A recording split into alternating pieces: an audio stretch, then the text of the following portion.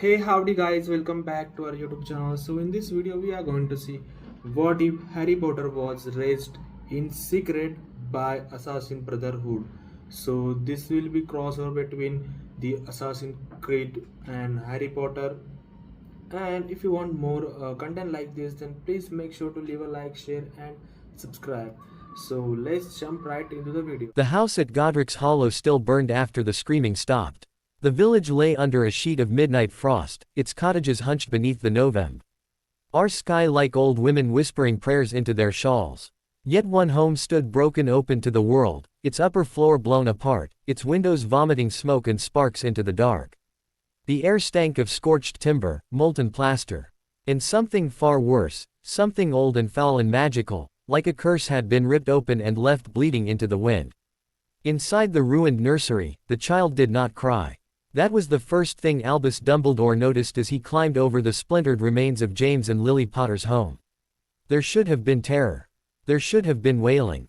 There should have been the mindless panic of an infant left alive in the middle of a massacre. Instead, baby Harry Potter sat amid shattered crib rails and drifting ash, a red lightning wound bright on his small forehead. Green eyes wide and silent as he stared at the empty place where the Dark Lord had ceased to exist. Dumbledore's face, lined by war and wisdom, tightened with grief. "Lily," he murmured, seeing her fallen at the nursery door, knowing what she had done. James. The names felt too small for the dead. He bent and lifted the infant carefully. Harry was warm despite the cold, his tiny fingers catching weakly in Dumbledore's beard. The old wizard felt the thrum of powerful protection clinging to him, ancient, maternal, sacrificial. Lily's final act still wrapped itself around the child like invisible armor. A miracle, the world would call it. Dumbledore was old enough to know miracles always demanded payment. Behind him, the night shifted. Few could have noticed it. Fewer still could have interpreted it correctly. A shadow crossed the ruined threshold not like a man entering a room, but like darkness remembering it had shape. One moment the broken corridor lay empty. The next, a figure stood at its far end beneath the collapsed beam and drifting dust, hood drawn low, still as carved obsidian. His boots made no sound on the ash. Dumbledore did not turn immediately, though his fingers tightened on Harry. "You have moved with unusual boldness tonight." The hooded figure said nothing for a long moment. Then, quietly, in a voice smooth as a hidden blade sliding free, "And you have gambled with a child." Dumbledore closed his eyes once, briefly, as if he had expected exactly that answer. When he finally turned, the two of them stood framed by Rui and smoke like survivors from different worlds. Dumbledore, robed in ash-gray wool and burdened by the visible weight of command. The stranger, lean and severe beneath dark leather, a red sash half concealed beneath his traveling cloak. No insignia shone openly, but his very stillness carried meaning. Discipline. Secrecy. Violence held on a leash so tight it looked almost like peace. "The Brotherhood should not be here," Dumbledore said. "And yet we are." The man's gaze moved to Lily's body, then James's, then at last the child. "We have been watching for months. We suspected the Order had a leak. We suspected your enemy would come. We did not suspect you would leave the Prophet's favorite young family with so little unseen protection." A spark of irritation flashed across Dumbledore's tired face. "My people were in place." Quote, "Your people were visible." The rebuke cut deeper because it was true. For a moment, only the crackle of dying fire answered them. Then Dumbledore drew himself up. Not in pride but in weary authority. "He is alive. Voldemort is gone." The stranger's eyes, gray and sharp beneath his hood, flicked to the lightning scar. "Gone is not dead." "No," Dumbledore admitted. "Perhaps not." That answer seemed to settle something in the assassin's mind, though not comfortably. He stepped forward at last, and the firelight caught the edge of his bracer. Not a wand holster. Not a duelist's cuff. A mechanical housing of folded steel and hidden purpose rested beneath the leather, compact and lethal. The sort of weapon that relied not on spectacle, but on proximity. The man stopped 2 paces short. "We want the child." The room went still. Dumbledore's magic rose instinctively, ancient and quiet and immense. The shattered glass around the nursery hummed. The hooded man did not flinch. "Do not mistake the request for weakness, headmaster. If the Brotherhood had wished to steal him, you would have arrived to an empty house." Dumbledore believed that, which made it worse. Harry shifted in his arms and gave a tiny, sleepy sound. Both men looked down at him. For one suspended heartbeat, war, prophecy, and doctrine all became smaller than the agile reality of a child breathing between them. "You know what he is," Dumbledore said. The assassin's mouth hardened. "I know what others will make of him. That is precisely why he must be protected." "Protected," the man repeated. And though his tone remained even, contempt bled through at the edges. "By whom? Ministers, committees, ancient families who smile in the Wizengamot while purchasing fear by the ounce. Or perhaps by men who believe that keeping a child ignorant is kindness." Dumbledore took the blow without reaction. The assassin tilted his head. "Your world has a habit of waiting until children are old enough to die usefully before telling them the truth. And yours teaches them to kill before they understand what death means." The answer landed cleanly. The stranger lowered his chin, accepting the strike as one warrior acknowledged another's accuracy.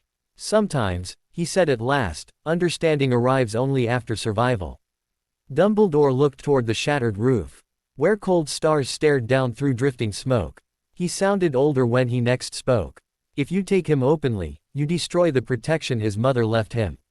There are wards in her blood. And that blood survives only through her sister." The assassin's eyes narrowed. "Petunia Dursley. Yes. Unworthy. Undeniably," Dumbledore said. "But necessary." The stranger went silent again. That was the moment the negotiation truly began. He moved to the broken nursery window and looked out over the sleeping village below. Somewhere in the distance, owls were already beginning to fly. News would spread by dawn. The wizarding world would turn this child into story, then symbol, then weapon. The assassin knew the pattern well. Empires always loved icons. They were easier to guide than free men. Behind him, Dumbledore continued, "I do not ask you to trust me. That is fortunate. But the blood wards matter.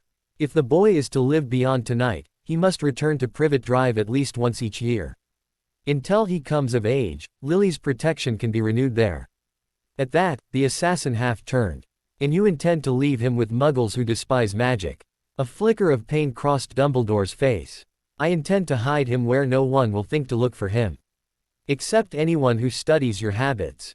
Their eyes met. In that instant, a truth neither Ma and liked settled between them. Dumbledore was brilliant, but visible.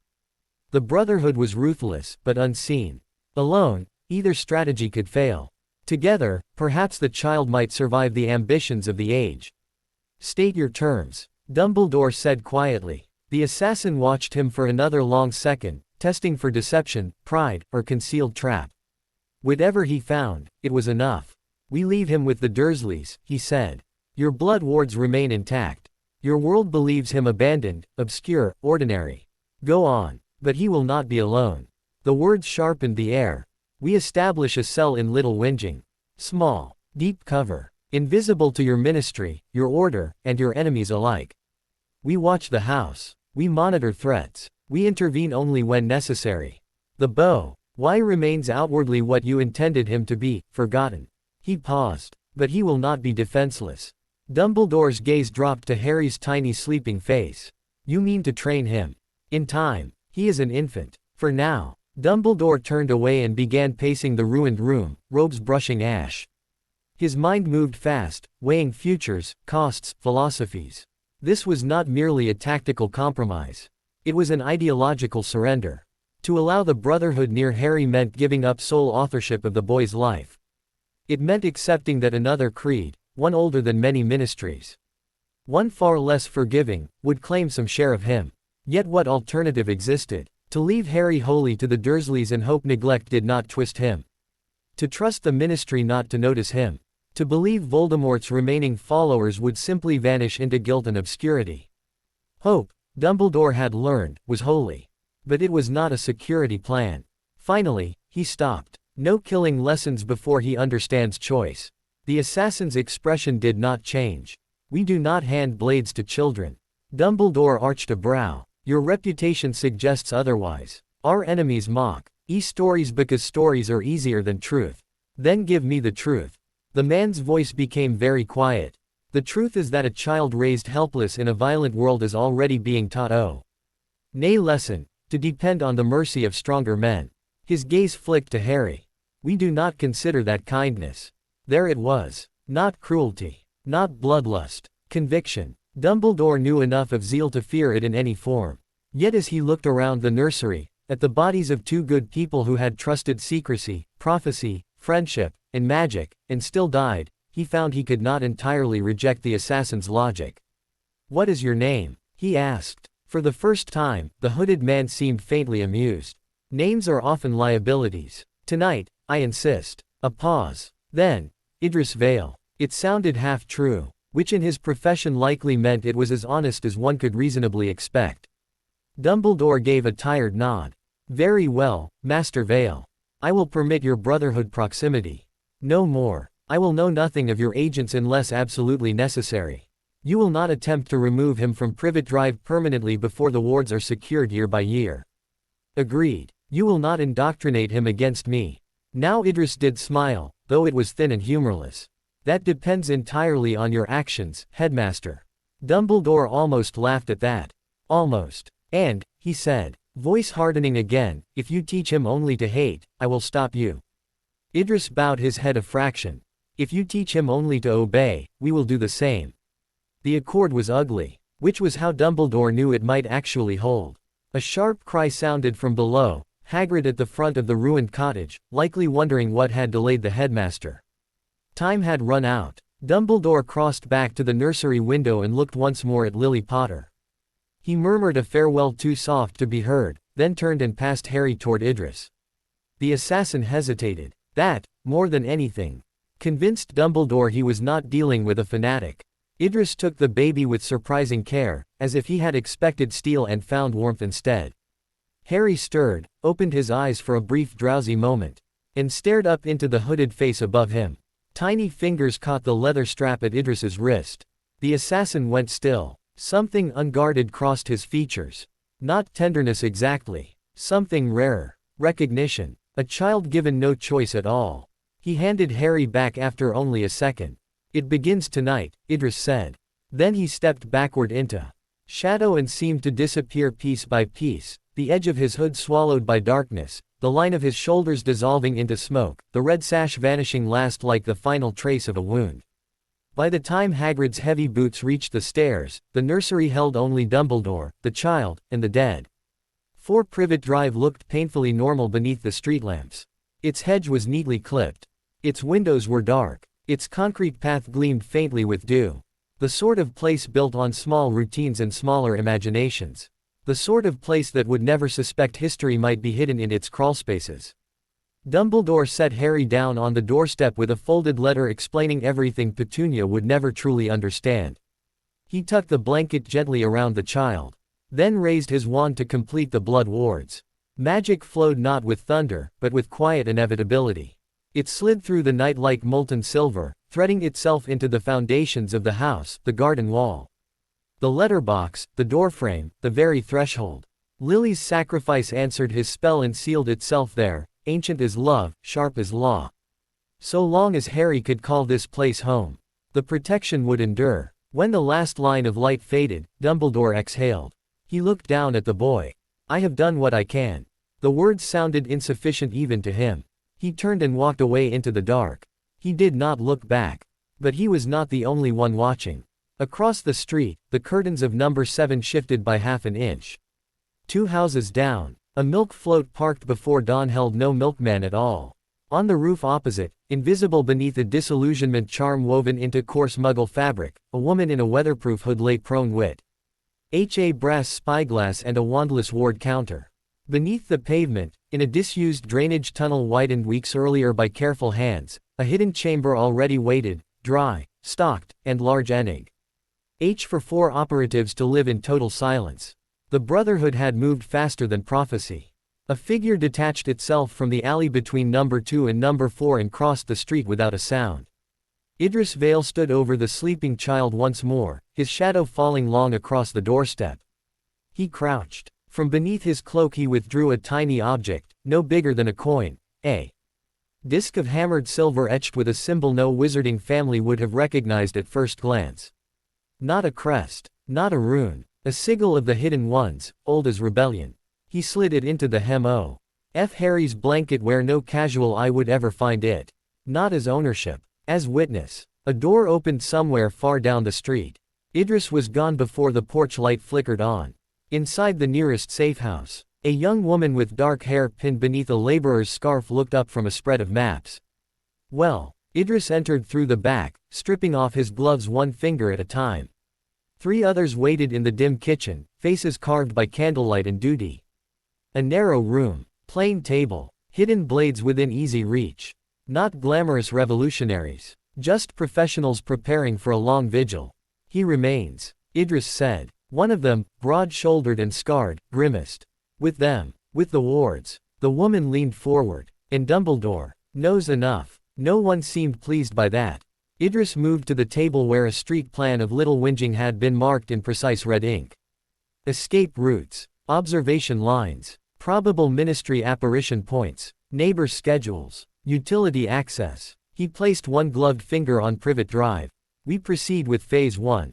The scarred man folded his arms.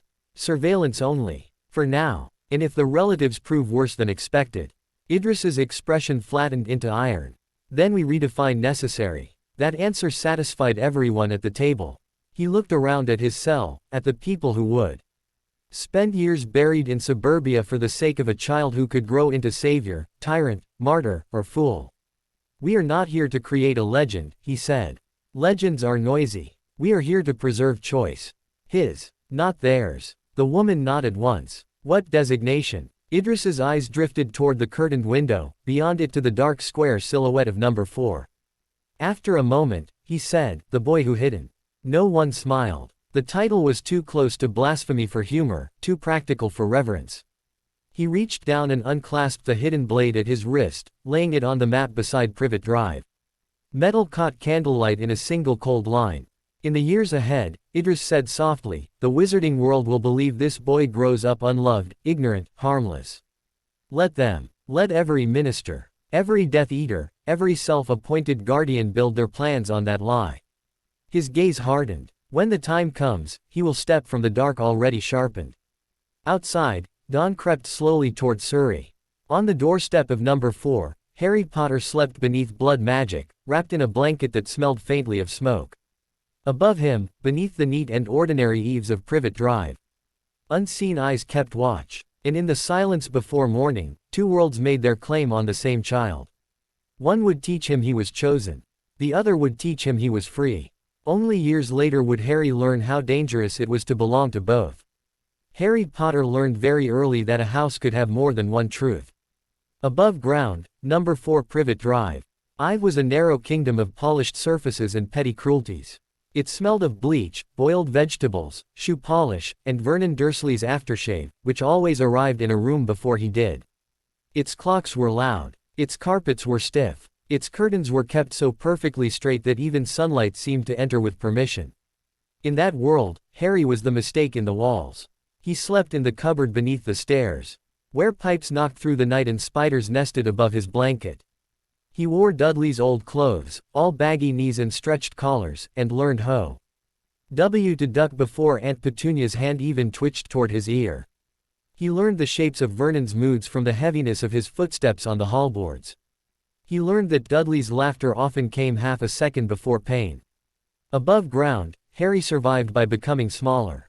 He moved quietly. He answered briefly. He took up as little space as possible and watched everything.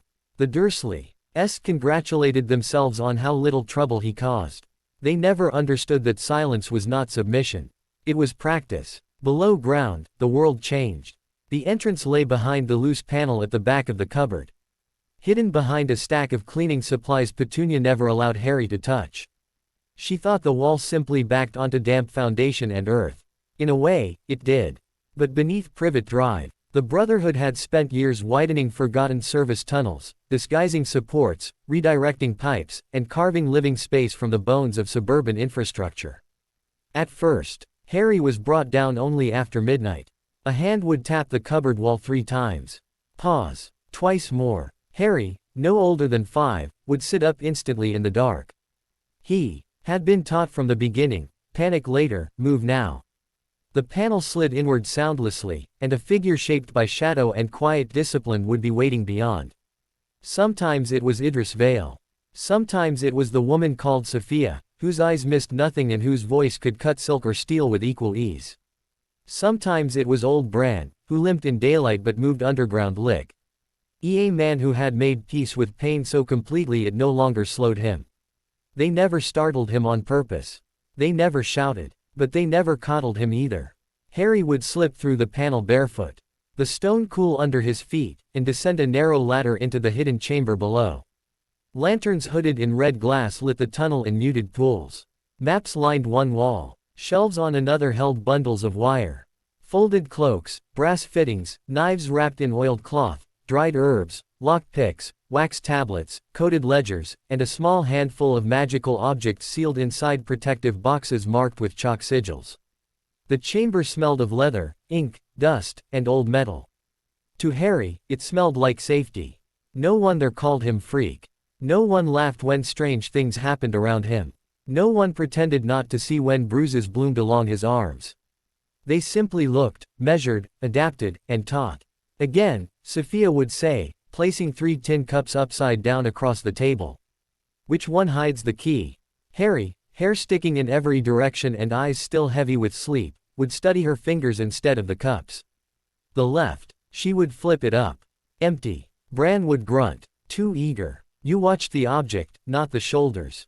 Harry would bite back frustration and try again. It went like that for years. Not lessons as schoolbooks imagined them. Not neat progress from page 1 to page 2. The Brotherhood taught in repetitions, habits, reflexes, and quiet humiliations. Balance before speed. Observation before action. Escape before victory. They taught him to climb brick without scraping his knees bloody, to land on bent legs instead of locked ones, to cross a gravel path without letting a single stone click underfoot. They blindfolded him and made him identify objects by weight, texture, and smell. They had him sit in the corner of the chamber and recount every item that changed when he was brought back in 5 minutes later. At first he missed obvious things. A moved chair. An opened drawer. Sophia changing her rings from one hand to the other. Then smaller things. A fresh scuff on Bran's boot. Ink still wet on Idris's thumb. The wrong rhythm in the drip from the far pipe. Then smaller still. Breathing patterns. Lies. The shape of intent before anyone moved. He did not know the term eagle vision. The Brotherhood never gave it that name, not then. To them, it was simply another branch of sight, a discipline of attention sharpened until the world gave up more than it intended. To Harry, it felt stranger than that. Sometimes, when he concentrated too hard, people seemed to gather color in impossible ways. Sophia's patience held a steady blue-gray edge. Bran's caution flickered deep green. Vernon, whenever Harry was forced to face him for too long, often seemed stained with a muddy red that pulsed around his fists before he even raised them. When Harry first tried to explain it, he expected ridicule. Instead, Idris became very still. "What do you see now?" the mentor asked. Harry, 7 years old and sitting cross-legged on the tunnel floor, frowned at him. "You are," he hesitated, searching or words small enough to hold something that large. "Quiet, but sharp." "What color?" "Silver," Harry whispered. "Mostly. But the edges are black." The room went silent. Sophia glanced at Idris. Bran exhaled through his nose. Idris crouched until he was at Harry's eye level. "The world tells you more than most men can hear," he said. "That does not mean the world tells you the truth. It tells you pressure, intention, fear, focus, wounds. Never forget the difference." Harry nodded, even though he understood only half of it. Years later, he would realize that was the first true warning anyone gave him about power. By day, he carried shopping bags too heavy for his age and trimmed hedges under Vernon's supervision. Dudley learned early that Harry was harder to corner than other boys. He moved oddly. Not awkwardly, worse, efficiently. Dudley would throw a punch and Harry would already be gone, slipping under it, turning sideways, reappearing 3 feet away with the blank express ion of someone who knew better than to look proud. This infuriated Dudley beyond reason. It also kept Harry alive. Still, the Dursleys' world left marks. Petunia disliked anything that reminded her Harry was not normal. Which meant she disliked almost everything about him. Vernon preferred open anger to subtlety. Dudley, with his gang at his back, preferred sport. The cupboard remained his room. Meals remained uncertain. Praise did not exist. The Brotherhood did not rescue him from these things. Not fully. That was the compromise with Dumbledore and the cost of keeping the Blood Wards untouched. Harry had to remain plausibly neglected. Plausibly powerless. Plausibly unseen. But the Brotherhood never let the Dursleys cross certain lines. Vernon once struck Harry hard enough to split his lip against the kitchen counter. That night, every fuse in the house blew simultaneously. The television burst into sparks. The back door jammed shut. All the milk in the refrigerator spoiled before morning despite the cold. Vernon spent a week muttering about faulty wiring while strange footprints kept appearing in the flower beds though no rain had fallen. He never hit Harry that hard again. Dudley once locked Harry in the shed for half a summer afternoon as a joke. By evening, every one of Dudley's treasured toy soldiers had been arranged in a perfect circle on his bed, each with its head twisted backward. Petunia said nothing, but after that, she stopped leaving Harry outdoors after dusk. The Dursleys thought their house had become unfortunate. Only Harry knew it had become watched. When he was 8, Idris gave him his first real knife. Not a hidden blade. Not yet. Just a narrow training knife with a dulled edge and wrapped grip. Harry held it in both hands, reverent and uncertain. It is a tool, Idris said. They stood in one of the deeper chambers beyond the main tunnel, where the ceiling had been reinforced with brick and old railway timber. Chalk circles marked distance on the floor. Dummy targets hung from chains.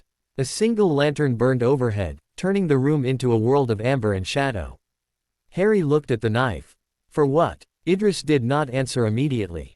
He stepped behind Harry, adjusted the boy's grip with careful fingers, and closed Harry's smaller hand more firmly around the hilt. For ending hesitation, Harry swallowed. Not ending life. Idris's face reflected almost nothing. Sometimes they are the same. That answer might have frightened another child. For Harry, it simply became another weight to carry. He aimed with the knife for months before he was allowed to throw it. Longer still before he was permitted to spar with Bran's patient, punishing drills. He learned wrist control, angles, distance, recovery. He learned that the difference between courage and stupidity could be measured in inches. He learned that small people did not beat larger enemies by meeting force with force. They won by being elsewhere when force landed. He liked the blade less than climbing. Climbing made sense to him. Walls were honest. Gravity was a rule, not an opinion. He loved rooftops the way some children loved storybooks. London. When the Brotherhood began taking him farther afield on controlled night exercises, unfolded beneath him like an enormous puzzle of chimneys, gutters, slate, shadow, and impossible paths. He learned how old brick held warmth long after sunset. He learned where pigeons startled easiest and how one frightened flock could cover a crossing. He learned that every city had secret routes if you were willing to move above the shape of ordinary people's lives. The first time he crossed 3 connected roofs without slipping, he laughed out loud before he could stop himself. Sophia, crouched across the gap, looked scandalized. Oh no, she said dryly. He's enjoying himself. Idris will say we've ruined him. Harry, flushed and breathless and freer than he ever felt inside Privet Drive, grinned at her. Can we do it again? Sophia stared at him another second, then something softened around her mouth. Yes, she said. Again. For the next hour, London belonged to him. Magic complicated everything. It did not come in the neat bursts storybooks might have promised. It came angry, frightened, or unwanted. A jumped-up school bully cornered Harry in an alley and sud. NLY found himself tripping over a shoelace tied itself. A shelf Petunia ordered Harry to dust collapsed only after Dudley shoved him into it. Once, in the tunnel below Privet Drive, Harry grew so frustrated trying to pick a practice lock that the tumblers clicked open all by themselves while he was still staring at them. He froze. So did Bran. Sophia let out a low whistle. Well, that saves time. Harry looked from the open lock to his own hands. I didn't touch it. Idris, standing in the doorway, said, You did. The answer should not have made sense. Somehow, it did. After that, the Brotherhood changed his education. If the wizarding world taught children to externalize power through wands, the Brotherhood first taught Harry to distrust any force he did not understand. They brought in stolen primers on magical theory. Black market notes from hedge witches, fragments of copied educational texts, and once, to Sophia's evident delight, a battered ministry booklet on accidental Magic response protocols that she had obtained under circumstances no one explained. Harry learned in pieces. Magic, they told him, responded to intent, emotion, and structure. Wands helped channel it. Words shaped it. Discipline prevented it from shaping him instead. His early exercises were absurdly simple. Balance a coin on the back of his hand and make it tremble without falling. Dim a lantern wick without touching the flame. Keep a thread suspended in the air for 3 breaths, then 5, then 10. Find stillness before trying force. He hated stillness. Stillness meant thinking. Thinking meant remembering upstairs. Yet it was during those quiet exercises that he first discovered the place inside himself where fear and power touched. A locked room. A pressure behind the ribs. A lightning ache in his scar when something about a person felt wrong in a way too deep for language. Idris noticed every time Harry's hand drifted unconsciously toward his forehead. Describe it, he would say. Hot. When people lie. Harry frowned. Or when they want something. Everyone wants something, Harry thought, then corrected himself. When they want to take. Idris nodded once, as though confirming a private theory. The scar was no ordinary wound. No one needed to tell him that anymore. When Harry was 9, he followed Dudley's gang farther than he was meant to. It happened on a winter afternoon after school. Piers Polkiss had stolen a kitten from a neighboring street because Dudley thought it would be funny to tie a tin can to its tail and watch it run. Harry saw them near the park railings. The terrified little creature twisting in Piers's grip, its cries thin and frantic in the cold. Something inside him went hard. He should have retreated, reported it later, acted with preparation. Instead, he stepped into their path. Let it go. Dudley blinked, then laughed. Piers laughed too, because that was what he did when Dudley did. Or what? Dudley said. Harry did not answer. The world narrowed. The winter air sharpened. Breath plumed white from 5 mouths. Somewhere a dog barked behind a fence. Harry's heartbeat slowed instead of quickening. The boys in front of him seemed suddenly bigger and simpler all at once. Weight on their feet, tension in their shoulders, glances signaling who would move first. Then color bled into them. Dudley burned thick and ugly red. But Piers was pale yellow with nerves, and Malcolm's fear had already shifted him 2 inches back. Harry knew, with impossible certainty, that none of them wanted to be first. So he made first mean something. He moved. Not quickly. Precisely. 1 step in, low and offline. A shove to Piers's wrist. The kitten dropped free. Harry caught the can string, pivoted, and kicked Dudley's shin hard enough to fold the bigger boy sideways into Malcolm. By the time Dennis swung at empty air, Harry was already under it, grabbing the kitten against his chest and sprinting for the alley behind the chemist. He heard shouting behind him. He also heard the exact moment it became frightened shouting.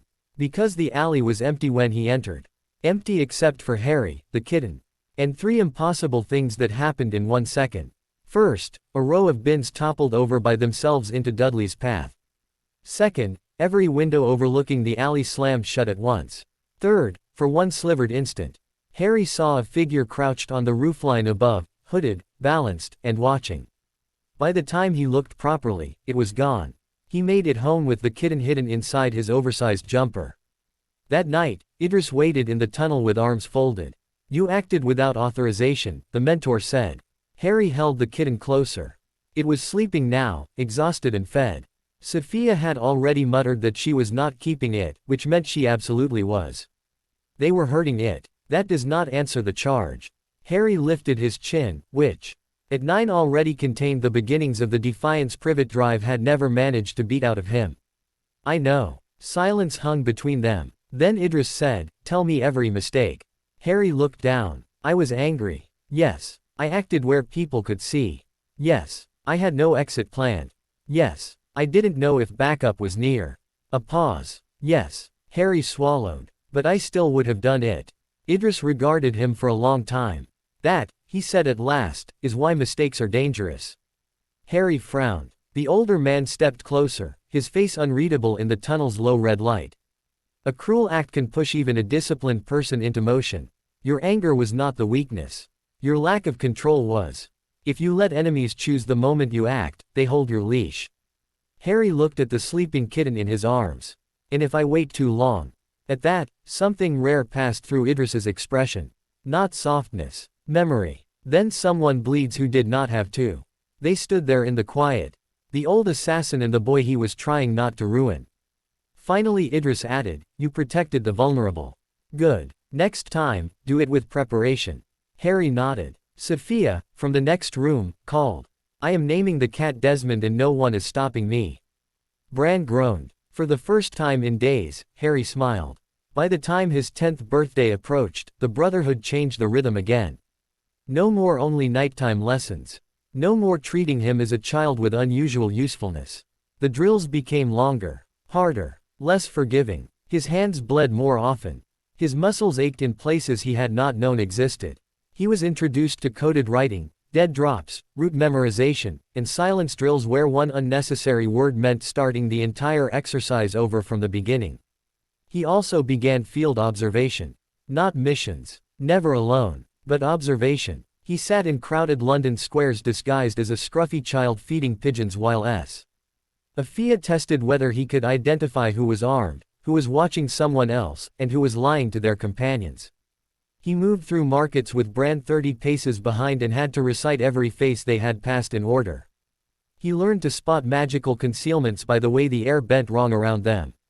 Once, near Charing Cross Road, he caught sight of a pub that seemed not quite there.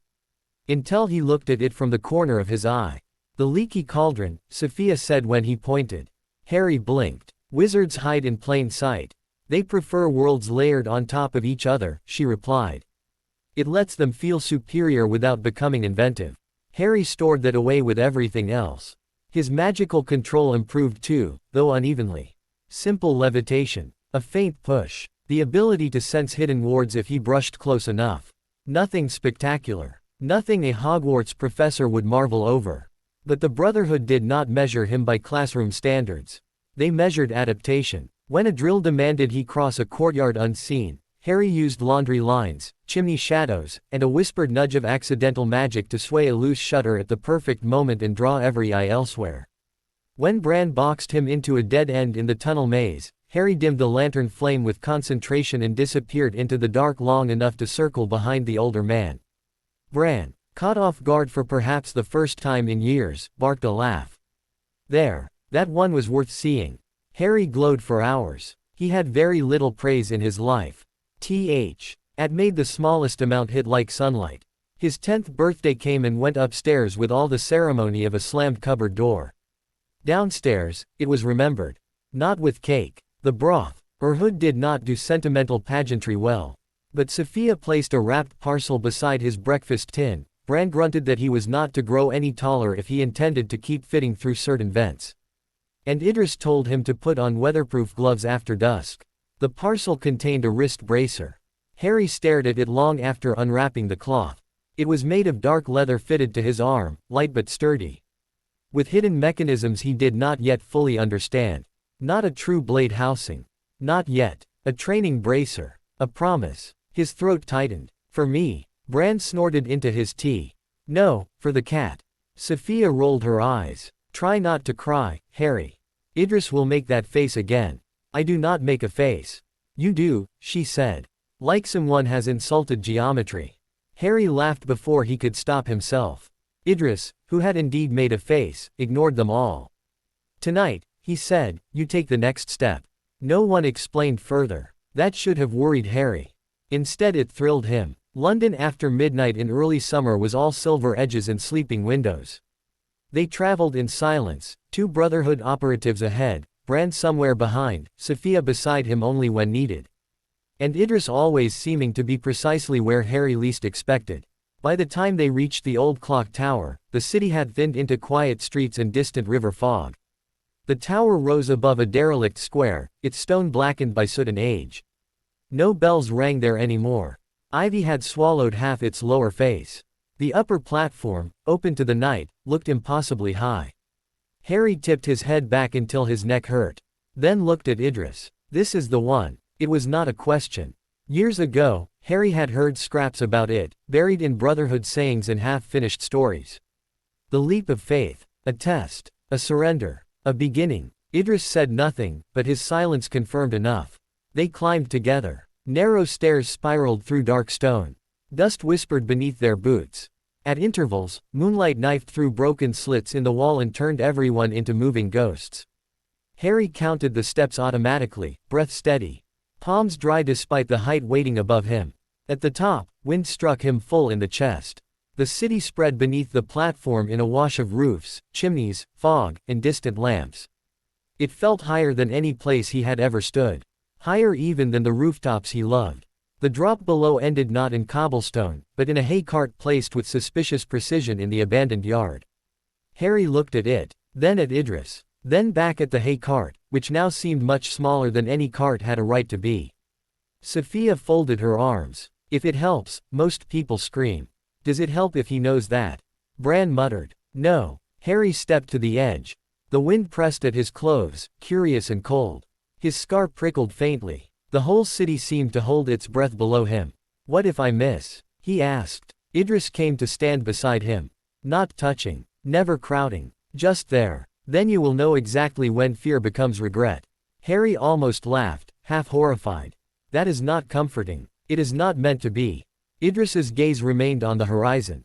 Listen carefully, Harry. The leap is not about proving you do not feel fear. It is about choosing motion while fear still speaks. Harry swallowed. Beneath them, the hay cart waited. Above, the stars looked impossibly distant. For years, Idris said, others have decided what you are. Freak, burden, symbol, weapon. The world will continue trying. Tonight is not for them. Tonight, you choose whether to trust what you have become. Harry stared out over London. He thought of the cupboard and the tunnel. Of Vernon's voice and Sophia's dry humor. Of Bran correcting his footing with all the gentleness of a brick. Of Desmond the cat stealing fish from the stores. Of Petunia's thin mouth. Of the silver disc sewn into his blanket that he had once found and then pretended not to. Of the strange pressure in his scar every time the world tried to narrow him into something he had not chosen. His heart pounded. I'm afraid, he admitted. Good, Idris said. That means the choice is real. Harry breathed in, out, in again. Then he spread his arms. For one impossible instant, he stood balanced. Between worlds, the neglected boy of Privet Drive and the hidden initiate beneath it, the child prophecy wanted and the child secrecy had shaped. Then he stepped forward. The fall tore the breath from him. Wind screamed in his ears. The tower vanished upward. The city spun into streaks of black and silver. Instinct clawed at him to flail, to twist, to seize anything. Instead he remembered every rooftop lesson, every correction. Every bruise, every quiet word. Open, trust, commit. He held his body straight and dropped through the night like a blade. For a fraction of a second, terror became something else. Not absence. Not peace. Freedom. He hit the hay cart hard enough to bury himself shoulder deep in dry straw. Dust exploded around him. The cart rocked. Somewhere above, Sophia shouted something delighted and rude. Bran laughed like old timber cracking. Harry surfaced coughing, wild-eyed, hair full of hay. And then he was laughing too. Not politely. Not carefully. Full-bodied. Shocked laughter that ripped out of him so suddenly it almost hurt. He had done it. He had actually done it. Idris looked down from the platform high above, a dark shape against the stars. Even from that distance, Harry could feel the weight of his gaze. The others descended by stairs. By the time they reached the yard, Harry had climbed shakily from the cart and was still grinning in disbelief. Sophia brushed straw from his shoulders. You looked ridiculous. I did not. You absolutely did. Bran clapped a heavy hand on the boy's back hard enough to stagger him. Good landing. Harry looked at Idris last. The mentor stood before him for a long moment without speaking. Then he reached into his cloak and drew out something wrapped in black cloth. Harry's laughter faded. Idris opened the cloth carefully. Inside lay a hidden blade bracer, smaller than an adult's, made to fit a growing arm. Dark leather. Polished steel. Elegant, compact, terrible. Not yet fully sharpened, but real. Harry stared. Is this? It is yours, Idris said. The night seemed to narrow around the words. Harry lifted both hands as if afraid to touch it wrong. I'm not finished training. No, Idris said. You are not. Then why give it to me now? Idris fastened the bracer onto Harry's forearm himself, tightening each strap with measured precision. His hands were steady. His voice, when he spoke, was quieter than the wind. Because tools do not make the creed, he said. Choice does. Harry looked down at the steel hidden against his wrist. Something solemn settled inside him. Not triumph. Responsibility. Idris stepped back. Repeat it. Harry knew which words he meant. He had heard them for years, but tonight they felt heavier. We work in the dark, Harry said, voice catching only once. To serve the light, Sophia completed. We are hidden ones, Bran said. And we guard the freedom others would steal, Idris finished. The city breathed around them. Somewhere beyond the square, a train groaned across distant tracks. A church bell answered from a far neighborhood.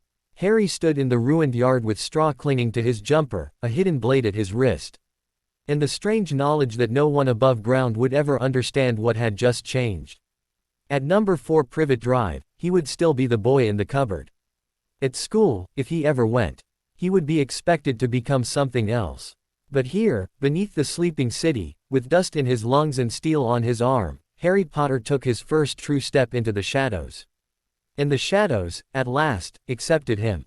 That night, back in the tunnel beneath Privet Drive, Harry lay awake on his narrow bunk long after everyone else had gone quiet.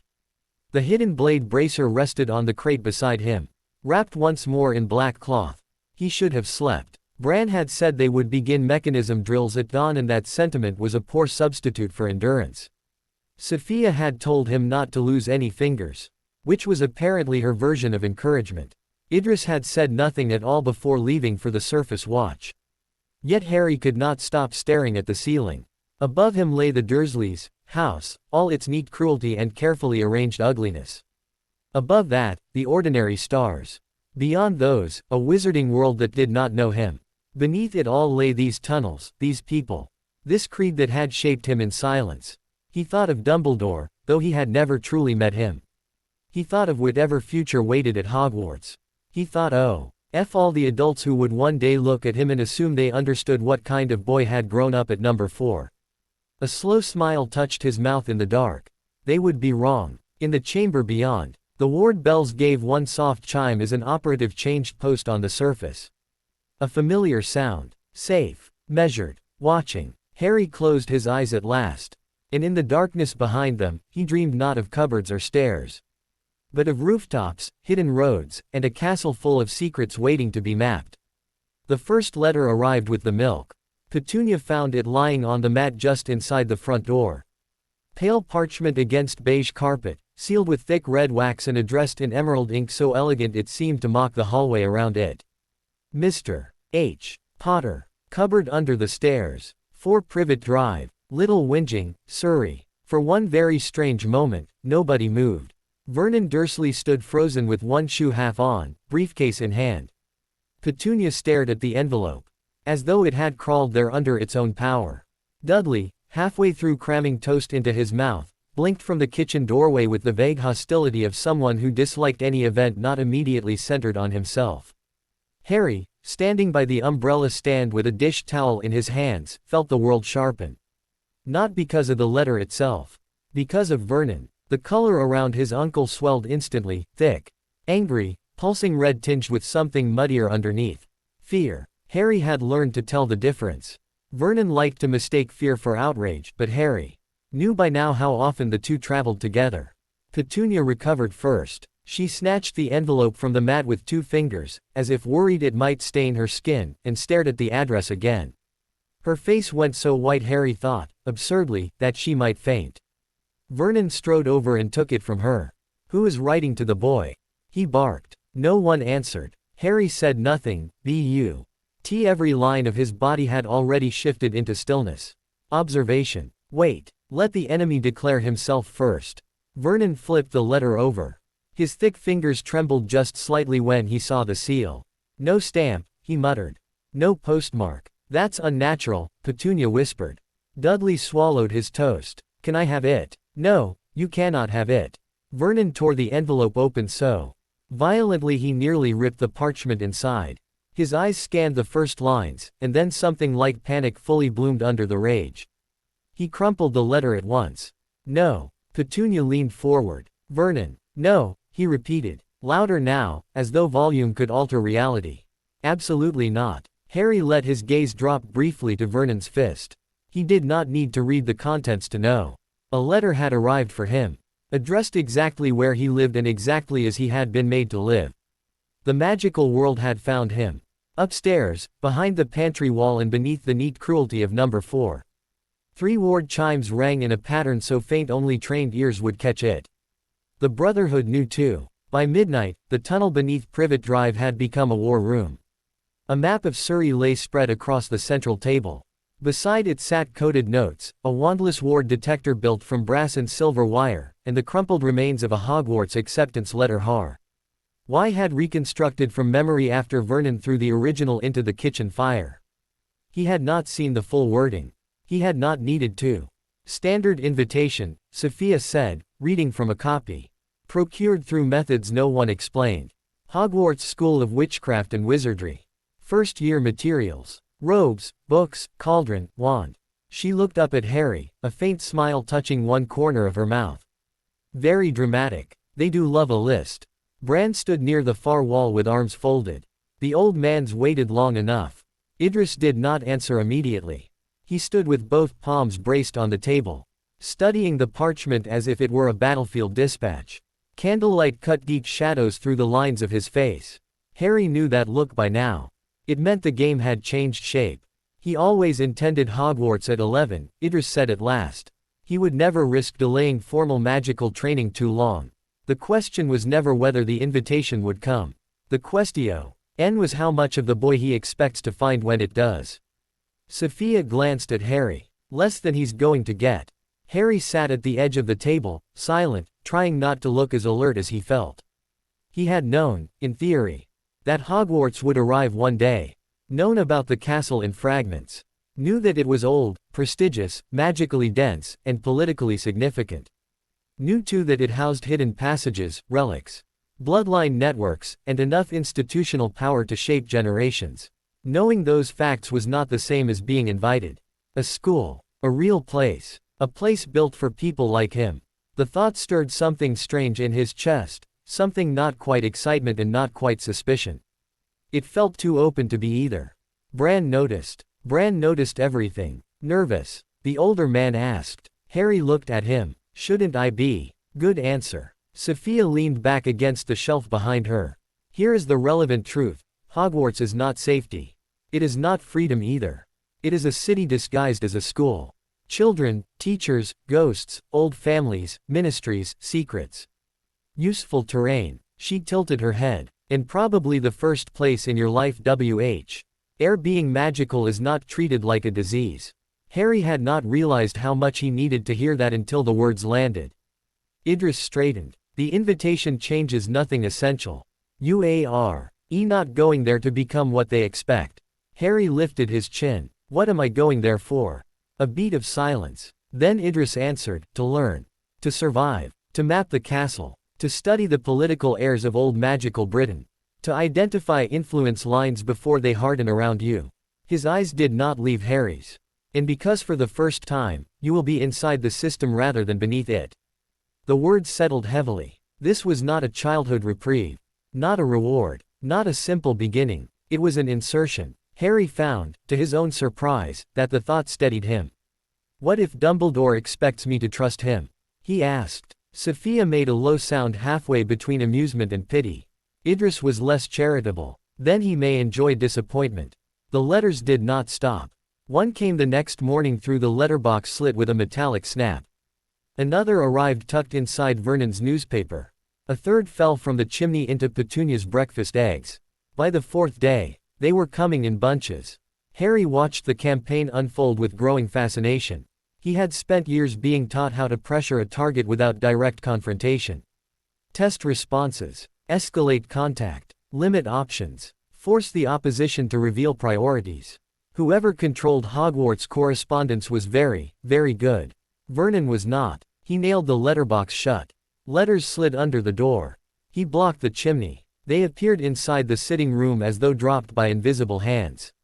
He screamed at Petunia, at Dudley, at the toaster, at the concept of mail. He took Harry's arm once and shook him so hard the boy's head knocked against a wall. This is your lot. Vernon roared, spit shining at the corner of his mouth. Your lot and their filthy tricks. You'll not go. Do you hear me? I won't have it. I won't. The kitchen lights burst. Every bulb in the room shattered at once with a sound like gunfire. Darkness crashed down. Petunia shrieked. Dudley yelled. Vernon let go instantly. Harry stood very still in the broken glass, quiet, his scar buzzing faintly, his breath slow. He had not meant to do it. Not consciously. From the pantry doorway, Petunia's face floated pale in the dark. For a second she looked not angry, but haunted. Not by Harry. By memory. Vernon, she whispered. Stop pushing him. Vernon's answer died somewhere in his throat. He did not touch Harry again that week. The Brotherhood observed all of it. They did not intervene openly, but Harry could feel the net tightening below the surface. More watches. More coded taps in the walls. Sophia absent for 2 nights in a row. Bran checking the upper ventilation points with a severity that suggested the possibility of magical intrusion. Then the order came. Be ready tomorrow. Idris said over a late-night meal of black bread, stew, and tea strong enough to dissolve argument. The escalation is almost over. He will come in person next. Harry looked up. Dumbledore. Idris shook his head once. Not first. He values symbols. He will send one. Who? Bran grunted. Someone large, probably. Sophia smiled into her cup.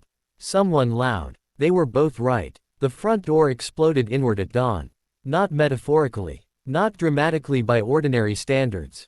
Literally exploded inward under the force of a fist like a wrecking ball. Vernon, who had moved the family to a miserable shack on a rock in the sea in an effort to escape the letters, let out a strangled yelp and staggered backward with the shotgun he had insisted on bringing. Rain lashed the windows. Wind howled through the broken door. And framed in the threshold like some mythic siege engine stood the largest man Harry had ever seen. He had a beard like a storm cloud, hands like shovels, and eyes that were unexpectedly kind even while taking in the wrecked room and terrified family with visible disgust. Could have made yourselves easier tear find, the giant muttered, ducking under the doorway. Then he saw Harry. Something in his whole face changed. Blimey, he said softly. Ye really do look just like dad. Harry stood beside the moldering sofa in silence, cataloging. Massive frame. Not graceful, but powerful. Wand concealed in coat pocket. Strong emotional aura, brown and gold, grief wrapped around loyalty. Honest, mostly. Angry on Harry's behalf before introductions had even been made. Not a subtle man, but not a dangerous one. Not to him. Harry, Vernon sputtered, trying to reclaim authority he had never really possessed. Do not speak to this person. The giant turned his head slowly. It was remarkable how much menace could fit into such a simple motion. Ah, shut up, Dursley, ye great prune. Dudley whimpered. If the moment had been less strategically significant, Harry might have enjoyed it more. The giant took a step forward and held out an envelope. Fresh parchment, red seal, emerald ink. Harry Potter, he said.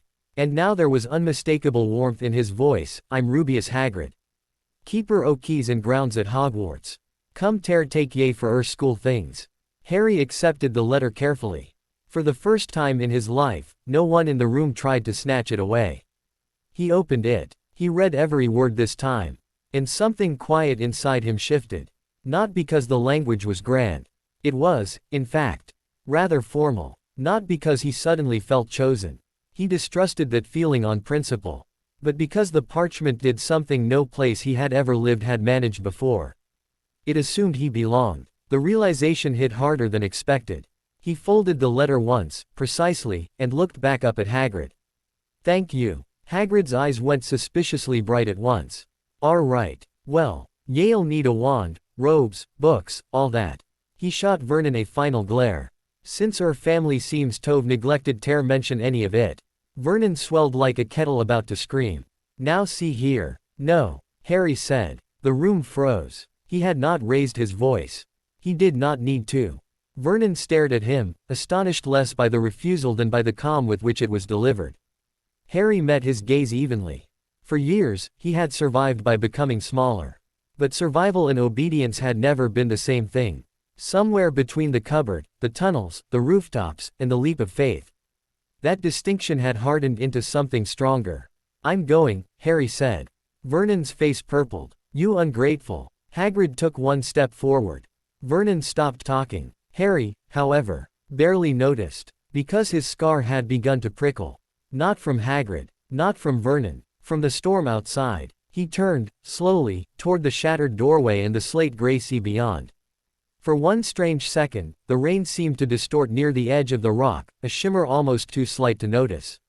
Not a person. Not a presence exactly. More like the sensation of being observed by someone who had already decided not to interfere. A signal. The Brotherhood was near, watching the transfer. Good. He turned back before Hagrid could notice his distraction. When do we leave? Harry asked. Hagrid blinked, then smiled so broadly it nearly disappeared into his beard. Soon as you're ready. Harry glanced at the staircase. I already am. They traveled to London in stages. Hagrid handled the obvious route: train stations, underground passages, broad movement through public space. Loud, visible, impossible to mistake for anything but official Hogwarts business. The Brotherhood handled the invisible route. Harry noticed Sophia only once, reflected faintly in the train window 3 compartments down as a woman in a plain blue coat reading yesterday's paper. Bran he identified by posture alone near King's Cross, disguised as a porter with a limp too convincing to be faked by anyone else. Idris he never saw directly, which almost certainly meant Idris had been closest. He stored that away with mild annoyance and private admiration. Hagrid, thankfully, mistook Harry's constant scanning for wonder. First time in London proper on her own, the giant asked cheerfully as they crossed a busy street. Harry looked up at the skyline, the chimneys, the crossing roofs, the lines of sight, the blind corners. Something like that. The leaky cauldron appeared exactly where Sophia had said it would, a place the eye slid off until it chose not to. Harry felt the concealment before he fully saw it, a pressure in the air, a little fold in attention. Old magic. Social magic. The kind that taught people not to notice what they had already been told was irrelevant. Useful. Inside, the atmosphere changed at once. Noise. Warmth. The smell of ale, smoke, old wood. And magic so ambient it felt like static along Harry's skin. Conversations faltered. Heads turned. A glass dropped somewhere near the bar. Then the whispers began. Harry Potter. Blimey, is that him? Look at the scar. Harry's shoulders did not tense. Years of training prevented the visible reaction. But internally, every instinct sharpened. Exposure. Recognition. Narrative projection. Dangerous. Hagrid, beaming with misplaced pride, guided him forward through a sea of staring faces. Wizards and witches leaned in to shake his hand. Some looked odd, some curious, some hungry in a way Harry disliked immediately, not for blood, but for significance. The chance to touch history and then tell people they had done so. He let them. For now. At the bar, an elderly wizard with watery eyes clasped Harry's fingers like they were relics. An honor, Mr. Potter, an honor. Harry gave him a small, neutral nod. Thank you. Not warmth, not coldness. Just enough to satisfy. Idris's voice, remembered from 100 lessons, spoke in the back of his mind. When people need you to be a symbol, give them a shape. Never give them the center. By the time they entered Diagon Alley through the brick archway, Harry had already decided one thing. The wizarding world could keep its legend. It would not get the whole boy. Diagon Alley was chaos disguised as charm. Children rushed between shops. All cages rattled. Cauldrons gleamed in the sun. The air smelled of parchment, metal, sugar, damp stone, dragon hide, and a dozen potion ingredients Harry could not name but wanted to. Bright signs hung at crooked angles above windows stuffed with telescopes, robes, self-stirring quills, and books that moved when no one touched them. For a brief, dangerous second, wonder nearly got past discipline. Harry had seen hidden markets before. Brotherhood contacts. Muggle black exchanges. Fence networks tucked into the bones of great cities. But this, T.S. was a whole world conducted in the open behind a veil. Hagrid watched his face and grinned. Bit different from Surrey, Harry answered honestly. Yes. He still mapped it. Entry and exit points. Rooftop access. Shop density. Crowd flow. Which businesses attracted wealth and which attracted desperation. Which alleys narrowed enough for ambush. Which corners carried ward residue. He cool. DB impressed and tactical at the same time. The Brotherhood had raised him correctly. They went first to Gringotts. That, more than any shopfront, made Harry's scar itch. Not with pain, with awareness. The bank rose white and severe at the end of the street, all hard angles and polished stone, designed less to welcome than to intimidate. The goblins inside watched everyone as if measuring not simply wealth, but weakness. Harry respected them almost at once. Predators recognized other predators. Hagrid bustled through the front hall with all the stealth of a landslide, but Harry slowed. Just enough to study the security patterns. Wands in hands. Vault protocols. Movement control. Status architecture. Information choke points. At the counter, a goblin with ringed fingers and eyes like sharpened coins looked down at him. Name: Harry Potter. A pause. The goblin's expression did not change, but several invisible calculations seemed to complete themselves behind his gaze. Of course. Harry disliked, of course, on sight. The vault visit passed in a blur of metal carts, rushing dark, subterranean wind, and stone corridors that seemed to twist deeper than simple architecture should allow. Hagrid busied himself with business Harry pretended not to study. Harry, meanwhile, marked door systems, heard far-off clanks that suggested layered defenses, and caught one brief exchange in gobbledygook between passing guards. He did not know the language, but he would remember the sounds. When the Potter vault opened and light spilled over old gold, silver, and stacked family wealth, Hagrid let out a delighted noise. Harry just stood there, not because the money did not matter, but because, after years in a cupboard and beneath a suburb, the sight of inherited wealth felt less like fantasy and more like proof. His parents had existed beyond photographs and whispered fragments. They had left something concrete behind. A life, a position, a name others had led for years while he scrubbed pans upstairs. He stepped toward the nearest pile of coins and touched one with 2 fingers. Cold, real, his. Hagrid clapped him on the shoulder hard enough to jolt the thought loose. Yale be set fair school, now. Harry looked up. Was I always? Hagrid blinked. Always what? Worth this much trouble? The giant's face changed, grief flickering through the warmth.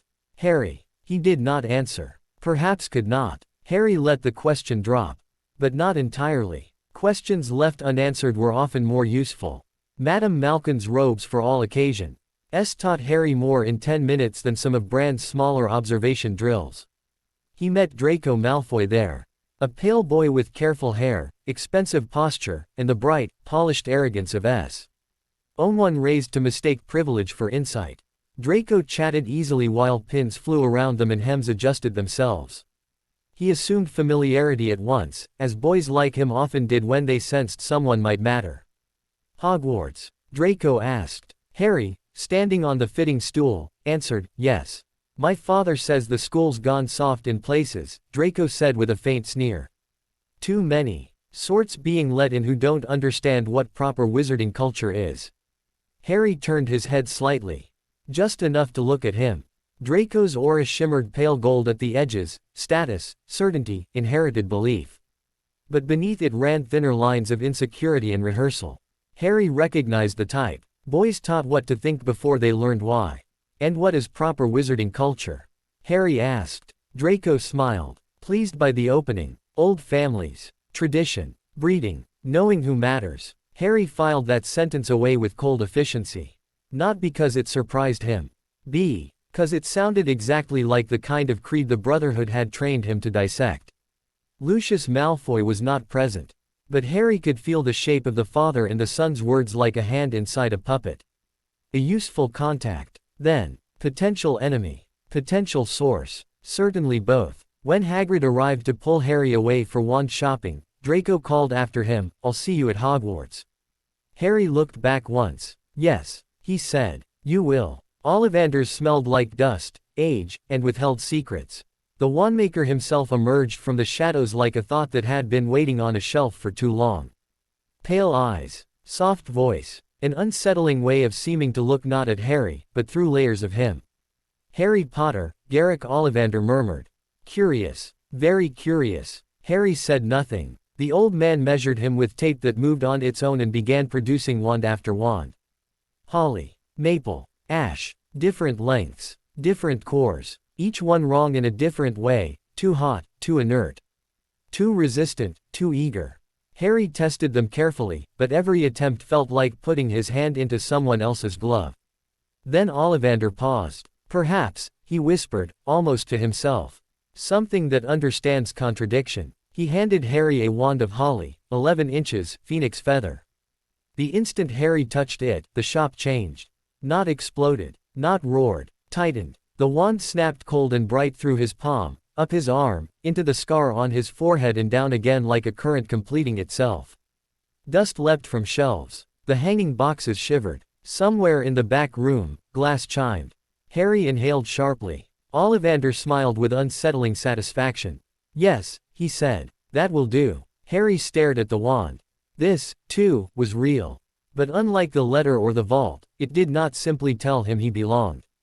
It recognized him. That was more dangerous. How much? Harry asked, because prices were safer than destiny. Ollivander named the amount without looking away from him. I remember every wand I've ever sold, Mr. Potter. I'm sure you do. A pause. Then, quietly, I remember the one I sold your mother. And your father. And the one I sold the wizard who gave you that scar. The shop seemed suddenly smaller. Harry's fingers tightened around the holly grip, though not enough to raise it. Ollivander's expression remained distant, fascinated, clinical, curious, very curious, that the brother wand should mark your enemy and yet this one should choose you. Harry felt the scar pulse once. He met the old man's pale gaze without blinking. Then he chose badly, Harry said. For the first time that day, Ollivander looked genuinely surprised. Good. Platform 9 3/4 was easier to find than most people assumed. Not because Harry understood the magic instantly, but because it behaved like all good hidden doors. It trained hesitation into outsiders and confidence into initiates. Once he watched two magical families pass cleanly through the barrier, the pattern became obvious. Crowd cover. Normalized impossibility. Shame the uncertain into imitation. Clever. The station beyond was all steam, scarlet paint. Shouted goodbyes, and the fierce emotional noise of families sending children away. Harry stood for one brief moment on the edge of it all with his trunk beside him.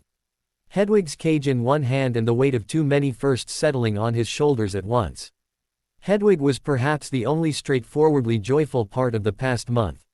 He had chosen her the moment he saw her, white feathers. Amber eyes, stillness like a blade wrapped in snow. Not decorative, not nervous, self-possessed. She had stared back through the bars as if assessing his worth. He respected that. Now she clicked her beak softly and watched the platform with open disdain. Same, Harry murmured. The train hissed. Families moved around him. No Dursleys had come, of course. Vernon had declared the whole business unnatural and refused to drive him. An anonymous benefactor had ensured alternative arrangements. Harry had no doubt at all who that benefactor truly was. He did not look for the Brotherhood directly. He looked for effects. A man in a brown cap near the newsstand turning his paper a fraction too often. A woman with a silver brooch positioned to watch both platform access points. A porter who never once strained under any luggage. Safe. Good. Harry boarded. The Hogwarts Express was loud in ways Harry had little practice with. Not violence. Not danger. Just children. Conversation. Unstructured social space. For perhaps the first time in his life, he entered an environment where no one had assigned him a corner, a chore, or a route before he stepped in. He disliked it immediately, which was how he knew it mattered. He passed several compartments before choosing one that offered good visibility of the corridor and only one current occupant, a red-haired boy whose nose, ears, and general expression suggested permanent disadvantage in family politics. The boy looked up at once. Everywhere else is full. Unless you don't mind. Har. Rice set Hedwig's cage on the rack and sat opposite him. I don't. I'm Ron, the boy said. Ron Weasley. Harry. Ron barked out a laugh. Yeah, right. Harry just looked at him. Ron's face changed in stages: amusement, confusion, realization, horror. Oh, blimey. Sorry. Harry found, unexpectedly, that he did not mind him. Ron's aura was open blue with flashes of awkward gold, embarrassment, humor. Loyalty not yet tested but likely real. No polish. No rehearsed superiority. Just sincerity colliding with nerves. It happens, Harry said.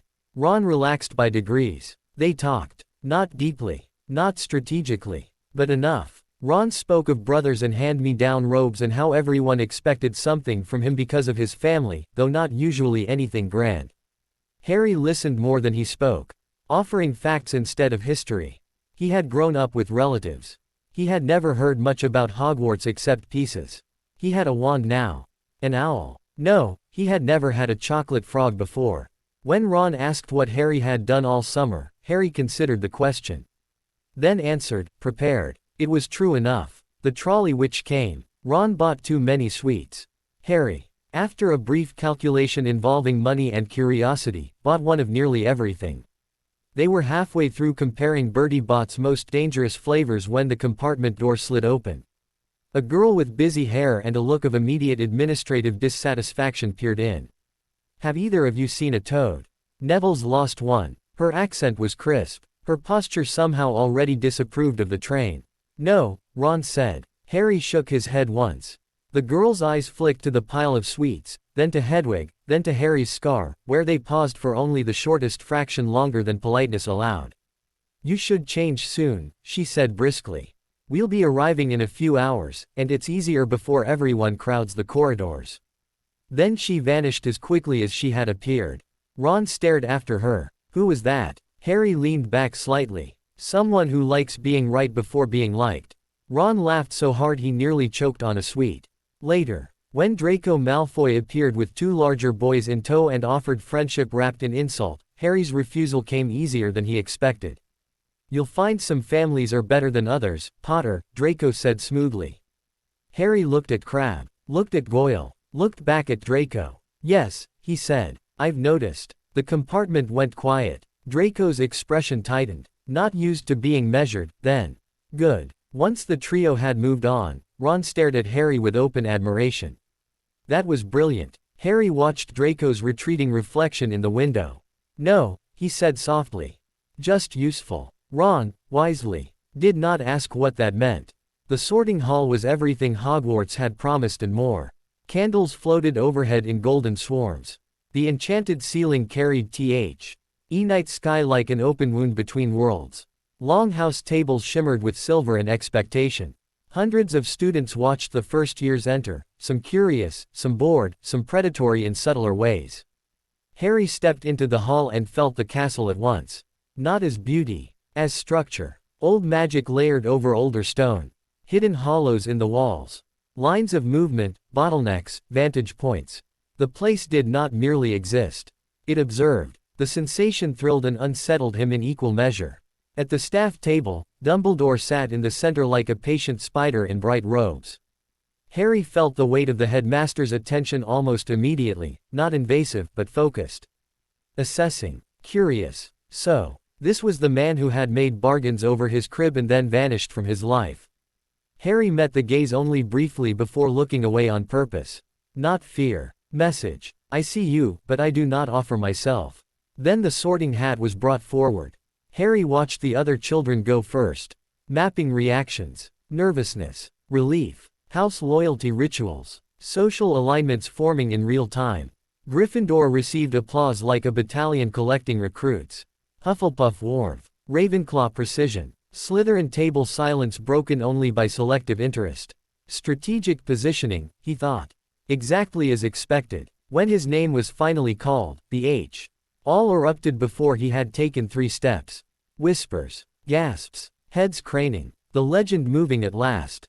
Harry ignored it all and sat on the stool. The hat dropped over his eyes, and the world went dark. For 1 second there was silence. Then a dry voice inside his skull said, well, you are not what I expected. Harry kept his face blank. Few are this disciplined at 11. Fewer arrive already divided. Harry thought carefully rather than speaking aloud, though he suspected the hat would hear regardless. Divided how? The hat seemed amused. By creed. By loyalty. By identity. You have been taught to disappear so thoroughly you were in danger of doing it to yourself. Harry disliked the accuracy of that. Where do you place students who don't wish to be placed? A mental chuckle. Every year someone asks a version of that. Usually with less self-control and more panic. Then the hat grew quieter. You could do well in Gryffindor. There is courage in you, though you mistrust the theatrical sort. Ravenclaw would sharpen your mind, and you would enjoy their archives more than you ought. Slytherin, there it is. Harry went still. Ambition, he asked. Not in the crude sense. Strategy, adaptation, secrecy, the willingness to move within systems while resisting them. You do not crave power to be seen. You crave position to act. That, Harry realized, was dangerously close to true. And you wish to study your enemies from close range. Harry did not deny it. The Hat's voice softened, just slightly. You are not your enemies, child. Remember that when subtlety becomes easy. Then, with sudden force, Slytherin. The Hat was lifted away. Applause struck the hall, thinner from some tables, stronger from others.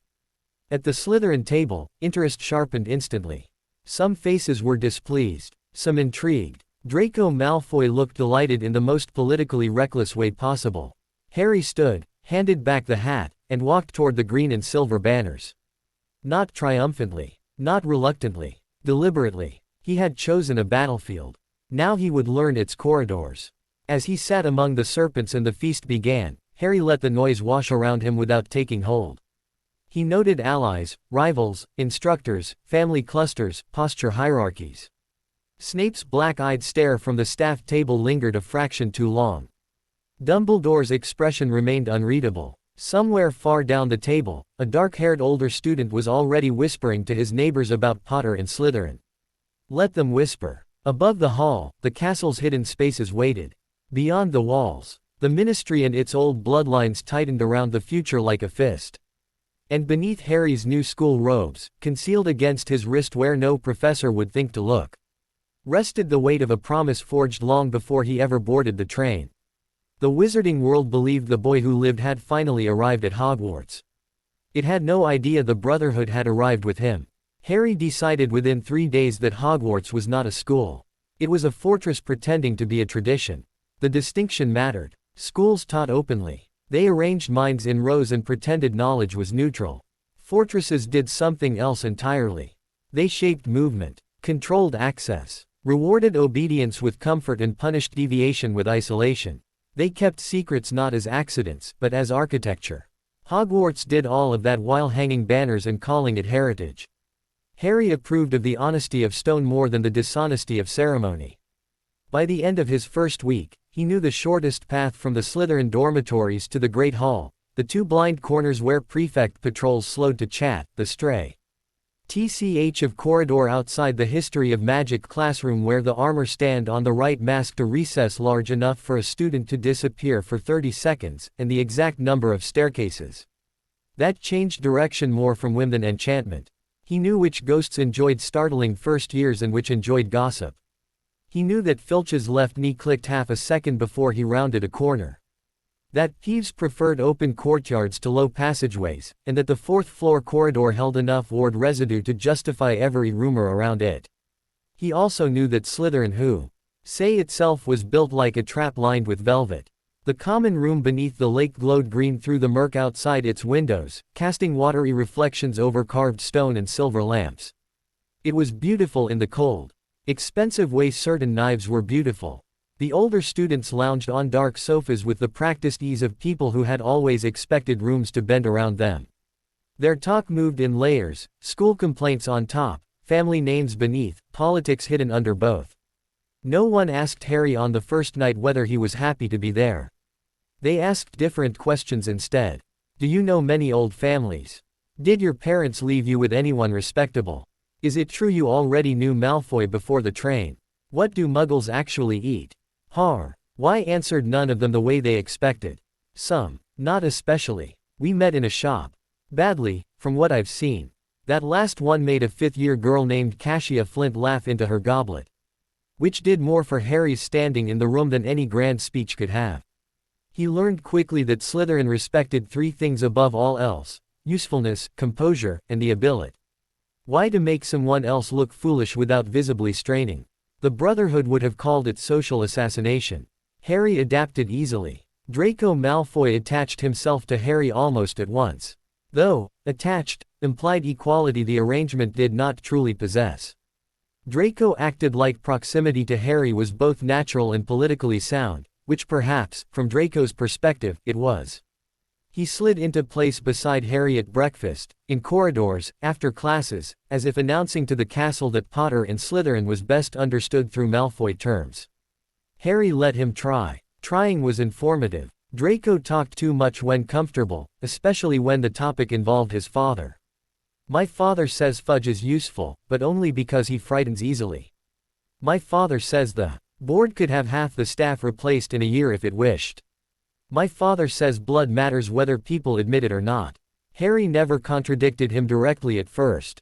Contradiction stopped information. Questions encouraged it. Useful to whom? Could replaced staff be chosen by the governors, then? What does blood matter for? Power, trust, inheritance. Each question made Draco speak longer, with more confidence, and reveal more than he noticed.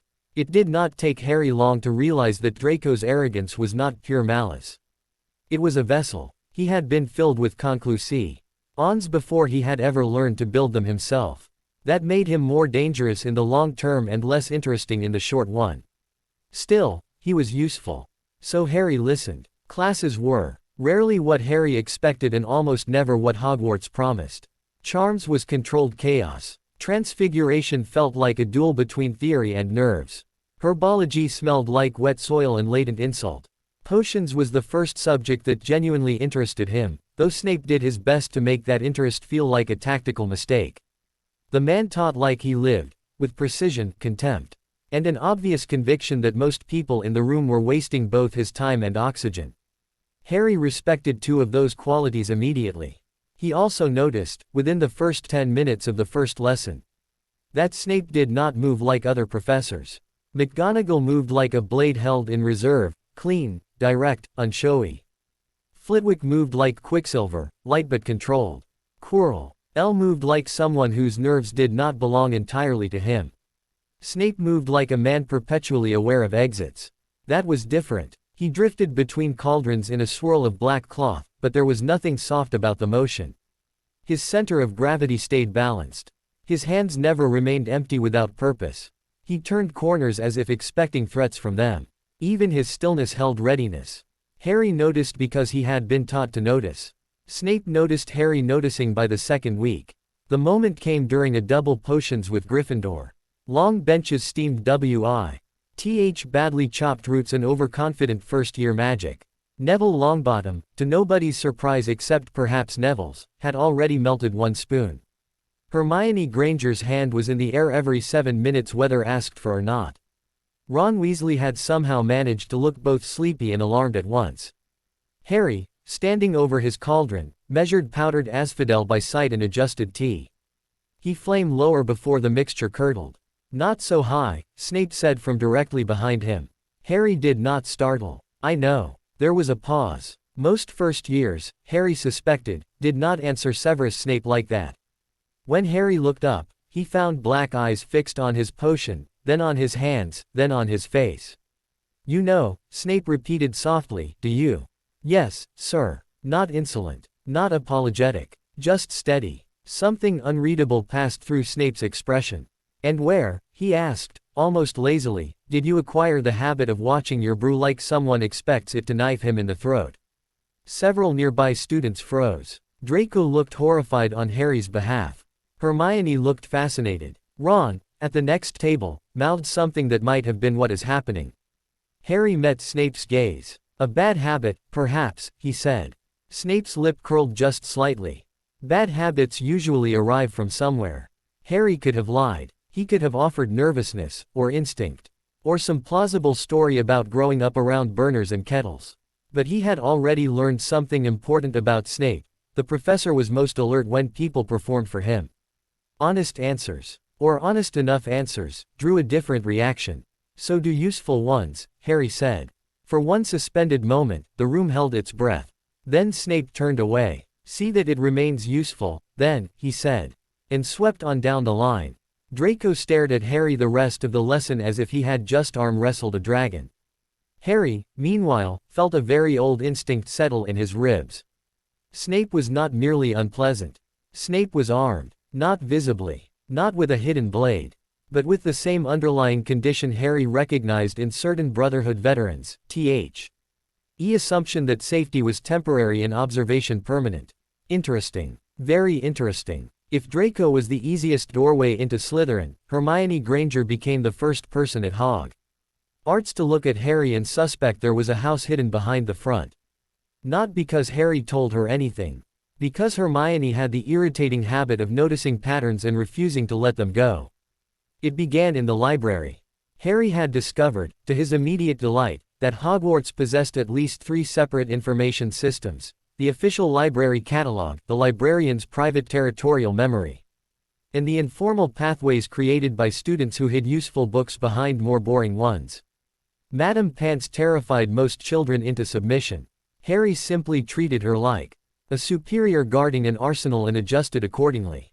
By the middle of September, he had already begun a quiet list of texts worth revisiting. Hogwarts, A History for Structure. Defensive Fear. Why Through the Ages for Institutional Spell Logic. Magical Britain, A Revised Genealogy for Families and Lineages. A Beginner's Guide to Wards and Thresholds, because the title alone felt like contraband pretending to be homework. He was seated at a far table copying notes in a compressed cipher Bran had taught him when Hermione appeared opposite him without invitation and dropped 3 books onto the wood hard enough to make headway. Asleep on a shelf above, open one eye in offense. "You're not taking notes properly," Hermione announced. Harry glanced up. "Good evening to you as well." She ignored that. "Those symbols aren't standard study shorthand." "No. And you checked out a second-year warding text." "Yes. You're 11. So are you." Hermione narrowed her eyes. "That isn't an answer." Harry capped his ink. Around them, the library whispered with turning pages and careful breath. Outside the high windows, dusk was sinking over the grounds in a bruised wash of purple and gold. He looked at her properly. Hermione's aura, if he relaxed his focus, was a bright lattice of blue-white concentration and ember-orange determination. It always looked as though she were nay unanswered question away from setting something on fire just to see what happened next. It made her easy to like in theory and exhausting in practice. "You asked several things," Harry said. "I answered the ones worth answering." Her mouth opened, closed, opened again. "That is an infuriating way to speak. I've been told worse." She leaned forward over the table. "You do know you're odd, don't you?" Harry thought of tunnels beneath Privet Drive. Rooflines over London. A hidden blade wrapped in black cloth under his mattress. Years of training so secret that even Dumbledore had only part of the shape. "Yes," he said. "I had noticed." Hermione stared another second, then, very unexpectedly, laughed. Not loudly. Not kindly. Just once, with the startled sincerity of someone whose annoyance had collided with genuine amusement. "Fine," she said, drawing one of the books back toward herself.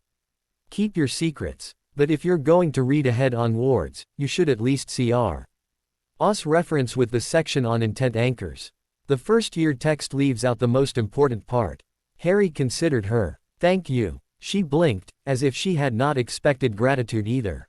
Then, with supreme dignity, Hermione Granger sat down and began explaining threshold logic to him as if she had appointed herself temporary professor of practical caution. Harry let her. Useful people deserved patience. By October, Hogwarts had become a map in Harry's head. Not complete. Not yet. But increasingly alive. He learned the rhythm of staircases and the politics of bathroom placement. He learned which portraits slept deeply enough to ignore nighttime movement and which could be bribed with gossip. He learned that armor suits were less decorative than advertised and that curtain windows overlooking interior courtyards gave sightlines into 7 separate corridor junctions if approached from the right angle. At night, beneath the invisibility cloak his father had left him, Harry began exploring in earnest. The cloak itself fascinated him. He had expected concealment. He had not expected refinement. Most magical hiding methods distorted. The cloak did not. It simply refused attention. Sound dampened beneath it. Light slid away. Even Harry's sense of self changed when he wore it, as though the fabric encouraged stillness and punished vanity. It felt less like an object and more like a principle woven into cloth.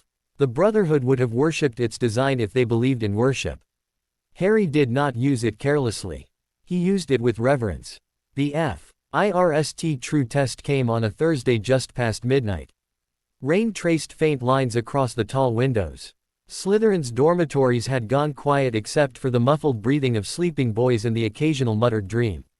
Harry waited until Draco's bed curtains had stopped rustling, then rose soundlessly, dressed in layered dark clothes beneath his school robes, and slipped out. The common room's green light washed over stone. He crossed it without a sound, lifted the latch, and entered the corridor beyond. Under the cloak, Hogwarts changed. By day the castle was a system. By night it became a living organism. Pipes groaned in the walls. Portraits sighed in their frames. The air carried old damp, wax, ink, stone dust, and latent magic. Every passage seemed to contain the memory of feet. The castle did not sleep so much as lower its voice. Harry moved through it in stages. Observe, advance, pause, listen. He followed servant corridors too narrow for most students to notice. He marked a disused stair behind a tapestry of a wizard losing a duel to a sheep. He found a broken grille overlooking a section of corridor near the charms classroom where two older Ravenclaws were clandestinely swapping exam answers. He ignored them and kept moving. On the third floor, Filch nearly caught him. Not because Harry made noise. Because Mrs. Norris did. The cat froze mid-corridor.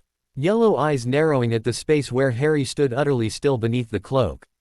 Her back arched. Her pupils widened, not on what she saw, but on what she felt wrong in the air. Harry lowered himself 1 inch, slow as winter. Mrs. Norris took a step closer. From the stairwell came Filch's voice, muttering to himself. Filthy little pests, all of 'em, ought to hang 'em by their thumbs. The cat sniffed once, twice. Then a distant clatter echoed from the far end of the corridor, metal hitting stone. Mrs. Norris whipped around and bolted toward the sound. Harry did not move until Filch shuffled past after her. Lantern swinging. Only then did he allow himself the smallest exhale. Someone had created that distraction deliberately. Not Peeves. Too precise. Snape. Impossible to know. Or, Harry thought as he resumed his route, someone else at Hogwarts knew how to operate in the dark. That possibility stayed with him. The room of requirement found him before he fully understood what it was. The discovery happened by accident, which annoyed Harry because he disliked that word and trusted it even less. He had been tracking a series of odd dead zones in the 7th flow. Our corridor opposite a tapestry of dancing trolls. 3 times in a fortnight he had passed the stretch and felt the same subtle pressure in the air. A warded absence, not strong enough for a classroom, too flexible for a sealed chamber. Old but reactive. On the 4th pass he slowed intentionally, counting paces. 20 steps. Turn. 20 back. Turn again. On the 3rd circuit, a door appeared where no door had existed before. Harry stopped. It was plain oak bound with iron, perfectly ordinary except for the fact that it should not have been there. His scar prickled. Not pain. Recognition of complexity. He checked the corridor once. Empty. Then he placed one hand on the latch and opened it. Inside waited a narrow chamber lit by low, amber lamps. Not a grand room. Not yet. Just enough. A desk. 2 chairs. Shelves. Blank parchment. A basin of clean water. No windows. No visible connection to the rest of the castle. Harry stepped inside and closed the door behind him. The room was silent. Then he smiled. Slowly. Genuinely. This was no classroom. This was a response. The castle had offered him a need-made stone. He crossed to the desk. Touched its surface. Dry, old wood. Real enough to lean on. Real enough to claim. He looked around the chamber again, seeing not what it was, but what it could become. A secure point. A storage space. A planning room. A place to collect maps, schedules, names, and notes the dormitories could never safely hold. The first Hogwarts bureau. Harry sat in one of the chairs and let the word settle in his mind. Not yet, he thought. But soon. From inside his robe he drew a folded scrap of parchment and a pencil stub. On it he wrote, in Brotherhood cipher. Asset site discovered. Reactive chamber. 7th floor. Potential secure base. Access method uncertain but repeatable. No evidence of current surveillance. He studied the line once, then added. Even the marauders would not have found everything. He did not know who the marauders were yet. The thought arrived unbidden anyway, shaped less as knowledge and more as instinctive certainty about the castle's scale. Hogwarts contained more routes than any one generation could master fully. That meant Harry had work to do. He rose, tucked the note away, and began measuring the room by stride length. The first Quidditch match of the year taught Harry 2 things. First, the school's appetite for spectacle was nearly as dangerous as its appetite for tradition. Second, Quirrell was more frightened than a man in his position ought to be. Harry had an OT intended to spend the afternoon studying professors. He had come because Draco insisted all Slytherins of sense attended Quidditch and because public gatherings revealed social alignments better than any handbook ever could. The whole school was there, scarves, cheers, rivalry, open emotion. Useful. The match itself moved too quickly for Harry to love it at first. He appreciated skill. He appreciated risk. But the game's structure offended a certain part of him. Too much noise. Too much chaos rewarded by applause. Too many people forgetting that falling from that height meant broken bodies, not house points. Still, he could not deny the precision of the players. McGonagall watched with a commander's focus. Snape watched like a man who expected sabotage. Quirrell, Harry narrowed his Yes, watched as though he wanted to be anywhere else on Earth. The stutter, the nervous cloth wringing, the twitching fearfulness Quirrell displayed in class all existed here too, but under strain it changed texture. Harry relaxed his focus until the world softened and people's auras bled faintly at the edges. Most of the crowd burned bright with excitement. Quirrell was wrong, not merely frightened, split. Purple-gray dread wrapped around a core of something colder and more intent, like a second hand pressing from the inside of his skin. Harry's scar gave a sudden, sharp pulse. He jerked, one hand rising instinctively to his forehead. The sensation lasted only a second. But it was enough. When he looked again, Snape was no longer watching the match. He was watching Harry. There, eyes met across rows of shouting students. Snape's expression did not change. Yet something like recognition flickered there, not of friendship, certainly, but of pattern. He had seen Harry react to something no one else had noticed. Harry lowered his hand deliberately. Snape turned back toward the pitch as if nothing had passed between them. Which, Harry suspected, meant everything had. That evening, returning from the match by a route he had never used before, Harry found himself intercepted in a side corridor near the dungeons by Cassia Flint and two older Slytherin boys whose names he had not bothered memorizing because their personalities had not yet justified the effort. Cassia leaned against the wall with all the confidence of someone used to being ornamental and dangerous in equal measure. "Potter," she said. Harry stopped at a tactically reasonable distance. "Flint." One of the boys snorted. Cassia ignored him. "You keep odd company." Harry waited. "Malfoy clings to you," she went on. "The first years are all trying to decide whether you're a trophy, a problem, or a weapon. The older students are undecided too. And now Granger talks to you in the library." Quote, "That sounds like her decision rather than mine." Cassia's mouth twitched. "Good answer." Harry let his silence extend. People revealed more to fill it. Cassia obliged. "You should understand something. Slytherin isn't one thing. It's 20 private wars happening politely in the same room. Malfoy thinks blood settles everything. Not thinks silence does. I think debts do." She tilted her head. "What do you think?" Harry considered the question as if it mattered only socially. In truth, it mattered quite a lot. The house was factional. Good. Factions could be maneuvered. "Position," he said at last. Cassia's brows lifted. "Blood gives people excuses," Harry continued. "Silence gives them cover. Debts give them leverage. But position decides what they can actually do." For a moment, even the two boys at her shoulders seemed to forget their practiced boredom. Then Cassia smiled. Not kindly, but honestly enough. "Interesting," she said. "Welcome to Slytherin, Potter." She pushed off the wall and swept past him. Her companions following. Harry remained where he was for 2 breaths after they vanished around the corner. Then he went the other way. Useful conversation, he thought. And a warning. He had entered a nest, not a family. Good. Nests could be mapped. Near midnight on the last Sunday of October, Snape cornered him. Not physically. Not rudely. Just the unmistakable efficiency of a man who had already anticipated where Harry would be and why. Harry was returning from the 7th floor under the cloak, one hand tucked beneath the fabric wear. It rested near the wrapped hilt of his training knife out of reflex rather than intent, when a voice cut through the corridor darkness ahead. "If you intend to continue using invisibility after curfew, Mr. Potter," Snape said, "you should consider that some floors are less forgiving of overconfidence than others." Harry stopped dead. The corridor looked empty. Then Snape stepped out from an alcove as if carved from shadow itself. He was not looking directly at Harry. He was looking just to the left of where Harry stood, accounting for distortion by instinct or experience. Impressive. Harry did not answer immediately. Then, deciding pretense would insult both of them, he drew back the cloak from his head. Snape's eyes flicked once over the fabric and back to Harry's face. No points deducted, Harry asked quietly. This is not a conversation about points. No, Harry thought. It wasn't. The corridor was narrow, lit only by moonlight through high windows. Stone held the cold. Somewhere far away, a door thudded shut. Snape folded his hands behind his back. You move through this castle like an intruder.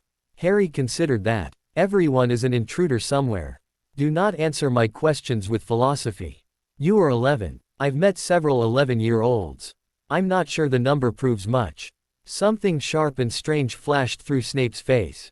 Not amusement exactly. More like pain remembering how laughter once worked.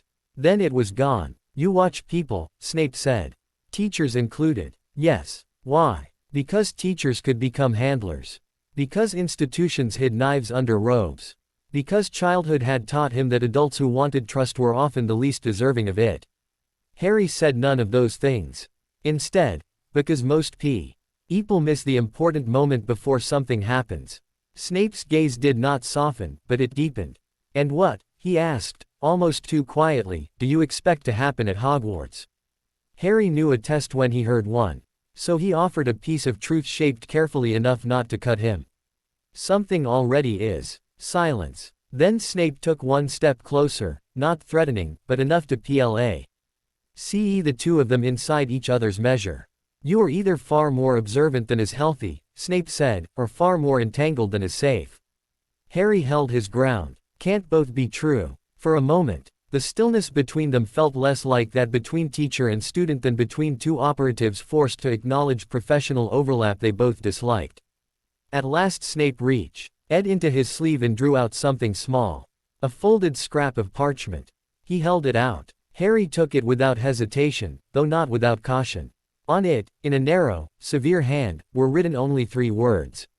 Avoid the west stair. Harry looked up. Why? Because, Snape said, turning away already, the 4th step from the landing disappears entirely after 1 in the morning, I am not in the habit of scraping first years off sub-basement ironwork.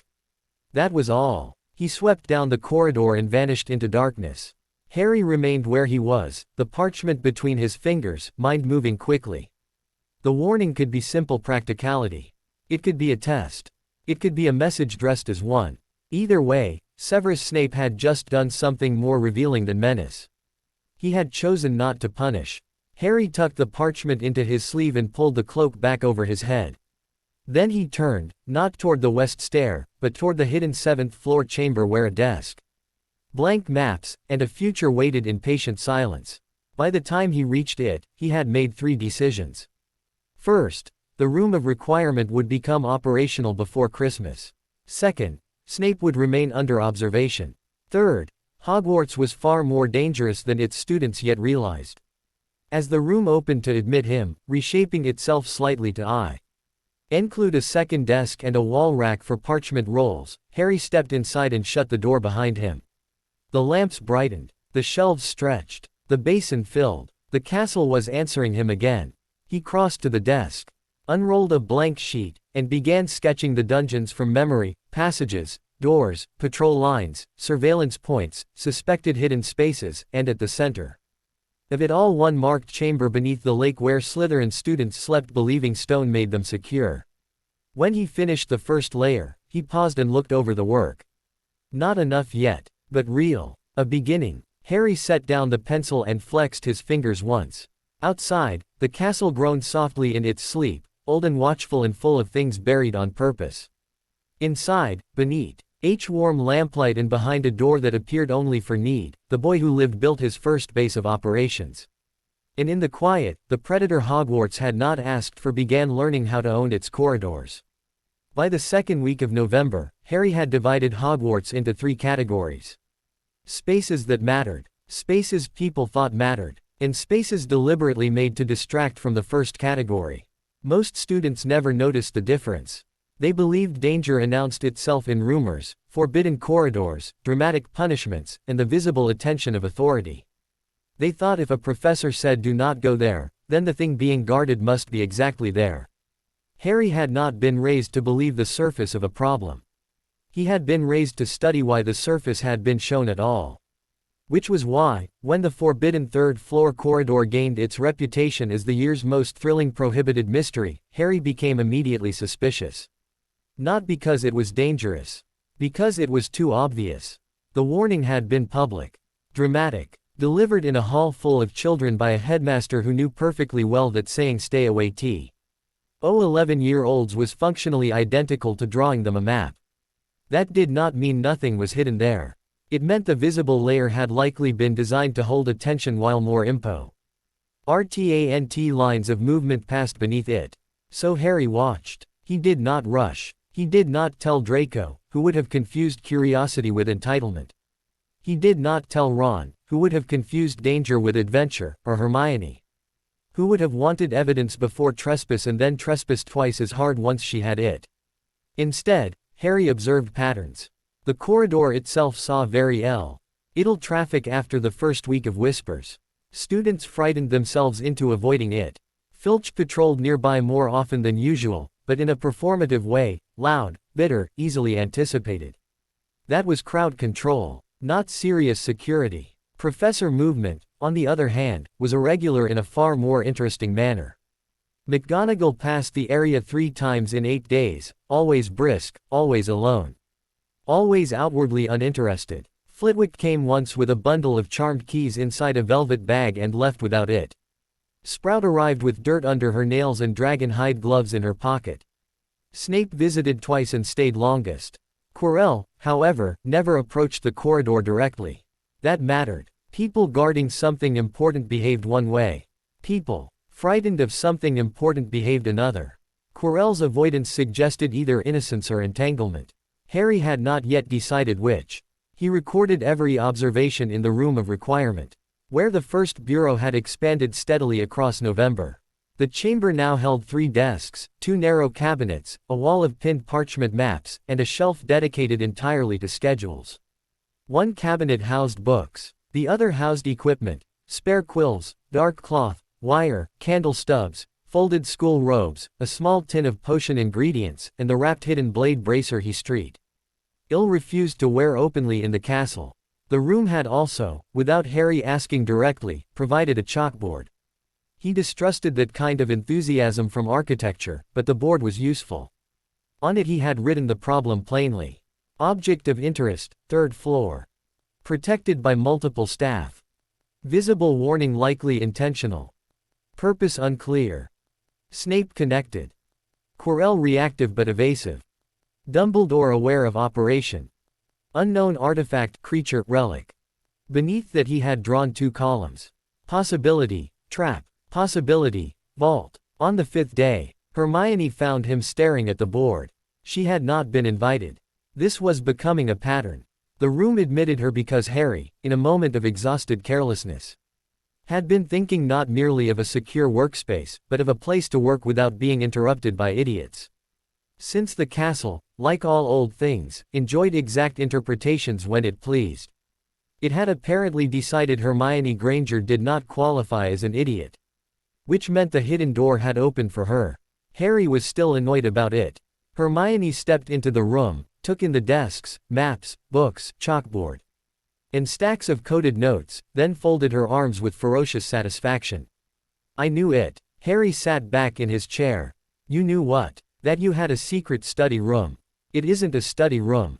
Her eyes swept the wall of route diagrams. No, she said dryly. Of course not. Hedwig, perched above the shelves, clicked her beak in what sounded suspiciously like agreement. Hermione crossed to the chalkboard and read in silence. Harry watched her to it. She did not ask immediately what half the symbols meant. She parsed, compared, and reached conclusions. That, more than anything else about her, made Harry trust her in fractions. You think the 3rd floor corridor is covering something more complicated than a monster in a room, she said at last. Yes. And you think Professor Snape is involved? Yes. Hermione frowned. You always think Professor Snape is involved. That isn't true. She turned. Name one suspicious school eventee. S term that you have not privately connected to Snape. Harry considered, then said, the moving staircases. Hermione stared. He kept his face blank. To his surprise, she laughed. Only once. But enough. Then she became serious again. Snape is unpleasant, she said, but unpleasant isn't the same as guilty. No, Harry agreed. But proximity is. Hermione moved closer to the board. What do you think is under there? Harry looked at the line of professor visits written in careful code. Something all 4 heads of house helped secure. Something worth hiding inside a school. So methy. Dumbledore wanted near enough to supervise. Hermione's expression sharpened. An artifact. Probably. She reached for a piece of chalk without asking permission. Harry let her. After a brief hesitation, she added under his notes. Could be bait. Valuable objects attract theft. Question. Who is expected to try? Harry glanced at her. She met his gaze. If you're allowed to make maddening observations, so am I. A pause. Then Harry nodded once. Fair. That was how Hermione joined the Bureau, though neither of them used the word aloud. Not through sentiment. Through utility. Ron entered by accident and stayed by stubbornness. The accident was Neville Longbottom. Neville lost Trevor again, this time on the 5th floor after curfew. Ron, having been dragged into the cirque, partly by friendship and partly because Hermione's definition of helping tended toward conscription, stumbled across Harry slipping out of the room's corridor at an hour when no law-abiding first year should have been anywhere but bed. What are you doing here? Ron hissed. Harry replied, walking. At midnight. Yes. Ron stared at him as if this might somehow become a normal answer through repetition. That's not walking. That's skulking. Harry considered the correction. Fair. 3 minutes later Hermione appeared from the opposite stairwell. Neville blundered into a suit of armor. Trevor was located inside a helmet.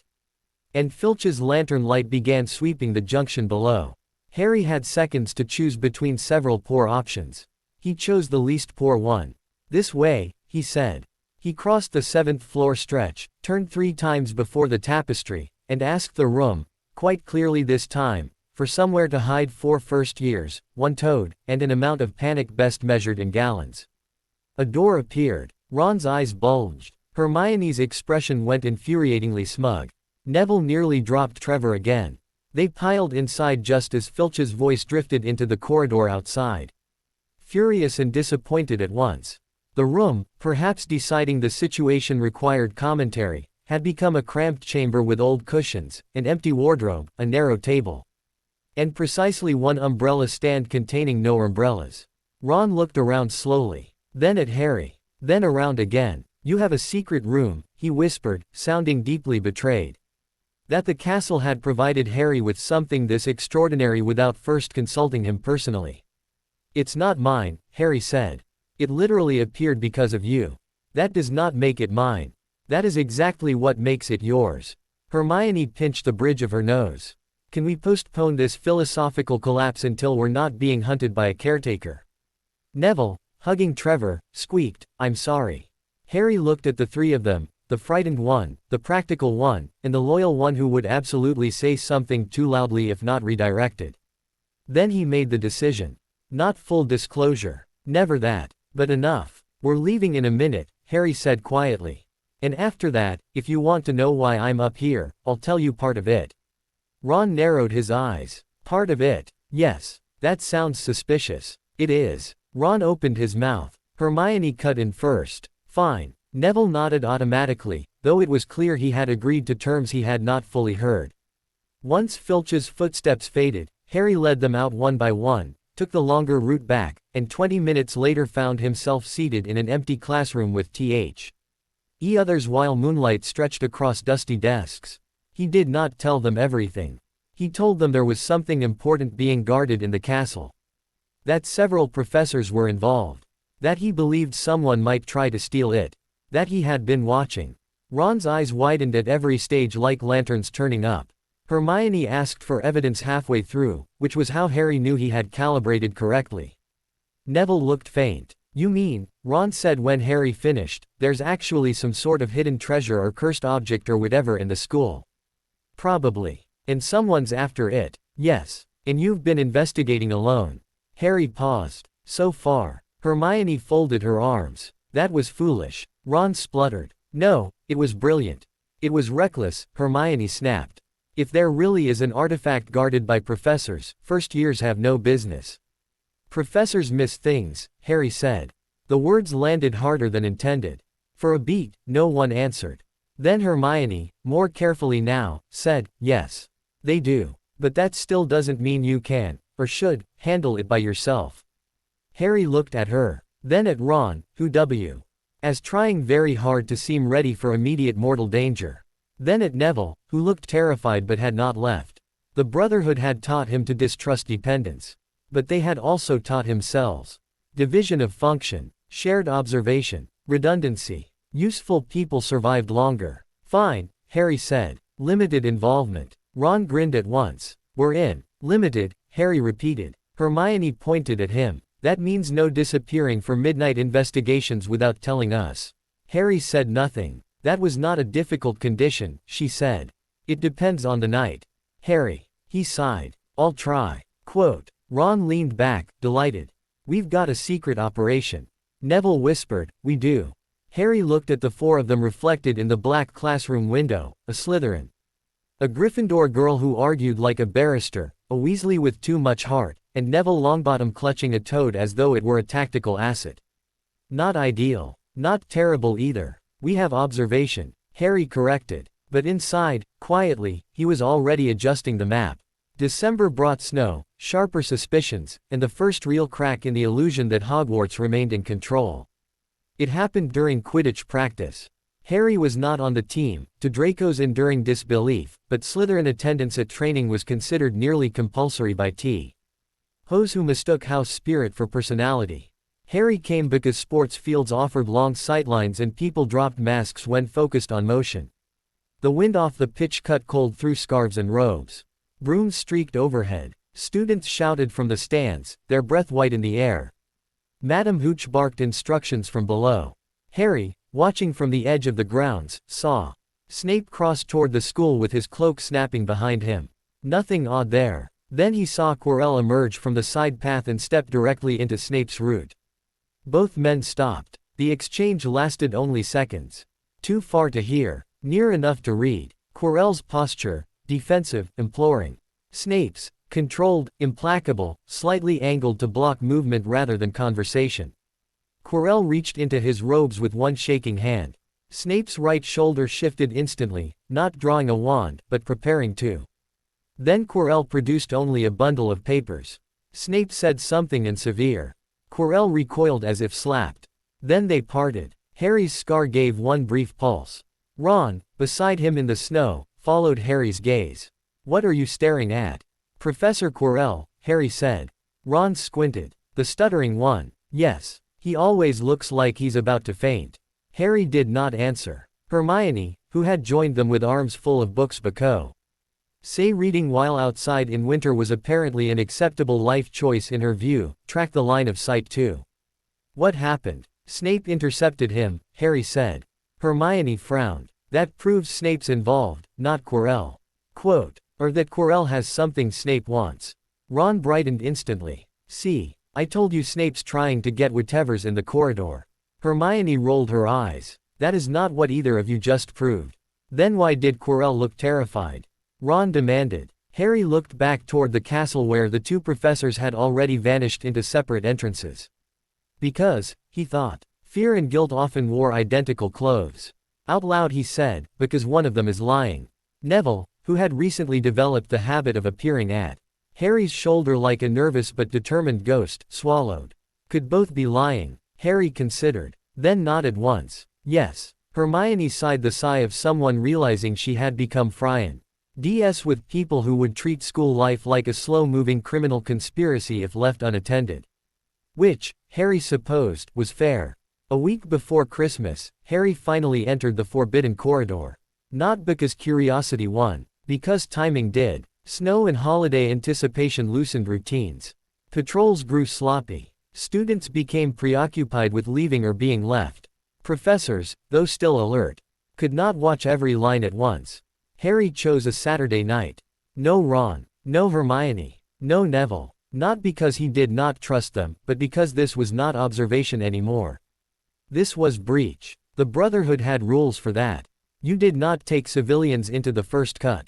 He wore layered dark clothes beneath the cloak, soft gloves, light boots, and on his wrist bene. His sleeve the compact weight of the training bracer. No blade extended, just the familiar brace of metal against skin. A grounding pressure, a promise that his hands were not empty. He moved through the sleeping castle alone. The third-floor corridor smelled faintly of old polish, dust, and dog. Harry stopped, listened. Nothing. Then he reached the locked door. Alohomora would have been the obvious choice. Obvious things were often trapped. Harry crouched first, examining the keyhole, the hinges, the threshold. The wood was old but reinforced. No visible curse threads. No powder residues. Mechanical lock backed by spellwork. He touched the latch lightly with 2 fingers and let his awareness settle. Cold iron. Dormant wards. Nothing screaming immediate danger. Good enough. Alohomora, he whispered. The lock clicked. The door opened inward. The smell hit him first. Wet fur. Straw. Musk. Massive animal heat. The room beyond was lit only by moonlight spilling from high windows. Beneath it, curled across the trapdoor like a nightmare made flesh, lay a giant 3-headed dog. Harry shut the door instantly. Then stood in silence, hand still on the latch, while his heartbeat thudded once, hard. Against his ribs, a guardian beast, large enough to tear an adult in half. Not ornamental security, then. Real. He stepped back and breathed. Then, against all advice that would ever be given by reasonable people, he opened the door again 1 inch and studied the creature through the gap. 3 heads, each breathing differently. Chain collar. Heavy paws. Ears twitching. Sleeping, but lightly. A harp stood in the corner. Harry's eyes narrowed. Not random. Not brute containment. A method. Music. He shut the door once more and retreated soundlessly down the corridor. The trap was real. The vault was real too. He had just confirmed both.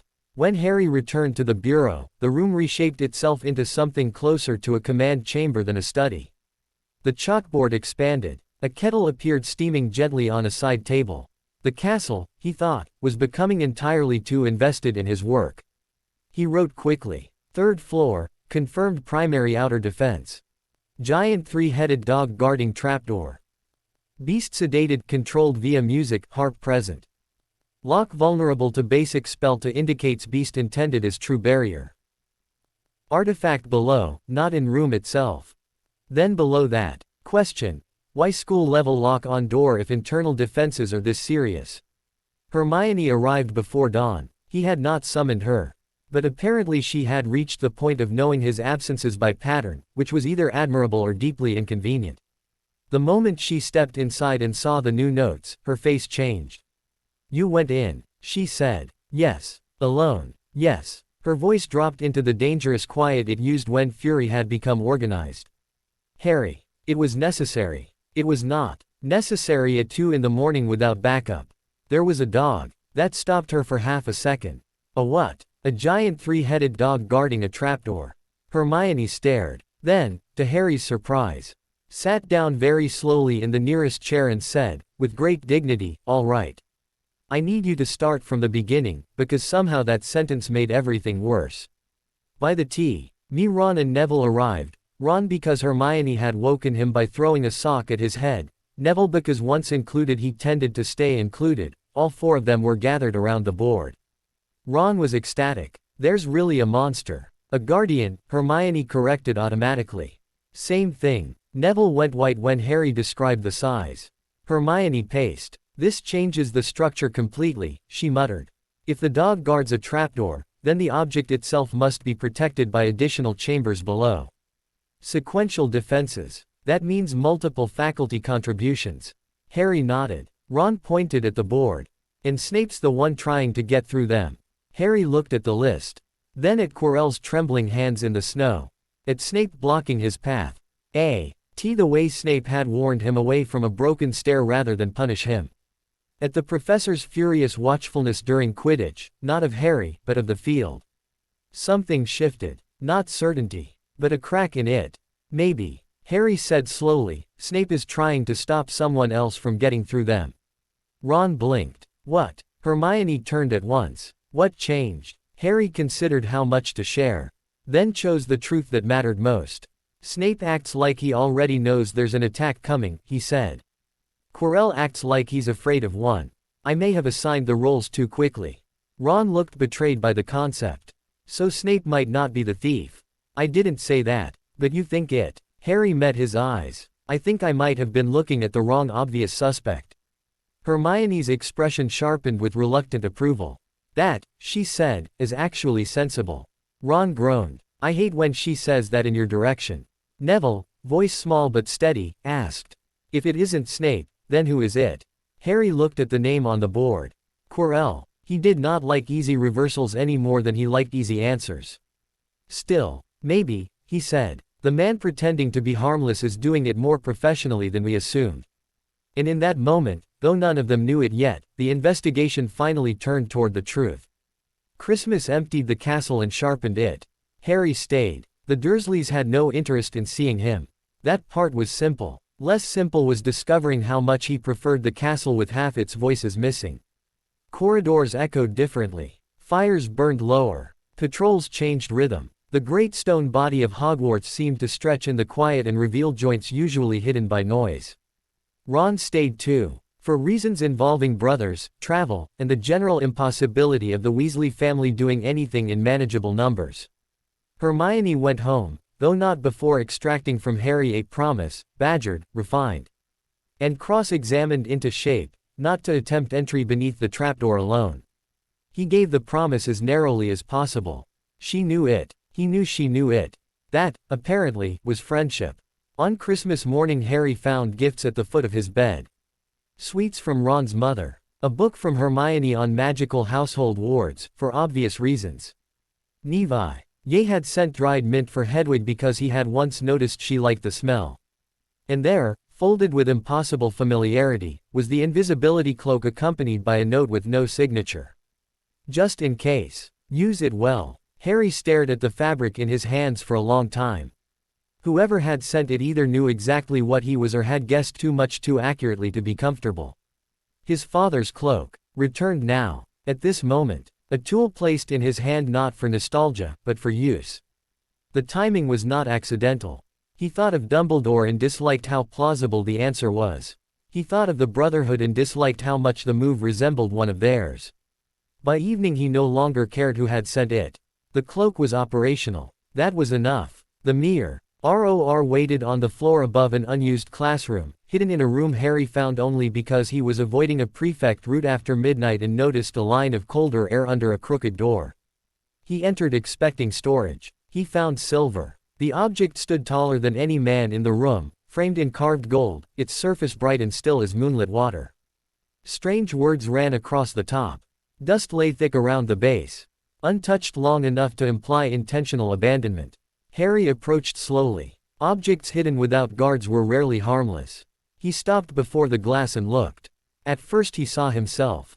Thin, dark-haired, green-eyed, school robes, a face that still looked too young whenever he caught it unexpectedly. Then the image changed, not in the mirror itself, but in the world within it. Harry remained where he was, but behind him shapes formed from silver depth and impossible longing.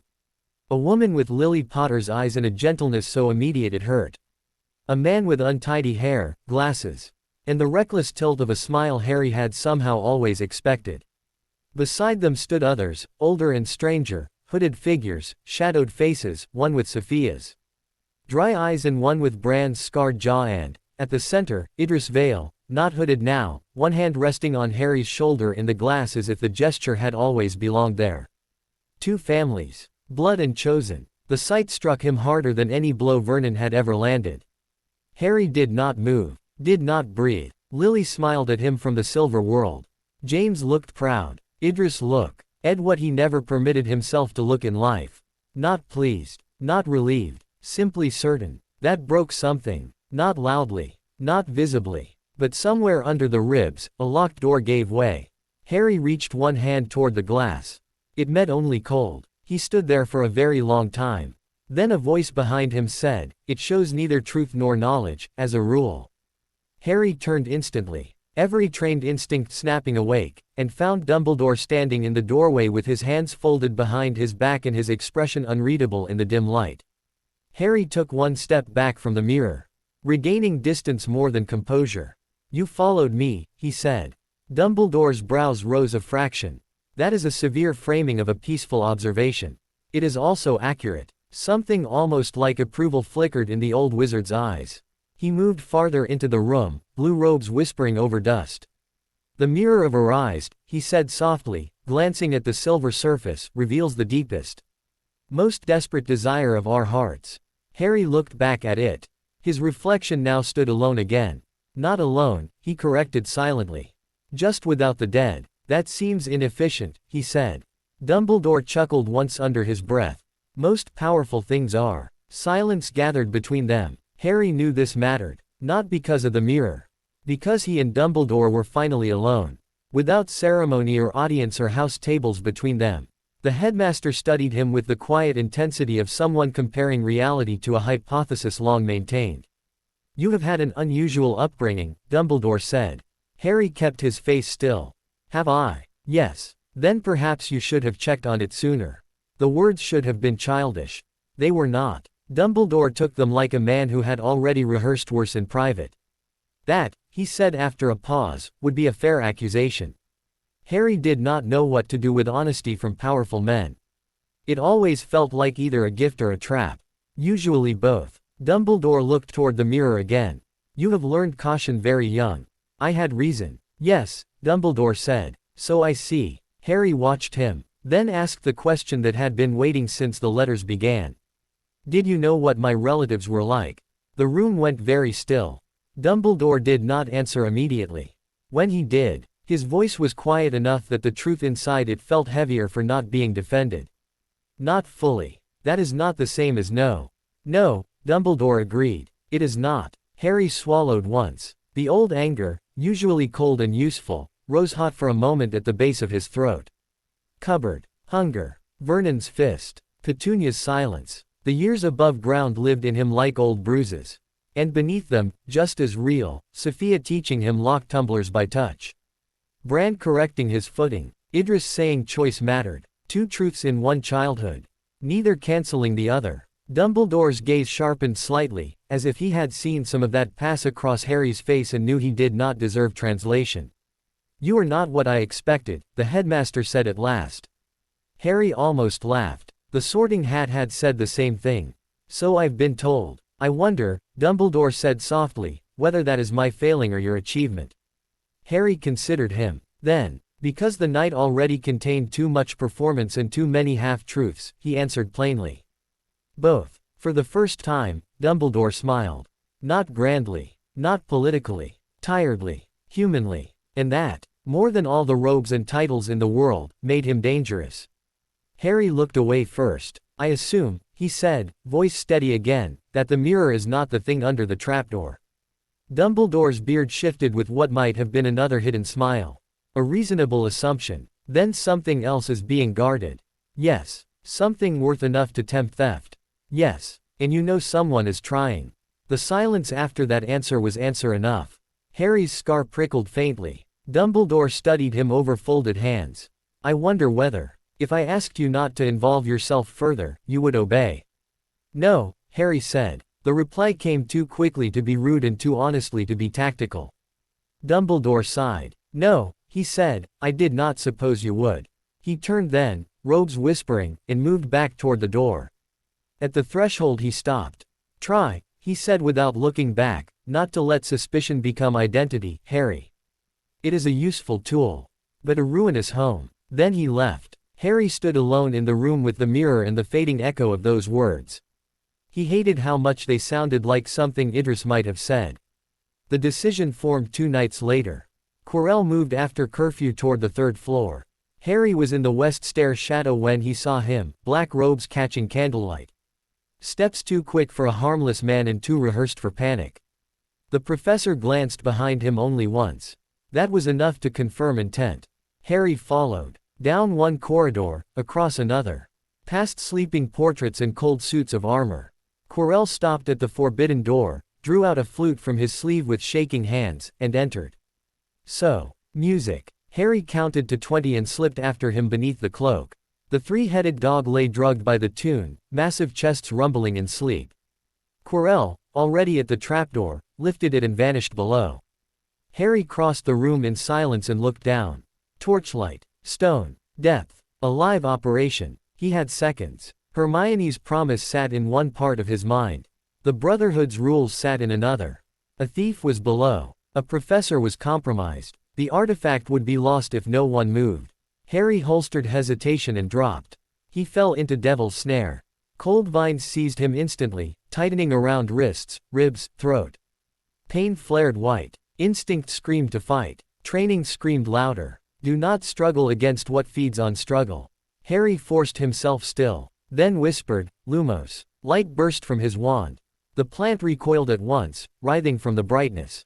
Harry ripped one arm free, then the other, rolled clear, and landed hard on stone, breathing fast but controlled.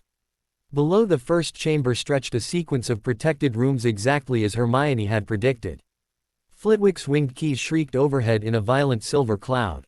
A giant chessboard loomed beyond. Potion logic flickered farther still. Dumbledore had not merely hidden something. He had built a gauntlet. Harry moved, not by brilliance greater than the professor's, but by adaptation. He used a burst of wind magic and a thrown scarf to disrupt the keys long enough to snatch the correct winged one from their pattern. He bypassed the chessboard not by playing fully, but by crossing its edge after noting a path of broken line of sight the pieces had not been warded to defend. In the troll chamber he found the beast already unconscious and stepped over it without comment. Snape's potion's logic stopped him longer. 7 bottles. Fire ahead. Poison behind. A riddle written in perfect, infuriating precision. Hermione, Harry thought at once. Then, because Hermione was not there, he made himself think the way she would have. Eliminate extremes. Read placement. Value asymmetry. Distrust abundance. He chose. Drank. Felt ice pour down his throat. Walked through black flame. And emerged into the final chamber. The mirror of Arised stood alone. So did Quirrell. He turned at once, startled less by Harry's arrival than by how quickly he had managed it. Potter, he stammered. The stutter was back, but Harry could see it now for what it was. Not weakness. Mask. Quirrell stood between him and the mirror, pale and sweating, eyes too bright in a face gone drawn with strain. You should not have come here, the professor whispered. No, Harry agreed. You should not. Quirrell's mouth twitched. Then, with dreadful slowness, he unwound the purple turban from his head. What lay beneath was not a bald scalp.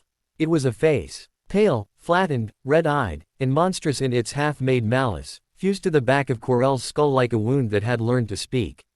Harry's scar exploded with pain. He staggered one step, breath hissing through clenched teeth. The thing on the back of Quirrell's head smiled. There he is. Every cold lesson, every buried instinct. Every warning about predatory power aligned at once inside Harry. Not Quirrell, then. Worse. Much worse. Voldemort was not gone. He was riding another man like stolen flesh. Harry straightened slowly. Pain radiating through his skull like lightning trapped under bone. And in that chamber of silver lies an old desire, with a dead monster speaking from a living man's body. And the artifact of immortality somewhere near enough to poison kingdoms. Harry Potter understood with perfect clarity that his first year at Hogwarts had ended. The real war had just begun. Harry did not step back. Pain lanced through his scar hard enough to blur the edges of the room, but pain was not new. Pain was information. It said danger. It said proximity. It said the thing in front of him was no memory, no echo. No bedtime myth inflated by frightened adults. It was Voldemort. Not whole. Not restored. Not living the way living men lived. But there, all the same, grafted onto Quirrell's skull like a blasphemy against flesh and will. Harry adjusted his stance by instinct, putting the mirror at an angle to his left, Quirrell 2 paces ahead, black fire behind him, and the near Saint Wall close enough to use if he needed to break line or rebound. Quirrell's hands shook. Voldemort's voice did not. Use the boy, the face hissed. He has already passed what you could not. The mirror has given him the secret. Quirrell swallowed, throat bobbing. Potter, he whispered, and now the stutter sounded less like cowardice than strain. Stand before the mirror. Tell me what you see. Harry kept his breathing even. He did not look shocked. He did not waste words on horror. Monsters fed on theater. The Brotherhood had taught him that men who wanted awe often mistook composure. For weakness right up until the moment it killed them. So Harry said only, "You're wearing him badly." Quirrell flinched. The red eyes on the back of his head narrowed with immediate hatred. Good. Hatred made people impatient. "Do not toy with him," Voldemort said. The stone. The stone. The answer clicked into place all at once. The layered defenses, the mirror in the final chamber, the deliberate temptation. The faculty-built gauntlet, Dumbledore's silence, Snape's vigilance. The object hidden beneath Hogwarts was not merely valuable. It was central, alchemical, transformative. The Philosopher's Stone. Harry had read enough in the library to know the stories. Elixir of life. Endless gold. A relic powerful enough to turn politics into religion. A Templar prize, he thought instantly. A tyrant's dream. Quirrell stepped closer. "Look in the mirror." Harry let his eyes flick briefly to the glass. And saw himself there, reflected pale and narrow in the torchlight. But the reflection moved differently. In the silver world, his mirrored self slipped a small red stone into his pocket and gave him a look that was not exactly a smile. Harry's thoughts sharpened. So that was Dumbledore's true final defense. The mirror did not surrender the stone to the greedy. It rewarded someone who wanted to find it but not use it. Harry felt the weight appear in his pocket a heartbeat later. He did not move, did not touch the fabric, did not blink. "Nothing," he said. Quirrell's face tightened. "Liar. Do you often accuse children of dishonesty while carrying dead men on your head?" Quirrell's wand came up at once, but the movement was sloppy with anger. Harry was already shifting before the spell formed, weight dropping low, body turning offline. A jet of red light smashed into the wall where he had stood and exploded stone dust into the air. Harry moved through the dust instead of away from it. Not toward Quirrell's wand hand. Toward the blind side. Quirrell spun, faster than an ordinary professor should have managed. Possessed or strengthened, then. Harry adjusted, kicked off the mirror's base, and rebounded toward the opposite pillar just as another sea. Urs lanced past his ribs close enough to heat his robes. "Hold him," Voldemort shrieked. "Do not let him escape." Harry landed, skidded, and drew his wand, not to duel, but to disrupt. Lumos. Lee. GHT flared white and brutal in the enclosed chamber. Quirrell cried out and shielded his eyes by reflex. Harry closed the distance instantly. The Brotherhood did not teach children to exchange power at range with adults who had more of it. They taught entry. Harry hit Quirrell low, shoulder to the man's middle, and drove him sideways into the mirror frame. Quirrell screamed. Not from the impact. From contact. Smoke burst where Harry's hand seized his wrist. Harry released at once, startled despite himself, and Quirrell collapsed half to one knee clutching the burned skin as though acid had been poured into it. Voldemort's voice twisted in fury. "Idiot. He is protected, do not let him touch you." Lily, Harry thought. Not a theory now. Not a bedtime explanation. A weapon ridden into his skin. Quirrell dragged himself upright again, face gray with agony, and slashed his wand in a vicious arc. Incarcerus. Ropes shot through the air. Harry dropped flat, rolled beneath them, came up inside Quirrell's reach. And drove his palm into the professor's exposed cheek. Quirrell howled. The sound tore through the chamber like an animal being flayed alive. Burns bloomed under Harry's fingers. Skin blackened. The smell of scorched flesh flooded the room. Harry recoiled on instinct, sickened and focused all at once. Useful, one part of his mind said coldly. Monstrous, said another. No time. Quirrell staggered back, wand jerking wildly. Purple fire burst from the tip and shattered across the stone floor. Harry used the flare as cover, darting behind the mirror's frame, forcing Quirrell to circle. The room became angles, torchlight, pain, and timing. He was not stronger. He was not more magically skilled. He was simply the only one in the chamber thinking like a hunted thing. Quirrell lunged around the mirror. Harry met him halfway, one hand catching the professor's sleeve, the other seizing his throat. This time the reaction was immediate and catastrophic. Quirrell convulsed. Smoke poured from his neck and jaw. He clawed uselessly at Harry's wrist, eyes bulging with terror so naked it briefly revealed the man beneath the mask, the weak scholar, the frightened opportunist. The one who had gone looking for power and found himself hollowed out by it. Harry held on anyway. Because if he let go, he would die. Voldemort screeched wordlessly through Quirrell's mouth and from the face behind it at once, two voices tearing over each other in a sound too wrong for any living chamber to contain. The scar pain became blinding. Harry's vision went white at the edges. Quirrell collapsed under him, writhing, flesh blistering anywhere Harry's skin met it. It would have been easy then to keep holding on. Easy to finish it. Easy to let pain and fear and justice become the same motion. Instead Harry tried to push away. And blacked out before he knew whether he had succeeded. He woke to white curtains, the smell of clean linen, and the first soft realization of safety arriving so slowly he distrusted it. The hospital wing ceiling swam above him in pale morning light. His scar ached like a healing cut.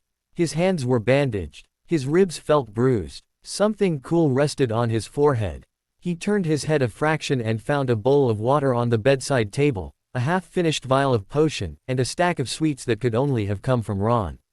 So, alive. Good. Do not try to sit too quickly, Dumbledore said from the chair beside the bed.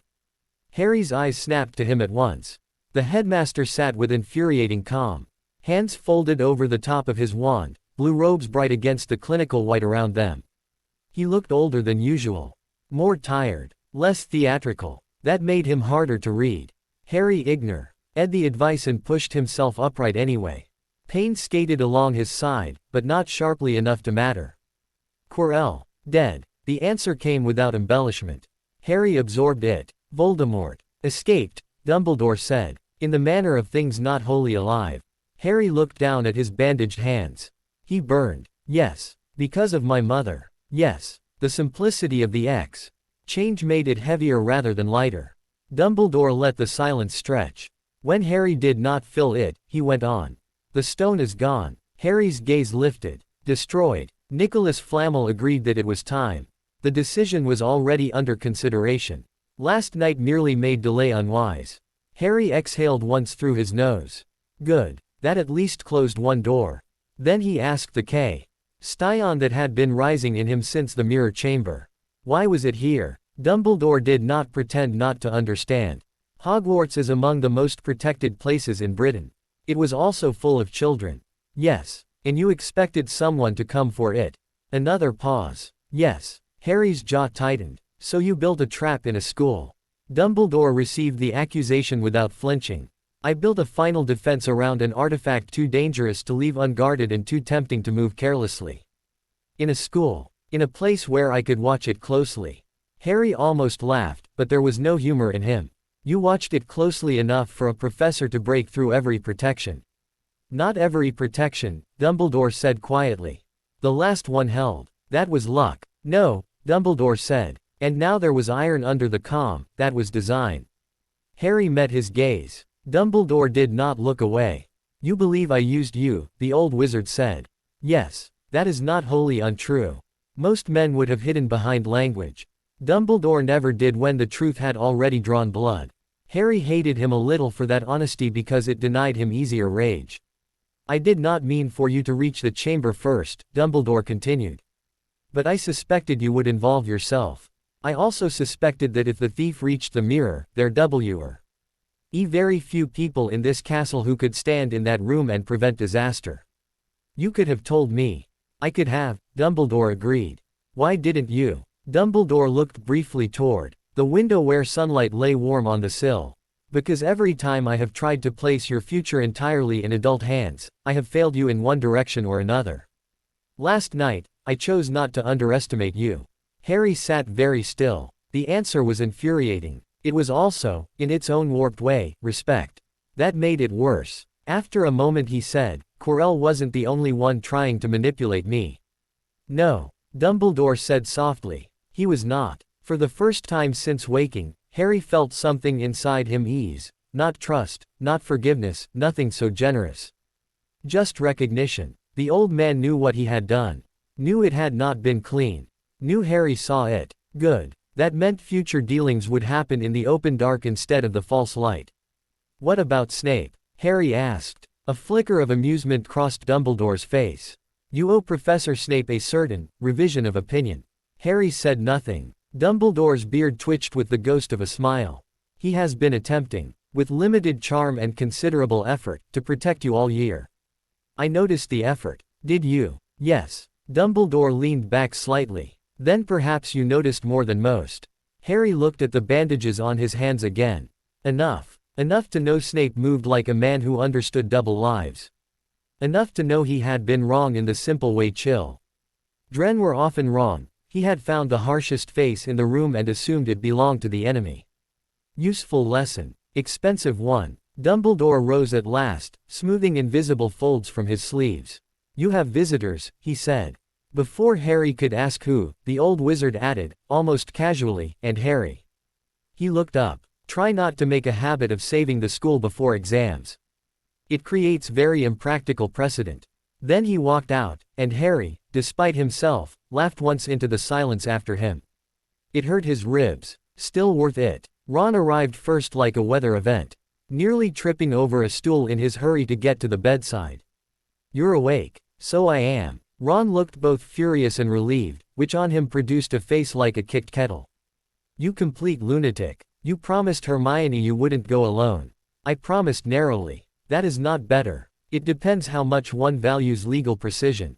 Ron opened his mouth, decided no answer could improve the situation, and shoved the sweets further onto the bed as if punishing Harry with sugar.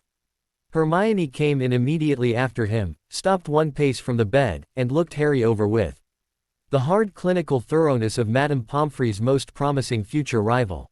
You're an idiot, she said. Harry considered that. Hello, Hermione. Don't hello me. You nearly died. Yes. You found you know who under the school. Yes. You did not tell us. That would have made the evening noisier. Hermione stared in disbelief. Then Neville slipped in behind her carrying a small potted mint plant from the greenhouses. Saw Harry upright, and visibly sagged with relief. That, more than Ron's shouting or Hermione's fury, reached somewhere softer in Harry than he liked admitting. You're all right, Neville said. For a flexible definition. Ron pulled up a chair. Hermione remained standing because indignation apparently functioned better vertically. And then, because so mething in the year had shifted too much to permit easy retreat, Harry told them the truth of the final chamber. Not every private word with Dumbledore. Not the full shape of his own fear when Voldemort's face had revealed itself. But enough. Quirrell. The mirror. The stone. The burns. Voldemort escaping like smoke with a mind. Ron went pale. Hermione went still in the particular way she did terror had to pass through analysis before it was allowed to be felt. Neville sat very carefully on the edge of a nearby chair as if sudden movements might break reality further. He's not gone, Neville said at last. No, Harry answered. He isn't. The three words settled over the bed like cold weather. Ron looked down at his hands. Then this wasn't just some school thing. No, Harry said again. It was Hermione who asked the next question, and of course it was the most difficult one. What are you going to do? Harry thought of Privet Drive. Of the Brotherhood. Of Voldemort riding another man's body. Of Dumbledore's trap. Of institutions, relics, and faces hidden beneath faces. Then he said the only answer that held. Learn faster. Hermione's anger finally cracked then, not into tears, but into something close to grim acceptance. She nodded once. Ron straightened. Then we do that too. Neville, voice barely above a whisper, added, yes. Harry looked from one to the other and felt again that strange dangerous thing he had been learning all year, dependence not as weakness but as chosen structure. A cell. Unstable, noisy, morally argumentative. But a cell. All right, he said. And because none of them yet knew what shape the next year would take, the agreement sounded almost ordinary. The summer after first year belonged to two worlds. Above ground, Privet Drive resumed its routine of clipped hedges, forced chores, and muttered contempt. Vernon treated magic like a contagious embarrassment. Petunia treated silence as punishment and defense. Dudley treated the memory of Hogwarts as if Harry had personally gone away to become inconvenient on purpose. Below ground, the Brotherhood debriefed. Idris Vale met him in the deeper chamber 3 nights after his return. No ceremony. No congratulations. Just the two of them at the central table with a lantern between them and Harry's notes from Hogwarts spread like a second skin of the year behind everything unsaid. You kept the stone from a tyrant, Idris said. Yes. You entered alone. Yes. You engaged beyond mission scope. Harry almost smiled. Yes. Idris folded his hands. And what did you learn? That Dumbledore weaponized trust more elegantly than most men weaponized knives. That Voldemort could cling to the world through anchors and servants. That Snape had protected him while disliking him. which might be the form of honesty he trusted most. That friendship complicated clean plans and made survival less lonely. That he had liked, for one impossible second in the mirror. Seeing Idris stand beside his parents as though chosen family could occupy the same sacred ground as blood. He did not say all of that. He said, the wizarding world hides power inside. Symbols and then acts surprised when symbols start killing for it. Idris's gaze sharpened with unmistakable approval. Good. Then, after a beat, and the Dark Lord. Harry touched the scar unconsciously. Not dead. Split somehow. Attached to Quirrell, but not dependent on him. He wants relics. Bodies. Access. Anchors, Idris murmured. Harry looked up. You know the method. Not exactly. Idris's mouth thinned. But there are old doctrines of persistence. Soul theft. Shard binding. The sort of heresies every empire eventually tries once it fears mortality more than God.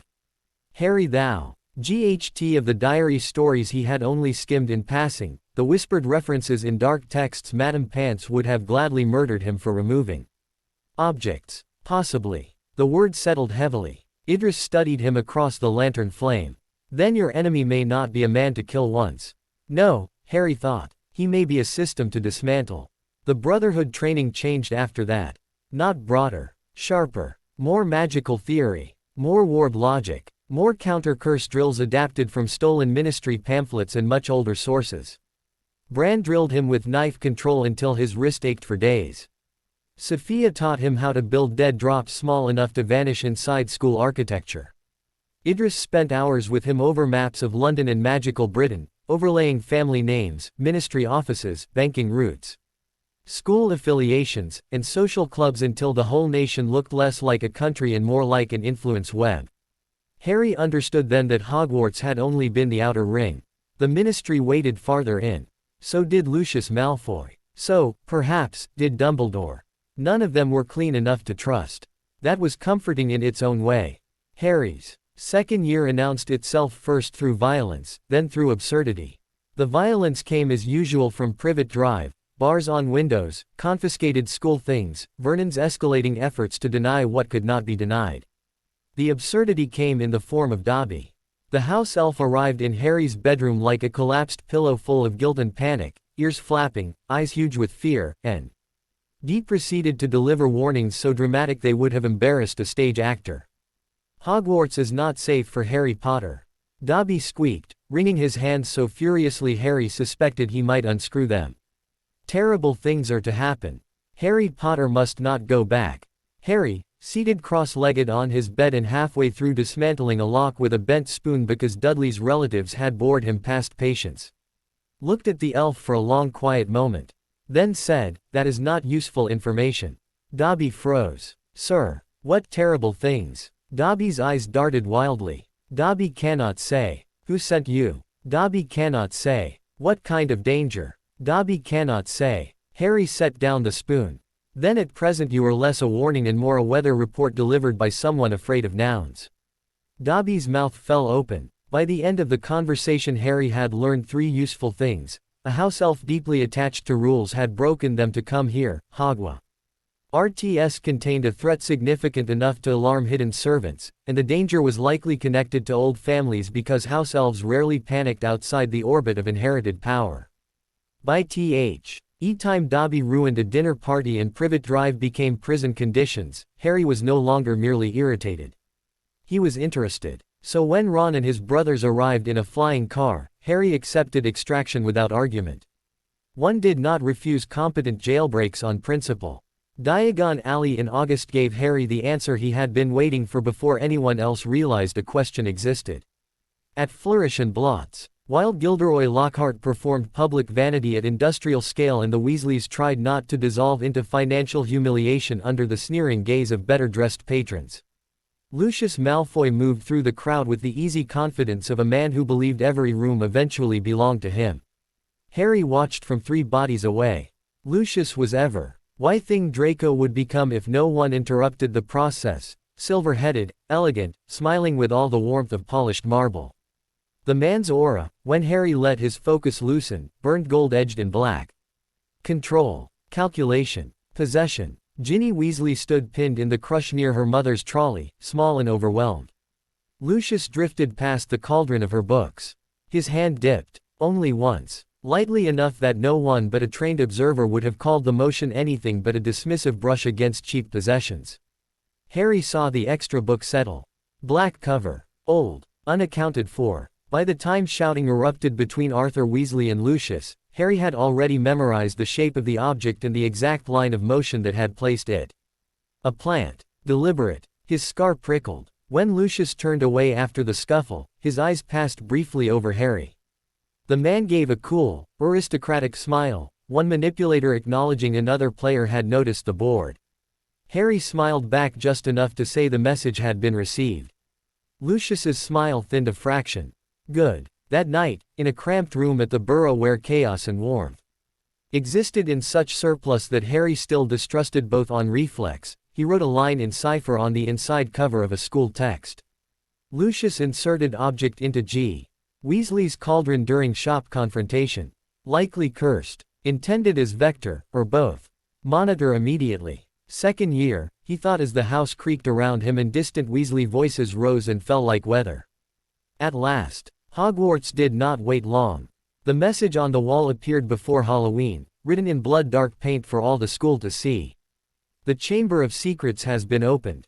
Enemies of the heir, beware. Mrs. Norris hung below it rigid and petrified.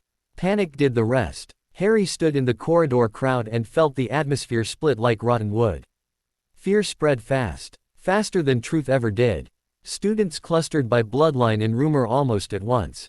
Faculty moved in tight, controlled urgency. Filch wailed. Lockhart postured. Draco Malfoy looked fascinated in the exact way children of D.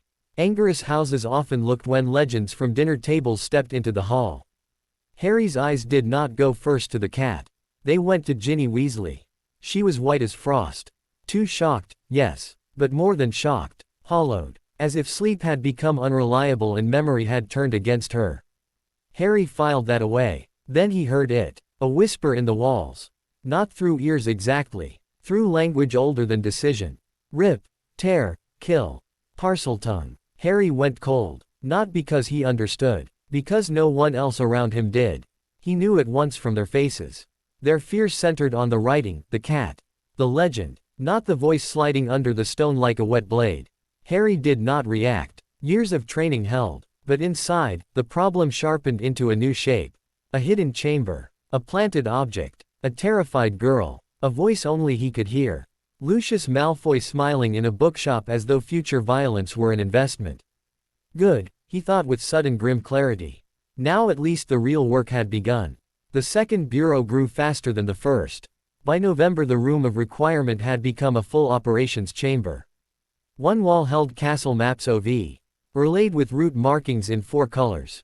Another held family trees, blood status notes, and a separate grid dedicated entirely to chamber incidents. Ginny's name appeared there more than once, though Harry had not yet told the others all of why. Hermione stood at the chalkboard with a book open in one hand. Neville sorted note slips by date with painstaking care. Ron paced badly and complained. With loyalty so intense it almost became its own form of surveillance. "There's a monster in the castle again," he muttered. "Why is there always a monster in the castle?" "Because the school is run by optimists," Harry said. Hermione did not look up. "Or traditionalists. Which is worse?" Neville, very quietly, said, "Harry hears it before things happen." The room went still. Ron stopped pacing. Hermione lowered the book. Harry looked at Neville. The boy swallowed but did not retreat. Neville Longbottom had changed over the past year. Still gentle. Still nervous. But underneath it now lay a thin reinforcing line of resolve. Like wire in soft wood. Hermione was first to speak. "You hear what?" Harry considered lying. Decided against it. "A voice," he said. "In the walls. Speaking Parseltongue." Ron's mouth opened. Closed. Opened again. "You can talk to snakes." "Yes. That seems like the sort of thing people should mention earlier." "It didn't come up." "It absolutely came up. We spent an hour last week discussing whether the chamber legend involved some kind of serpent and you said." "Hush," Hermione snapped, though her own eyes were bright with alarm and curiosity in equal measure. "When did this start?" "After the message." "What does it say?" Harry's jaw tightened. "It wants blood." That ended the room's remaining pretense of calm. Hermione sat down very slowly. Ron looked sick. Neville's hand tightened on the edge of the table until his knuckles went white. Harry let them absorb it. Then said, "I don't think the voice is the air." Hermione's head came up at once. "Why?" "Because it feels directed. Like a weapon sent through pipes, not a person wandering at random." Hermione was already thinking faster now. Harry could see it happen, fear converting into structure. "Pipes," she repeated. "The basilisk legends." Ron frowned. "The what?" Hermione was across the room and halfway through the reference shelf before either boy moved. She returned with a text so old even the cover looked judgmental. "Basilisks," she said, flipping pages. "Giant serpents. Can live absurd lengths of time if sustained magically. Eyes can kill. Reflection can wound or petrify instead. Associated with dark airs, hidden chambers, and..." She stopped. Looked up. In speaking Parseltongue, Ron made a noise halfway between disbelief and surrender. "Of course it's a giant murder snake." Neville went a shade paler. Harry moved to the map wall.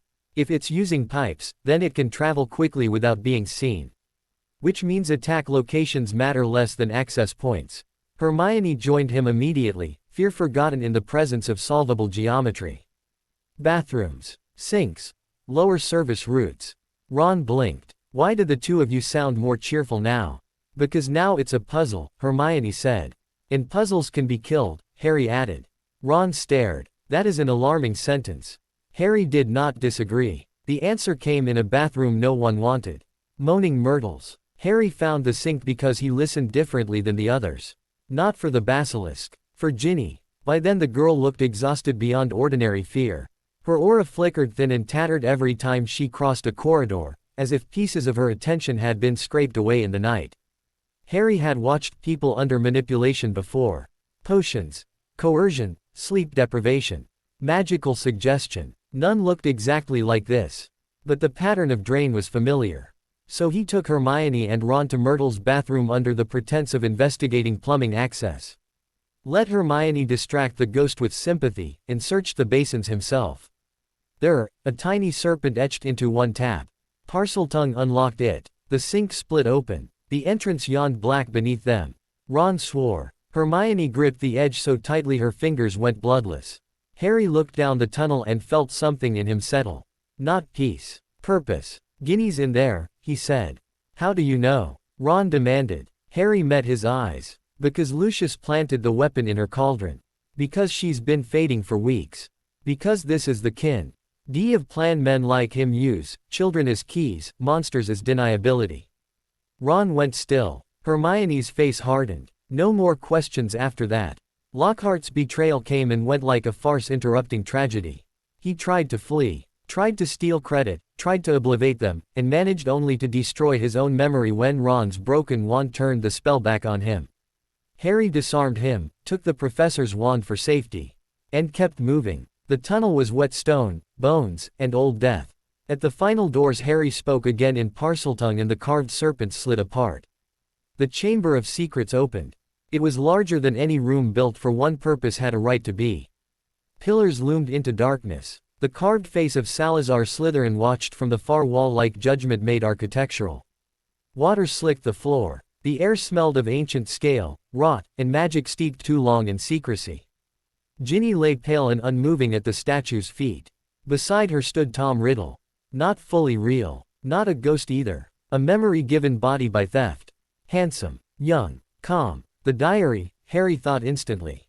Not just cursed. Anchored. Riddle smiled with the same elegance Lucius had worn in the bookshop and Voldemort had once worn before death sharpened him into uglier truth. "Harry Potter," he said, as if greeting a guest rather than a hunter. "I've been looking forward to this." Harry stepped forward. Wand in one hand, hidden bracer heavy beneath his sleeve. "You've been eating through her." Riddle's smile widened faintly. Such a severe way to phrase intimacy. Predation, then. Ron was behind him somewhere, cursing softly over Ginny. Lockhart babbled nonsense from the tunnel mouth. None of it mattered. Riddle did. He walked as he spoke, circling not like a duelist, but like a man pleased by his own narrative. "Ginny Weasley told me everything. Her fears, her loneliness, her little humiliations. How easy it was to open the chamber through someone desperate to be seen. His eyes gleamed. "You understand that sort of hunger, don't you, Harry?" Harry's face stayed still. Inside, the words hit old bruises with surgical accuracy. Cupboard. Neglect. Invisibility. Yes, he understood. That did not make Riddle profound. It made him observant. Dangerous. Then, the air shifted. A grinding hiss came from the statue. Riddle's voice turned cold with triumph. "Speak to me, Slytherin. Greatest of the Hogwarts Four." The statue's mouth opened. The basilisk came out like a living nightmare dragged through stone. It was too large for the mind at first, scale over scale, pale jaws. Eyes blind and covered only because Harry yanked his own gaze down a fraction before the full horror could lock. The creature's body rippled over the floor with cathedral-shaking weight. Cold rolled off it in waves. Ron shouted. Hermione was not there, still above, still safe, Harry thought dimly, and was absurdly grateful for it. Then the snake struck. Harry threw himself sideways. Stone exploded where he had stood. He rolled, came up low, and slashed his wand through the air. Confringo. The curse hit a pillar, showering sparks and stone. Not enough to kill. Enough to redirect. The basilisk recoiled, enraged. Its weakness, Harry thought instantly, was line of sight. Its strength was size, venom, and terror. Do not look directly. Use reflection. Use structure. Use movement. A crimson flash streaked down from above. Fox. The phoenix hit the basilisk's head in a blur of gold and scarlet, talons slashing, and the serpent roared, a deep, wet, furious sound, as the bird tore at its eyes. Blinded. Good. Very good. Riddle shouted in fury. The basilisk thrashed. Stone pillars cracked. Water sprayed across the chamber floor. Harry moved. He sprinted not at the basilisk's head but along its flank, using the coils as walls and the shattered architecture as cover. A fang the size of a dagger slammed into the floor where he had been ND stuck for half a heartbeat in fractured stone. Opportunity. Too brief. The snake ripped free and swept its tail. Harry leapt, twisted in the air, hit a fallen slab shoulder first, and barely kept hold of his wand. Pain flashed hot through his arm. Riddle was laughing now, the controlled delighted laughter of a man watching theory prove itself. He wanted spectacle. Harry denied it to him. Ron. Harry shouted. Get Ginny clear. Quote. Ron did not answer with words. He obeyed. Good. The basilisk reared again, blind head weaving, tongue tasting the chamber. It could hear, feel vibration, track heat. Harry slowed his breath and shifted right instead of left, then snapped a broken tile across the floor in the opposite direction. The serpent lunged toward the sound. Harry ran up the incline of a collapsed pillar, kicked off the top, and landed on the basilisk's neck. The world became scale, speed, and murder. The creature convulsed instantly, trying to shake him loose. Harry flattened himself low, one hand gripping a ridge of horn-hard scales, the other wrenching at the hidden bracer. The blade snapped out with a metallic hiss. Not enough to kill something this size. Enough to wound. He drove it down between scales. Black blood sprayed hot across his hand. The basilisk shrieked and slammed itself sideways into a pillar hard enough to crack stone and nearly break Harry's spine. He held on for one desperate second longer. Then a fang, loosened by impact, perhaps, or jarred free by Fawkes's blinding assault, jutted half-broken near the jawline like a fallen ivory spear. There. Harry dropped the bracer blade, seized the fang with both hands, and drove it down with everything he had into the softer tissue behind the serpent's skull. The fang punched deep. Venom flooded the wound. The basilisk went mad. Its body writhed in huge catastrophic loops, smashing columns, churning water, flinging Harry loose at last in a hail of stone fragments and blood. He hit chamber floor hard enough to lose breath and half his vision.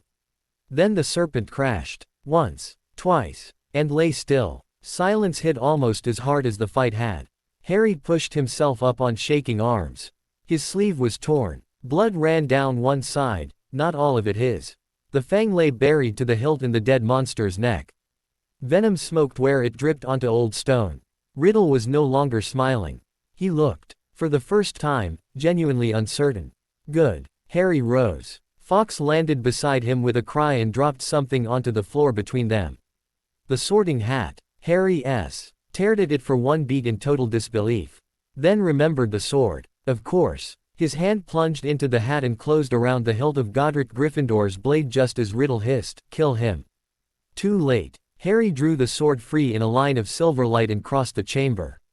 Not charging. Closing. Riddle stepped back instinctively, and in that small retreat Harry saw the truth clearly: the memory boy had power. Yes, and the diary gave him unnatural endurance, but he had not expected a fight shaped like this.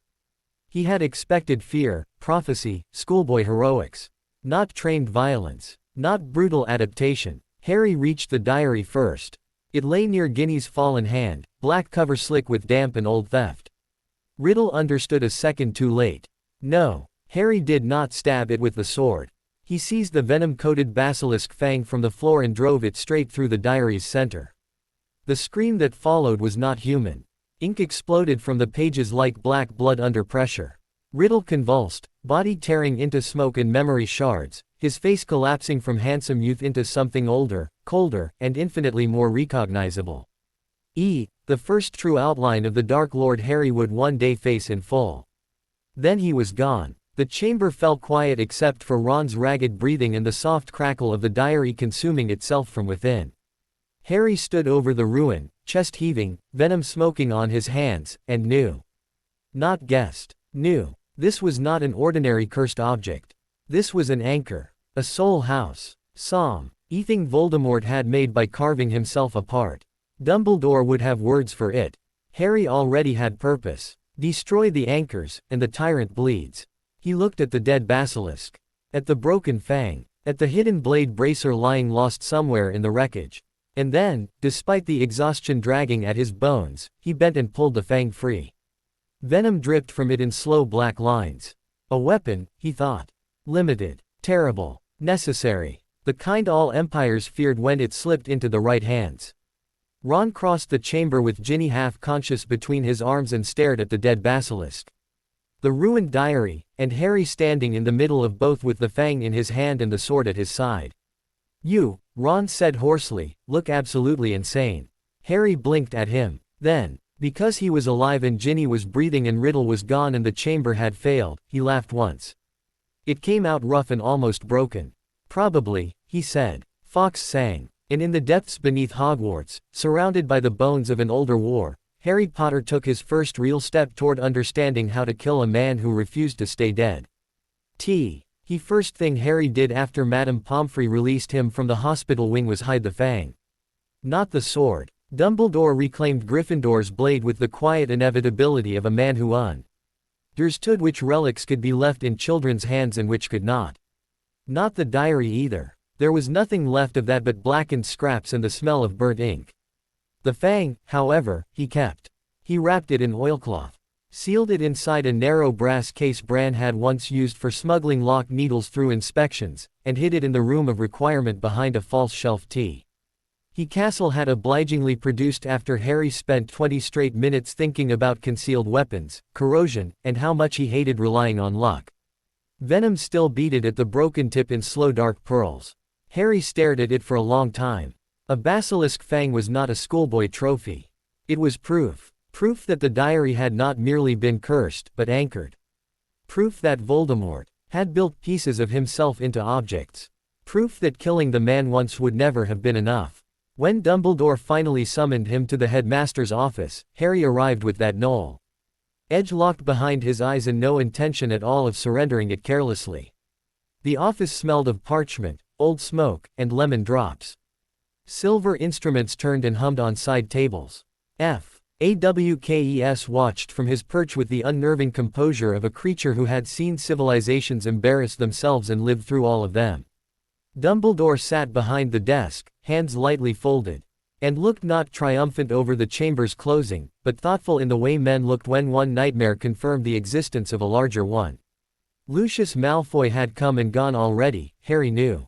Dobby had nearly vibrated apart with relief after the sock incident, and Lucius's fury at losing his house elf had been exquisite. But fury was not guilt, and in magical Britain guilt rarely mattered half so much as what could be proved. Which meant Lucius remained free. That annoyed Harry more than the basilisk had. Dumbledore gestured to the chair opposite his desk. Sit, Harry. Harry did. For a while neither of them spoke. Then Dumbledore asked, what do you believe you destroyed in the chamber? The question was too direct to be casual. Harry met the old wizard's gaze.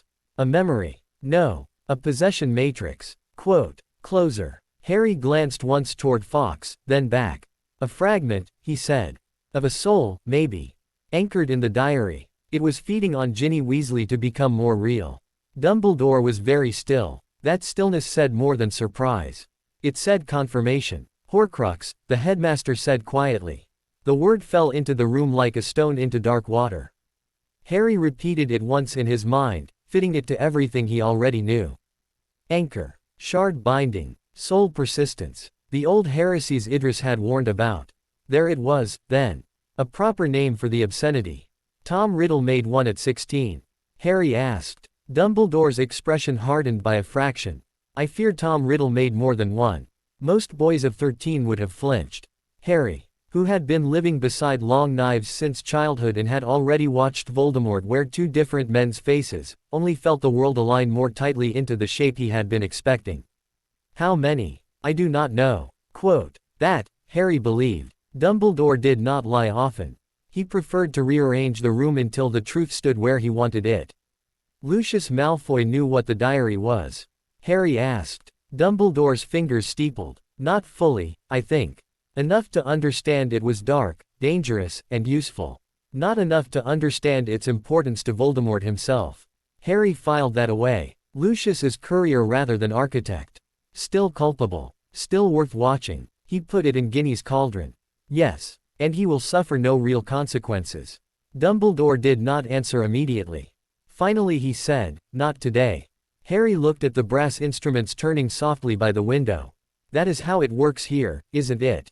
If a man has enough money, enough friends, and enough manners, he can attempt murder by proxy and still go home for supper. Dumbledore's face did not change. No, he said, that is how it works in most civilizations. Magical brie. Toyn is merely less graceful at hiding it. Harry almost smiled. Almost. Instead he said, then I would prefer not to become graceful. A different man might have praised the answer. Dumbledore did not. He only watched Harry with that old, measuring sadness and said, see that you do not become hard in the same places as your enemies while resisting them.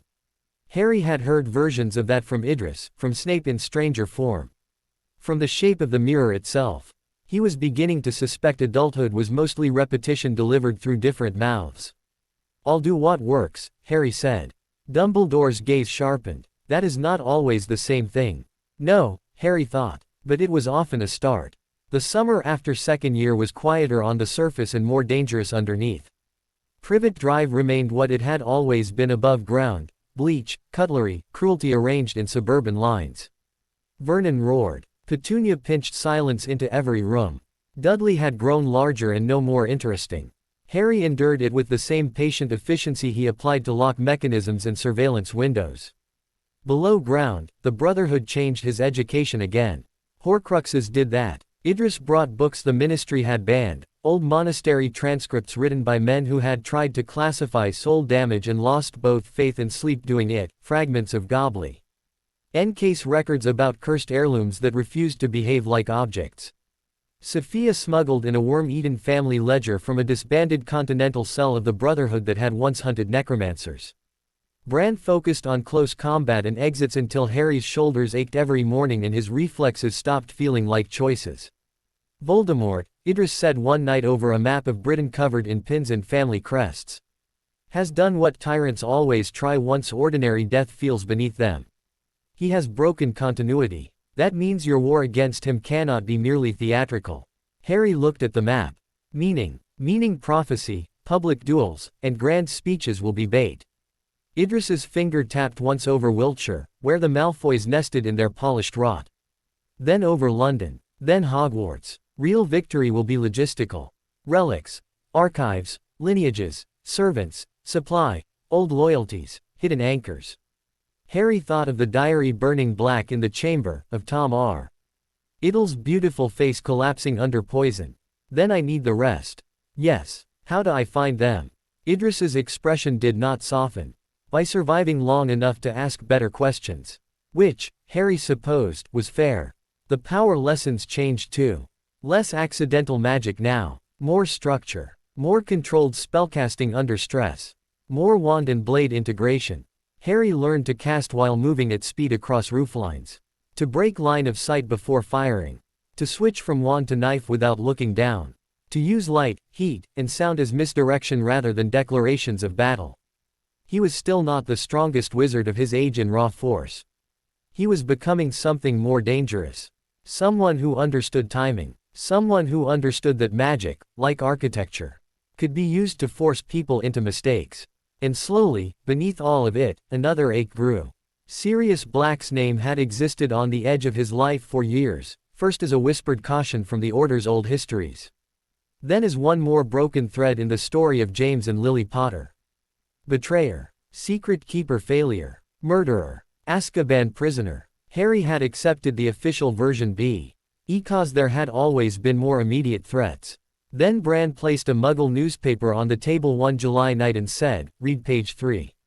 Harry did. The headline was theatrical nonsense dressed as public alarm. But the content mattered. Mass escape from Azkaban, notorious convict Sirius Black at large. The article, translated badly from Ministry-fed panic into Muggle caution, treated Black as a deranged killer possibly armed and deeply unstable. Most readers, Harry knew, would never see past the dramatic scaffolding. He was not most readers. What am I looking for? Harry asked. Idris leaned against the far wall. Arms folded. The wrongness. Harry read it again. Azkaban was supposed to be impossible to leave. Black had done it alone. 12 years caged among Dementors and he had still kept enough mind to plan an escape. If he were merely insane, that level of sustained function would be unusual. If he were more than insane, disciplined, perhaps, or driven by something sharper than madness, then the article had been built to make the public stop thinking. The Ministry's afraid, Harry said. Yes. Of what he knows. Possibly. Or who he's coming for. Idris did not answer. That silence was answer enough. Harry looked back down at the paper.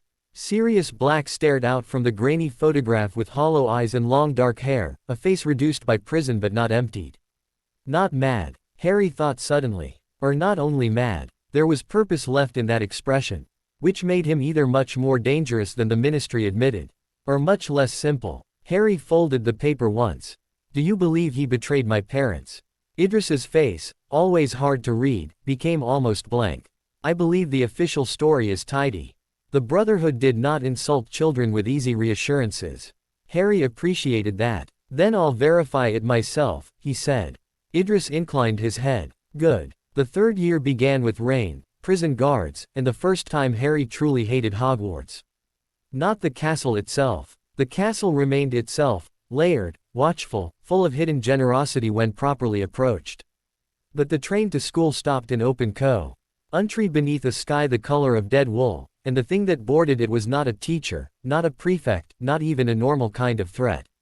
It was a Dementor. The compartment temperature dropped quickly. Ron's chocolate frog card frosted at the edges.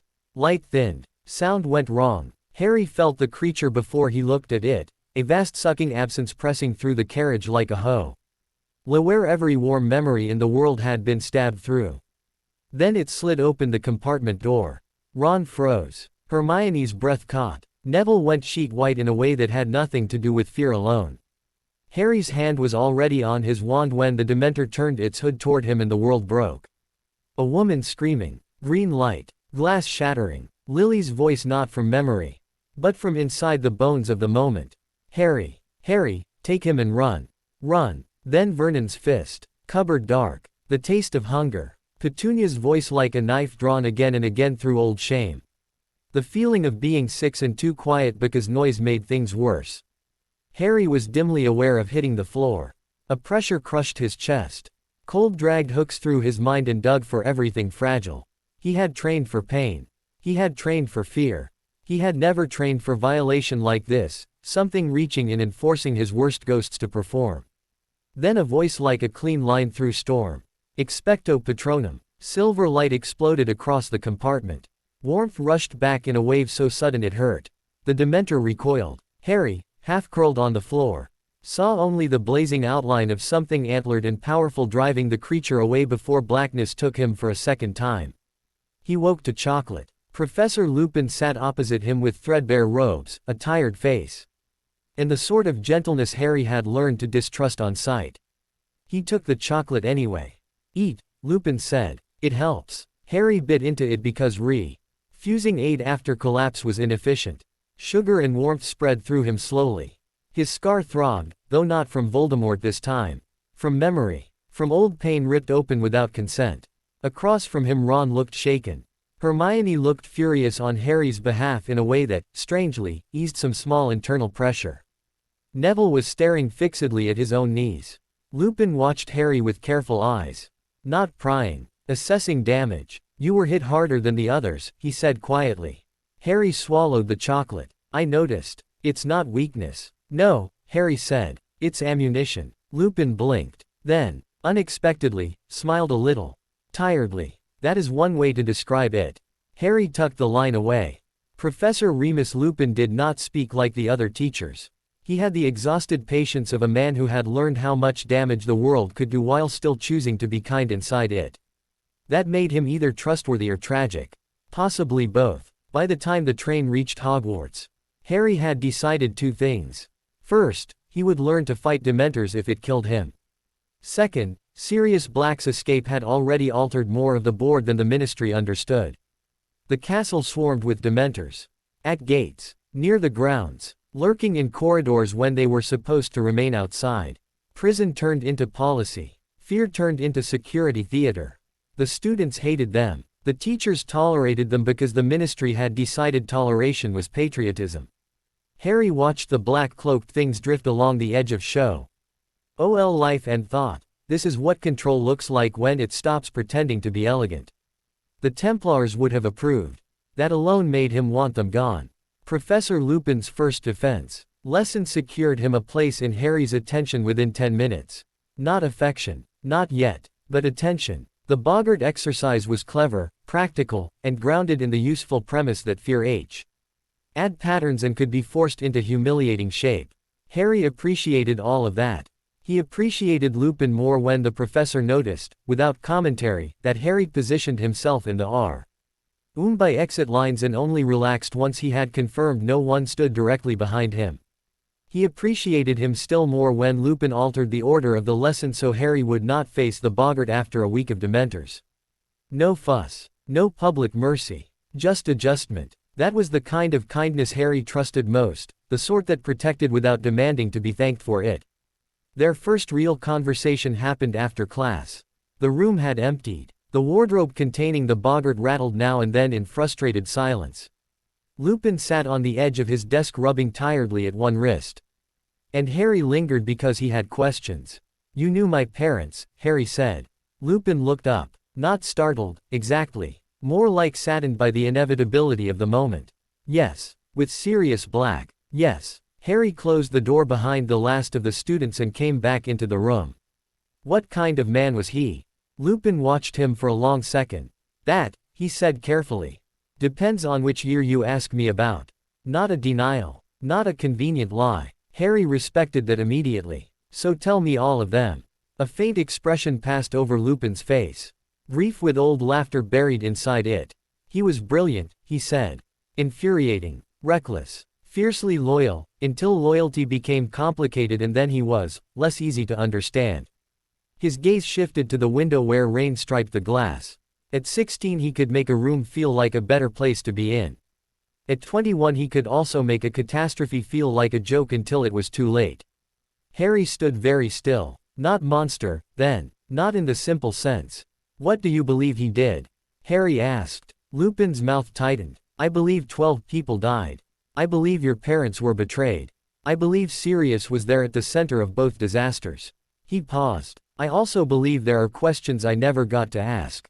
Again, not tidy. Again, useful. Harry nodded once. Thank you. As he turned to go, Lupin said, Harry. Quote. He stopped. If you want to learn the Patronus charm, the professor said, you need only ask. Harry looked back. Lupin had chosen the phrase carefully. Not if you're ready. Not if you'd like. Just an open door. That, too, Harry remembered. The bureau changed shape in third year. The room of requirement, perhaps recognizing escalating stakes, expanded on its own into something closer to a real operations center.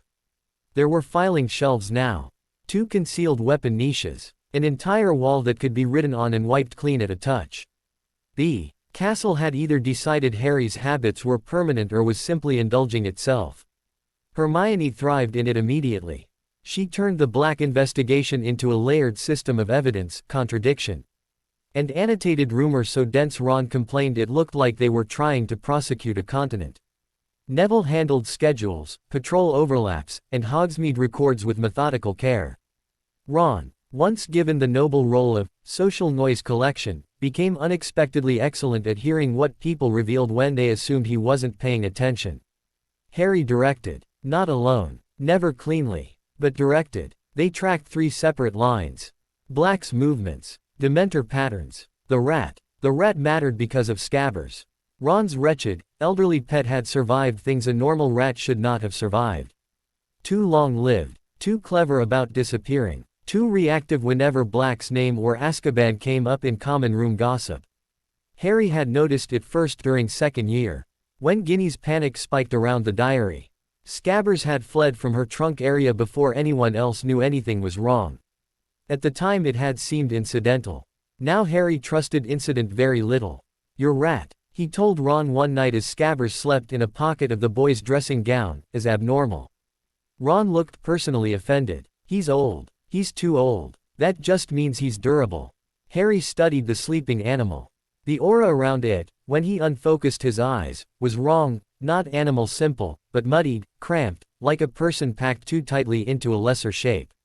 Ron followed his gaze, then clutched Scabbers protectively. "If you tell me my rat is secretly part of a murder conspiracy, I'm going to need a day." Hermione, who was reviewing old Daily Prophet archives, looked up sharply. "Actually," Ron groaned. No, actually." But Harry had already pulled one of the papers across the table. A photograph from 12 years earlier. Sirius Black in chains. Beside him on the street. Chaos, blood, and one official account of Peter Pettigrew dying bravely while accusing Black. Harry tapped the image. Pettigrew's body had supposedly been found in fragments. Not much body, though. Mostly finger. He looked at Scabbers. Then back at the clipping. Then at Scabbers again. Hermione went still. Neville whispered, "Oh." Ron stared from one to the other. Then down at the rat in his hands. "No." Harry said nothing. He did not yet know. But the shape of the possibility slid into place so neatly it made his skin prickle. The Patronus lessons nearly broke him. Lupin conducted them in secret, late evenings in an unused classroom thick with old dust and older spell residue. The professor drew the curtains, reinforced the door, ND conjured a boggart dementor one step at a time rather than unleashing the real thing at once. Even so, the first attempt went badly. "Think of something strong enough to hold against it," Lupin said. "Not merely pleasant. Protective. Anchoring." Harry raised his wand. The boggart dementor glided forward from the wardrobe, hood low, breathing cold into the room. Immediately the scream began in Harry's ears. Lily. Green light. Cupboard dark. Hunger. Vernon. Petunia. All of it, cut together by violation until memory became weapon. Expecto Patronum. Silver mist burst from Harry's wand and died 6 inches from the tip. The boggart dementor pressed closer. Harry's knees buckled. He caught himself on the desk before he fully fell, breath scraping uselessly in his chest. Lupin banished the creature at once. No anger. No disappointment. Just swift containment and the soft, practical question, "Can you stand?" Harry hated the answer. Yes, he could. Barely. The second attempt failed differently. So did the third. A month of lessons produced light, mist, half-formed pressure, but nothing stable enough to defend with. "I'm choosing the wrong memories," Harry said after nay brutal session that left his hands shaking so hard he spilled tea twice. Lupin, seated opposite him with his own cup untouched, shook his head. "Not wrong. Incomplete." Harry frowned. "You keep reaching for moments that made you happy," Lupin said. "That can work for some. But a Patronus is more than happiness. It's conviction. The memory must not only warm you. It must tell the fear in Fron. Of you that it has no right to own this ground." Harry thought about that for a long time. Then he understood. His best moments had never been soft ones. Not birthdays or jokes or sweets. He liked those, yes. But they were not foundations. The strongest thing in him was not innocence. It was chosen belonging. The tap on the cupboard wall. 3 times. Pause. Twice. A hand reaching through. Darkness, not to drag him out for punishment, but to bring him below. The first leap of faith. Sophia laughing on the rooftops. Bran's heavy hand on his shoulder after a good landing. Idris fast, ending the hidden blade bracer to his arm and saying that tools did not make the creed, choice did. Harry closed his eyes. The memory came not as a picture, but as a shape in the chest. A line driven down into earth. A certainty that he had not been left entirely alone. He raised his wand again. The boggart Dementor flowed toward him. Cold rushed in. Lily screamed. The cupboard shrank. Vernon roared. And Harry said, "Clear and level, expecto patronum." Silver light exploded outward. Not missed this time. Form. A great stag burst from his wand in a rush of moon-bright force, antlers like branching knives. Hooves striking sparks off stone as it charged the boggart Dementor full in the chest and drove it back across the room into nothing. Silence crashed down. The stag stood betway. And Harry in the empty space where fear had been, chest heaving with light, then dissolved into drifting silver. Harry lowered his wand very slowly. Lupin was staring at him. That, the professor said after a long moment, was not beginner's luck. Harry's heart hammered. He felt shaky and strangely raw, but upright. It wasn't happiness, he said. Lupin's expression softened. No, he agreed. It wasn't. Harry looked at the empty room, the dust, the still open wardrobe, the places fear had just failed to take. It was home. Lupin blinked once. Then, so quietly Harry almost missed it, he said, "Good." The truth came in the shrieking shack. As so many truths did at Hogwarts, it arrived by violence, weather, and poor timing. Scabbers vanished. Crookshanks behaved like a co-conspirator.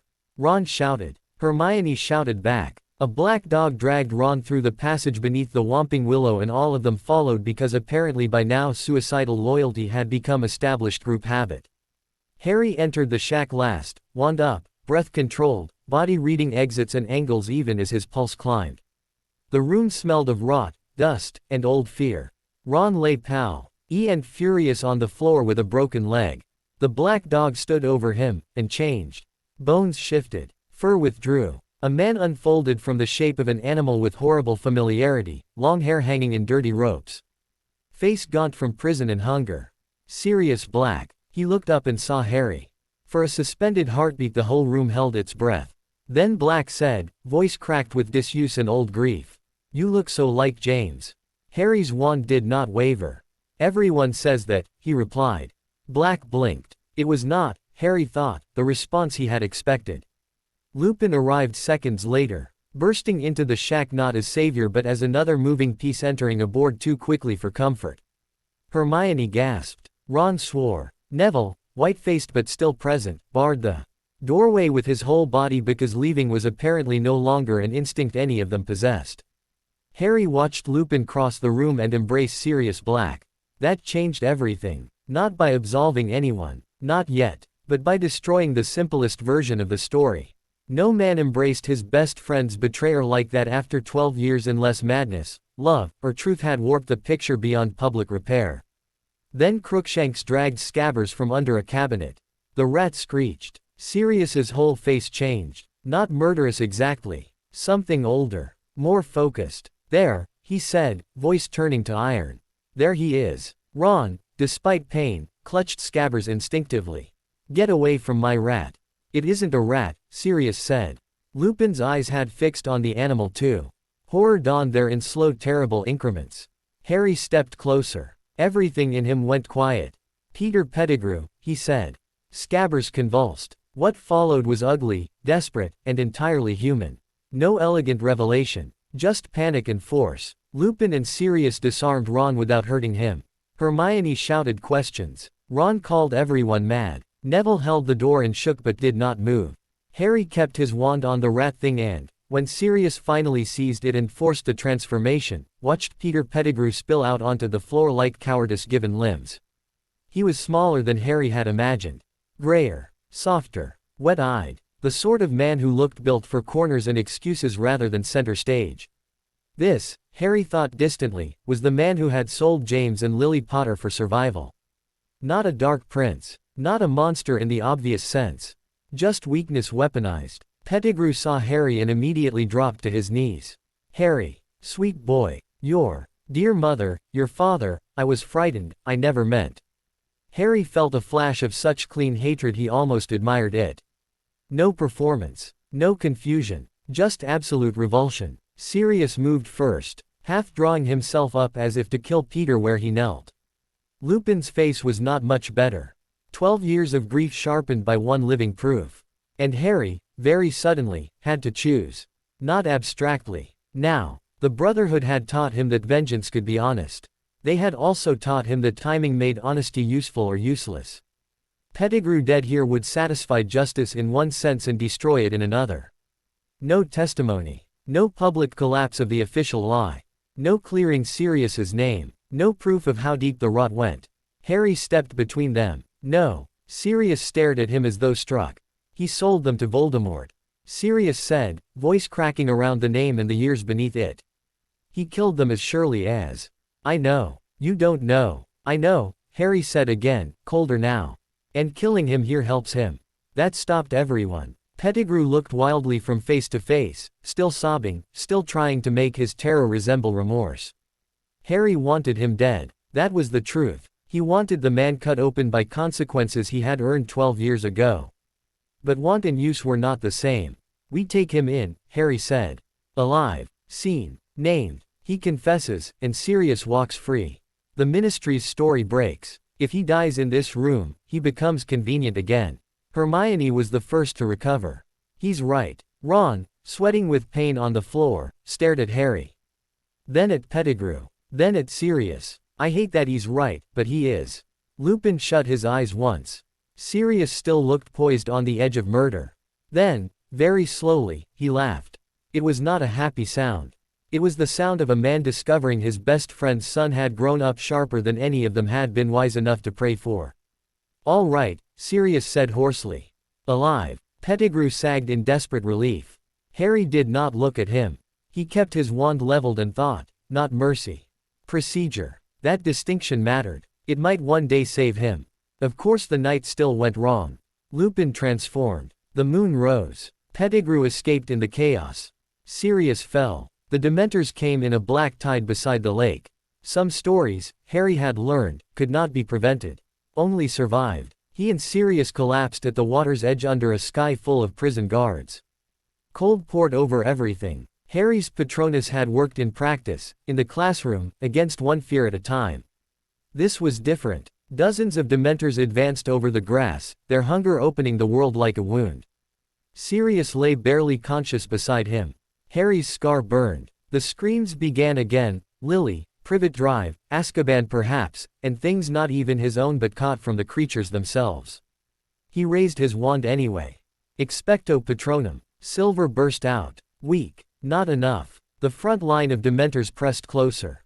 Harry staggered. Almost dropped. The scream in his head became unbearable. Then, across the lake, he saw it. A figure. Bright and indistinct in the mist. Standing with absolute certainty on the far bank. A wand raised. And from it a Patronus unlike anything Harry had ever seen before, vast, blazing, antlered beyond reason.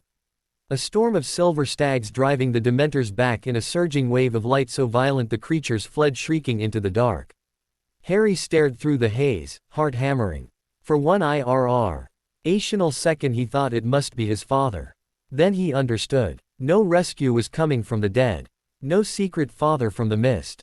It was him. Time twisted, future shifted, impossible by no RMAL logic and yet entirely within the sort of twisted, dangerous magic the night had already proven willing to host. Harry pushed himself upright on shaking legs. The memory of the future, of seeing that figure, locked into place. He knew what to do because he had already seen himself do it. He ran to the far bank. Turned. Raised his wand. And this time when the Dementors swept over the lake. When every grief in his life and Sirius's life and perhaps half the castles tried to tear him open from the inside, Harry planted his feet, thought of the tap on the cupboard wall, the leap of faith, the Brotherhood below Privet Drive. Ron dragging him through trouble, Hermione furious enough to become loyal, Neville standing when fear said kneel, and Sirius Black breathing because Harry had chosen truth over vengeance. And shouted, Expecto Patronum. The stag that erupted from his wand was colossal. Not a charm now. A declaration. Silver antlers carved through the dark. Hooves of light smashed the cold apart. The Patronus charged over the lake and broke the Dementor line so completely the creatures fled like torn smoke, their hunger scattered by something stronger than fear, stronger than innocence. Chosen will. Harry held the spell until the last black shape vanished into distance. Then he dropped to one knee, shaking, lungs burning, and laughed once in disbelief at the impossible proof of it. Home, he thought wildly. Still home. Even here. Sirius did not get justice. Not fully. The Ministry arrived late, stupid, and convinced of its own conclusions as usual. Pettigrew slipped through fingers and narrative alike. Sirius escaped only because Harry, Hermione, and a time-turner turned procedure into sabotage with enough precision to outmaneuver adults who mistook rules for control. But not everything was lost. Truth had shape now. Not public shape. Not yet, but real. Sirius was innocent of betraying James and Lily. Pettigrew lived. Lupin had not lied. The Ministry's version of history had cracked. That mattered. Before Buckbeak carried Sirius into the storm-dark sky, Harry stood in the shadow of the tower with the man for one brief impossible minute. Sirius looked better on the edge of escape than he had in any room at school, still gaunt, still haunted, but alive now with motion and purpose. You stopped me, Sirius said. Harry knew he meant in the shack. Yes. A ghost of a smile touched Sirius's mouth. James would have punched first. Then it's fortunate I'm not James. Sirius laughed softly at that, and grief flashed through it so openly Harry almost looked away. You have Lily's eyes, Sirius said. And neither of their restraint. I'll take that as a compliment. It is. Sirius stepped closer. Sirius now. Listen to me. Pettigrew will run to Voldemort if he can. Whatever game is being played is larger than this year, larger than school. Trust Lupin when you can. Be careful with Dumbledore even when he means well. And if you ever need. He stopped. Because neither of them quite knew what could be offered from a fugitive on a hippogriff at midnight. Still, the sentence existed. That was enough. Harry nodded once. I know. Sirius studied him for one last beat. Then, with an expression somewhere between pain and pride, he climbed onto Buckbeak's back. As the hippogriff launched into the storm, Harry stood alone beneath the tower and watched the only blood family tie left to him vanish into cloud. He did not feel abandoned. Not this time. That, more than anything, surprised him. When term ended, the bureau wall in the room of requirement held a new heading in careful black script. Year 3, Lessons. Hermione had written it. Ron had spilled ink on the corner and claimed it was tactical camouflage. Neville had straightened all the note pins twice. Underneath, Harry added the final lines himself. Official stories are often designed, not discovered. Cowardice can do more damage than hatred. Mercy is not softness when truth still needs a witness. Patronus equals home chosen, not inherited. Sirius Black, ally. Fugitive, unfinished. Peter Pettigrew lives. Therefore Voldemort's return remains active possibility. He capped the ink and stepped back. Third year had given him no neat victory. No dead enemy. No ministry reform. No public absolution for the innocent. Only fragments, escapes. And one more proof that magical Britain would rather preserve a useful lie than face the machinery beneath it.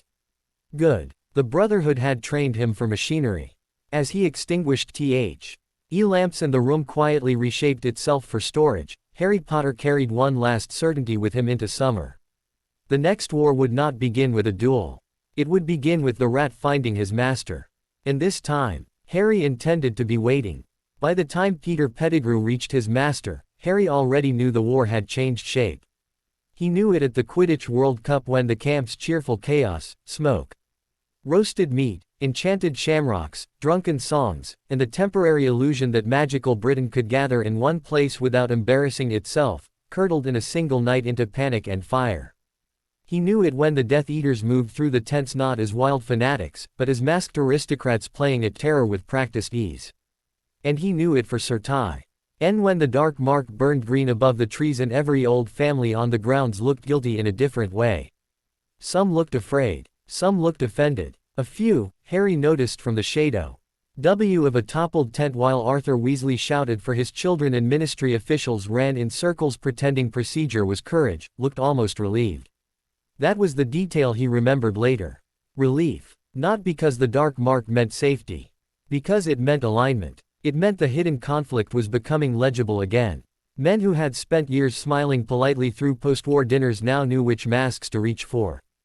Harry stood beside Hermione and Ron in the dark while emerald fire stained the campsite and felt his scar pulse once, sharp and deliberate, like a far-off knock through old walls. Not here, he thought. Not Voldemort himself. But the wake of him. The pressure front. Sirius's warning from the tower sharpened in his mind. Pettigrew will run to Voldemort if he can. He had. Which meant every quiet month since third year had been a lie told by distance. Hermione was the first to speak once the immediate chaos had passed and the three of them had reconvened. Ned at the edge of the woods with ash in their hair and fear disguised as breathlessness. That wasn't random. No, Harry said. Ron looked sick. The Death Eaters. The mark. You think you know who? I think, Harry said carefully. That someone wanted to remind old allies and old enemies that the war isn't buried. And I think they chose a place full of ministers, foreign guests, and rich families because theater matters. Hermione's face hardened. Then this was political. Everything is political, Harry said. The difference is whether people admit it while they're doing it. He glanced back once toward the dissolving green skull over the forest. Someone had conjured the mark after the attack. Winky had been blamed. Barty Crouch had looked like a man whose control was fraying thread by thread. Ludo Bagman had talked too much and said too little. Lucius Malfoy had vanished into the respectable fog exactly when respectable men always vanished. Useful. The Brotherhood had taught Harry that when a society panicked, it did not become honest. It became visible. The summer debrief beneath Privet Drive lasted 3 nights. Idris spread the World Cup over the table in fragments, press clippings. Brotherhood reports, ministry statements, foreign gossip, family movement charts, and a rough sketch of known Death Eater lines that looked less like a social web than a disease diagram. Pettigrew has reached him, Idris said. Harry did not ask how he knew. The Brotherhood rarely claimed certainty without cost. Then Voldemort is still weak, Harry said. Yes, too weak for open action. For open rule, Idris corrected. Not open action. There is a difference. Sophia, seated cross-legged on a side table with a mug of tea balanced on one knee, added, ACR. IPP-led tyrant is often more dangerous than a healthy one. Healthy men think in systems. Dying men think in shortcuts. Harry looked down at the map of movement between families, estates, and ministry offices. Then the shortcut is political destabilization. Partly. Idris tapped once over Hogwarts. And partly access. Harry's gaze lifted. Idris held it. Something is being arranged around the school. That made sense almost immediately. Hogwarts was secure, symbolic, and crowded with both children of influence and old magic too deeply embedded to relocate. If Voldemort wanted leverage before strength, it was the ideal stage. What kind of arrangement? Harry asked. Idris's expression stayed unreadable. One with foreign visitors, public ritual, and enough ceremony to hide a blade inside. The answer arrived by all 2 weeks later. The Triwizard Tournament would be returning to Hogwarts. Harry read the letter twice in the kitchen at number 4 while Vernon complained about bills. Petunia pretended not to listen. And Dudley tried to steal toast from his own plate as though he had personally invented greed. A tournament. International delegations. Ancient schools. Political pageantry disguised as youthful competition. Yes, Harry thought. That would do nicely. Not for safety. For bait. 4th year greeted Hogwarts with dragons at the perimeter and lies in the staff lineup. The dragons came first, hidden badly enough that half the older students had a theory by the end of the first week. Harry noticed them by scent before Hagrid ever hauled him illegal.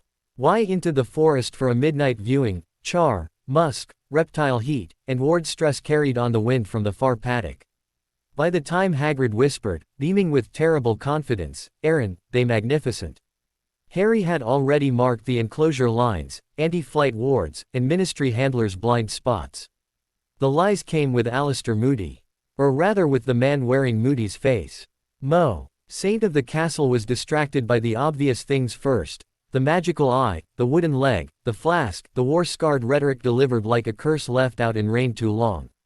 Students called him frightening. Teachers called him practical. Dumbledore called him necessary. Harry called him wrong. Not immediately. Not conclusively. Just wrong. The real Moody, at least the version preserved in Brotherhood notes, Order rumors, and wartime recollection, was supposed to be viciously alert, unpredictable, and incapable of allowing a room's danger profile to sit still for more than 10 seconds.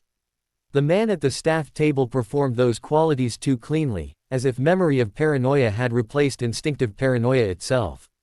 That would have meant little to anyone else. To Harry it meant everything. He watched Moody through the first week of lessons and found details that refused to settle. The man's caution turned on and off depending on audience. His eye roamed brilliantly when people were watching him be legendary and less efficiently when he thought no one significant cared. He was too interested in Harry.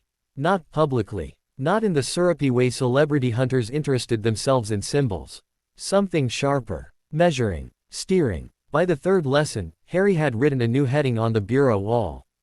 Moody, verify. Hermione read it in silence, arms folded. You suspect everyone older than 14. That isn't true. Ron, flopping into a chair with the gracelessness of someone born for comfort rather than stealth, snorted. Name 3 adults you don't suspect. Harry considered, then said, Professor Sprout, Madame Pomfrey, possibly Professor Flitwick. Ron threw up his hands. Hopeless. Neville, who had grown into himself in strange, stubborn increments over the last year, set down a fresh stack of notes. Moody used the Cruciatus curse in class, he said quietly. Harry looked at him. Neville's face stayed composed with visible effort. Not on anyone, but he explained it like he knew exactly how long people lasted. That sharpened the room. Hermione closed the ledger in her hands. Teachers aren't supposed to demonstrate unforgivables. No, Harry said. They're supposed to normalize them selectively if they want a room ready to accept extraordinary methods later. Ron frowned. That sounded deeply sinister. It was, Hermione said. Harry moved to the map wall and added another line under Moody's name. Conditioning through spectacle. The tournament had not even begun. Already the castle was being taught which kinds of fear to excuse. The arrival of Beauxbatons and Durmstrang turned Hogwarts into a court pretending to be a school. Students dressed it up as excitement. Professors called it cultural exchange. The ministry called it diplomacy. But beneath the banners, the feast, and the forced civility, Harry saw something older and less charming. Bloodlines meeting bloodlines. Institutions measuring each other's heirs. Potential future alliances dressed in silk and competition. Beauxbatons arrived like a demonstration of grace weaponized into discipline. Even their carriage seemed to glide with polished threat. Durmstrang arrived like an axe head carried into chapel, dark wool, iron posture, Karkaroff smiling with all the sincerity of a safecracker posing as a priest.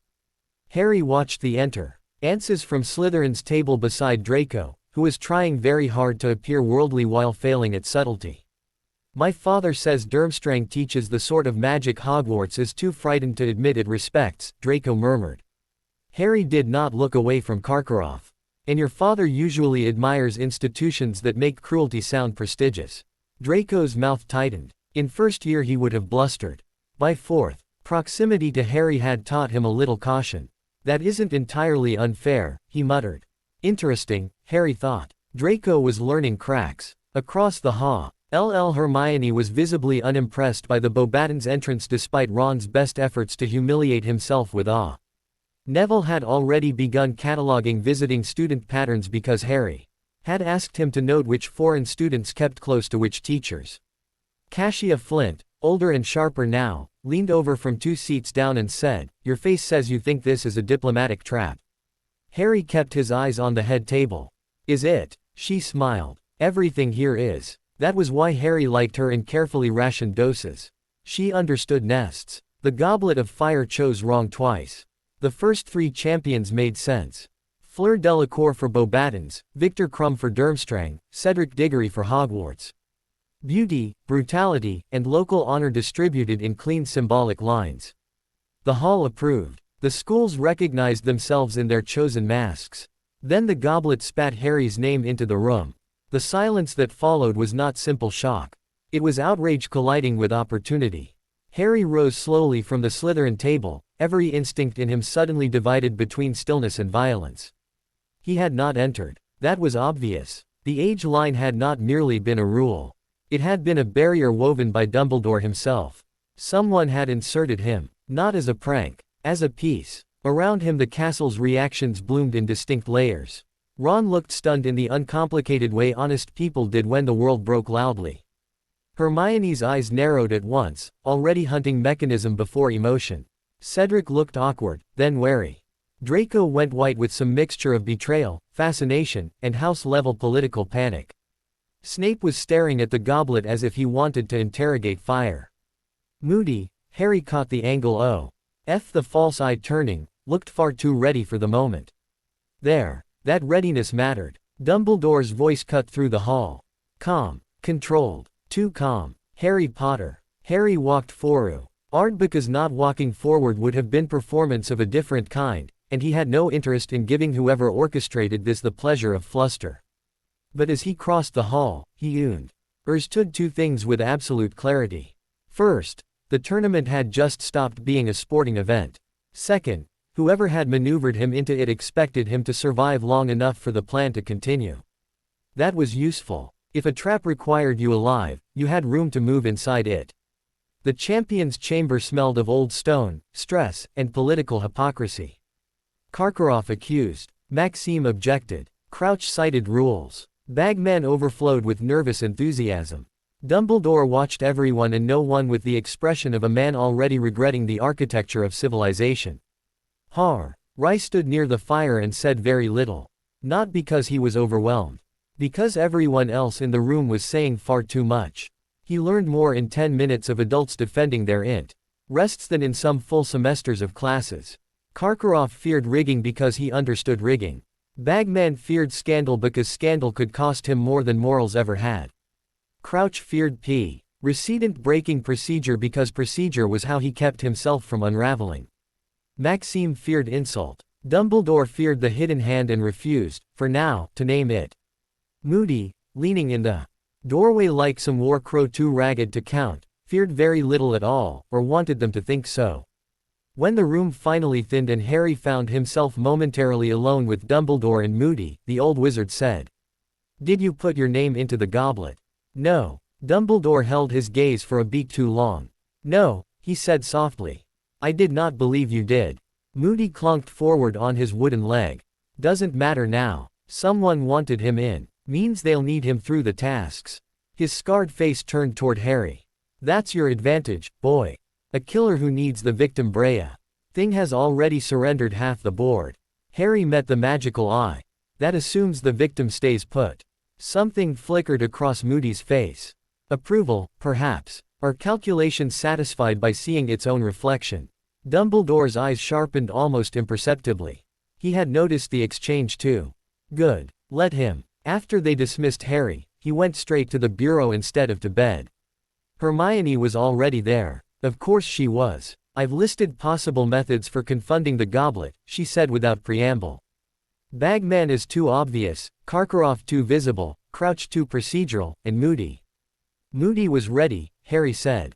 Hermione froze. Ready how? He behaved like the trap succeeding nearly confirmed a preferred timeline. Ron came in behind them with Neville. Both carrying armfuls of books because apparently panic now translated directly into research logistics.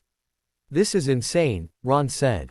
"Everyone thinks you cheated." "Yes. And you didn't." "No. And you're calm." "No." Harry said. "I'm organized." Hermione, grimly satisfied, handed him a fresh quill. The bureau wall gained a new heading that night. Triwizard equals extraction path conditioning sequence public cover.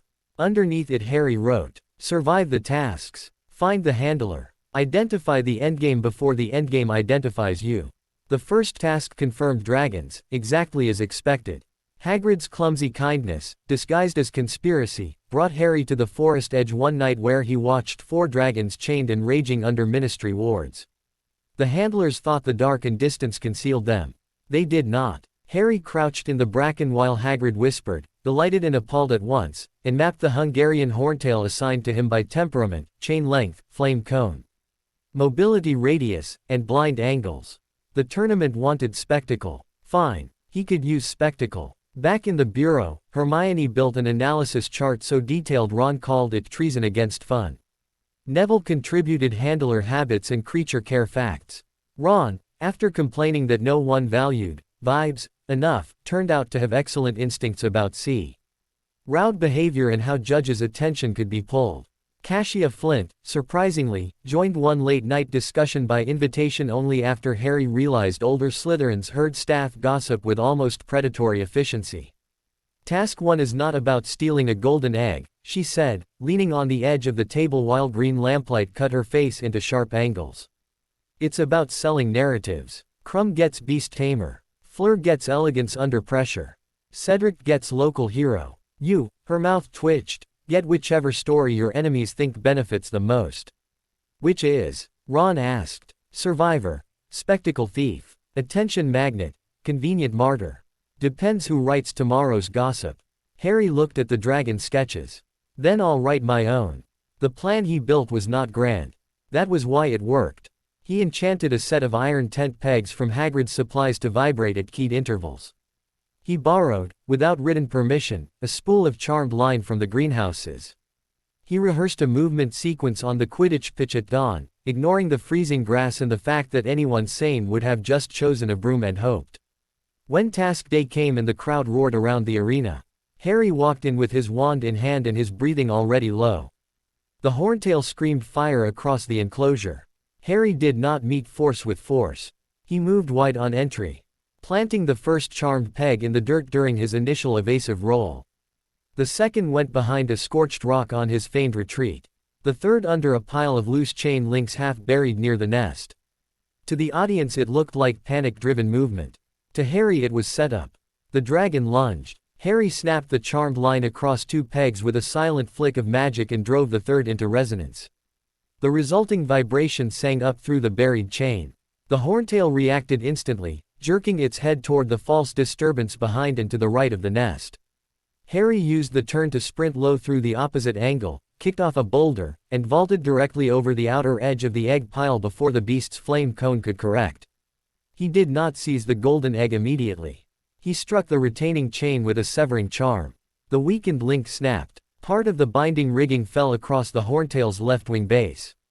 The dragon roared, half stumbled, and had to choose between tearing itself free and pursuing the moving target already leaving its reach.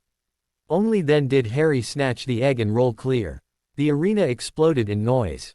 To the judges it looked breathtaking, improvised, barely survivable.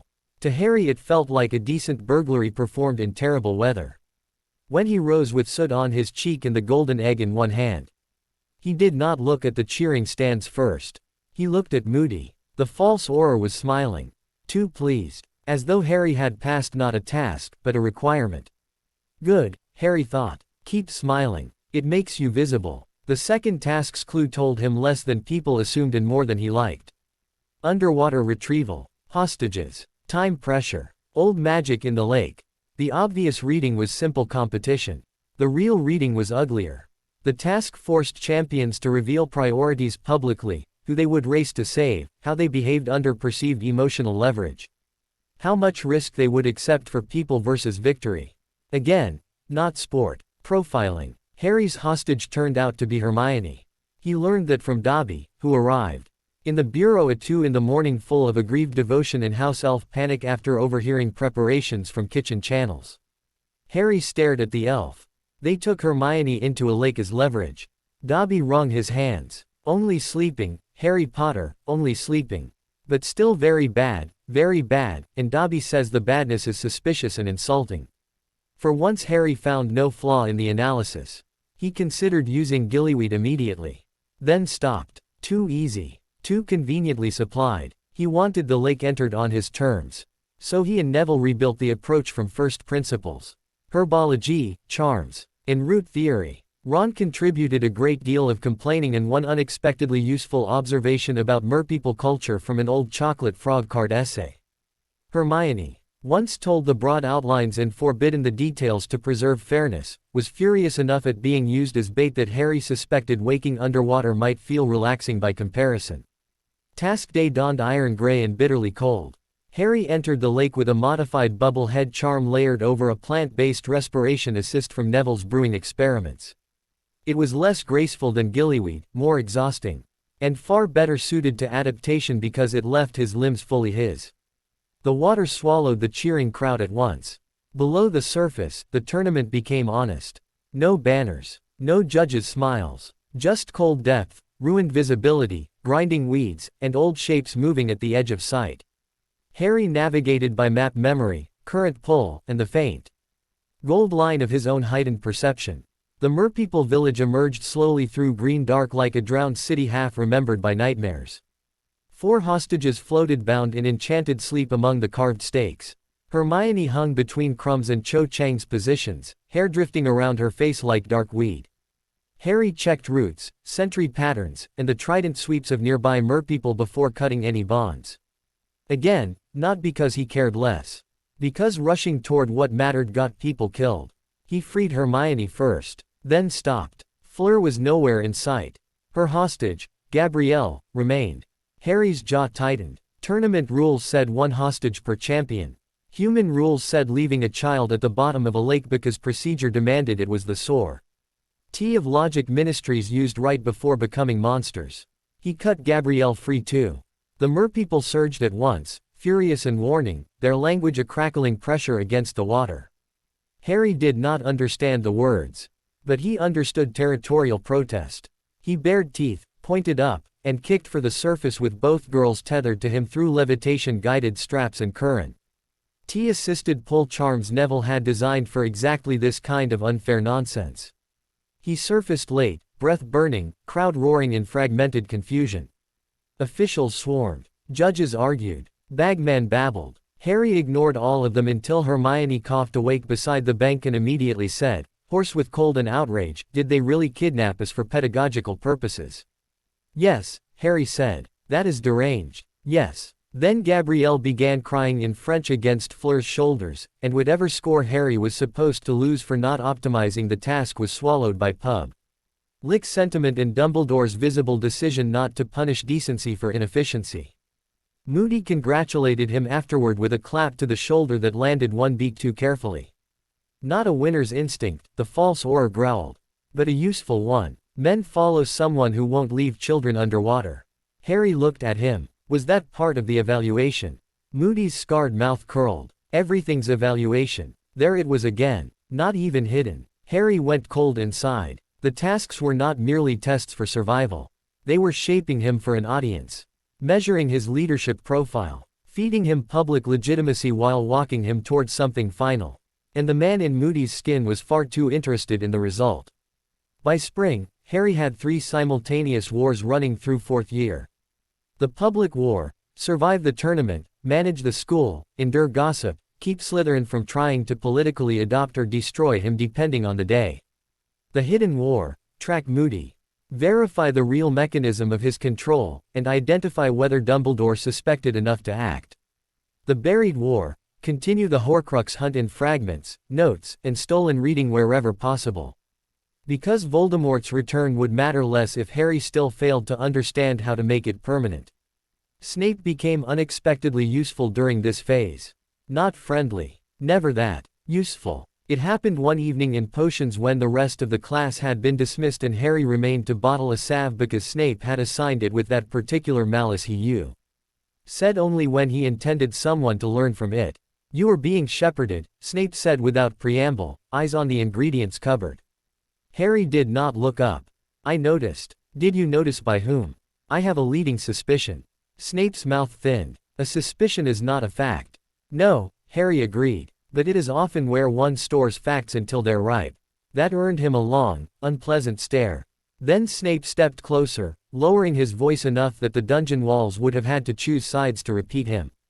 Moody's habits are wrong, he said. His paranoia is theatrical, his interventions selective. And his interest in your progress grotesquely intimate. His black eyes flicked to Harry's potion, then back. If you are foolish enough to continue surviving, do so while watching the hand that helps. Harry held the gaze. You've verified something. I have verified that I dislike coincidences. That, translated from Snape, meant yes. Harry corked the final vial. And Dumbledore. Believes in waiting one move too long for confirmation if the alternative is accusing an ally. Harry absorbed that. Useful. Infuriating. Familiar. As he turned to go, Snape added, Mr. Potter. Harry paused. If a man is building you into the center of a ritual, Snape said softly, he will spend months teaching you to walk there willingly. No dramatic emphasis. No flourish. Just the line dropped like acid on stone.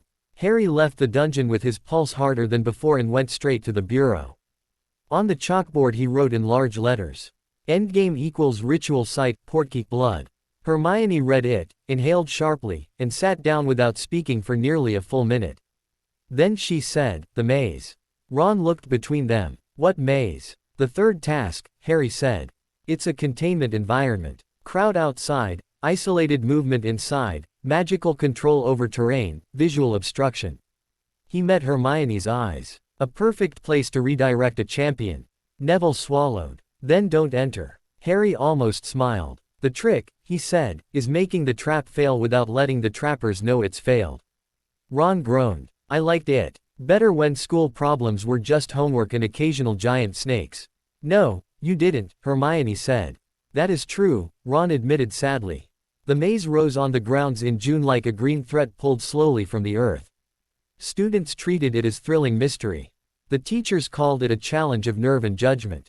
Harry walked its perimeter twice at dusk and recognized it immediately for what it was, a moving fortress built to separate targets from witnesses. Hedges 12 feet high, acoustic dampening, vision denial, shifting route enchantments. Perfect. He spent the week before the task quietly doing what he had always done best. Preparing exits. He charmed 2 pebbles to pulse with locator heat if separated beyond a certain distance, one stayed in his sleeve. One he gave Hermione with instructions she hated and obeyed. He braided a thin wire of Brotherhood-treated silver into the seam of his robe cuff to act as a ward thrill indicator. He concealed a basilisk-fanged splinter inside his boot, not enough to change a war, enough to change one terrible second if needed. Most importantly, he rehearsed refusing momentum.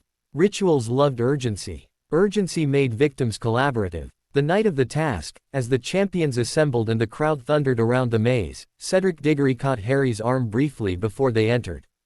Whatever happens in there, Cedric said. We get through it clean, yes. Harry looked at him. Cedric's aura burned steady bronze, honor, nerves, real courage without much guile. Hufflepuff's best version, Harry thought.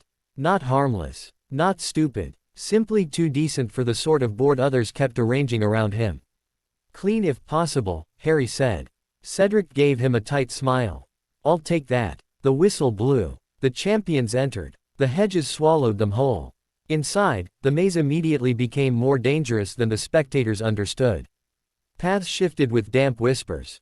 Red sparks from distant curses flashed and vanished. A Scroot crashed through one junction like bad policy given legs. Harry moved low and patient, taking no obvious route longer than necessary, marking turns with style. NT touches and heel pressure instead of visible signs. Moody's magical eye, he suspected, could see through walls or most things pretending to be walls. Fine. Then let Moody watch exactly what he expected, Harry surviving, adapting. Drawing closer. A blast-ended Scroot forced Harry to climb one hedge section rather than burn spell power at range. A boggart in mist form tried to become a dement. Orin failed when Harry's Patronus exploded it out of existence with more force than necessary. Crumb appeared once around a blind angle, eyes glassy, moving wrong. Controlled. Enspelled. Harry disarmed and stunned him rather than escalate. Then marked the spot mentally for later recovery. Someone was thinning the field. Of course they were. He found Fleur unconscious near a crushed hedge wall. Cedric found him near the center. For one brief minute the two of them stood in a shallow clearing while the maze breathed and shifted around them, both hearing the same distant pulse from ahead. The Triwizard Cup gleamed at the far end of the next corridor. Too easy. Harry felt the silver thread in his cuff go cold. Ward trigger. There. Cedric looked at the cup, then at Harry.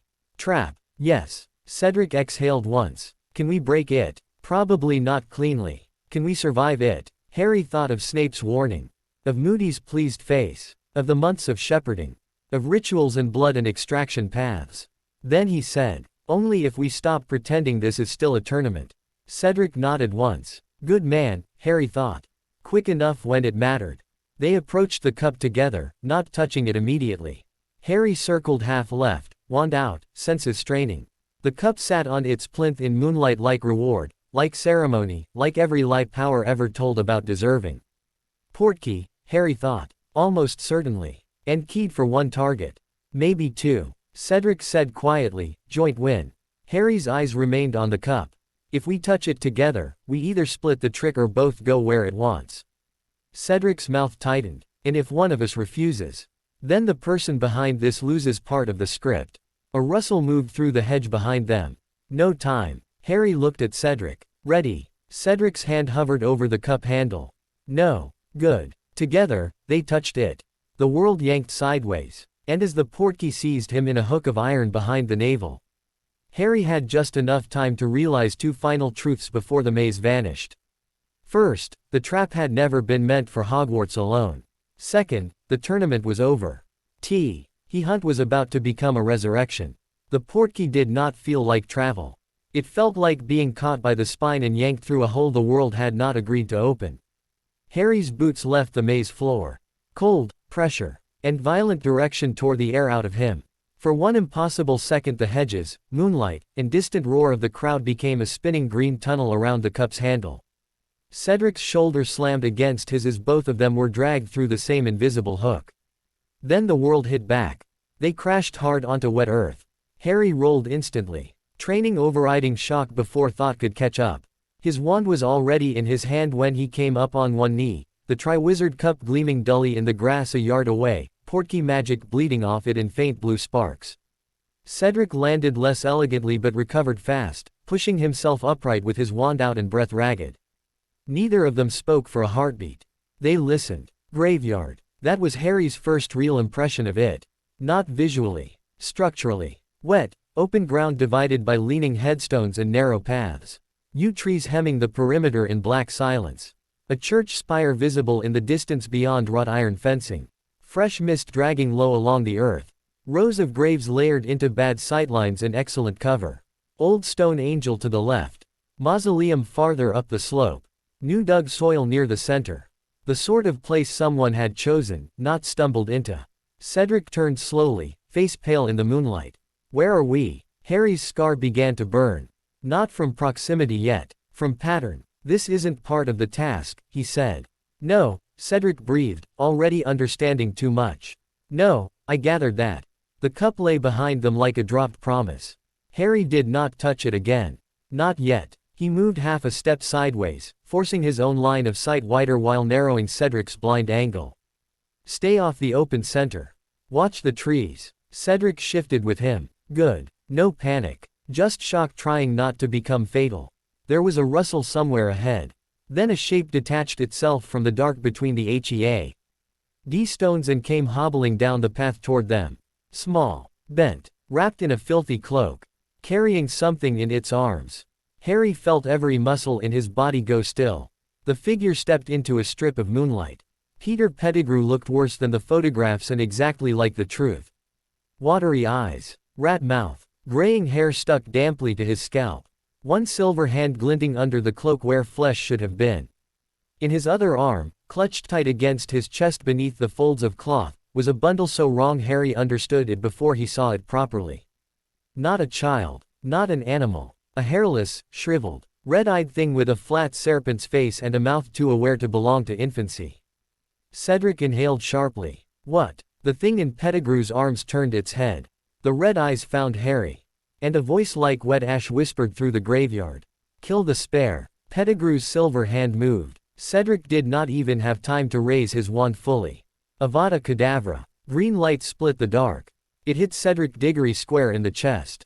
Harry saw the impact. Saw the impossible stillness that followed.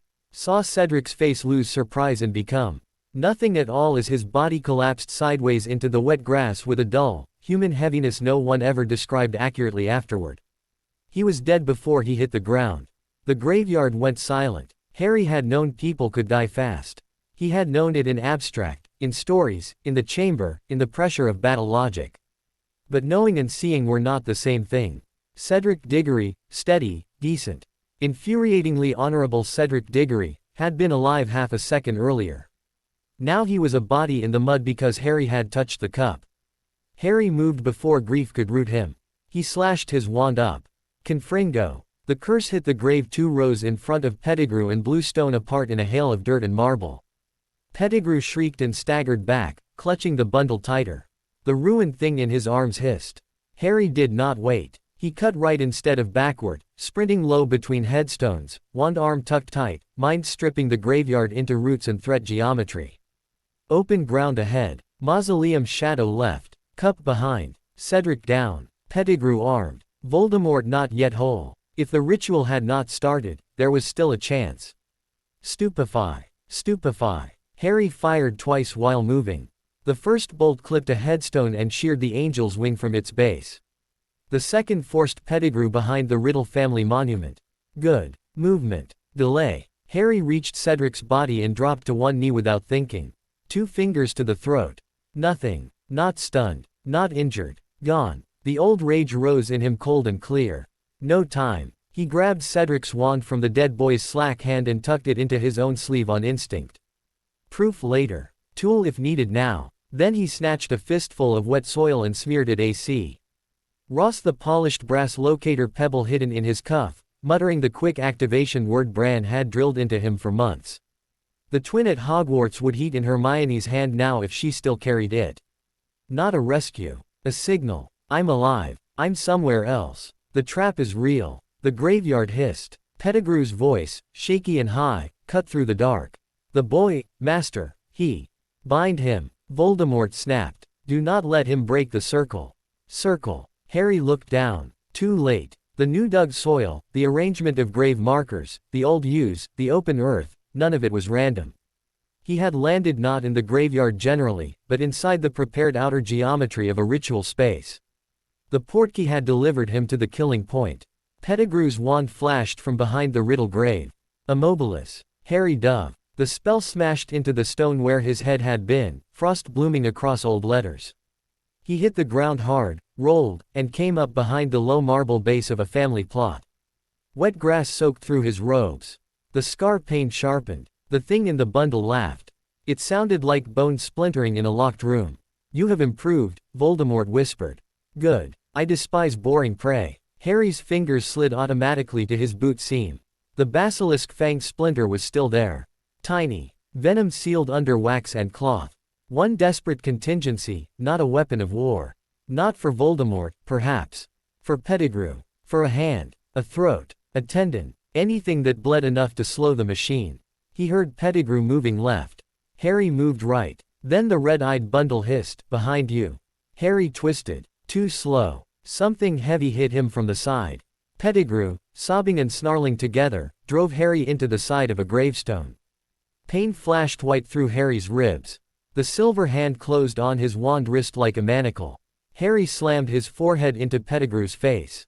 Bone cracked. Pettigrew yelped. Harry drove the fang splinter upward from his sleeve toward Pettigrew's neck, and the silver hand caught his wrist 2 inches short. The wax cracked under pressure. A bead of black venom rolled down the fang's edge. Pettigrew saw it. His face went gray. Harry head butted him again, harder, and slashed sideways. The venom-tipped splinter scored Pettigrew's forearm just below the elbow. Pettigrew screamed. Not a human scream. Something higher, rawer, full of immediate animal understanding. The flesh around the cut blackened at once. Harry tore free. Then Voldemort spoke a single word in a voice full of old magic and murder. Hold. It hit like invisible iron. Harry's limbs locked. Not total petrification. Worse. A targeted binding curse that pinned the body while leaving sensation cruelly intact. He crashed onto one shoulder in the mud, muscles fighting commands they could not obey.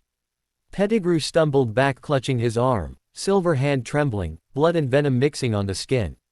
My arm, Master. Cut above it, Voldemort said. Pettigrew stared. Now, still sobbing, Pettigrew slashed his own sleeve, drove a knife through flesh above the wound, and carved a wild raw GGED line through the poisoned skin to contain the spread. Harry watched, helpless, and filed away the lesson with sick precision. Voldemort feared basilisk venom enough to spend servant flesh stopping it. Useful. Very useful. Bring him, Voldemort whispered. Pettigrew lurched forward, panting, half-mad with pain, and seized Harry by the front of his robes.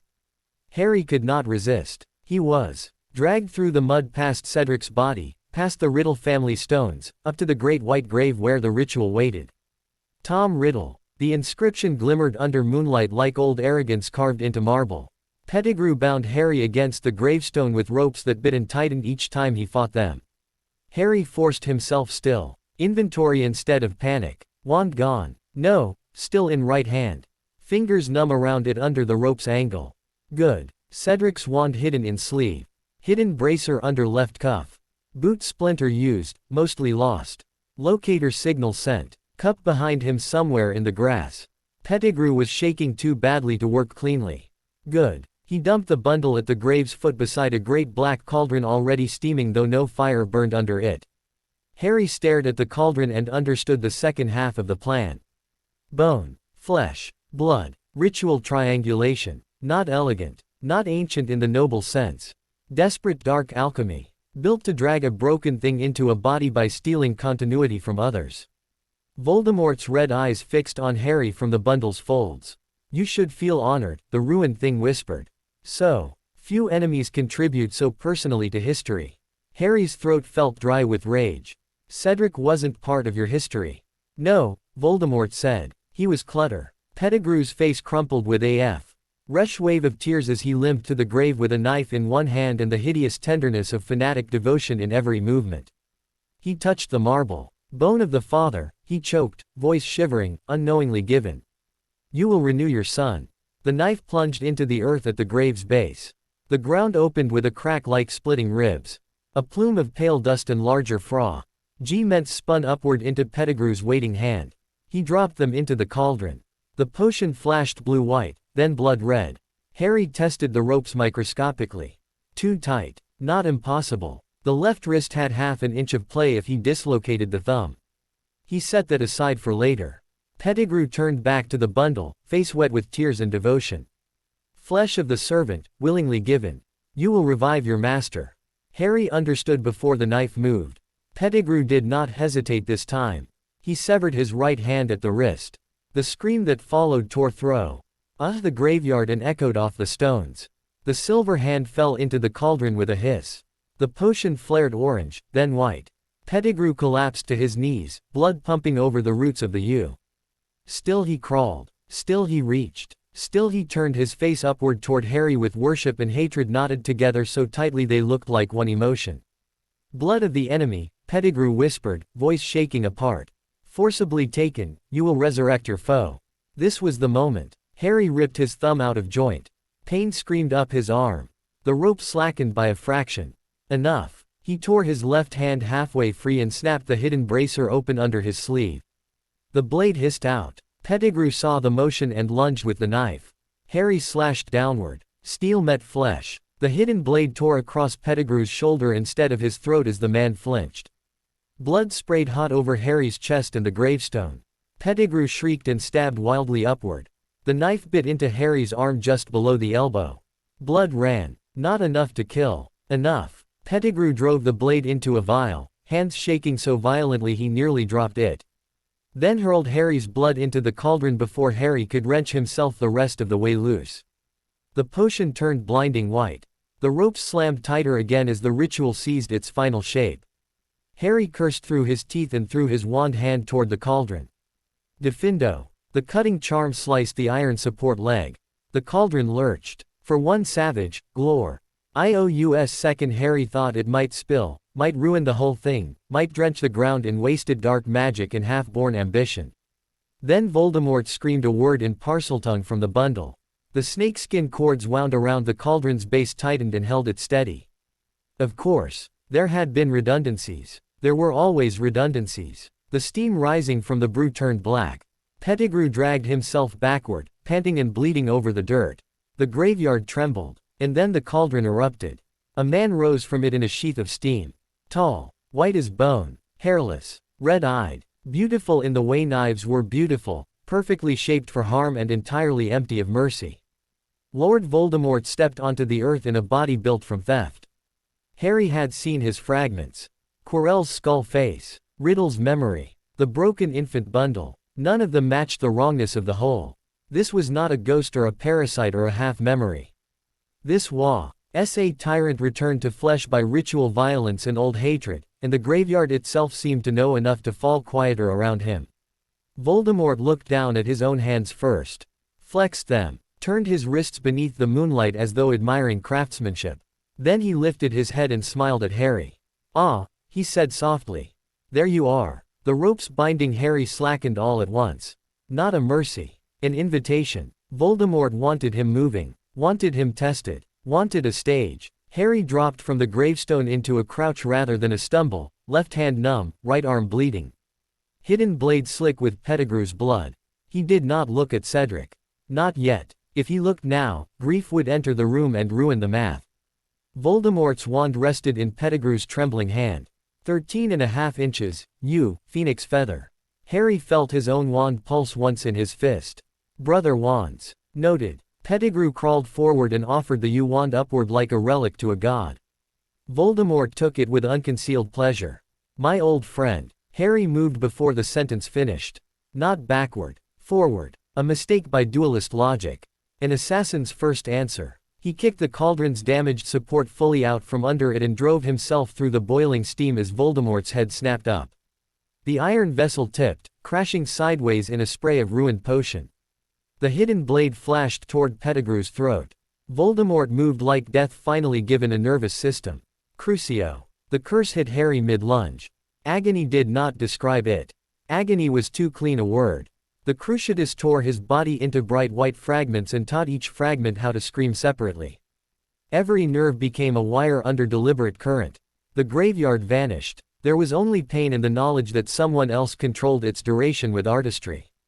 Harry hit the ground convulsing. He did not give Voldemort the scream. Not because he was stronger than pain. Because the Brotherhood had taught him there were moments when silence itself became defiance sharp enough to matter. He bit through the inside of his cheek and tasted blood. The curse lifted. He rolled immediately behind the overturned cauldron before Voldemort could admire his own work. Voldemort laughed. Still hiding in angles, he called. "Your mother died more dramatically." The taunt landed exactly where intended. Harry let it. Not because it didn't matter. Because anger given obvious form became predictable, and predictability was how men like Voldemort held rooms. He came up on the cauldron's far side and fired not at Voldemort's chest but at the nearest grave marker to the Dark Lord's right. Reducto. Marble exploded. Shards scythed through Pettigrew's shoulder and the lower edge of Voldemort's robe. Voldemort flicked them aside with contemptuous ease, but the movement forced him half a step off the ground he had chosen. Good. Harry used the second to sprint left through the fog between graves, low and erratic, never running the line a duelist would predict. Voldemort's curses blasted through stone behind him in green, purple, and red arcs that shredded marble angels and set you roots smoking. No clean duel then, no dramatic circle, just pursuit through a battlefield of the dead. That was better. Harry cut behind the mousehole. And carved his palm across the rusted latch as he passed. A simple unlocking charm, preloaded into the metal by age and neglect. The iron door sagged inward. He slipped through. 3 steps into the dark crypt he stopped dead. Shadows were already moving. Figures in masks. Black robes. Apparating one by one into the graveyard beyond the broken doorway at Voldemort's summons, called like hounds to a whistle. Death Eaters. So that was the next layer of spectacle. Not merely Harry's death or capture. A demonstration. The boy delivered, the master restored, the old servants gathered to witness. Harry turned before the masked men could see him fully and kicked out the crypt's inner support brace. Rotten stone and warped iron gave way. The lintel cracked. The entry sagged half-collapsed behind him in a cloud of dust. Not enough to stop grown wizards. Enough to steal seconds. He ran. The graveyard was changing too fast now. Voldemort in motion. Death Eaters arriving. Pettigrew wounded but breathing. The cup somewhere behind. Cedric still down. The whole trap widening into public ritual around one simple fact. Harry had failed to stop the resurrection. Everything after that had to be survival and witness. He saw Cedric's body near the portkey flash point as he cut across the lower rows of graves. Voldemort saw where he was going to. Do not let him reach the cup. The Dark Lord hissed. Masked shapes moved to intercept. Harry snapped Cedric's borrowed wand from his sleeve and threw it, spinning, toward the leftmost Death Eater's mask. The man flinched on instinct. Harry used the break in the line to dive to Cedric's side. The body was heavier now. Dead weight, literal and merciless. Harry hooked one arm under Cedric's shoulders and dragged. Green lig. HT scorched past his ear close enough to burn hair. The cup lay 12 feet away in the grass. Too open. Too obvious. Voldemort stepped into view between the graves and raised the U-wand with terrible calm. This ends now. Harry knew that tone. The man had stopped enjoying the chase. He wanted conclusion. There would be no more useful terrain after this. No more time to play angles. The Death Eaters were closing. The cup was out in the open. Cedric was dead. Harry was bleeding and already half shaking from the cruciatus. He made the only bad choice left that still contained possibility. He stood. Wand up. Voldemort's smile sharpened. Very well. Both wands moved in the same heartbeat. Avada Kedavra. Confringo. The green jet and Harry's blasting curse met in midair.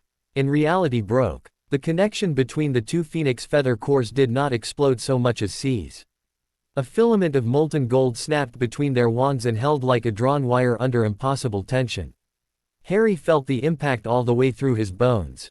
Voldemort's red eyes widened. Not in fear, but in furious surprise. Neither had meant to duel. Neither could let go now. The golden line thickened, humming with violent pressure. Harry dug his heels into the mud and pushed. The graveyard dimmed at the edges. The Death Eaters hesitated. Voldemort snarled and forced more power down the U-wand. Harry did not answer with raw force. He answered the way he had been trained to answer stronger opponents his whole life, by refusing the shape of the contest. He shifted his footing, changed his grip, angled the wand low and to the side instead of straight on, redirecting part of the magical pressure through the grave soil at his feet. The beam shuddered. Golden beads of GHT began to crawl from Voldemort's wand toward Harry's. Reverse spell effects. Not expected, then. Good. Voldemort's face twisted in naked hatred. No. The first bead reached Harry's wand and burst. Cedric Diggory's body convulsed once in the grass beside him as an echo of reversed death magic escaped. The Death Eaters recoiled. More beads came. Second bead. A silver stream of magic spray. Ed backward from Voldemort's wand and coalesced into a shadow form near the cauldron. Frank Bryce, the old caretaker, confused and dead and briefly returned by the unraveling wand connection. Third bead. Bertha Jerkins. Then others. Shades, echoes, residues of spells cast and lives taken. And then two forms Harry knew before they finished taking shape. James Potter. Lily Potter. Not alive, not resurrected, but present enough that the graveyard seemed unable to contain the fact of them. Harry's breath caught. Lily's silver face turned toward him first, eyes exactly as he had seen them. In the mirror and in his own reflection every morning of his life. Harry. Not a scream now. Not terror. Just certainty. James stepped closer, wand light ghosting around him. We'll hold them. The Death Eaters began to move again. Disturbed by the shades, uncertain and furious. Harry's arms shook violently under the strain of the wand lock. Lily's gaze dropped once to Cedric's body, then back to Harry. She understood at a glance. Of course she did. Take him, she said. Don't leave him here. The words hit like command and blessing at once. James raised his wand toward the masked ring.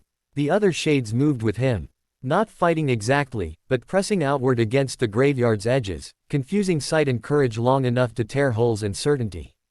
Harry broke the connection, not by overpowering Voldemort, by dropping under it. He collapsed sideways, severing the wand lock in a spray of golden sparks, seized Cedric under both arms, and half fell, half threw himself toward the cup. Green light ripped through the space above his shoulder. A Death Eater shouted. Pettigrew screamed something about the boy escaping. Harry's hand hit cold metal. The portkey activated. The graveyard vanished. The return was even uglier than the trip out because this time he brought death with him. Harry and Cedric's body slammed back onto the maze grass in front of the stunned crowd with enough force to leave Harry gasping and half curled around the cup handle.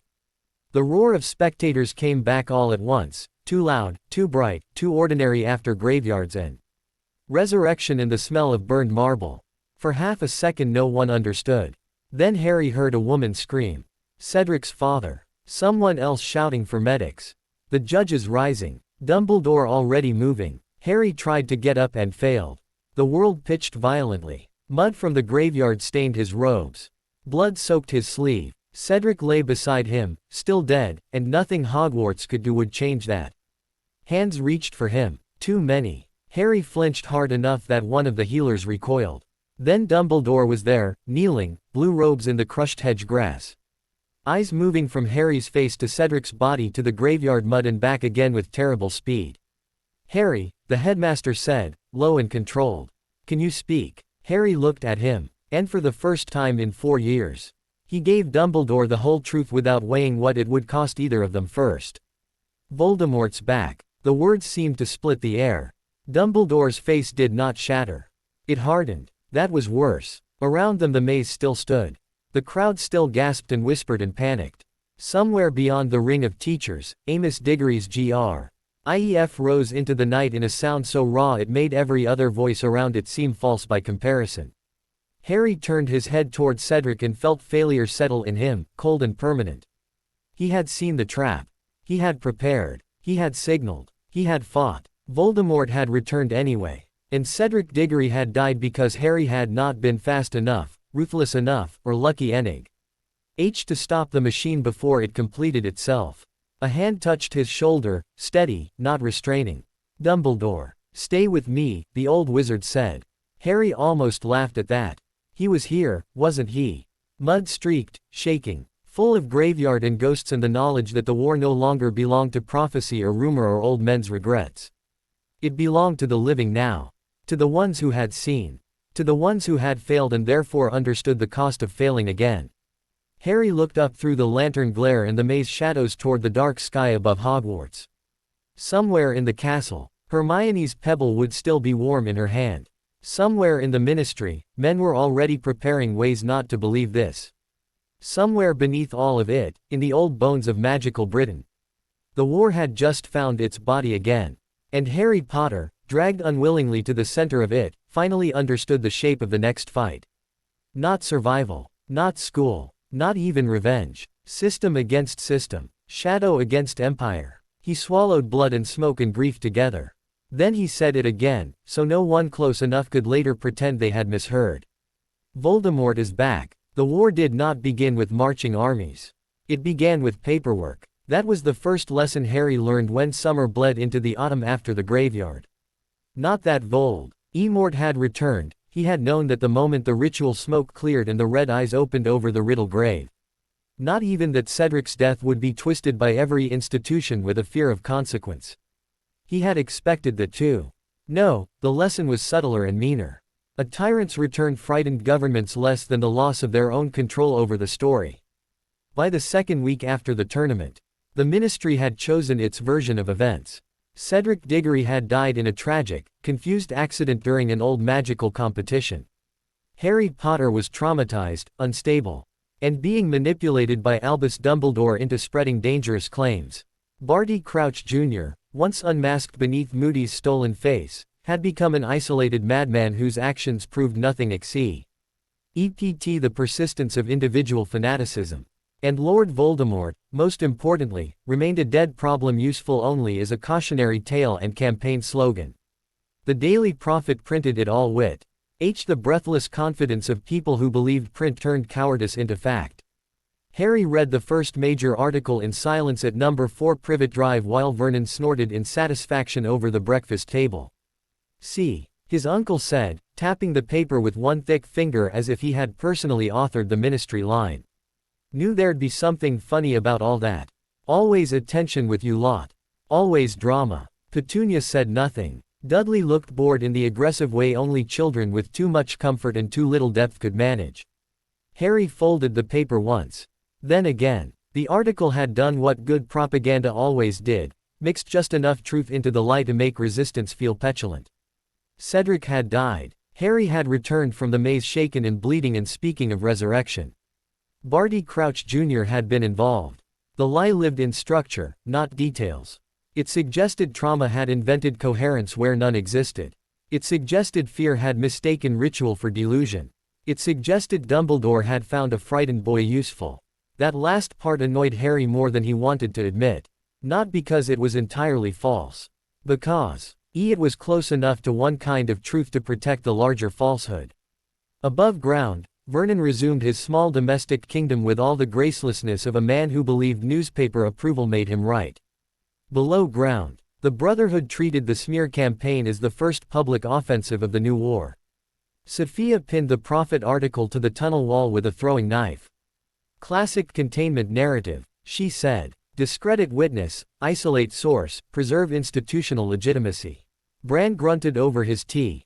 Ugly work. Means they're afraid. Idris stood at the map table beneath the red glass lantern and looked at Harry rather than the paper. How angry are you? Harry considered. Enough to be useful, he said. Idris inclined his head once. Good. Then he reached past the map and slid a second set of clippings forward. These were not from the Prophet. Provincial magical papers. Foreign commentary. Muggle coverage translated through Brotherhood hands. None carried the ministry line entirely cleanly. Some were skeptical, some cautious, some openly hostile to Dumbledore. But several asked the questions the Prophet refused to ask. Why had Barty Crow, UCH Jr. infiltrated Hogwarts for nearly a year? Why had the Triwizard Cup been turned into a portkey? Why had the ministry responded with narrative before investigation? Why had Cornelius Fudge personally rejected the testimony of multiple witnesses? Harry read them all. The shape of the response became clearer. The ministry did not need everyone to believe Harry was lying. It only needed enough people to decide the truth was too inconvenient to act on. Templar logic, he thought. Not always explicit control. Sometimes controlled exhaustion. Make the public tired of uncertainty. Make them choose the easier fiction. Wrap power in procedure and call anyone who resists unstable. What now? Harry asked. Idris's finger tapped once on the map over London. Then Hogwarts. Now they send a loyalist into the school. He said. Harry looked up. To monitor Dumbledore. Contain you. Shape curriculum. Reassert central authority. Idris's mouth hardened faintly. And to teach children. And that obedience is the same thing as safety. That, Harry thought, sounded exactly like the ministry. It also sounded like preparation. Whoever came would not merely be a teacher. They would be occupation dressed as policy. Dolores Umbridge arrived in pink. That, more than anything else, should have been comic. Instead it made her worse. Her clothes were soft, sweet, and aggressively harmless. Her smile was grandmotherly in the same way bear traps were decorative if one refused to examine their purpose. She sat at the staff table like a piece of confectionery someone had dropped by mistake into a tray of knives. Then she stood to give her speech at the start of term feast. Harry knew he hated her before she reached the third paragraph. Not because of what she said outright. Outright words were for amateurs and fanatics. Umbridge spoke like a woman who knew power was most durable when wrapped in reassuring nonsense. Educational reform, appropriate oversight, responsible standards, stability, progress. Each word polite enough to survive transcription. Each word built to empty the institution of anything unpredictable, difficult, or morally inconvenient. Around him, most students looked merely bored. Hermione went rigid halfway through the speech. Ron blinked slowly as if trying to decide whether he was sleepy or offended. Neville's expression settled into the wary quiet he wore whenever adults started sounding too calm about bad ideas. Harry watched Umbridge over the rim of his goblet and let his awareness loosen. Her aura, when he looked that way, was a nauseating thing, powder pink on the surface, certainly, but beneath it lay the thick gold sheen of institutional confidence and a mean little black hook of pleasure whenever she approached words like discipline, order, and correction. She was not here to teach. She was here to domesticate.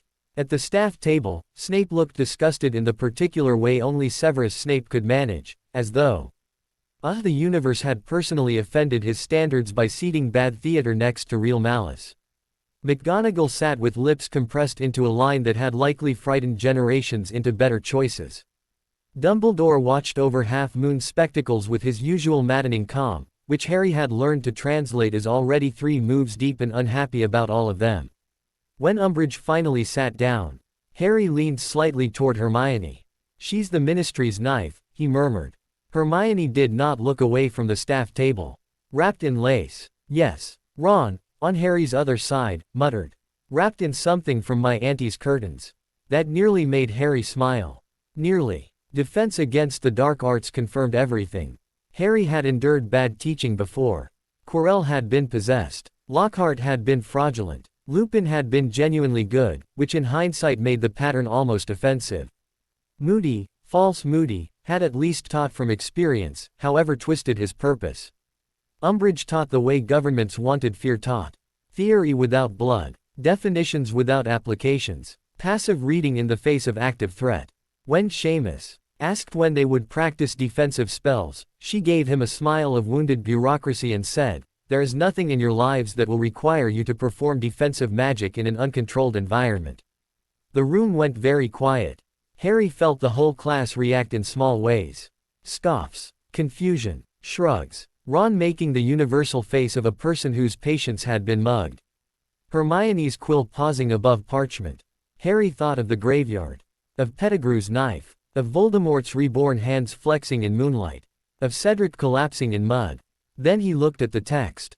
Book in front of him, Defensive Magical Theory, dense and bloodless, and understood with ugly clarity what the Ministry was trying to build.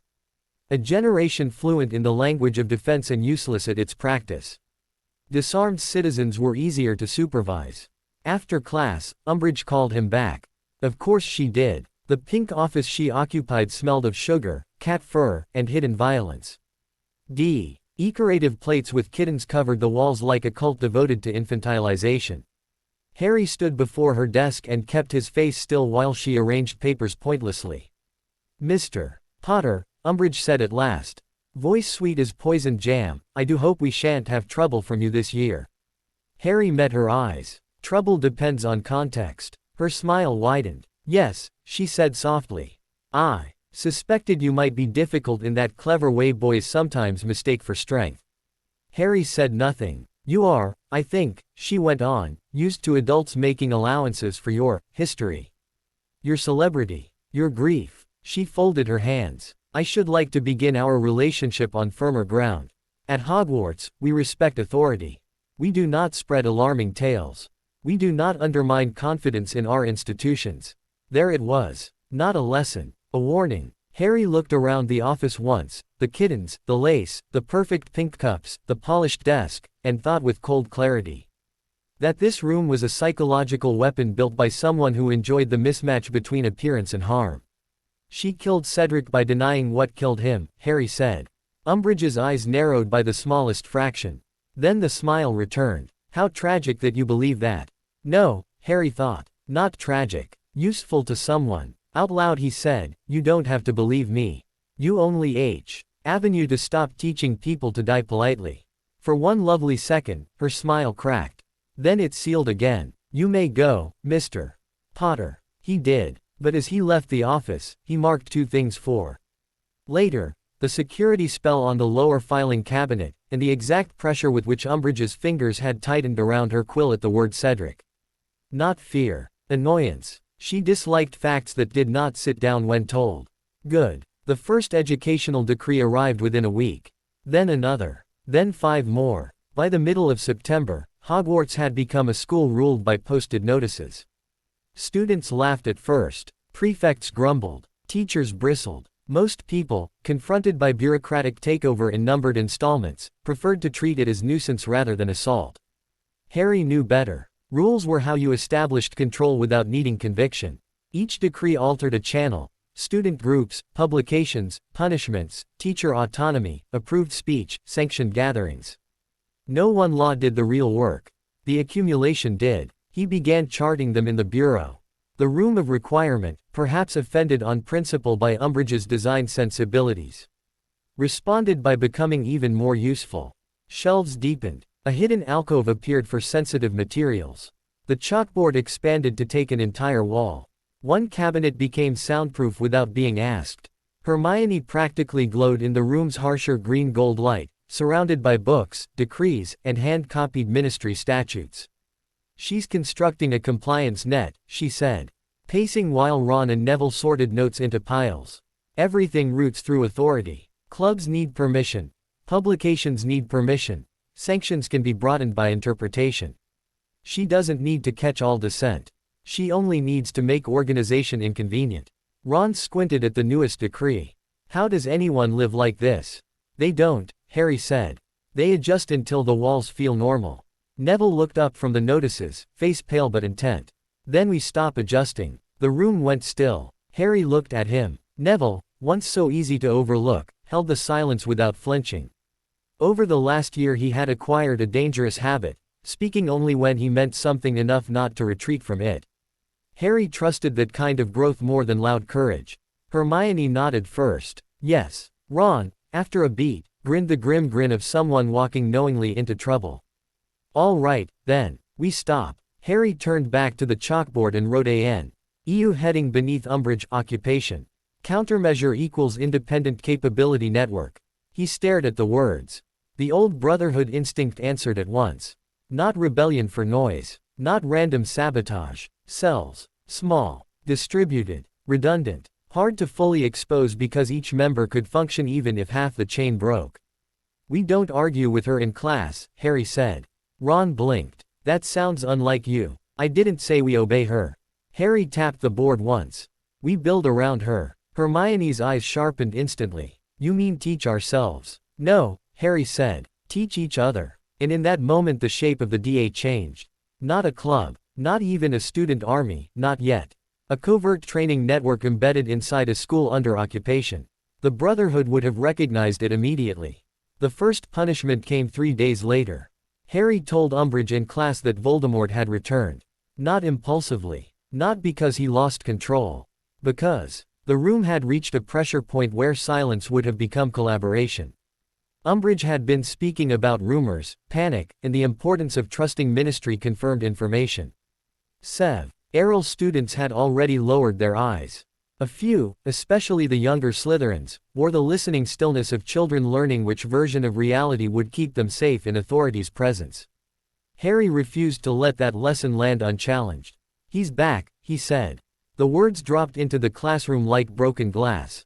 Umbridge turned toward him with great care. Excuse me. Voldemort is back, Harry repeated. He murdered Cedric Diggory after using the Triwizard Cup as a portkey. I saw it. No one breathed. It was not bravery in the theatrical sense. Harry was not trying to inspire anyone with a speech. He simply knew from bitter experience that once the first lie sat down comfortably in a room, removing it later became much harder. Umbridge smiled. It was the worst thing she did. Detention, Mr. Potter. The black quill waited for him that evening in her office. Harry knew the object was cursed the moment he saw it. Not from arcane study, though he had none of that now, but from the way Umbridge handled it with proprietary affection. Tools told on their owners. You will write, she said, sliding parchment toward him, I must not tell lies. Harry looked at the line. Then at the quill. Then at her. No. Her smile remained in place. I beg your pardon. You want confession masquerading as discipline. He sat down anyway. You'll get the writing, not the confession. And he took up the quill. Pain flared across the back of his hand as the first words cut themselves into his skin. It was not the Cruciatus. Nothing so operatic. It was worse in a more civilized way, small. Repetitive, deniable pain administered under the language of correction. The sort of cruelty institutions preferred because it looked tidy in reports. He wrote, I must not tell lies. The words etched into flesh. Harry did not make a sound. Umbridge waited for the scream with the serene anticipation of someone certain her subject would eventually validate her methods. He gave her only silence and blood. By the third line, he had already started cataloging. The quill fed from magic keyed to written intent. The pain intensified when the sentences meaning aligned emotionally with the victim's guilt. Useful. That meant resistance mattered. Not physically. Physically he was trapped in the ritual, but cognitively. He changed how he held the thought. Not I am lying. Not I should not tell the truth. Instead he imagined each sentence as a description of Umbridge's world, not his own. A false confession written under duress was still evidence, not surrender. The pain did not stop. It changed texture. By the 7th line, Umbridge's eyes had narrowed. By the 12th, the blood on Harry's knuckles had started drying in little dark crescents. By the 20th, she understood she would not get what she wanted most. Not compliance. Recognition. He finished the page, laid the quill down with care, and looked up. Umbridge's smile had become thin. That will do for tonight, she said. Harry stood. His hand throbbed in wet pulses. He flexed it once and watched her flinch almost invisibly at the sight of him still standing easily. At the door he paused and said, very quietly, "This is how cowards practice war." Then he left before she could answer. The hand became a symbol before Harry wanted it to. Ron swore at the sight of the words carved into skin and had to be physically stopped by Hermione from storming Umbridge's office with what he called constructive homicide in mind. Hermione went colder than anger, which Harry had learned was always the more dangerous state. Neville stared at Harry's hand for a long time and then asked, "Does she do that to anyone else?" That was the right question. Within a week, the answer was yes. Lee Jordan, a Hufflepuff third year, a Ravenclaw girl who had laughed too audibly when Umbridge insulted practical defense. None of the punishments public.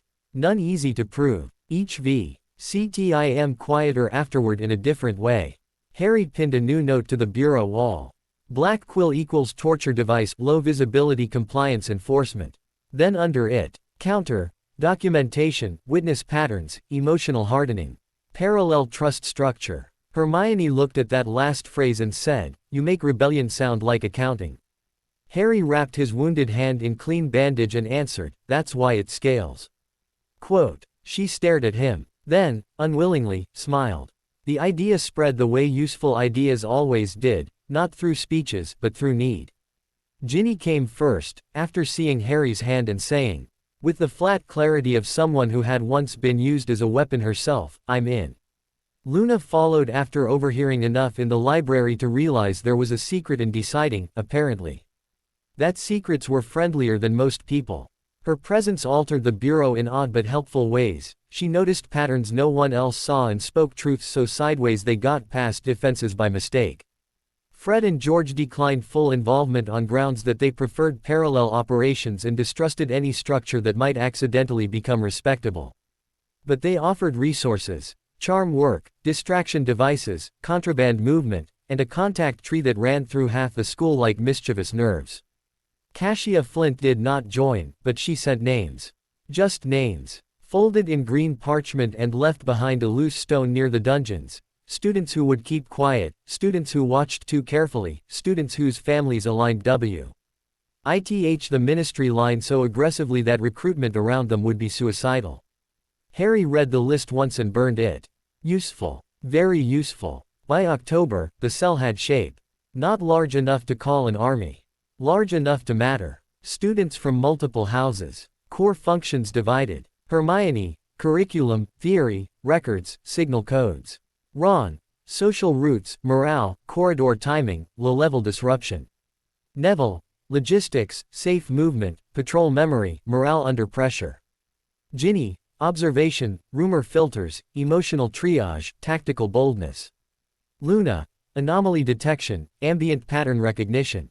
Impossible but correct suggestions. Harry, instruction, operational design, escalation. The name came later. The structure came first. The hogshead suited the meeting because it disgusted almost everyone equally. Smoke clogged the air. The floor looked morally uncertain. The barman watched them with the expression of a man who had survived too long to find youth romantic. Perfect. Hermione had gathered the names by network and outrage. Ron had handled the whispered invitations. Neville had memorized who entered and who did not. Harry arrived last, hood up and face half-shadowed. Not because he thought himself dramatic but because operational instinct rarely slept. Students crowded the back room. More than he had expected. Too many, perhaps, for comfort. Enough to prove need had outrun fear. Angelina, Katie, Alicia, Ginny, Fred and George in unofficial capacity. Luna, Neville, a few Hufflepuffs, several Ravenclaws, even Cho Chang, grief still quiet. On her face like weather that refused to move on. And all of them looking to him. Harry disliked that feeling on principle. Symbols were dangerous. But symbols could be used. Hermione stood up RST and launched into the broad case against Umbridge, ministry lies, and the need for practical defense. Ron muttered agreement at strategic intervals. The room nodded, bristled, whispered. Then Psalm. Ewan asked the question they had all really come for. So are you going to teach us? The room turned. Harry looked around the table. At fear. At anger. At curiosity. At students who had heard. The ministry lie often enough to know it smelled wrong even if they lacked graveyards and dark marks and dead friends to prove why. He thought of Idris, of the Brotherhood cells beneath cities, of the difference between handing frightened people weapons and teaching them how not to become victims. Then he said, yes. No speech, no dramatics, just the answer. Something in the room shifted immediately. Not hope. Hope was too soft a word. Alignment. He stood. If you're here because you want stories, he said, leave now. If you're here because you want to play at Rebellion, leave now. If you're here because you think one club meeting makes you dangerous, leave now. His eyes moved from face to face. I'm not teaching heroics. I'm teaching how to survive long enough to matter. Silence held. No one moved. Good. He went on. We'll practice real spells. Shielding. Disarming. Counters. Movement. How not to freeze. How to keep your head when someone stronger wants you frightened. And if Umbridge finds out, she'll try to break it before it begins. So this stays compartmentalized. You know what you need. You don't speak names outside the room. You don't boast. You don't improvise membership. You don't bring the ministry our throats because you wanted to feel important. Fred raised a hand cheerfully. Can we still feel smug? Harry looked at him. Only if you earn it. George nodded solemnly. A sound doctrine. Even that slight break in tension helped. People exhaled. Shoulders loosened. Cho, quiet until then, asked, what do we call it? Hermione opened her mouth, no doubt ready with something respectable and functional. Ginny said, Defense Association. Fred said, boring. George added, honest, though. Ron leaned back. What about Dumbledore's army? A ripple went through the room, surprise, delight, unease, exactly the right mixture. Hermione frowned. That sounds like a direct provocation. Yes, Ron said. That's why it's good. Harry considered the phrase. Too loud for a real covert network. Too useful as cover for one. If the ministry ever heard whispers of Dumbledore's army, they would picture adolescent fantasy and grandiosity. They would miss the more accurate truth, a distributed resistance classroom under occupation. He nodded once. Fine, Harry said. Dumbledore's army. And so the name settled over them like a joke dangerous enough to become real. The first training session took place in the room of requirement 2 nights later. Harry asked the room for a place where a group could learn defense unseen, with enough space to move. Enough walls to absorb bad spellwork, and enough exits to stop panic becoming fatal. The castle answered magnificently. The room that opened before them was long, high-ceilinged, and lit by steady lantern globes hung between old beams. Cushioned walls lined the perimeter. Practice dummies stood against one side. Mats, targets, spare protective gear, and shelves of books occupied another. The floor was marked in circles and lanes. There was even a cabinet of healing supplies in the back as though Hogwarts itself had decided the ministry's curriculum offended architecture. The students filed in and stopped. For one moment even Fred was quiet. Luna smiled dreamily at the ceiling. It likes you. Harry did not answer because he suspected the castle did, which as not a thought he wanted examined too closely. He split them into pairs by temperament rather than house. Not friends with friends. Never initially. Panic and habit clung too tightly there. He matched steadiness to chaos. Caution to enthusiasm, strength to fear in ways that would force adaptation without humiliation. The first lesson was not offensive magic. It was stance. Breathing. How to hold a wand when your hands shook. How not to announce every intention with your shoulders. How to move after a spell instead of admiring it. Several students looked offended to be starting so simply. They stopped looking offended once Harry disarmed half the room in under 2 minutes by exploiting sloppy feet and obvious wrists. Defense, he said, tossing Zacharias Smith's wand back to him, isn't the first spell you cast. It's everything you do that keeps the spell available when you need it. Neville absorbed that instantly. Ginny too. Cho recovered fastest under correction. Luna moved oddly but well. As if gravity had only partial jurisdiction over her. Ron relied too much on instinct and heart, which worked until it didn't. Hermione learned the body mechanics almost as quick. Leah's the verbal forms and was visibly annoyed that she had not already mastered them by reading. Harry liked teaching less than strategy and more than he expected.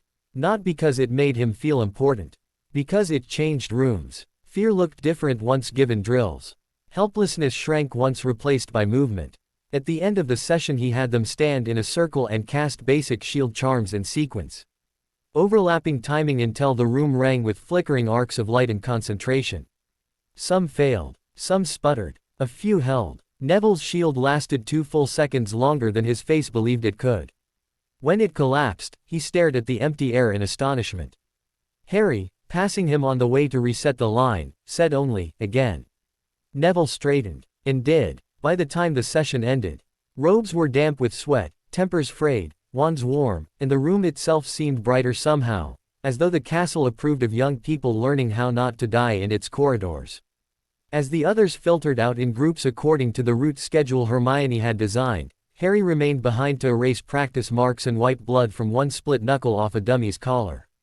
He sensed someone before they spoke. "Ginny, you're angrier this year," she said quietly.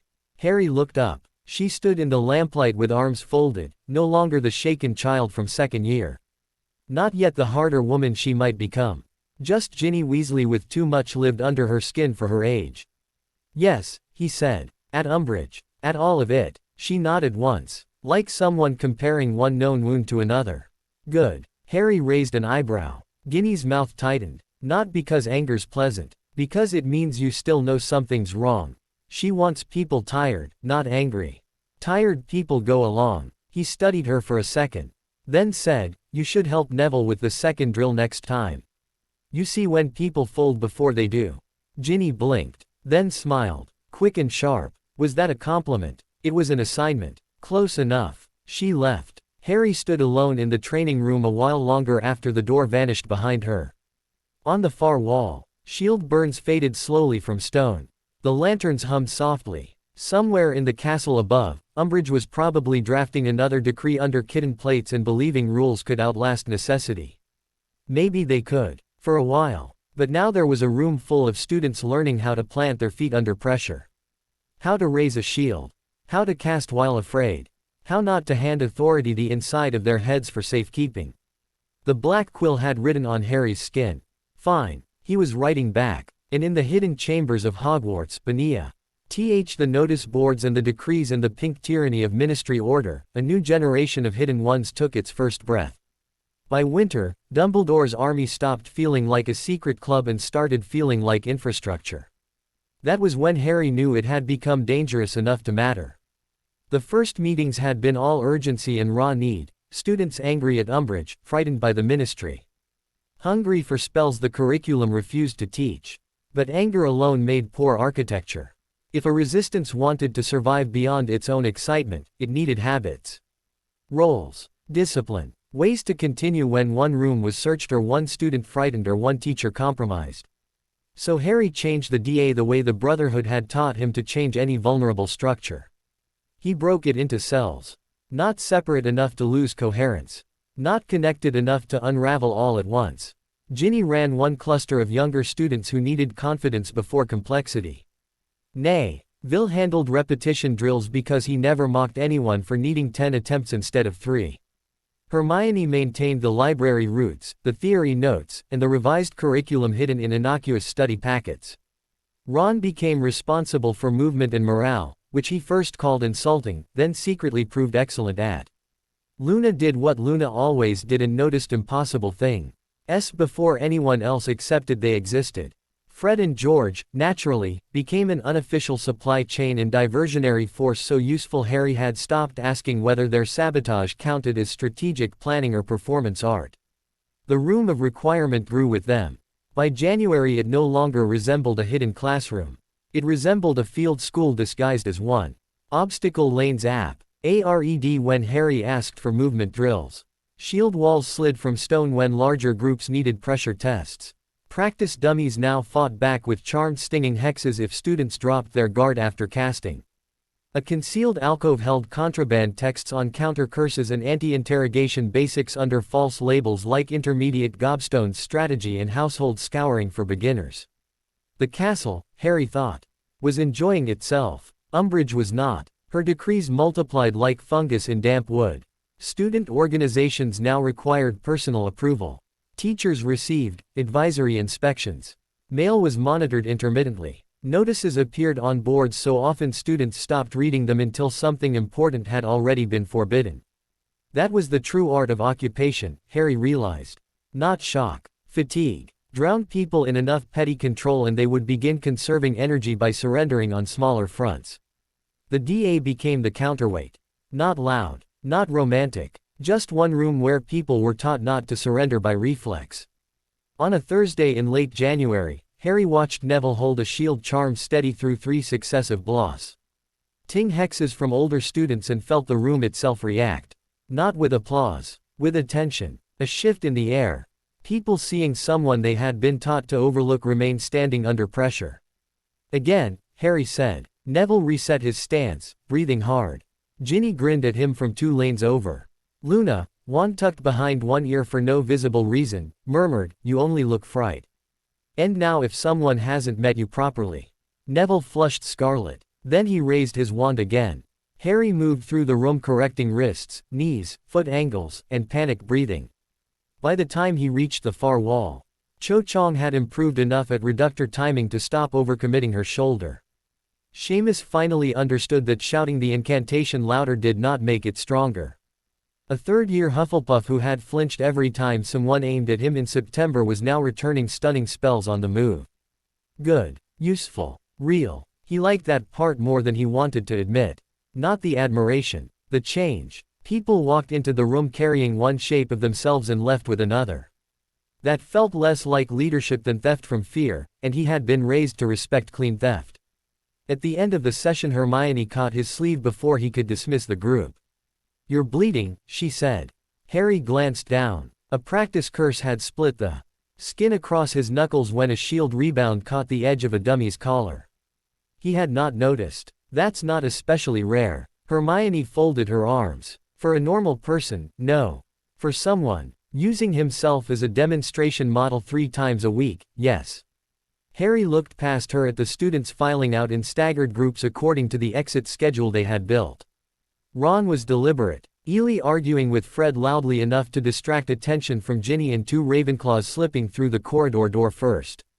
Neville was pretending to tidy wand racks while actually collecting dropped parchment scraps.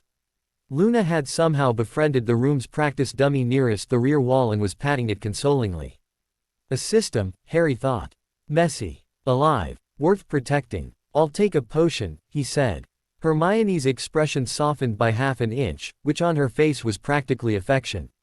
"Do that before the blood trail leads Filch straight here."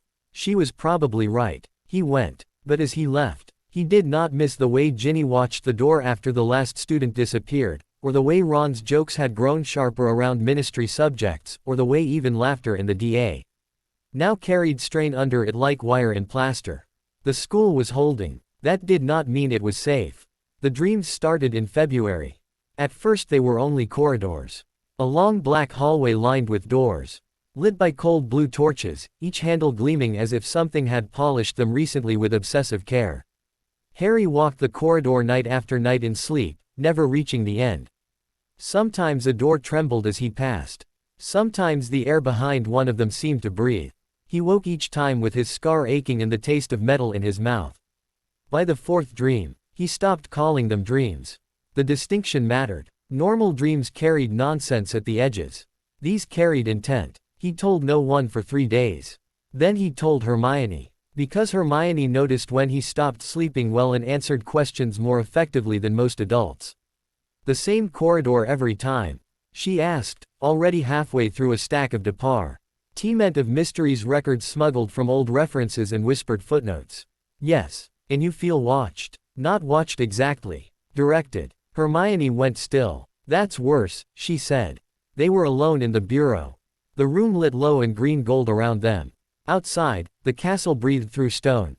Harry had grown used to the sensation of old walls listening without judgment. It was almost comforting now.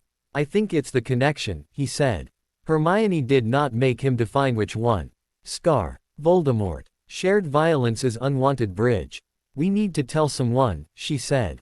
He looked at her. She held the gaze. "I know you hate that answer. I hate the available options." "Which is fair," she admitted.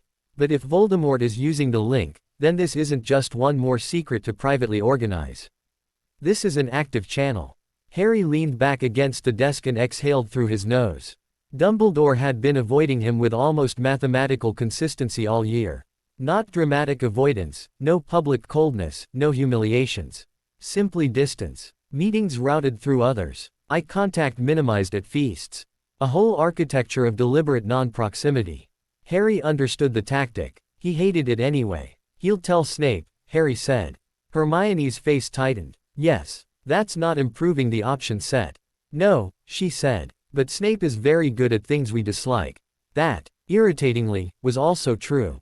When the summons came 2 nights later, it arrived on thin parchment in Snape's hand and said only. Tonight, 10 o'clock, my office. Bring no one. Harry stared at it, then folded it once and tucked it into his sleeve. Hermione, reading the line over his shoulder, made a face that suggested she would have liked to hex the parchment out of existence on principle. He already knew, she said.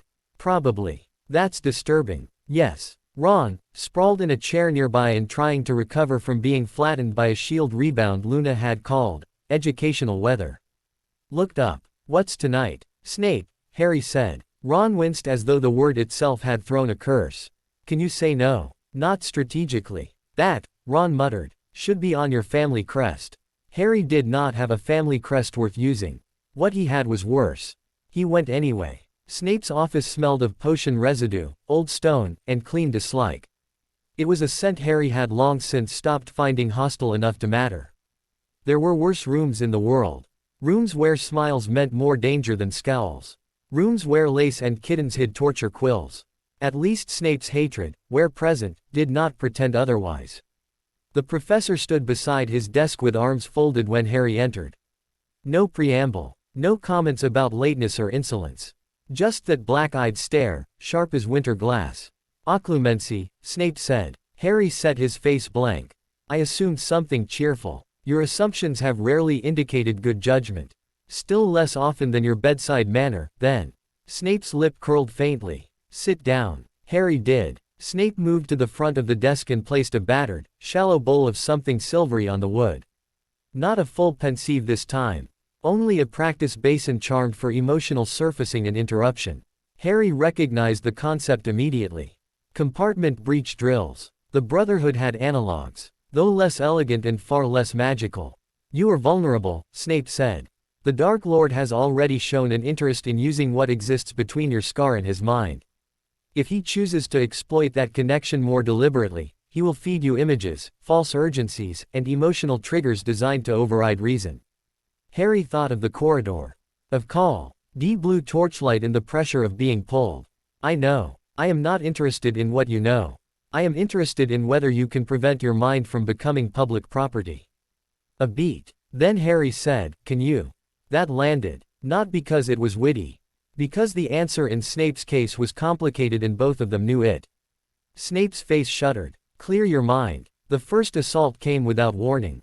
Legilimens. Harry felt the spell hit like a hand knifing between thoughts. Not pain. Intrusion. The Dursleys, staircase flared up in memory. The cupboard. Idris's S. Hatto in the nursery window he could not truly remember and yet somehow carried. The leap of faith. Basilisk blood. Cedric's body in the graveyard mud. Harry slammed the door. Or tried to. The problem with mind defense, he learned instantly, was that the mind was not a corridor with obvious locks. It was a city built over itself. Occlumency required not silence, but command. The ability to do which streets remained visible and which dropped into mist. Snape's spell tore through the first line of instinctive shields and caught at the next. Harry jerked sideways in the chair, breath catching hard. Again, Snape said. The second attempt was worse because now Harry knew what it felt like. Anticipation made openings. Voldemort's red eyes. Lily's scream. Sirius laughing on the tower. Brotherhood tunnels. Basilisk venom. Dumbledore by the mirror of her eyes. Umbridge's quill carving lies into skin. Harry snapped up one of Bran's lessons and used it the way it had been taught for interrogation resistance. Not to empty the mind, but to misdirect pursuit. He offered Snape a false front. Surface irritation. Slytherin corridors. Homework. Umbridge's decrees. Tedious enough to disinterest. For 1 second the intrusion slowed. Snape's eyes narrowed. Then the professor cut deeper. Harry hit the floor with the chair halfway under him, lungs seizing around the force of his own memories turning inside out. When the spell broke, he was kneeling on the stones with one hand braced hard against the edge of the desk and his heart battering at his ribs like something trapped. Snape looked down at him. Expression unreadable. "You are using cognitive displacement," he said. Harry wiped blood from where he had bitten his lip. "You say that like it's criticism. It is observation. Your methods are crude but not entirely incompetent." In Snape's language, Harry had learned, that bordered on applause. The lessons continued. Night after night, week after week, Snape assaulted and Harry resisted. Sometimes the professor ripped his way through whole rows of memory before Harry could redirect. Sometimes Harry managed to give him nothing but fog, old corridors, and surfaces polished blank. Once he held long enough for Snape to break the spell first and say, with obvious displeasure, "Better." Harry took that one home like a stolen coin. The process improved him in ways he had not expected. Not kinder. Not calmer. Clearer. He began noticing how thoughts formed under pressure. Which fears came first, which loyalties answered them, which images could be used as anchors and which only disguised panic as sentiment. Home, he discovered, could still work, not as Patronus fuel now, but as internal architecture. Tap on the cupboard wall. Hidden chamber. Rooflines at night. Chosen belonging as defended ground. He built corridors in the mind. Locked rooms. False doors. And somewhere at the center, far behind anything Snape or Voldemort should ever touch, he placed the one thing he trusted most to remain his choice. Snape noticed that too. One evening after a particularly brutal lesson, when Harry had held the professor at the threshold of his true grief by burying it beneath roots, maps, and operative logic until Snape had to break off invisible frustration, the professor said, "You do not defend your heart the way other boys your age would." Harry stayed seated, chest still heaving slightly. "No. Most children your age hide behind happy memories and sentiment. You hide behind structure." Harry considered that. Structures fall more slowly. A silence. Then Snape said, very quietly, "Yes, that was all. But it changed something between them. Not trust. Recognition. Enough." Umbridge chose spring to become fully herself. Inspection authority became disciplinary authority. Disciplinary authority became inquisitorial authority. The inquisitorial squad appeared with Malfoy at its polished center, flanked by Slytherin, who mistook sanctioned cruelty for promotion. Draco came to Harry in the corridor after the decree was posted, robe edges perfect, smile tense. "I assume you think I've sold my soul for a badge," he said.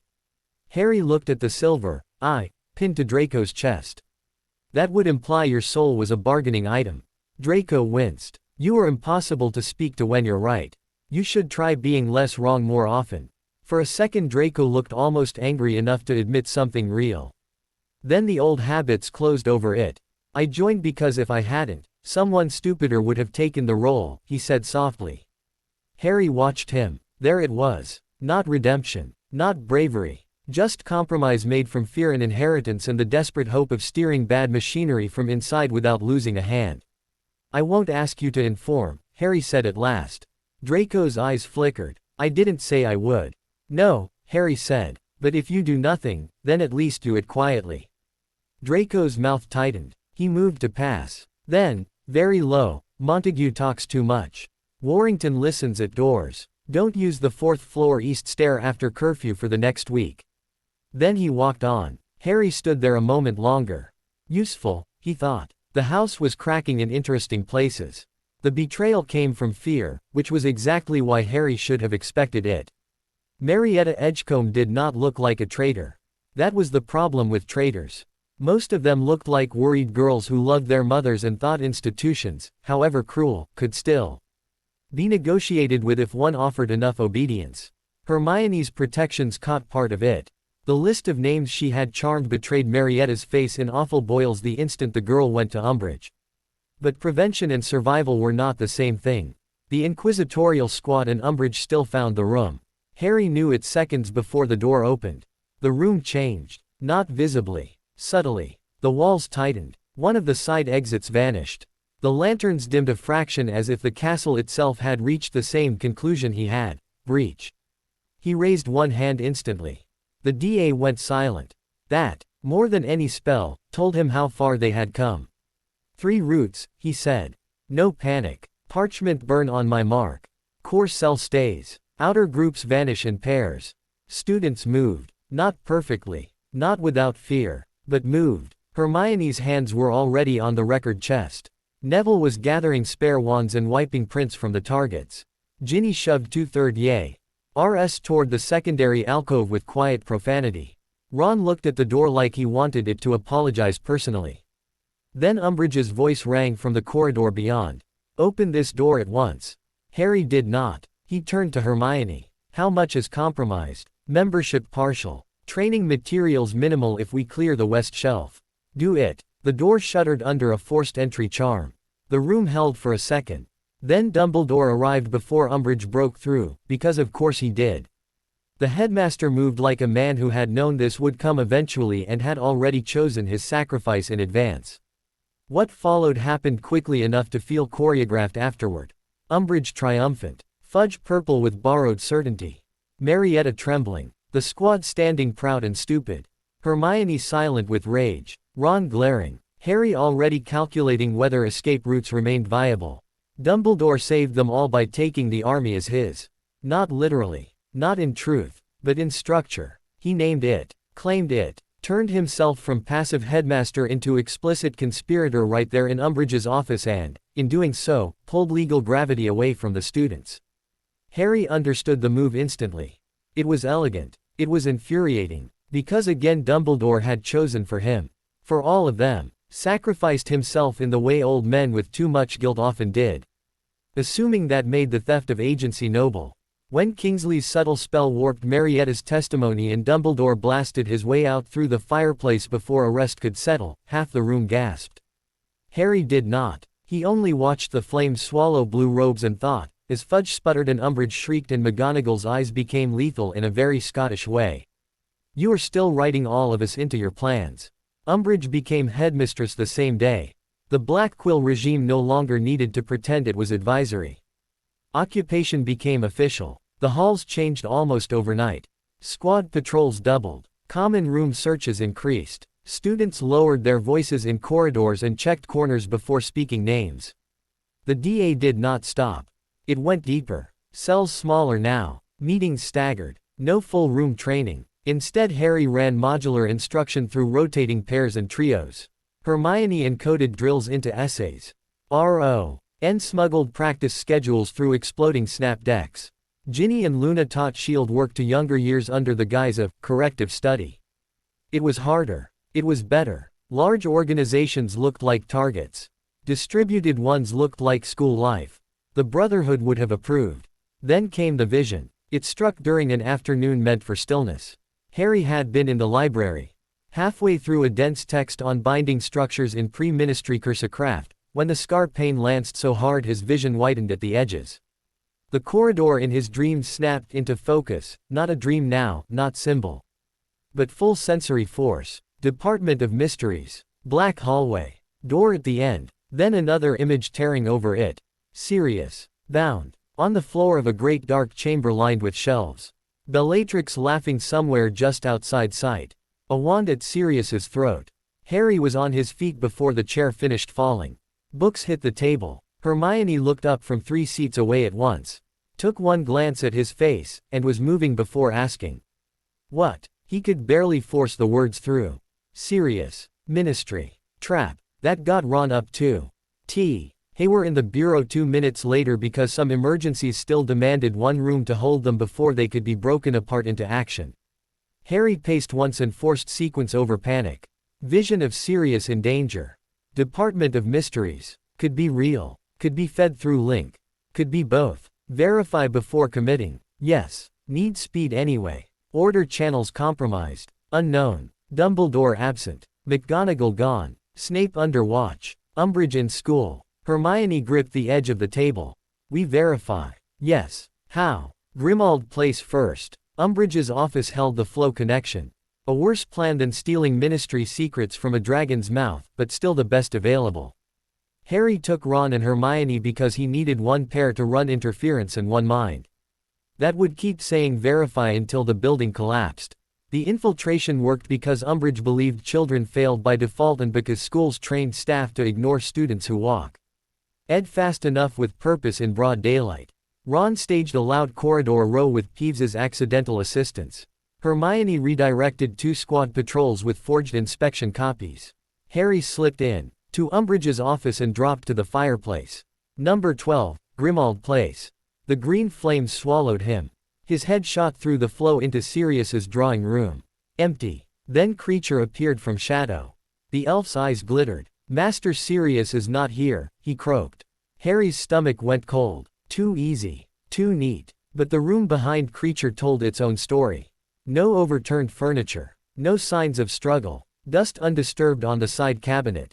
Sirius's knife still on the mantel where he would not have left it if dragged out in a fight. A lie, then. But whose? Harry's scar throbbed. Voldemort could feed images. Creature could manipulate through omission. Sirius could still have gone to the Ministry voluntarily. Possibilities multiplied like fractures. Weiss snapped back from the fire and hit the office rug, breathing hard. Well, Hermione demanded. Creature says Sirius isn't there.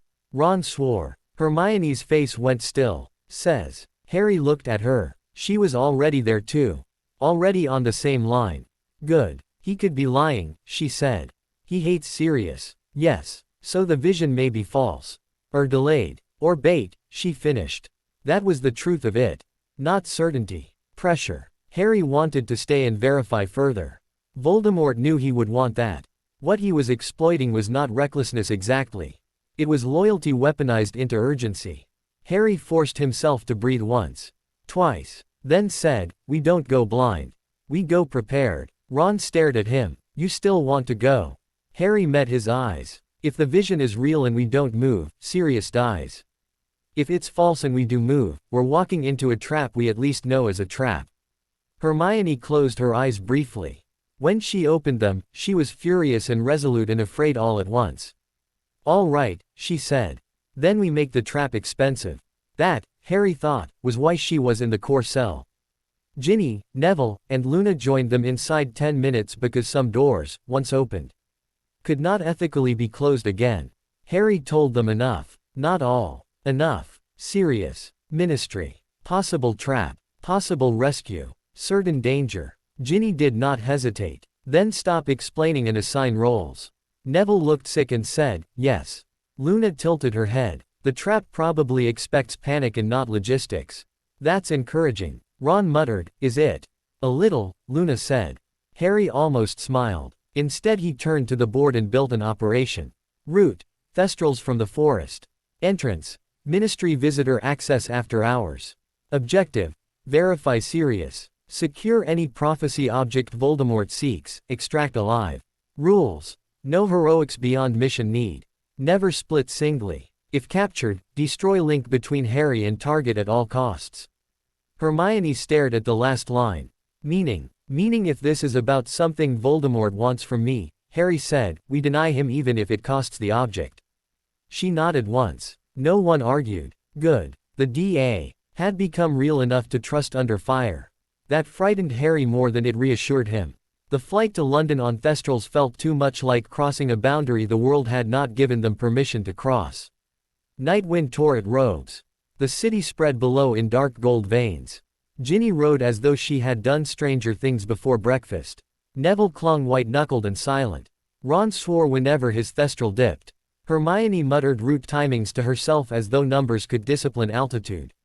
Luna looked peaceful enough to be offensive. Harry flew at the front because if the trap wanted him leading, then at least he could choose the shape of the approach. The Ministry after hours was worse than Hogwarts by day. Not louder. Colder. Public fireplaces empty. Atrium vast and echoing. The fountain of magical brethren gone now, replaced by institutional damage control and the smell of polished stone. Their infiltration route bypassed official ACC's and fed them through an older corridor line Harry half recognized from dream fragments and Brotherhood floor schematics. Down. Always down. The black hallway was real. The doors lined both sides exactly as they had envisioned. Blue flames burning in brackets, handles gleaming, silence pressing from every angle like submerged depth. Harry stopped the group with one raised hand. No one spoke. He pointed. Left pair, Ron, Ginny. Right pair, Hermione, Neville. Rear watch, Luna. Core, Harry. The training held. They spread without noise. The end door waited. Harry's scar burned. He knew now with horrible certainty that Voldemort had wanted him here. Whether Sirius had ever been in danger was no longer the relevant question. The corridor itself was invitation enough. Still he went. Because knowing a trap was a trap did not erase the need to enter if what it held mattered more than fear. The Hall of Prophecy opened before them like a cathedral built by people who distrusted daylight. Shelves rose in endless circular ranks, each lined with dusty glass orbs glowing faintly on their brackets. Whispering filled the air, not voices exactly, but the sound of sealed knowledge. Straining against containment whenever warm bodies moved near. Hermione's breath caught. Prophecies. Harry stepped forward slowly. The orb with his name waited 3 tiers up and slightly left as though the room itself had set it aside for him. He did not touch it yet. Ginny hissed from below, this is what he wanted. Yes. And now, Harry's hand went to the shelf. The orb felt cool. Fragile. Too small for the amount of manipulation it had already caused. The glass sphere lifted free. A whisper immediately sharpened against his ear, half audible and maddening. Then lights exploded around the chamber. Voices. Applause. Lucius Malfoy stepped from between the shelves with masked Death Eaters blooming out of darkness at his back like ink dropped in water. There you are, Lucius said softly. Harry turned with the orb in one hand and wand in the other, his whole body suddenly very still. Around him the others shifted into the positions they had trained for. Not children now. Not entirely. A small cell under overwhelming force, yes, but one that knew what it was doing. Lucius's gaze flicked over them with aristocratic disdain sharpened by interest. How enterprising. Dumbledore's schoolchildren have become much less ornamental than the ministry would prefer. Harry said, you planted the diary. Lucius smiled. And you still live. One does get tired of underestimating you. There were too many Death Eaters for clean extraction. Too many angles. Too much vertical complexity. Lucius had not come to kill immediately. That was useful. He wanted the prophecy. Wanted Harry to hand it over. Which meant the object mattered more to Voldemort than Harry's immediate body. Again. Space inside the trap. Give me the prophecy, Potter, Lucius said. And I may let your friends leave with all the limbs they arrived with. Ron muttered, generous. Lucius's smile did not flicker. Mr. Weasley. Harry looked at the orb. Then at Lucius. Then, very deliberately, shifted his grip. Lucius's eyes sharpened. Be careful. Harry heard the fear there. Excellent. So it breaks, he said. What then? Lucius's voice cooled. Then the Dark Lord's patience breaks with it. I'm meant to be impressed by what he wants. You are meant, Lucius said, to understand when history has decided where you stand. Harry thought of diaries, graveyards, blood rituals, black quills. And the long institutional habit of older men deciding where children stood if it suited policy or power.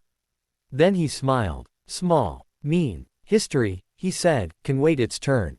He hurled the orb. Not at Lucius. At the floor between 2 Death Eaters on the left.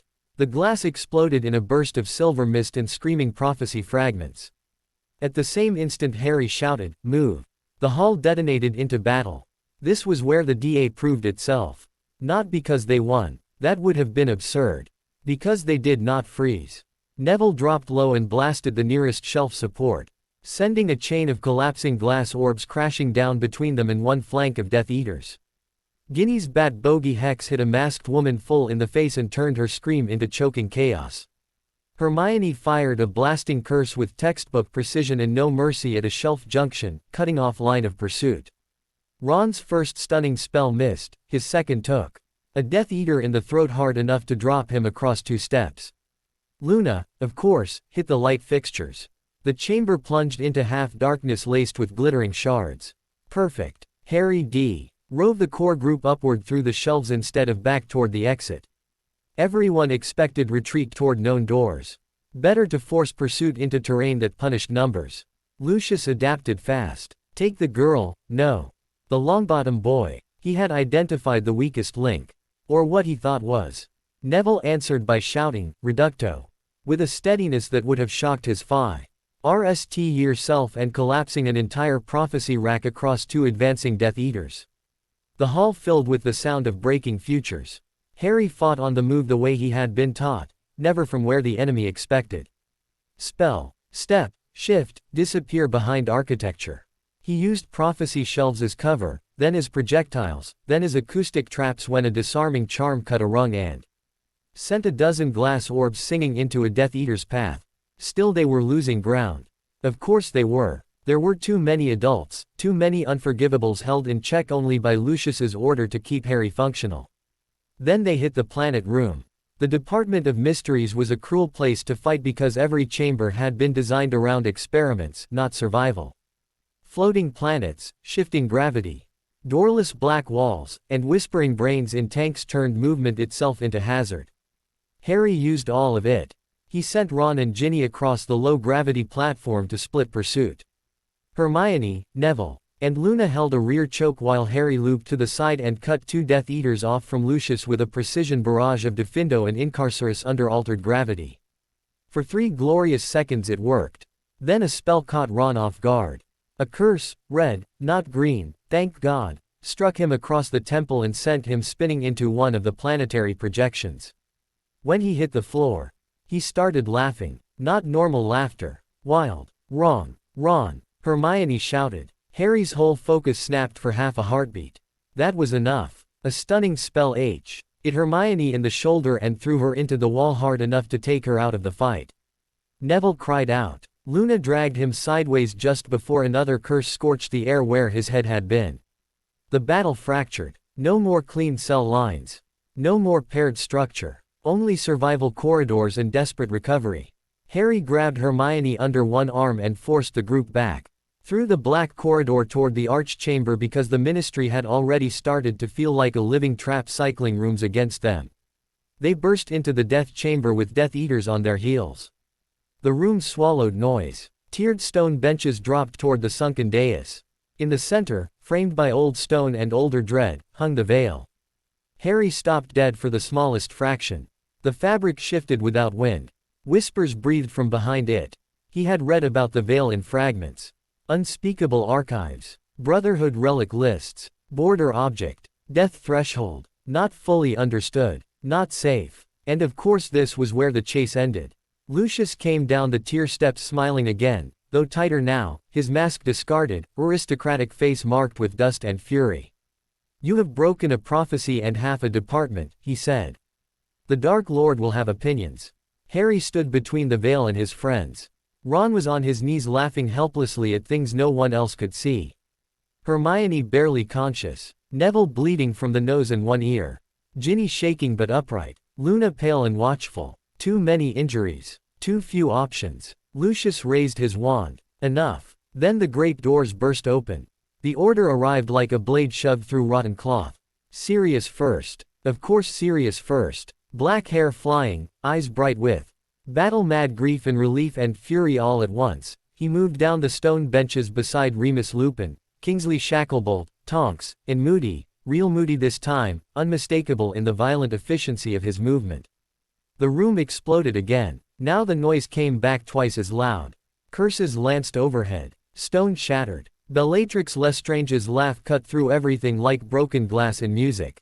Sirius hit Lucius with enough force to send the man sprawling across the dais. Kingsley took 2 masked Death Eaters at once without wasting motion. Lupin drove the center line cleanly. Tonks and Early lost an ear to a rebounded curse and swore with appalling inventiveness. Harry pulled his people backward by instinct.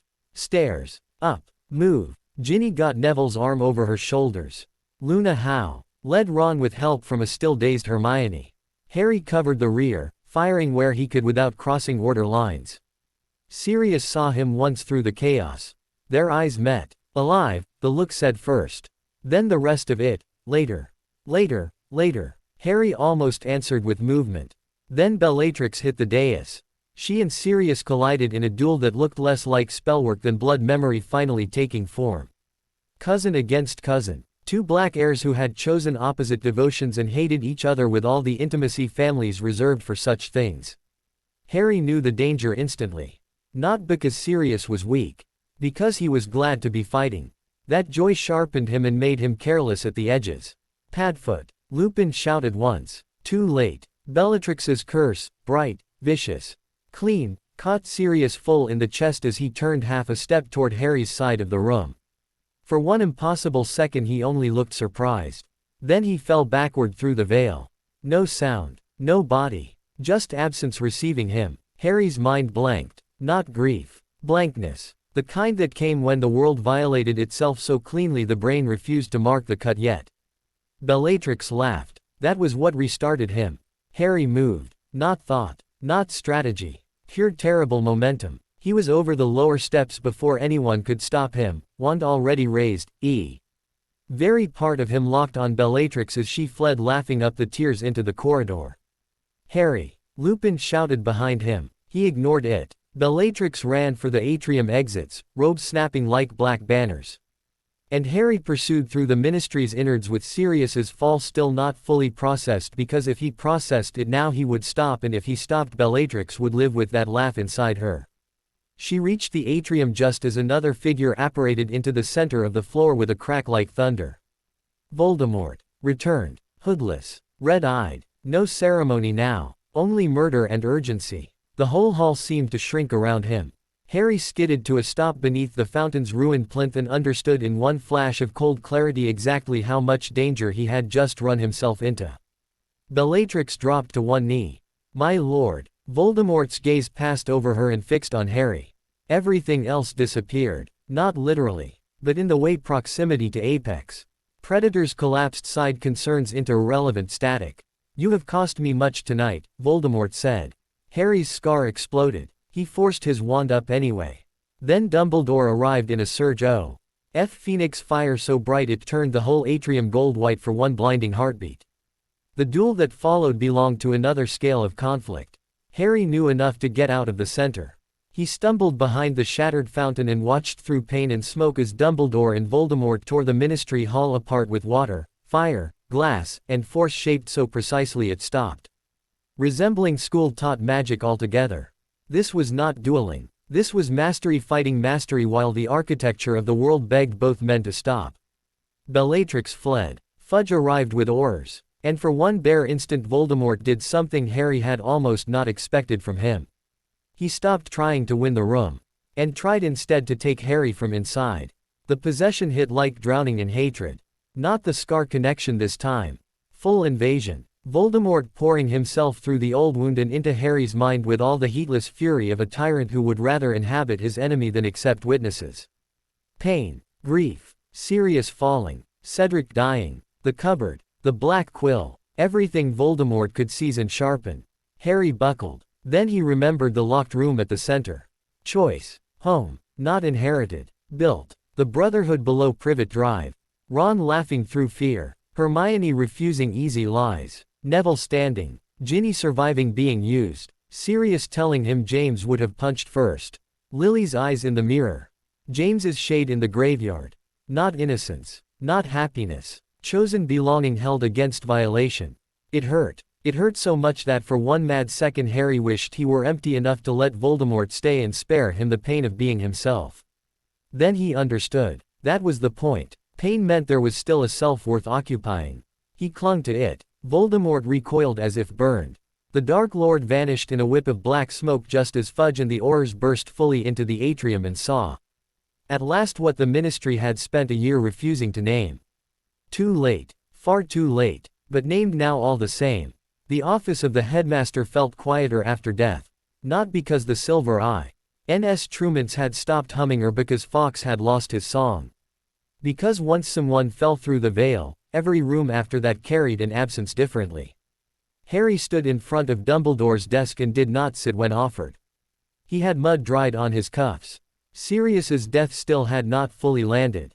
It moved under the skin like delayed poison. Dumbledore looked older than ever. For a long time neither of them spoke. Then Harry said, "You knew he'd come after the prophecy." Yes. The answer was immediate. Harry laughed once, and the sound was all blade. Good. Honesty at last. Dumbledore took that too. I suspected, the old wizard said quietly, that Voldemort would try to lure you to the Department of Mysteries if he believed the connection between your minds sufficiently open. I hoped distance might reduce the chance. You hoped. Yes. Sirius is dead. Dumbledore closed his eyes once. Briefly. Not to dismiss the blow. To receive it. Yes, he said. Harry's hands curled at his sides. You kept me away all year because you were afraid he'd use the link. You left me with Umbridge. You handed me to Snape for occlumency. You told me nothing about the prophecy itself. And when the trap closed, Sirius died. Every sentence was true enough to wound. Dumbledore did not defend himself immediately. That made Harry angrier. Shout at me if you wish, the headmaster said at last. You have earned that right. I don't want the right to shout at you. No, Harry thought. What he wanted was impossible and childish and utterly sincere. He wanted Sirius alive. He wanted adults to stop building explanations out of corpses. He wanted one plan in this entire war, not to require children as pressure points. He wanted too much. Dumbledore looked at him across the desk and said, "Then I will give you what I should have given sooner. The whole truth." He rose and crossed to the cabinet where he kept the pensieve. When he returned, he did not set it down between them. He left it aside. "No more fragments," he said. "Listen carefully." Then he told Harry about the prophecy. The one made before Harry's birth. The one that named the Dark Lord and a child born at the end of July. The one that said the child would have power the Dark Lord knew not. The one that ended with the words that had shaped too many choices for too many years. Neither can live while the other survives. Harry listened without interrupting. He felt the shape of it settle in the room. The old machinery of destiny. The kind of sentence powerful people built altars and child abuse around if given enough time. When Dumbledore finished, the office was very still. Then Harry said, "That's it." Dumbledore blinked. "That's the chain everyone keeps dressing up as meaning?" Harry asked, voice low and cold. "A line spoken before I could walk. A riddle old men and murderers have both used to justify arranging my life." "It is more than that," Dumbledore said. "No," Harry said. "It became more because you all kept obeying it." Fawkes shifted on his perch. The instruments hummed. Dumbledore's face tightened with old grief. "You think I worship prophecy. I do not. I have spent years trying to prevent it from ruling you. You spent years hiding it from me." "Yes," Dumbledore said, and now the old man's own anger showed through, not against Harry, but against himself, against time. Against everything that had brought them here. Because you were a child. Because every adult around you either wanted to use you, save you, or kill you, and I, foolishly, arrogantly, disastrously perhaps, believed one more burden kept from you was mercy." Harry stared at him. Mercy. The word hit something raw. Cupboard. Blood wards. Brotherhood training in secret. Ministry lies. Umbridge's quill. Graveyard mud. Sirius through the veil. Mercy, Harry repeated softly. "That's what all of you call it when you take choice first and explain later." Dumbledore went very still. Harry stepped closer to the desk. "I was hidden for mercy. Lied to for mercy. Watched for mercy. Trained in secret for mercy. Sent into schools full of traps and prophecies and dead men's plans for mercy." His voice did not rise. That made it worse. At what point does mercy become control with better manners? The question hung between them. Dumbledore looked every one of his years. At the point, he said quietly, where those who wield it begin fearing freedom more than danger. Harry did not expect the answer. It knocked a step out of the argument before it could fully turn into fury. Dumbledore went on, "That is my sin, Harry. Not that I wanted to protect you. That I wanted too much to shape the conditions of that protection. I thought if I controlled enough variables, perhaps I could spare you pieces of what waited." His voice roughened. "Tonight proves what it has perhaps proven for years. Control is a hunger that wears many masks." Harry looked away first, not because he forgave the man. Because he suddenly understood, with exhausted unwanted clarity, that Dumbledore did not stand opposite Voldemort as a clean moral shape. He stood opposite him as Anyo. Fair man tempted by orchestration and justified by fear, fighting constantly not to turn into the thing he opposed. That was harder to hate. "Then hear me," Harry said. Dumbledore lifted his head. "I am not obeying the prophecy." A long silence. Then, "No, no." Harry met the blue gaze across the desk. "If Voldemort and I end each other someday, it won't be because some line spoken before my birth made it holy. It'll be because he keeps choosing to turn people into tools and I keep refusing. That's not destiny. That's war." Something like relief and grief moved across Dumbledore's face together. "Yes," he said very softly. That is war. Harry breathed once, the anger in him still sharp, still alive, but no longer directionless. Sirius died because I walked into his trap. Dumbledore's expression hardened. Sirius died because Bellatrix Lestrange murdered him. I still went. Yes, Dumbledore said. And you will carry that. There is no speech I can make that will erase it. But do not do Voldemort the courtesy of confusing guilt with soul causation. He built the trap. She cast the curse. I withheld truth. Creature lied. The Ministry made the conditions possible. His eyes held Harry's. You were responsible for your choices. Not for the entire architecture of evil around them. Harry took that in. It did not lighten Sirius's death. But it gave the grief edges. A structure. Something to push against besides himself. Finally Dumbledore said, the prophecy sphere is gone. Voldemort did not hear it from the hall. He doesn't need it now, Harry said. No. They both knew why. He had returned. He had been seen. The war no longer required secrecy to justify itself. The room fell quiet again. Then Harry asked the question that had been there all along. Beneath the anger and the prophecy and Sirius's death. What do you do now? Dumbledore looked at him for a long moment. Then said, less deciding for you. More telling the truth in time for it to matter. Harry almost smiled. Almost. That would be new. Yes, Dumbledore said. It would. Harry turned to leave. At the door, he stopped. Without looking back, he said, the army stays. I assumed it would. It won't be ornamental. I assumed that too. Harry nodded once to no one visible and walked out. Behind him the office hummed softly around one old man and too many ghosts. Ahead of him Hogwarts waited, occupied, frightened, still full of rooms that could be turned into training grounds and corridors that could carry secret movement and students no longer quite willing to die politely. Sirius was dead. The prophecy had spoken. Dumbledore had finally stopped hiding the knife and called it a knife. None of that felt like victory. But as Harry descended the moving stairs through the sleeping castle, he felt something in him settle into a colder, clearer shape. He would not be the chosen one. He would not be anyone's clean symbol. He would not be guided gently towards sacrifice by men who called secrecy love. He would be what the years had made him. A weapon with principles. A teacher in a hidden room. A boy who had lost too many people to let the next generation remain soft for the sake of adults' comfort. And somewhere below the stone and above the dark, in the quiet corridors of a school under siege, the new creed of the wizarding world began to write itself. Nothing is sacred if it serves tyranny. No destiny outranks choice. And every empire, light or dark, bleeds from the shadows first. War became official that summer, which only made it more organized in all the wrong places. The Ministry admitted Voldemort's return with the gracelessness of a man forced to acknowledge rain while already soaked to the skin. Cornelius Fudge fell. Rufus Scrimgeour rose. The Daily Prophet changed tone without changing habits. Less denial now, more patriotic theater. Horrors in streets. Checkpoints near apparition hubs. Worried faces at shop windows. Lists of the missing printed beside recipes and Quidditch scores as if all of it belonged to one manageable national life. It didn't. Magical Britain had not accepted the truth so much as incorporated it into its bureaucracy.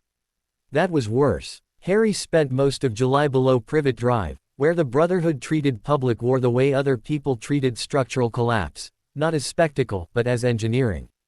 Maps multiplied. Safe houses were updated. Dead drops refreshed. Old contacts reclassified by loyalty, price, and panic threshold.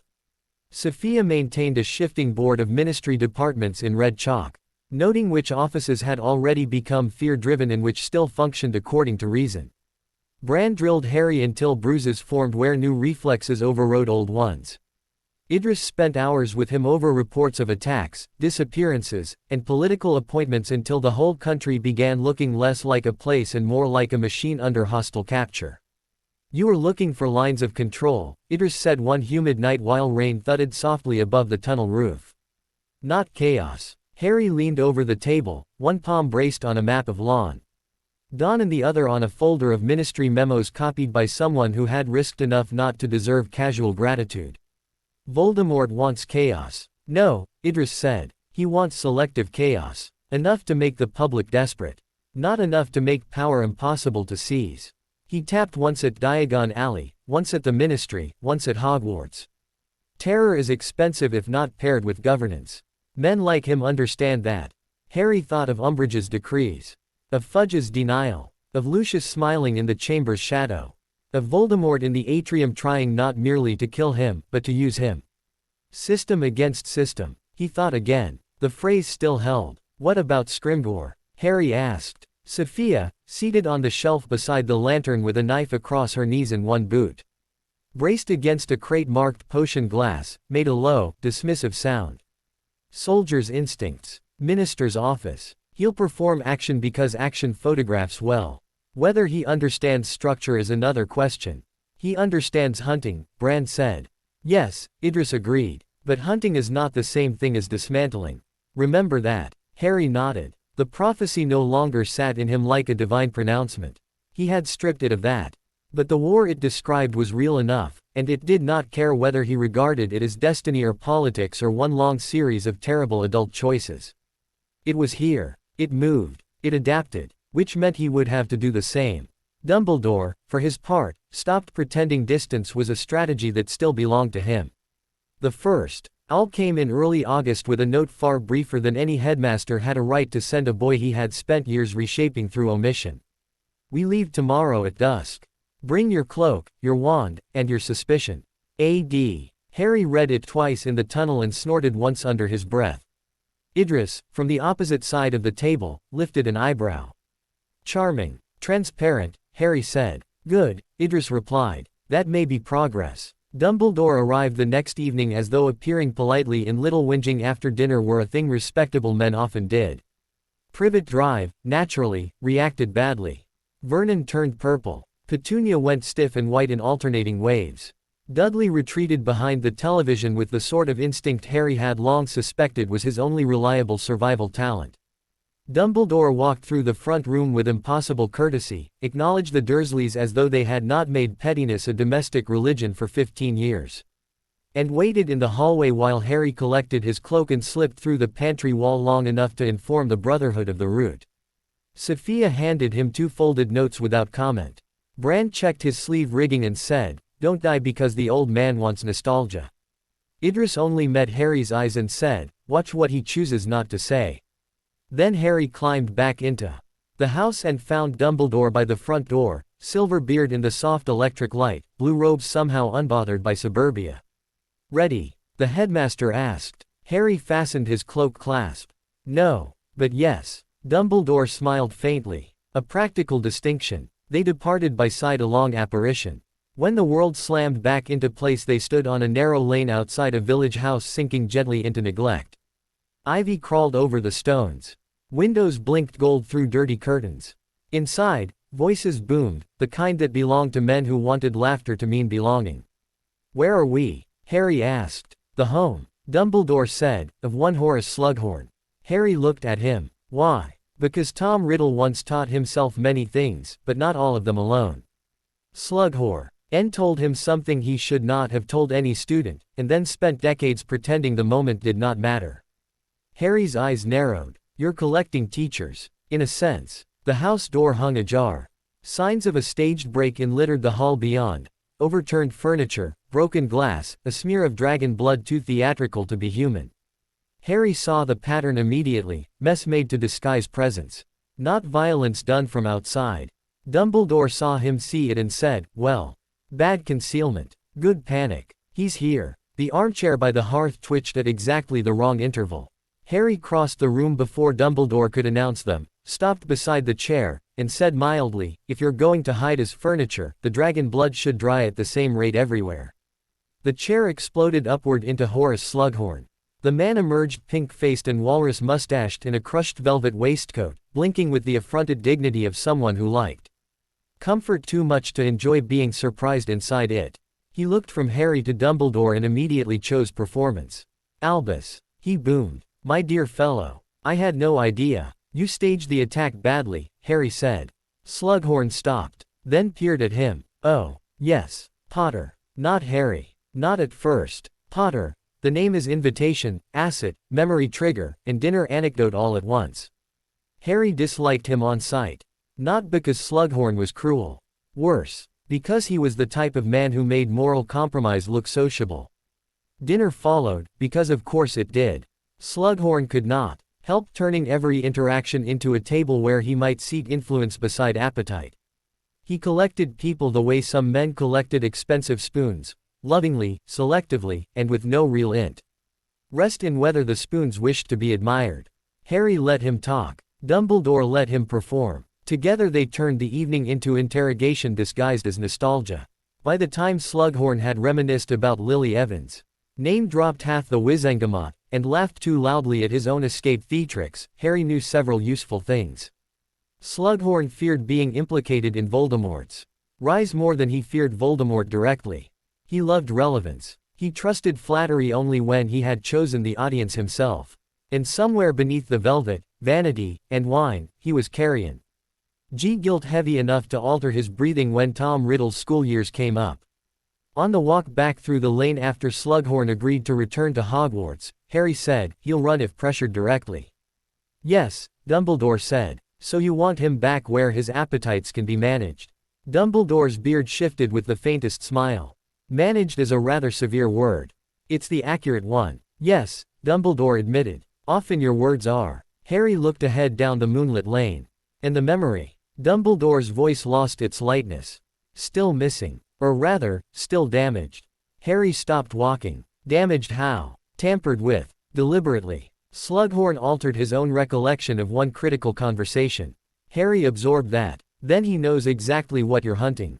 "I believe he knows enough to fear its shape." Harry resumed walking. "Good," he thought. That made Slughorn not merely nostalgic furniture, but part of the war. That made him worth attention. Sixth year did not feel like returning to Hogwarts. It felt like entering a city under active siege where the citizens had not yet agreed on whether the walls were breached. Security charms glittered at the gates. Aurors came and went in visible pairs. Parents lingered too long at platform departures and hugged harder without mentioning why. Students arrived carrying quieter versions of themselves. Even the castle moved differently, no less alive, no less old, but more alert somehow, as though it had accepted that childhood was no longer the thing most in danger within its stones. The D.A. remnants recognized one another at once. Not by name or handshakes. By stance. By the way people who had trained in hidden rooms measured exits automatically and used corridor reflections without thinking about it anymore. Ron had broadened in the shoulders and sharpened in the face, as if puberty had finally decided to work for him rather than against him. Hermione looked much the same. From a distance and entirely different up close, harder at the edges, less interested in being correct for its own sake and more interested in what correctness could do. Ginny moved like a girl who had survived possession, occupation, and adolescence and found all three faintly insulting. Neville had acquired quiet mass. Not physical alone, though that too. Moral. The sort that made bullies and fools underestimate him only once. The first trained conversation worth noting happened when Draco Malfoy entered Harry's compartment without invitation and shut the door behind him hard enough to NCE that this was neither social nor accidental. Ron's hand twitched toward his wand at once. Hermione's eyes narrowed. Ginny, stretched on the opposite bench with infuriating ease, did not move at all. Draco did not sit. He looked pale in the way rich boys often did when they had finally discovered fear did not respect breeding. "There are people in the school who won't survive the year," he said. The compartment went very still. Harry looked at him. That sounded almost like conscience. Draco flinched. "Believe whatever helps you." "No," Harry said. "Explain." Draco's gaze flicked to the others. Lingered on Ron with old mutual distaste, then returned to Harry. "I can't. Won't." A muscle jumped in Draco's jaw. Same result. Hermione spoke then, cool and flat. "If this is a threat delivered to by deniability later, you can leave." Draco turned on her with something very close to desperation. "You think I came here for sport?" That answered more than he intended. Harry leaned forward a fraction. "Who gave you the assignment?" Draco's face locked down instantly. Then he said, too carefully, "Don't follow me this year, Potter. There are places you won't understand fast enough." Ginny sat up. "That sounds like invitation." Draco ignored her. He opened the compartment door, paused on the threshold, and said without turning, "If I were you, I'd keep your headmaster away from towers." Then he left. Ron stared after him. Well, that was cheerful. Hermione was already thinking aloud. He's been given a task. Yes, Harry said. Ginny's voice held no softness at all. And he came because he doesn't want to do it. Harry watched Draco's reflection vanish in the corridor glass. No, he said. He came because part of him wants witnesses before he fails. That was the important difference. Not redemption. Pressure. Which meant Voldemort had chosen his instrument with exactly the right cruelty. Potions became useful again through theft, luck, and Severus Snape's old handwriting. Slughorn, with his talent for collecting favorites like a magpie with a social registry, reorganized the class by performance and charm, which resulted in Harry and Ron arriving to the first advanced lesson with too few books and too little patience. When Harry took the battered spare copy from the cupboard at the back, he expected inconvenience. He found annotation, not casual notes, not student doodles or old recipe shortcuts. Layered revisions in sharp, severe script. Corrections to brewing times. Counterintuitive substitutions. Warnings in the marg. Ins that read like field notes from someone who had tested potions under conditions far less academic than any classroom admitted. Property of the half-blood prince, the flyleaf said. Harry read THR.E pages and felt the world align by half a degree. This was not just a gifted student's textbook. It was an operative's ledger hidden inside school property. Someone had turned standard brewing into adaptable practice. Emergency counter agents. Silent toxins. Improvised salves. Pressure use. Concealment through ordinary procedure. He loved it immediately. Hermione hated it on principle. It's cheating, she said in the bureau that night while Harry copied 2 pages of Prince annotations into cipher on separate parchment. No, Harry said. It's inheritance. It is unverified inheritance. CE from an anonymous source who clearly thought the official instructions were for idiots. Harry looked up. And was the source wrong? That is not the relevant question. It's a highly relevant question. Hermione folded her arms. You have become impossible since someone put dangerous marginalia in your hands. Ron, sprawled on the rug nearby and still euphoric from not exploding his cow. Drawn for once thanks to Harry's whispered prince adjustments, said, I think he was always this impossible. Now he has citations. Ginny, without looking up from the dagger cleaning kit Bran had key. Edley arranged for Harry to receive through anonymous channels, said, if the notes work, we use them. Hermione stared at all 3 of them in rising horror. I cannot believe I'm the conservative one in this room. Luna, from the windowsill, said dreamily, it does sound a bit like a diary written by a knife. Harry almost smiled. Because that was exactly what it was. He used the prince's notes carefully. Not as gospel, as material. He tested every revision twice when possible, once when time denied him better. He looked for pattern, not just result. Whoever the prince had been, they understood the world the way Harry did, through use under pressure, through contempt for ornamental inefficiency, through the quiet assumption that school knowledge mattered only when it survived contact with danger.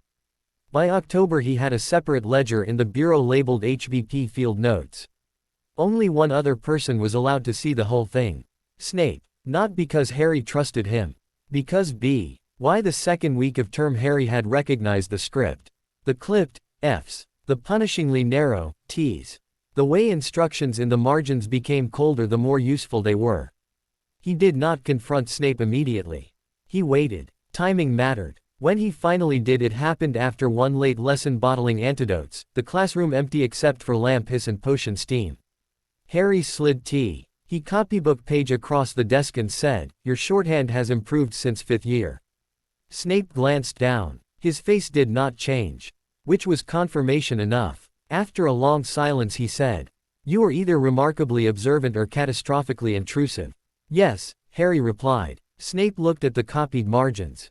And nothing. Yet, the notes are useful. Many useful things are dangerous in poor hands. Harry met the black eyes. Then it's fortunate you taught me to use poor hands less often. A beat. Then, softly, Snape said, return the original to where you found it before Slughorn notices the gap. No denial. No admission. Just the line between them shifting by one careful inch into something stranger and more useful than either affection or dislike. Dumbledore's private lessons became the spine of 6th year. The headmaster no longer rationed truth in crumbs. Not entirely. He brought Harry into his office twice a month and led him through memories of Tom Riddle's life with the grim patience of a man finally opening the locked archive he should have opened sooner. The Gounts, the orphanage, the Hepzibah Smith theft, every lesson peeled Anyo. Their layer away from Voldemort until the monster's shape became less mythical and more disturbingly human in its construction. Vanity, hunger, grievance, inheritance, contempt, the worship of exceptionalism dressed as destiny. Harry watched the memories in the pensieve and kept stripping prophecy from the equation. No chosen darkness. No ancient evil blooming from nowhere. Just one brilliant, vicious boy who had learned the world could be bent through fear and decided that made fear sacred. These are not merely biographical curiosities, Dumbledore said one evening after the memory of Hepzibah's death dissolved in silver ripples. They are pattern. They tell us what he valued, Harry said. Yes. Founders. Relics, bloodlines, symbolic objects with myth around them. Dumbledore's blue eyes brightened. Exactly. Harry stood by the pensieve, hands in his pockets to hide the faint restless need to move that always came with too much insight and not enough immediate action. The diary. Slytherin's line. Likely the ring from the Gounts. Something from Hufflepuff. Something from Ravenclaw. Maybe Gryffindor if he thought he could take it. Not Gryffindor, Dumbledore said. That, at least, I believe remained beyond him. Harry nodded once. And Nagini. Dumbledore looked at him sharply. Why the snake? Because by the graveyard he already treated her like more than a pet. Because he likes living symbols too much not to try. Harry thought of the serpent in the chamber, the voice in the walls, the way Voldemort's ambitions always chose shapes old enough to frighten institutions. And because making a weapon carry part of you feels like him. Silence. Then Dumbledore said, yes. That quiet confirmation changed the war's scale again. Not manhunt. Not duel. Dismantling. Count the anchors. Identify the vessels. Destroy what keeps the tyrant continuous. After one lesson Dumbledore set a cracked black ring on the table between them. The stone in it locked wrong in a way Harry had learned to trust. Not cursed merely. Saturated. I destroyed this one, Dumbledore said. Harry looked up sharply. The old wizard's right hand, usually gloved now, rested beside the ring. Something in his expression made Harry suddenly understand that the glove was not style. You touched it, Harry said. Dumbledore's smile was brief and joyless. Yes. Why? Because, Dumbledore said softly. Even old men who pride themselves on wisdom remain stupid where grief offers temptation. He did not explain further. He did not need to. The resurrection stone, Harry thought. Another relic. Another hunger. The headmaster had nearly died because for one moment he had wanted the dead badly enough to become reachable. Harry knew the temptation too well to speak cheaply about it. Instead he said, how long? Dumbledore looked at the gloved hand. Less than I would like. More than our enemies would prefer. Harry absorbed that without visible reaction. Inside, something settled into steel. So, the clock had changed. Again. No one said it aloud. No one needed to. While Dumbledore taught him the map of Voldemort's soul, Draco Malfoy spent the year trying to murder a headmaster and slowly failing under the weight of his own terror. Harry watched him because that was what Draco had always invited, whether he knew it or not. Watched the missed classes, the excused absences. The nights slipping out after curfew. The frantic trips to the room of requirement with things hidden under his cloak. The way his arrogance had collapsed inward into a thin shell stretched over panic. The room would not open for Harry when Draco used it. That mattered. It meant Draco's need was total enough to exclude even someone the castle usually indulged. The old instinct to break in any way gnawed at him. But one of the first rules Idris had given him about living systems was simple. If a door refused you absolutely, it was because the person inside had made desperation part of the lock. You did not defeat that by brute force unless the cost of waiting became greater than the cost of invasion. So Harry waited. And watched. He caught enough fragments to build the outline, vanishing cabinets. Borgin. Repairs, covert communication. An assassination line meant to bypass Hogwarts, protections by turning the school itself into an entrance point. When he reported the theory to Dumbledore in one of their private lessons, the headmaster only listened with terrible calm and said, continue observing. Do not act alone. Harry looked at him. That's usually a sign I should definitely act alone. Dumbledore's mouth twitched despite everything. On this occasion, resist the temptation. You're letting him try. I am, Dumbledore said. The honesty hit like a slap. You're using him. No, Dumbledore said quietly. I am refusing to turn one frightened boy's soul into the battlefield if another path remains open. Harry went very still. It was exactly the sort of answer that made arguing difficult because it was morally serious and strategically maddening at the same time. You think he can be pulled back? I think he has not yet crossed the final line. And if he does, Dumbledore's gaze held his. Then we answer accordingly. Harry thought of Draco's pale face on the train, of the shaking hands, of Lucius's smile, of Bellatrix's influence sliding around the edges of old house loyalties like oil. One frightened boy, he thought. Yes, but frightened boys with missions from Voldemort still killed people if no one stopped them. The line between mercy and negligence was thinner than Dumbledore liked to admit. Still, Harry waited, because for once the old man was not only withholding. He was sharing, working with him, showing the board while playing it. That earned patience. The memory from Slughorn came through vanity, alcohol, and precise emotional theft. It took until April. Harry approached the problem like an operation because that was what it was. Slughorn would not yield under accusation. He would not yield under pure sentimental appeal either, not cleanly. He would yield when co-RNERED between the desire to matter nobly and the shame of realizing a boy he wanted to collect saw through him entirely. The prince's potion notes helped. Felix Felicis, brewed from corrected margins and impossible patience, turned probability supple enough for a few hours. Hermione objected. Ron envied. Ginny called it structured cheating, and approved in principle. Under Felix, Harry moved through the evening less like luck-struck hero and more like a thief in a house where every hinge had been oiled for him. Slughorn's mood, Hagrid's grief over Aragog, the exact amount of drink needed, the timing of the walk back from the forest, the moment when guilt could be invited out and dignity left no obvious route of retreat. They stood in Slughorn's office with candlelight fat on crystal, and the old man flushed with drink and sorrow and memory. You knew, Harry said quietly. Slughorn's fingers tightened around the glass. No, you knew enough. That's worse. I was a teacher. You were a collector, Harry said. And Tom Riddle knew it. He came to you because you liked brilliant boys who made you feel important. The words hit. Harry saw them hit. Slughorn's face crumpled around the edges. Not into innocence but into the exhausted ugliness of someone whose worst memory had already judged him for years. Then Harry used the knife he had not wanted to use. He used what you gave him to kill people I loved. Quote. Slughorn closed his eyes. When he opened them, he was old in a way that had nothing to do with years. Yes, he whispered. The vial of true memory shook in his hand when he surrendered it. Harry took it carefully, not gently. Some truths did not deserve gentle handling. Later, in Dumbledore's office, they watched Tom Riddle ask the question in Slughorn's younger rooms with polite horror hidden behind perfect manners. What would happen if one tore the soul into 7 pieces? When the memory ended, silence filled the office. Harry looked at the silver surface of the pensieve and said, 7. Dumbledore's voice was equally quiet. The diary, the ring, likely the locket, the cup, a relic of Ravenclaw, Nagini, and the fragment in Harry Potter. Neither of them spoke the last one aloud because both knew it in the room already. The scar, the failed curse, the shard carried unwillingly since Godric's Hollow. Harry felt it between them anyway. Not panic. Not yet. Just one more blade laid on the table. Dumbledore broke the silence first. We go to the cave next.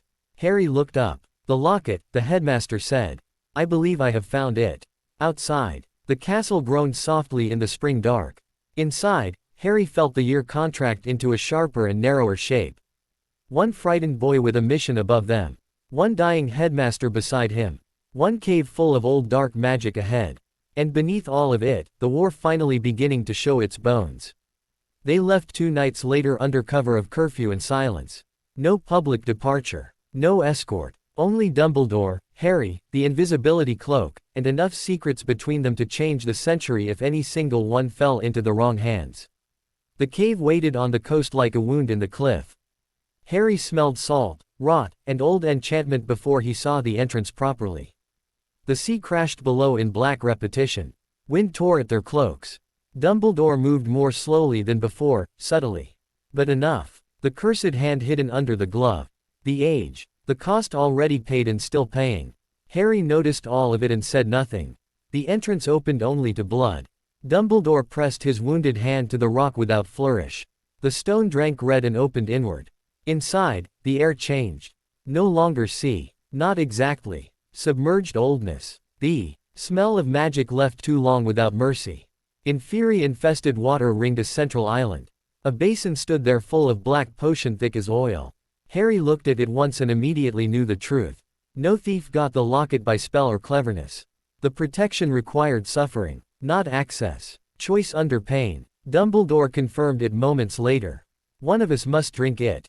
Harry's answer came instantly. Then I do it. No. You're already dying. Dumbledore's eyes flicked to him, sharp and unexpectedly warm with something like sadness. Precisely why the choice cannot be yours. Harry stepped forward. You think I'll let you weaken yourself inside a cave built by Voldemort when you've spent the year teaching me his patterns? I know you will try to stop me, Dumbledore said. That is different. He began drinking. The potion worked as pain and memory weaponized together. Harry held the goblet and forced it to Dumbledore's lips again and again as the old man pleaded, commanded. Begged for mercy in voices no student should ever hear from a teacher. It stripped him. It showed Harry exactly how much discipline and guilt had lived under the bright robes all these years. Twice Harry nearly stopped. Twice Dumbledore, even half broken by the potion, ordered him on. When the basin emptied, Dumbledore collapsed trembling and half delirious. Harry snatched the locket from the bottom and felt immediate cold satisfaction. Then, on the chain, beneath layers of warding and expectation, he saw the problem. Too light. Wrong. He knew false weight. False history. Substituted objects. The locket was a decoy. Harry's stomach dropped. There was no time to say it before the Inferi came. The battle back to the boat was all fire and dead hands in black water. Harry's training saved them where schooling would have drowned. He used the cave's geometry, not just spells, stone, splash radius, choke angles, bright flame bursts to open lanes, motion always toward extraction rather than dominance. Dumbledore, broken by the potion and still somehow magnificent, conjured rings of fire that turned the lake into a burning horizon long enough for Harry to drag them both to safety. They apparated back to Hogwarts reeking of salt and ash. Only in the headmaster's office, with shaking hands and the locket on the desk between them, did Harry pry the false thing open and find the note. To the Dark Lord, I know I will be dead long before you read this, but I want you to know that it was I who discovered your secret. I have stolen the real Horcrux and intend to destroy it as soon as I can. I face death in the hope that when you meet your match, you will be mortal once more. R.A.B. Harry read it twice, then looked up. Dumbledore was staring at the note. With a weariness so profound it made age look shallow by comparison. Regulus Black, Harry said. Yes, Dumbledore whispered. Sirius's brother. The one everyone had written into the wrong story and left there. Harry sat back slowly. Another Black. Another hidden line. Another dead man who had done something brave too late to save himself and too early for anyone to understand. The room felt suddenly very small. We're behind, Harry said. Dumbledore did not deny it. We have the map, he said instead. Harry looked at the note.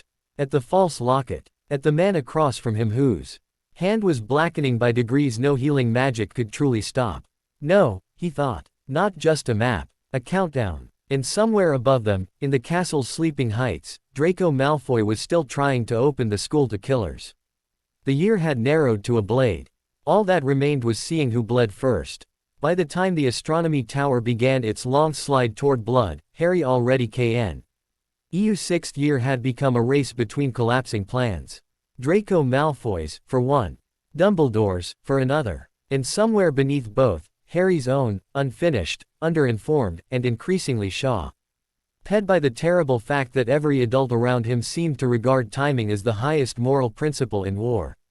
The warning signs had been there for months. Katie Bell and the cursed necklace. Ron nearly dying from poisoned mead meant for Slughorn. Draco's frantic disappearances into the room of requirement.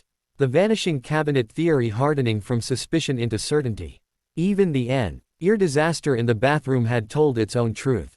Harry still remembered the white-tiled chamber slick with water and panic, the way Draco had looked when cornered there, not villainous, not triumphant, not even properly hateful.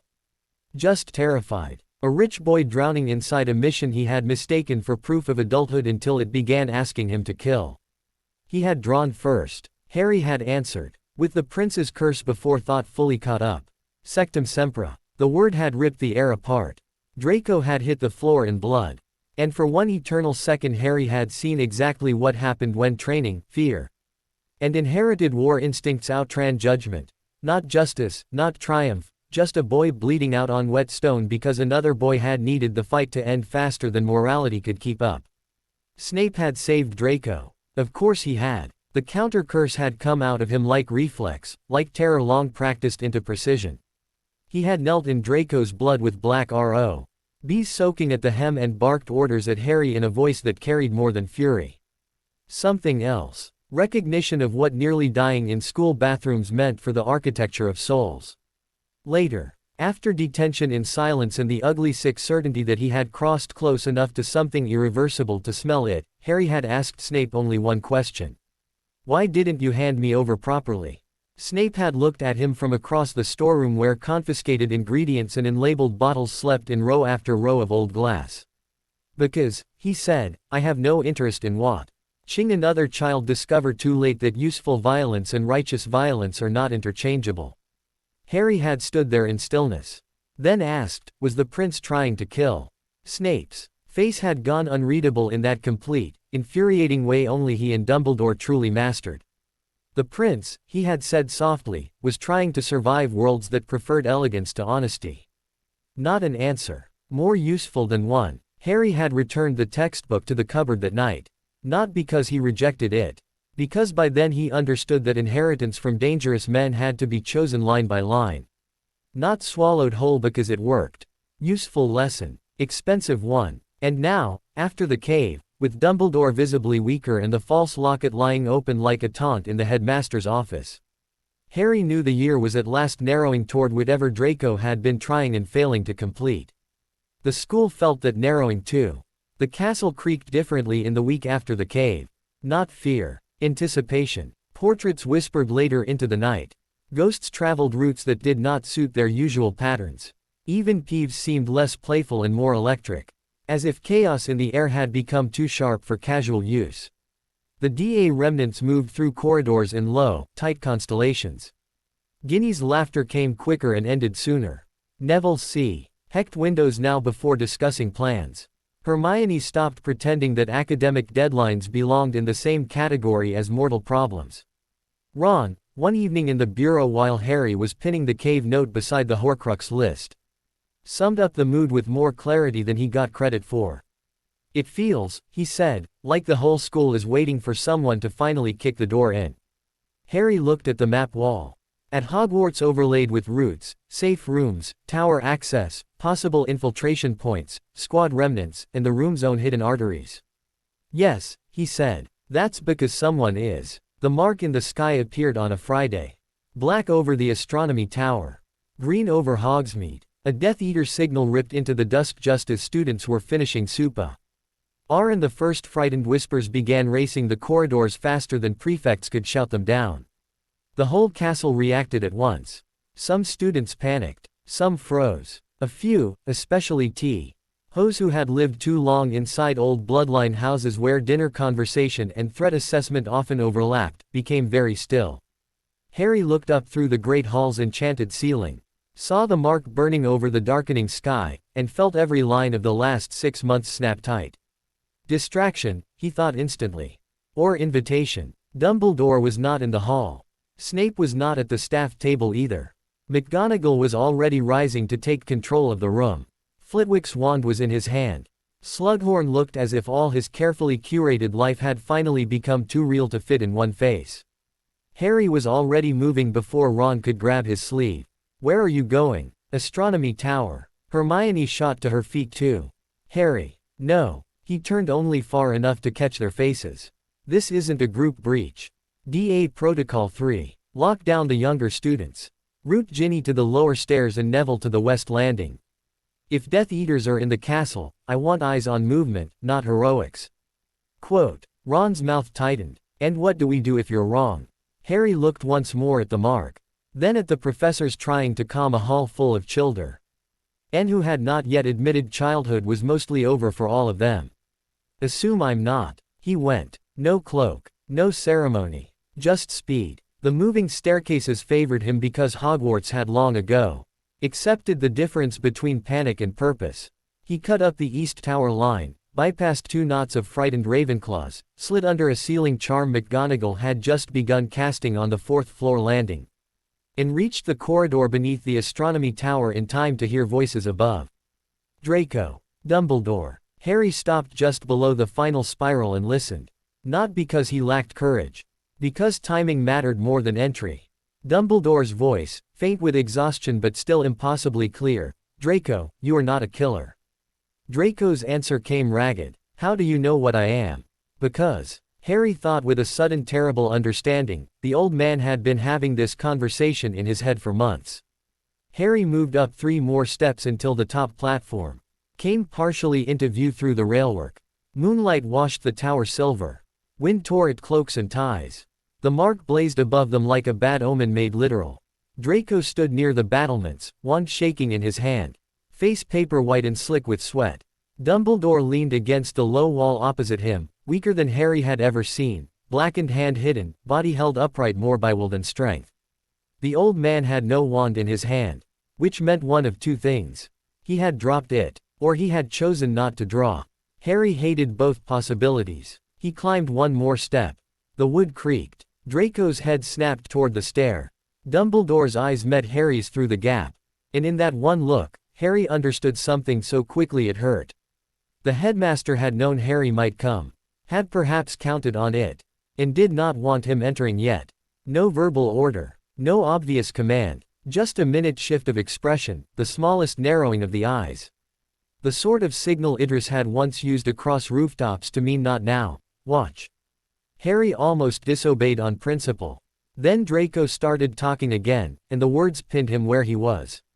I did everything. Draco hissed, voice breaking under the force of his own humiliation.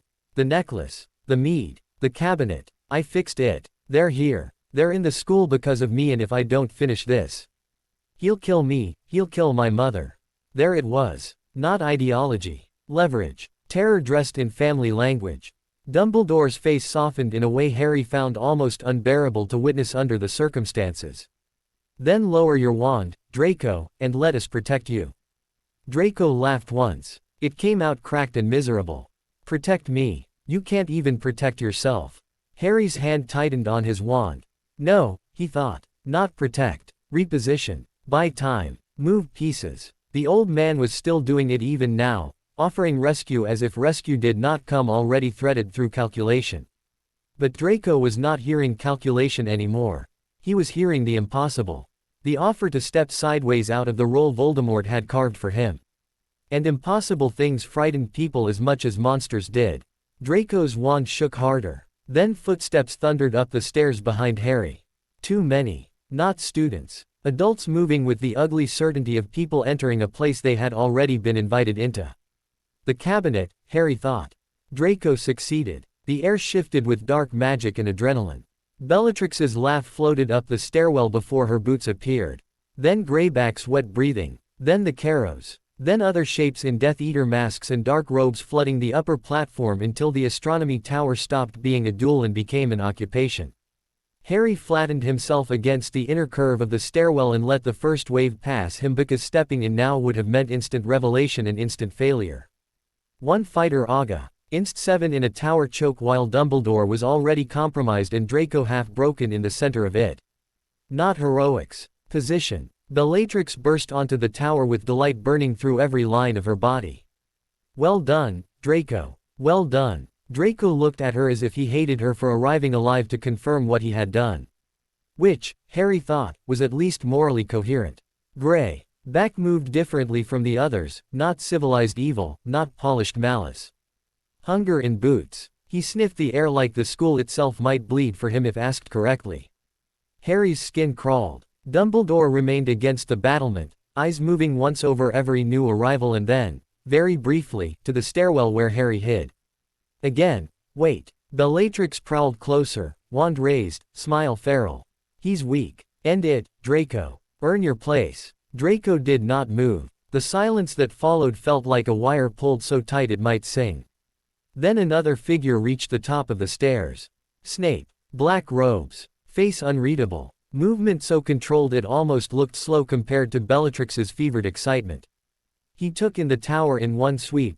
Dumbledore, Draco, Death Eaters, stairwell shadows, then stopped. For a heartbeat no one spoke. Bellatrix broke first. Severus, at last. The boy can't do it. He's got no stomach. Draco's face twisted. Not with outrage. With relief so sharp it almost looked like pain. Harry saw that and understood before thought could fully name it. Draco had not wanted the kill. He had wanted witnesses to his failure.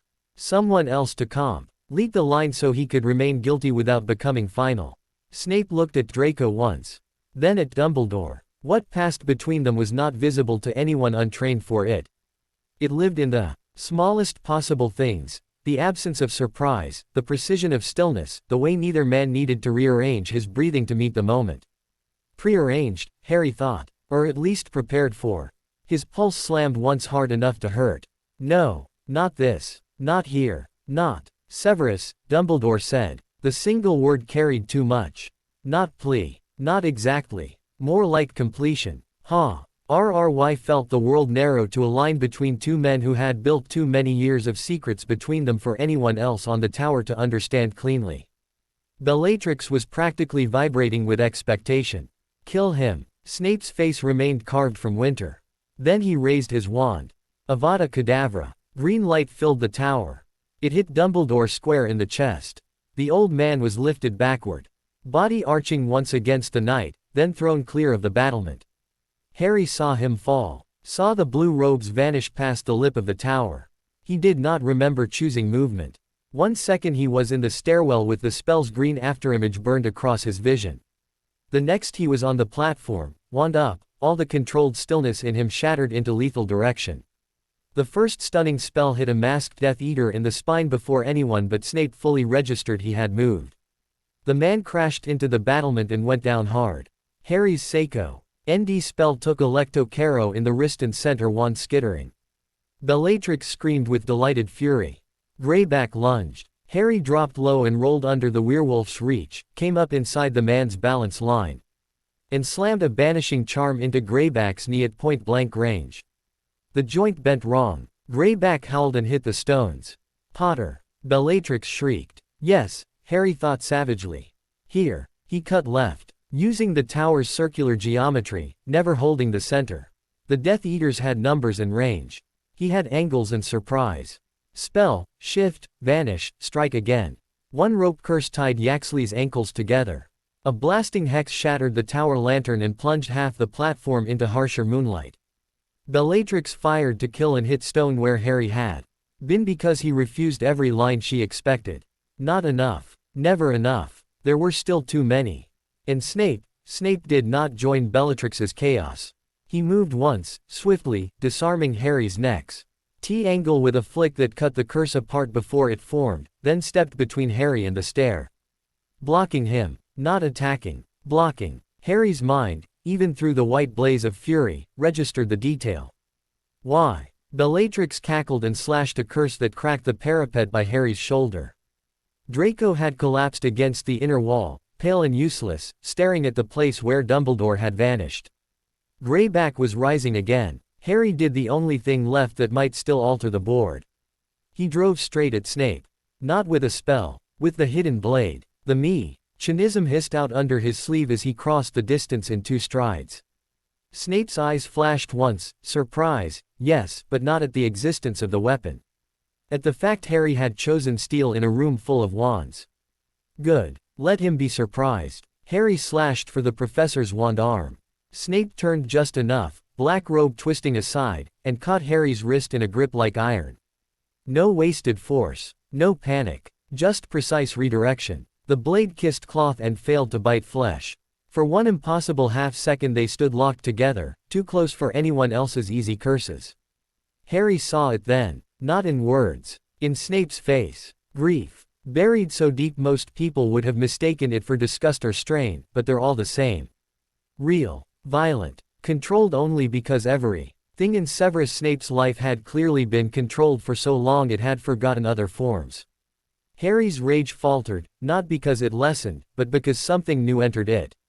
Understanding. Not forgiveness. Never that. But understanding enough to be dangerous. You planned this, Harry hissed. Snape's grip tightened once. Then he shoved Harry backward, hard enough to break the BL8 line and put stone between him and Bellatrix's next curse. Get out of the way, Potter, Snape snapped. The words were theater for the others.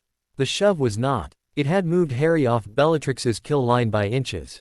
Which answered too much. Prearranged. Not simple murder. Something uglier, heavier, more strategic. Something Dumbledore had agreed to. Harry's stomach went cold even as the tower still burned with fury around him. Bellatrix was screaming now for retreat, half mad with triumph and already thinking of the castle below like a thing she might set on fire for joy. The Death Eaters began backing toward the stairs, dragging their stunned, limping, or cursing comrades with them. Greyback snarled and spat blood. Draco moved because Snape moved him with one brutal look, not because he had recovered himself. Harry raised his wand again. Stupefy. Snape deflected it without turning. No unforgivables from her, he barked over his shoulder toward Bellatrix. The Dark Lord wants the boy functional. Again, theater. End cover. Bellatrix laughed and vanished down the stairwell. Harry followed instantly. The chase through Hogwarts became a storm. Down tower stairs two at a time. Through corridors full of shouting students and teachers trying to seal sections of the school before they even understood which walls had already been breached. Spells flashed off armor and shattered windows. The mark still burned above the grounds, turning every stone archway green at the edges. Order members and teachers collided with Death Eaters in knots of battle throughout the corridors. Slughorn. Astonishingly, stunned Travers in the chest near the Charms Landing. Flitwick fought like angry Mercury. McGonagall moved with lethal elegance. Ginny and Neville, exactly where Harry had routed them, were getting younger students clear while cursing any Death Eater reckless enough to cross their line. Good. The DA had held. Harry did not stop. Snape cut through the chaos with purpose. Draco stumbling half a step behind him, other Death Eaters peeling off toward the grounds. Harry stayed on them all the way to the entrance hall, where the great doors burst open. And under a smashing curse and cold night air flooded in with smoke and battle noise. Outside, the grounds had become war. The cabinet had delivered more than one breach point. Fires licked the edge of Hagrid's pumpkin patch. Figures fought in the dark by the front steps. Fang barked himself hoarse. Somewhere to the right, a Thestral screamed. Snape reached the lower lawn. Harry closed to within 10 feet. Stop. Snape turned then. Finally, on the slope below the doors. Moonlight cut his face into sharp black and white planes. Draco stood behind him looking half sick, half numb. The other Death Eaters had gone ahead toward the boundary breach point near the forest. Harry's wand was still up. His breathing was ragged, but his aim was steady. You killed him, Harry said. Snape's expression did not flicker. Yes, you planned it. A pause. Then, go back to the castle. No denial again. No comfort. Just the line. Harry's anger surged hot enough to feel almost clean. Why? Snape looked at him for one long second, and in that second the whole year seemed to compress. The potion's notes, the occlumency, the warnings, the tower, the green light, the shove off Bellatrix's curse path. Then the professor said, voice low and razor flat, because not every killing is murder, and not every refusal to explain is betrayal. You are not ready for the difference. Harry fired. Not because the answer meant nothing. Because it meant too much and he hated that. Red light blasted toward Snape's chest. Snape swept it aside. Harry chained a cutting curse after it. Snape deflected that too. Then Harry went lower. Faster, less orthodox, 3 staggered spells from shifting angles meant to force movement instead of clean blocks. Snape answered every one, not flamboyantly, efficiently. Like a man disarming traps he had expected from the beginning. Harry's breath burned. He changed tactics. Cruck. Don't. The single word cracked across the lawn harder than the spell would have. Harry froze. Snape's eyes were black fire now. No unforgivables from you, he said. Not for me. Not tonight. Do not hand the Dark Lord that version of yourself as a gift. For one furious heartbeat Harry wanted to prove he could. Wanted pain. Answer. Something equal to the tower and the fall and the old man disappearing into night. Then Draco, behind Snape, made a sound, small, involuntary. Sick, and Harry remembered the bathroom floor, remembered blood and what came after useless violence mistaken for necessity. His wand hand shook once. Snape saw it. Of course he did. Go back, the professor said again. Quieter now. The castle still needs you more than revenge does. Then he turned and drove Draco ahead of him toward the boundary. Harry could have followed. Maybe. Could have chased into the dark with the grounds burning and Dumbledore broken below the tower and Death Eaters still loose in the school. Instead he stood frozen on the lawn while the war forked in front of him. Then he chose. Not Snape. The castle. He turned and ran back uphill. They found Dumbledore at the base of the tower. That was how Harry would always remember the moment afterward, not as discovery, but as confirmation of something he had watched happen and still not fully believed while it was falling. Blue robes broken against stone. Silver hair loose in the grass. The body so still that every person arriving around it seemed louder than human beings had a right to be. McGonagall came first from the left staircase. Hagrid from the grounds below, panting and red-eyed. Flitwick, Slughorn, Madame Pomfrey, more students gathering in widening circles of fear and silence. The castle itself felt hushed, as if even old stones knew what had just ended. Harry stopped 3 steps from the body. He did not kneel. He did not speak. Something in him had gone past speech. The grief for Sirius had come as falling. This came as vacancy. Too many losses now. Any adult explanations paid for by children and dead friends and plans too elaborate to stay clean. Dumbledore had been frustrating, manipulative, often infuriatingly convinced that timing redeemed secrecy. He had also been the only wizard in Britain powerful enough to force Voldemort to alter plans outright. And now he was gone. The architecture of the war changed with that body on the grass. Harry understood it before most of the adults around him did. McGonagall made a sound Harry had never heard from her before and hoped never to hear again. Hagrid covered his face with both hands. Slew. Gorn looked stricken in the way decadent men sometimes did when history finally stopped being hosted at their tables and started walking into their kitchens with blood on its shoes. Students began to cry. Harry still did not move. Then, slowly, he crouched. Not to check a pulse. He knew. Not to close the old man's eyes. Someone gentler or less angry could do that. He crouched because there, half hidden in the grass beside the blue sleeve, lay Dumbledore's wand. The Elder Wand. Harry looked at it for a very long time. Then he picked it up. No thunder. No light. Just the old wood's eternal smoothness in his palm and the immediate understanding that all artifacts of domination felt too ready in the hand. McGonagall saw the motion. Her face tightened. Not accusation, not yet, but he beginning of the thought that power would need accounting now. Harry met her gaze. Then he held the wand out to her. For a heartbeat no one moved. Then she stepped forward and took it from him with both hands. Good, Harry thought. Let them all see that. I am not collecting crowns tonight. She whispered, thank you, like it cost something to say. Harry rose. Around them the school still smoldered in patches. A broken window somewhere high above spilled torchlight in a sharp gold stripe. The mark had faded, but the sky felt wrong without it, like a wound bandaged too quickly. Hagrid. Dee looked at Harry through red-rimmed eyes. What happened up there? The whole circle seemed to lean toward the answer. Harry looked once back toward the dark line of the grounds where Snape had vanished. Then at Dumbledore on the grass. Then at the castle full of shaken students and teachers who would need roots and structure and orders before dawn because grief, unlike war, did not care how tired people were.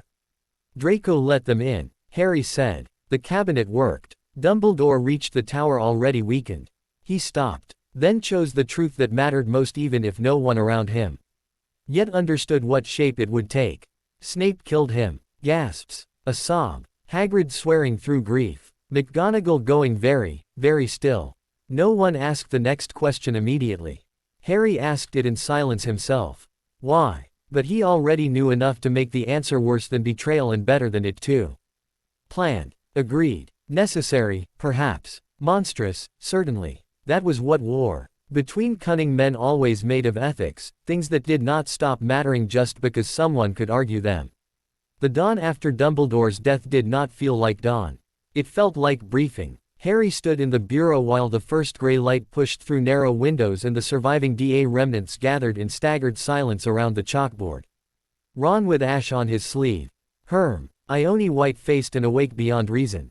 Ginny furious in the clean, cold way only the truly angry managed. Neville carrying bandages and not noticing he still had blood on one cuff. Luna looking sad. Enough to unsettle the room more than tears would have.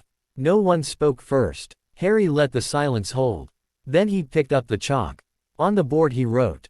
Dumbledore dead. Draco compromised. Snape exfiltrated with Death Eaters. Cabinet route confirmed. War now open. HEADMASTERSHIP vacant. Castle security collapsed. He set the chalk down. Ron said hoarsely, "That's a terrible list." Yes. Hermione's eyes fixed on the board. What do we do? The question hung there. Not academic now. Not club level. Not hypothetical. What do you do when the strongest defender of your institution is dead?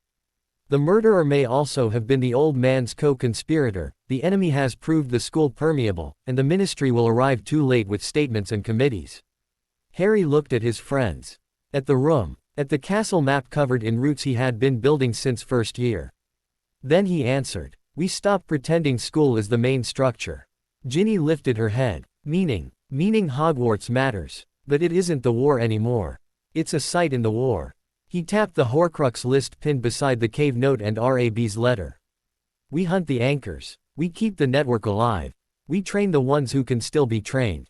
And we stop waiting for institutions to save themselves before we act. Neville went still. You're leaving. Not a question. Harry met his eyes. Yes. Ron exhaled once. Sharp and resigned. Good. Because after last night, if you'd said we were staying here for lessons and Quidditch and normal revision, I was going to throw you out a window. Hermione did not smile. But one corner of her mouth moved like the idea of one had passed nearby. You could have just disagreed. Ron looked scandalized. Where's the style in that? Luna said, windows are useful. But not for everything. That broke the room's tension by exactly the amount needed to keep it from becoming despair. Harry looked at the board again. At Dumbledore dead. At Snape gone. At Draco still alive somewhere beneath guilt and manipulation in the ruins of one impossible night. He thought of the tower. Of green light. Of Snape's face in moonlight when Reef had broken through just enough to be seen by someone trained to see too much. Not absolution. Not yet. But enough to know the story everyone would tell by breakfast would be false in its easiest form. Good. False stories were vulnerable once you stopped worshipping neatness. He drew a final line under the list and wrote. No more clean legends. Then he turned back to the others. We bury him, Harry said. We let the school grieve. Then we move. And in the stillness after the fall, while Hogwarts held its dead and mourning climbed slowly into broken windows, the war stepped out of classrooms forever. They buried Albus Dumbledore under a white sky and a wind that seemed too respectful to belong to June. The whole school stood around the Black Lake in its grief like a wounded RMY trying to remember the shape of ceremony. Teachers in dark robes. Students in every house color muted under mourning bands. Ministry observers standing too stiffly at the edges as if policy could remain policy in the presence of a body wrapped for burial. Merpeople watching from the water. Thestrals grazing the far shore as though death had merely made one more honest thing visible to those who already knew how to look. Harry stood with Ron, Hermione, Ginny, and Neville near the front not because rank demanded it, but because too much of the year had already taught them what it meant to arrive late. White tomb. Lake light. Fawkes gone. The absence of Dumbledore already changing the geometry of the world. He listened to the eulogies the way one listened to reports from people who had known different parts of the same battlefield. McGonagall spoke of discipline and intelligence, though grief roughened every line into something more human. Hagrid spoke through tears and no structure at all, which made him more convincing than any polished speech. Slughorn, shockingly sober, visibly wrecked, managed a few honest words about brilliance, appetite, and the danger of men who believed themselves above ordinary limits. No one spoke of secrecy. No one spoke of manipulation. No one spoke of the cost of loving children through plans rather than truth. Harry did not resent that exactly. Funerals were bad rooms for complete honesty. The dead could no longer answer and the living were too busy building themselves a version they could survive. He watched the white fire take the body. Watched the tomb rise. Watched students cry because this death still belonged partly to childhood, still carried the old illusion that schools were places where adults stood between children and catastrophe. That illusion died with Dumbledore more completely than the man did. When the service ended and people began drifting away in clusters of stunned conversation, Harry stayed where he was until the lake went almost black under the lowering sky. Ron stood beside him without speaking. Hermione on the other side. Ginny a pace behind. Neville with his hands jammed into his pockets so tightly the knuckles showed white. They had stopped treating silence like emptiness long ago. Now it functioned more like shared cover. Eventually Ron muttered, "Feels like if we leave, it becomes real." Harry looked at the white tomb. It became real on the lawn. Ron swallowed and nodded once. Hermione, voice rougher than usual, said, "Scrimgeour's waiting for you." Of course he was. The Ministry never let grief sit unexploited for long. Rufus Scrimgeour chose an office at the Burrow 2 days later as though invading family space under the banner of national necessity were the most natural thing in the world. Molly Weasley hated him on sight. Arthur attempted courtesy for the first 6 minutes and then abandoned it when the minister made it obvious he had not come to mourn Dumbledore or protect children, but to harvest what remained useful from the dead man's arrangements. Harry had expected as much. The will reading took place in the sitting room, chairs crowded too closely. Rain ticking softly at the windows, the whole house trying and failing to feel like a refuge after the school had ceased to be one. Hermione received the Tales of Beedle the Bard. Ron was given the Deluminator, which he turned over in his hand as if it might explain itself if stared at long enough. Harry received the golden snitch he had first caught in his first Quidditch match, and the Sword of Gryffindor, which the Ministry, naturally, refused to release on technical grounds. Scrimgeour gave the explanation with the grave patience of a man who believed procedure should overawe children into cooperation. Certain objects of historical and cultural significance cannot be transferred without review. Harry looked at him. Then why mention it in the will at all if you plan to ignore it? The minister's lion face tightened. Because the will was read in full. No, Harry said. Because you hoped I'd reveal why Dumbledore wanted me to have it. Scrimgeour did not blink. A useful man in war, Harry thought. Not a good one. Not necessarily a stupid one either. Just the sort who believed public order justified private theft as long as the paperwork came afterward. The room grew colder by degrees. Molly's mouth became a line dangerous enough to merit official concern. Hermione held her book too tightly. Ron, sitting slouched on purpose to signal disrespect and hide tension, stopped moving altogether. Scrimgeour leaned forward. Albus Dumbledore left too many questions behind him. It would help everyone if those questions were answered plainly. Harry turned the snitch once between his fingers. Warm metal. Memory. Not explanation yet. Help whom? Britain. No, Harry said. You mean the Ministry. The Ministry is Britain in times such as these. Arthur made a quiet sound of disgust. Harry looked at Scrimgeour for a long second and saw in him the war's newest respectable face. Not denial like Fudge, not childish performance like Umbridge, bu. Mobilization under the assumption that institutions could still solve a problem they had spent years nourishing. You want me as a symbol, Harry said. A cooperative witness. A reassuring public story. The boy who says the Ministry understands the danger and has everything in hand.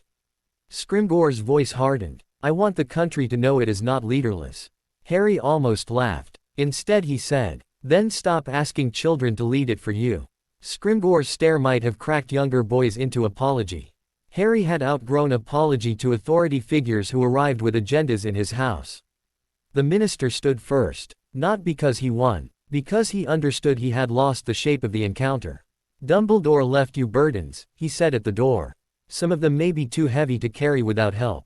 Harry looked at him over the back of the chair. Then offer help, he said.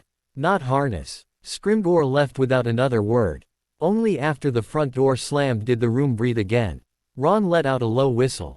You make grown officials look like bad prefects. That's because most grown officials are bad prefects, Ginny said from the doorway. No one argued. Harry looked down at the snitch in his hand. Not a toy. Not a keepsake. Dumbledore had never given objects without layers. Good. Layers he could work with. The wedding should have been the last peaceful thing. Everyone knew it even while pretending otherwise. Bill and Fleur smiled too brightly.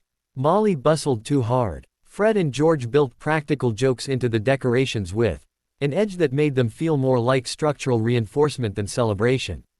The guests laughed and drank and wore bright robes because color, like ceremony, was one of the few lies people got to choose for themselves. Harry attended under Polyjuice because, public figure with a price on his head, had become an irritatingly recurring logistical problem. Hermione stood with him near the far edge of the marquee while music rose and fell around them and the garden glowed with lantern light. Normality, she said, watching couples dance. It's strange how quickly it starts to look staged. It is staged. Yes, she said. I know. I just miss when that didn't feel ominous. Harry looked at the guests, order members, old school acquaintances, ministry-adjacent families trying to look unafraid. People holding champagne flutes like talismans against the century. Then he felt the air change. Not sound. Pressure. The sort of shift a room made when too many people inhaled at once without understanding why. Patronus light burst through the wedding canopy in silver blue and Kingsley Shacklebolt's voice filled the garden. The ministry has fallen. Scrimgeour is dead. They are coming. The lie of normality shattered in one instant. Screams. Apparitions. Wand light. Tables overturning. Molly shouting for Ginny. Arthur drawing his wand with the speed of a man who had always ped the day would not come and prepared for it anyway. Fred and George already turning chaos into cover roots. Bill dragging Fleur toward her parents while she cursed beautifully in 2 languages. Harry's hand found Hermione's sleeve. Ron found them both a second later, face white and alert.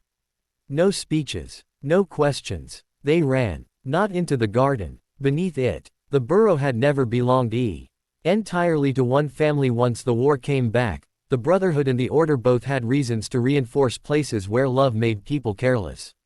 A root cellar Harry had never seen before opened behind the hedge line when Ginny shouted the right word and kicked the lower latch. Arthur covered the entrance. Harry, Ron, and Hermione dropped inside. Fred shoved packs after them. George threw in a CRA of supplies with a grin too sharp to be truly cheerful.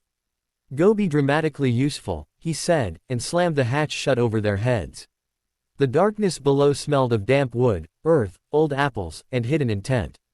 Harry lit his wand. There, under the burrow, built into old foundation and Weasley pragmatism alike, waited the first of the road caches, dry clothes, fake papers, muggle money.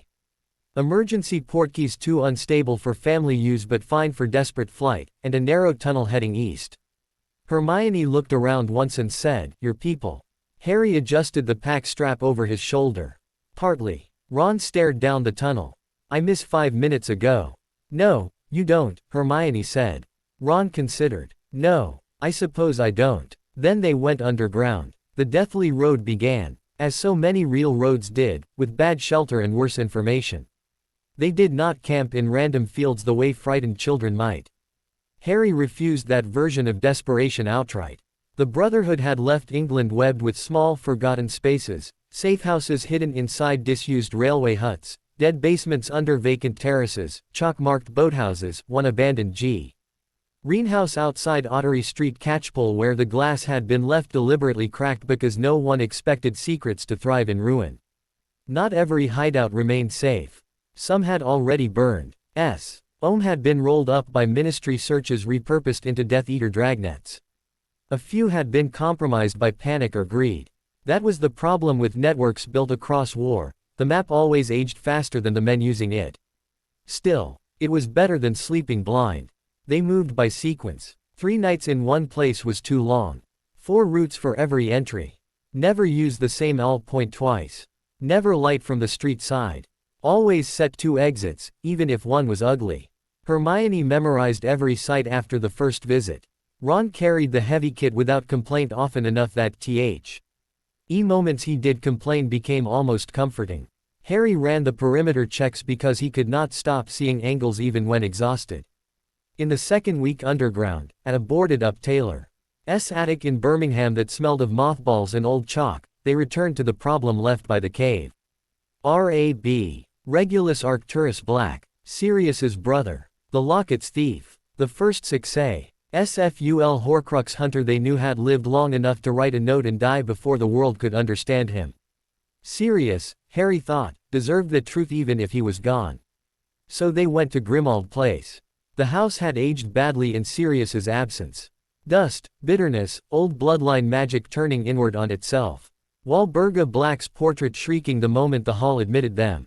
Kriya, Cher appearing out of shadow and stopping dead when he saw Harry wearing the locket, note in his face and Sirius's unfinished history in his eyes. Master Harry Potter, the elf croaked. Regulus Black stole a locket from a cave. Harry said without preamble. A dark locket. He wrote a note. Where is it? Creature went so still the room itself seemed to lean in. Then the old elf bowed his head. What followed came out not as confession, but as devotion buried too long to remain orderly. Regulus returning with the locket. Regulus ordering Creature to destroy it. Creature failing and failing because ordinary magic could not scratch what had been made of split soul. Mundungus Fletcher raiding the house after Sirius's death and taking the locket among other valuables. Creature hating himself for not protecting the last command of the master who had once seen him as more than furniture. Harry listened in the drawing room under Black ancestors' portraits and thought, yet Annette. Her war story hidden because no one had asked the right servant. Mundungus, Hermione said when Creature finished. Can we find him? Harry looked at the old elf. Can you? Creature's eyes flashed. Creature can find the thief. Good. Very good. He did. 2 nights later, in a condemned row house in Bethnal Green, Mundungus Fletcher found himself pinned to a chair by Harry's wand, Hermione's logic, and Ron's blunt willingness to hold the door while George's portable locking hex hummed through the frame.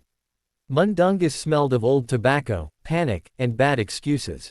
I sold it. He wheezed. Sold the lot. Fancy necklace thing. Yes, to a ministry witch. Didn't know it was yours, did I? Little toad-faced woman, took it off me under authority, said it was contraband.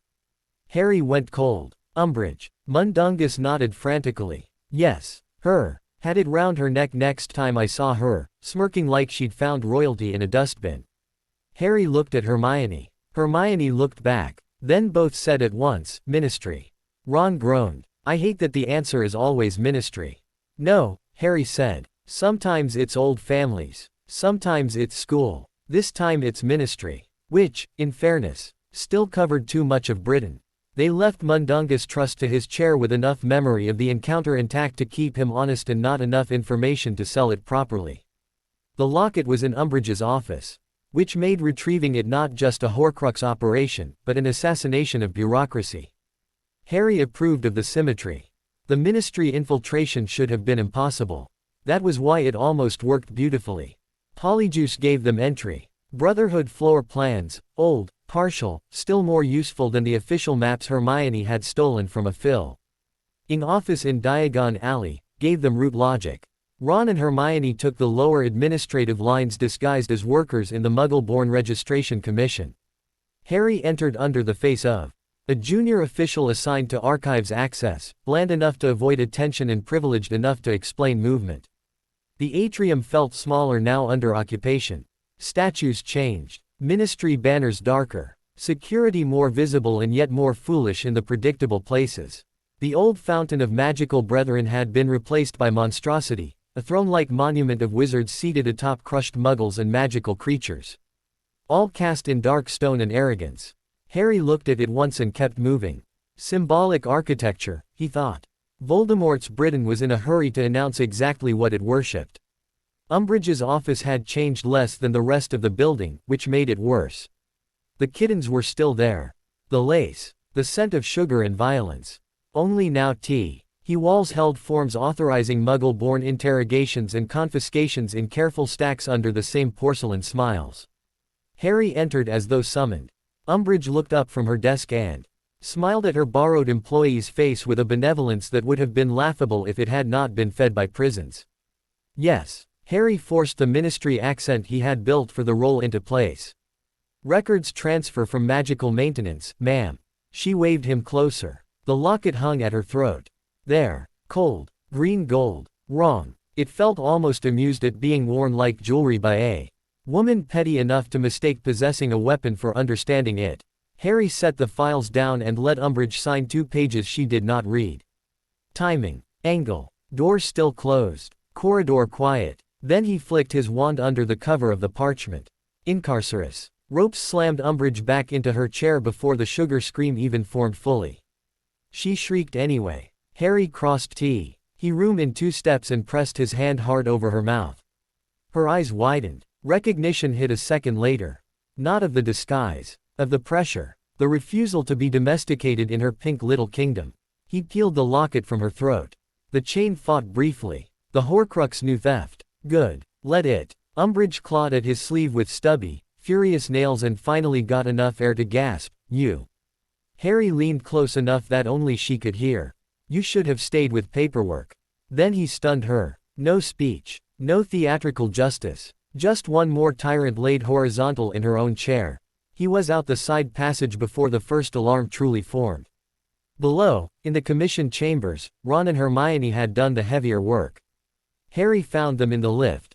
Junction with 2 Muggle-born files rescued from confiscation, one frightened family rerouted toward safe exits, and a look in Hermione's eyes that said she had just seen enough of ministry procedure to hate half the building on principle. Ron's borrowed face was sweating. "Tell me you've got it." Harry held up the locket. Both of them exhaled at once. Then the alarms went from local to Jenner. Al and the lift caged halfway between floors under anti-intrusion wards. So much for beautiful. Harry smiled without humor. "We go ugly." The escape route took them through maintenance shafts, vanished filing corridors. One flooded pipe junction, and an apparition break point disguised as waste disposal access beneath the old records wing. 2 ministry guards almost died for their efficiency. Ari stunned one and disarmed the other without looking back. Hermione erased the security slate. Ron banished a cabinet down the stairwell hard enough to delay pursuit by half a minute. That half-minute saved them. They apparated out one by one from the drain access, landing in cold rain outside a boarded-up church in Southwark with the Horcrux in Harry's pocket and the first true sense of suck. Any of them had felt since Dumbledore's death. It lasted exactly 12 seconds. Then the locket touched skin through fabric and Harry felt the mood around the safe house shift by degrees too subtle for anyone not trained to notice. Not magic cast outward. Pressure. The sort that sat on the lungs of a room and made every silence half a provocation. Horcrux, he thought. Of course. Not only an anchor. A weaponized presence. And now they had brought it home. The locket turned the weeks after the ministry into attrition. Not dramatic corruption at first. That would have been easier. Obvious enemies were always easier. Instead it worked like bad weather inside the skull, amplifying every insecurity, every irritation, every hunger the road already fed. Ron wore it longest because he insisted on equal burden and because Harry, who had learned too well how much others would let him carry if he did not object, let him.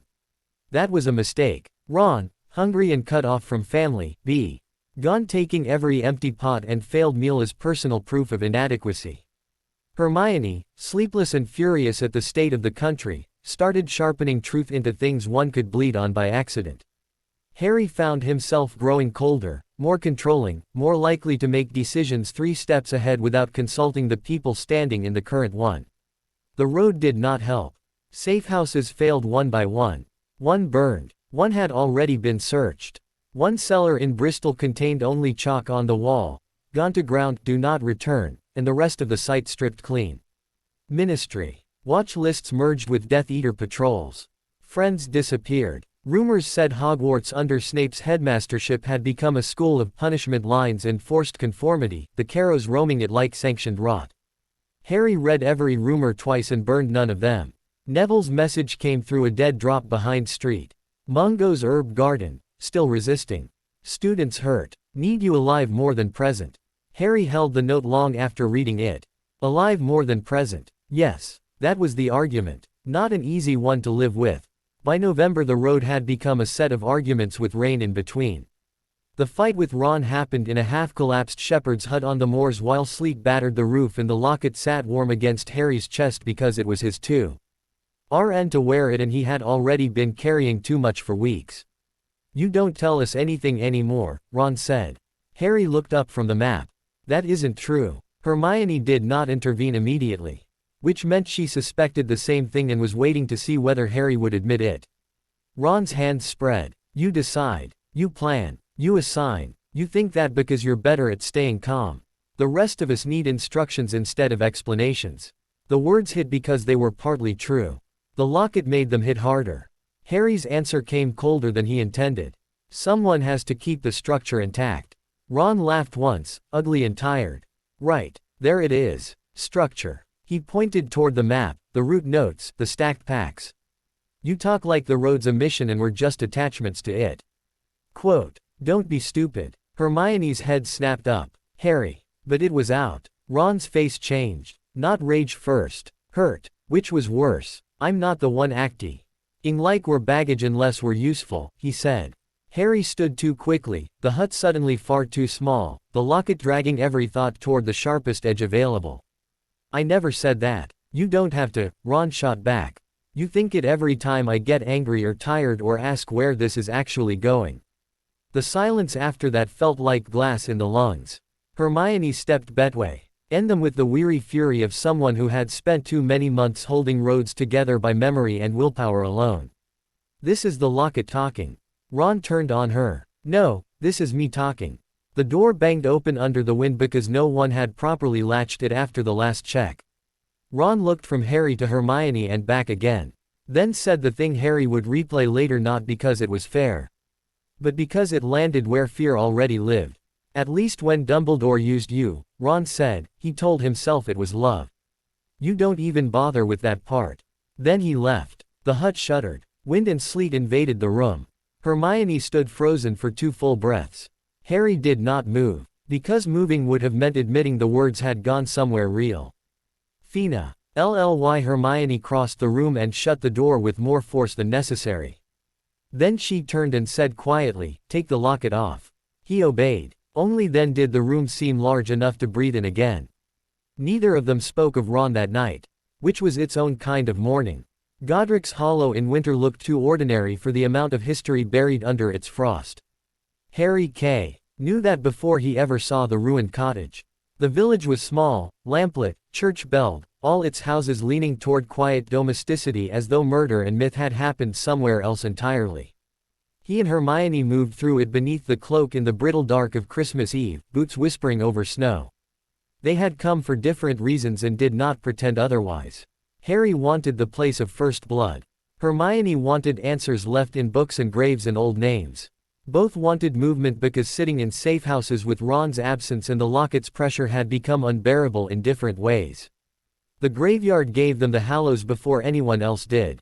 Peverell. The name carved on the stone looked old enough to still mean something. Below it, the triangle AR sign scratched into weathered granite cut at Harry's attention with a strange immediate rightness, familiar without context, like a sigil glimpsed once in fever and then recognized in daylight. Hermione touched the symbol with gloved fingers. I've seen that. He looked at her. In Beetle the Bard, she said slowly. In the old tale, the 3 brothers. The Hallows, Harry thought. Cloak. Stone. Wand. Not fairy tale after all. Of course Dumbledore's will had left Hermione the book. Of course the snitch still had not opened. Layers. Always layers. They found the ruined cottage next, memorialized now, hidden by charms. Graffitiing itself in glowing messages from mourners and believers and idiots who wanted their names near history. Harry stood outside the broken walls where his parents had died and felt less revelation than tiredness. This, he thought, was what symbols became when enough people touched them for the wrong reasons. Then Bathilda Bagshot's house drew them in. Old, dark, wrong. Harry felt it at once and still went because the trap was obvious enough to be usable. Bathilda looked at him with dead, interested eyes and spoke not with a voice but with invitation. Hermione was locked out almost immediately, the old woman steering Harry alone upstairs in a way too clumsy to be natural. He went because if it was Nagini, he needed confirmation, and if it was worse he would rather trigger it in the narrow upper room than in the street. It was Nagini. Of course it was Nagini. The serpent burst from the corpse shell with wet violence and the room became splintered floorboards, rotting curtains, scales, and fang lines. Harry fought too close for clean spellwork, using the bed frame, the wardrobe, the collapsing plaster, anything that turned size against itself. Hermione blasted through the wall to reach him. Nagini struck. The curse meant for the snake blew the room apart instead. They escaped bleeding, half buried in rubble, and apparated out into The dark just before Death Eaters converged on the house. Later, in the root cellar of an abandoned pub outside Oxford, Hermione unwrapped the broken wand fragments from her shawl and said, voice hollow with shock, I'm sorry. Harry looked at his snapped holly wand. Then at the Hallows mark copied on the back of Beetle's storybook beside it. Then at Hermione's face, gray with exhaustion and guilt. It saved my life, he said. That's what wands are for. He meant it. Mostly. Still, the loss landed. The wand had chosen him in Ollivanders years ago. It had been his first true belonging. In the magical world and one of the few tools that felt more like recognition than inheritance. Now it lay broken on a cellar crate because war did not care what symbols meant to boys. That night, unable to sleep, Harry turned the golden snitch over in his hand until warmth spread through the metal. The words written beneath Dumbledore's enchantment appeared at last. I open at the close. He stared at them, then at the snitch, then at the Hallows mark. Cloak, stone, wand. No, he thought, not destiny, not a set of sacred prizes arranged by death for worthy boys. Tools, concealment, memory, dominion, the only one he trusted already hung on his shoulders. The second, if Dumbledore had left it to him, was burden disguised as gift. The third was precisely the sort of object Harry had spent his life learning not to let choose him. That realization steadied him more than the story itself did. Good. Let the Hallows remain myths if myths made men stupid. He would use only what aligned with principle. The rest could rot in legend. Ron came back through light. The Deluminator did not explain itself until it mattered. That, Harry thought bitterly, was another Dumbledore. Habit the man had clearly handed down through objects. Harry was by the frozen pond at dawn when the silver doe appeared. Not Patronus in battle shape. Guide shape. Snape's work, unmistakable now T. Had Harry knew how the professor's magic moved when it wanted secrecy more than applause. The doe led him through the trees to a frozen pool where the sword of Gryffindor lay under dark water, silver and impossible. Placed like temptation and test together. Harry knew the trick the moment he saw it. Locket at throat. Sword underwater. Winter ice. Exhaustion. Isolation. Strip. Dive. Retrieve. Nearly drown. Someone had planned on the geometry. Still he went. Because the sword mattered and because sometimes the trap still held the tool you needed badly enough to justify hating the method later. The locket tightened around his neck as soon as he entered the water. Not physically alone, psychically. Cold, memory, accusation, every ugly thing about the year pulling downward together until the pond became grave in mouth and cupboard all at once. Harry's fingers closed around the sword. The chain at his throat constricted. Then a hand slammed into the water and hauled him up so vile. Ently he hit ice at the bank hard enough to cough pond water and curse all in one breath. Ron knelt over him, soaked to the elbows, face pale and wild and furious and relieved. Don't, Ron said hoarsely. Ever do that again before I get the chance to say sorry. Harry stared at him, then at the sword, then at the Deluminator hanging open in Ron's hand like a little black heart that had finally found the room it wanted. There should have been a speech. There wasn't. Harry handed him the locket. Then finish something useful. Ron understood at once. The destruction of the Horcrux too. Okay, place in the tent with the walls sealed and Hermione white-faced beside the stove because the road had changed them all enough that no one trusted dramatic ritual outdoors anymore. Harry opened the locket with Parseltongue. The thing inside came awake immediately. Not a soul. Not truly. A hostile knot of memory and malice built to exploit the worst chambers of whoever held the blade. It tried Ron first. Of course it did. Harry dead. Hermione choosing Harry. Second son. Lesser son. Leftover friend. Each fear made flesh in black light and whisper. Ron shook. Then he roared, not grandly, not nobly. Just with the sheer ugly honesty of a boy who had suffered enough from comparison and was finally too tired to keep pretending he could laugh all of it off, and buried Gryffindor's sword in the locket's heart. The Horcrux screamed. Then it died. When the metal split and the darkness ran out of it in oily smoke, the whole tent seemed to exhale. Ron stood over the shattered locket breathing hard. Hermione looked at him for one long terrible second. Then crossed the floor and hit him so hard on the shoulder Harry expected bone to go. You absolute idiot, she said, voice breaking. Ron nodded. Fair. Then she kissed him. Harry looked away before the moment became theirs, less honestly because he was embarrassed than because he had finally learned when not to stand in the CENTER of someone else's emotional architecture. That, too, was war knowledge. Useful. Malfoy Manor smelled of polish, fear, and old money trying to convince itself it was still in control. They reached it because of the taboo. One word. One stupid exhausted use of Voldemort's name at the wrong moment. Ministry snatchers on them before the road had fully reset. One fight too slow, one capture too efficient. And suddenly the old house of Lucius Malfoy rose before them in the dark like every aristocratic crime in Britain had finally found a postal address. Draco saw them first, or rather saw Harry through the bruises. The swollen face, the mud, the half-broken disguise. Recognition moved across him in stages: alarm, calculation, dread. Bellatrix wanted certainty. Greyback wanted blood. Lucius wanted relevance restored at any cost. Draco wanted the world to stop asking him to choose in public. Harry watched that war happen behind the blonde mask and knew at once that the line from the tower still ran through this room. Draco had not become brave. He had become exhausted by cowardice's price. "Is it him?" Bellatrix demanded. Draco looked at Harry. Harry held his gaze and said nothing. Draco's throat worked once. I can't be sure." It was the nearest thing to help Draco Malfoy had ever given him. It was not enough to save any of them, but it bought seconds. Seconds mattered. Bellatrix saw the sword, saw Hermione, saw the old cup in her vault in memory and panic. The room detonated into separate violences. Hermione taken, Harry pinned, Ron fighting with Al, Elle the grace of a collapsing barn and twice the force. Luna still somehow observant while being thrown to the floor. Ollivander a ghost in the cellar below. And Dobby. Dobby arrived like rebellion in a tea towel.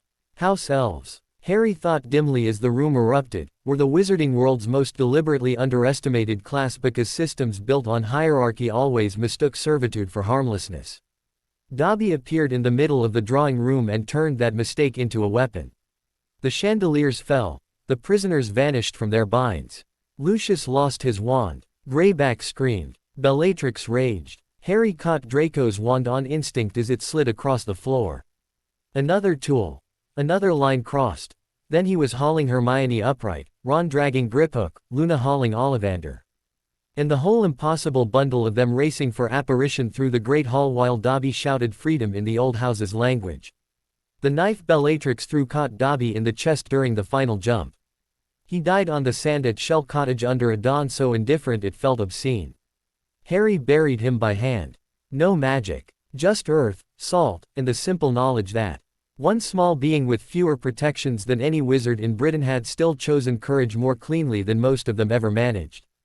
On the marker Harry carved only, "Here lies Dobby, a free elf." Nothing else felt worthy. Grief sharpened into resolve differently after that.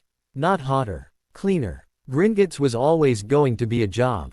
The moment Bellatrix panicked over the cup in her vault, the path became obvious. Hufflepuff's relic sat behind goblin wards and old blood security in the most defended bank in Britain. Which meant it needed planning, not prayer. Harry liked that. So did the Brotherhood. Idris sent word through a dead gull marker on the coast 2 days after Dobby's burial. No meeting. Only schematics, coded route notes from an old curse breaker contact long dead. And one line in the margin that might as well have been a nod across distance. Banks are temples to fear. Treat them accordingly. Harry built the heist from there. Disguise. Leverage. Goblin knowledge via Griphook. Bellatrix's voice and gate through polyjuice and borrowed cruelty. Access to the Lestrange vault. Contingencies for dragon root and treasure curses. Hermione hated the Bellatrix disguise. Ron hated Griphook. Griphook hated all of them in ways complicated enough to be almost respectable. Harry distrusted the entire arrangement and proceeded anyway because war rarely offered clean allies when relics were involved. The infiltration worked because everyone in Gringotts believed in hierarchy even more than they believed in gold. Bellatrix Lestrange's face opened doors. Goblin protocol closed questions. The cart ride down became less transport than descent into structural paranoia made stone. Harry counted doors, spelled tears, heat shifts, and likely collapse points all the way. Then the vault opened and the cup sat gleaming amid treasure that replicated itself under touch and heat. Bad magic. Good design. The room became impossible instantly. Burning gold. Multiplying cups. Chains of false swords and goblets cascading underfoot. Hermione nearly crushed. Ron swearing under a rain of cursed metal. Griphook shouting the goblin names of safeguards no one else in Britain would have bothered learning. Harry saw the real cup not by brilliance, but by history. It sat wrong, not flaunted, but placed with the defensive care powerful men reserved for things they feared underestimating. He seized it. Then everything broke. Griphook took the sword and ran. Of course he did. The dragon roared above them. Alarms howled through the bank. The cart line disintegrated. And Britain's oldest institution of financial terror became, for one glorious minute, a riot in stone. They escaped on the dragon because by that point subtlety had become not impossible, but irrelevant. Harry clung to scaling iron under his gloves while fire and air tore past. Hermione screamed something furious into the wind, and Ron laughed once in the hysterical way surviving men summertime did when choice had been replaced by altitude. The dragon carried them out over the lake country and finally bucked them loose into freezing water miles from the city. When they reached shore, soaked and shaking, Harry dragged the cup onto the stones and looked at it. Then at the last remaining basilisk fang he had kept wrapped in oilcloth since the chamber. Ron saw the look. Here. Harry nodded. No speeches. No. Hermione, teeth chattering, said, "That's probably best." He drove the fang through Hufflepuff's cup. The scream that rose from the metal sounded almost offended. Then it cracked, blackened, and died. 3 Horcruxes gone. Ring. Locket. Cup. The road had teeth after all. Harry stood over the ruined relic breathing hard while the dragon dwindled into the dist. Ants and cold wind cut the water into slate. Then the scar hit. Not pain alone. Revelation. Voldemort knew. Somewhere, in whatever lair or borrowed hall or occupied room he had made his center for the season. The Dark Lord had felt the cup's destruction and turned his mind at last toward the only conclusion left. Someone was hunting the anchors. The war would change again now. No more slow confidence. No more belief in absolute secrecy. He would begin checking the relics, checking the past, checking Hogwarts. Hogwarts. The thought landed hard enough to stop Harry mid-breath. Ravenclaw's relic. A lost object. Old school myth. Hidden in the castle. The diadem no one had seen for generations. And suddenly he remembered a room full of hidden things.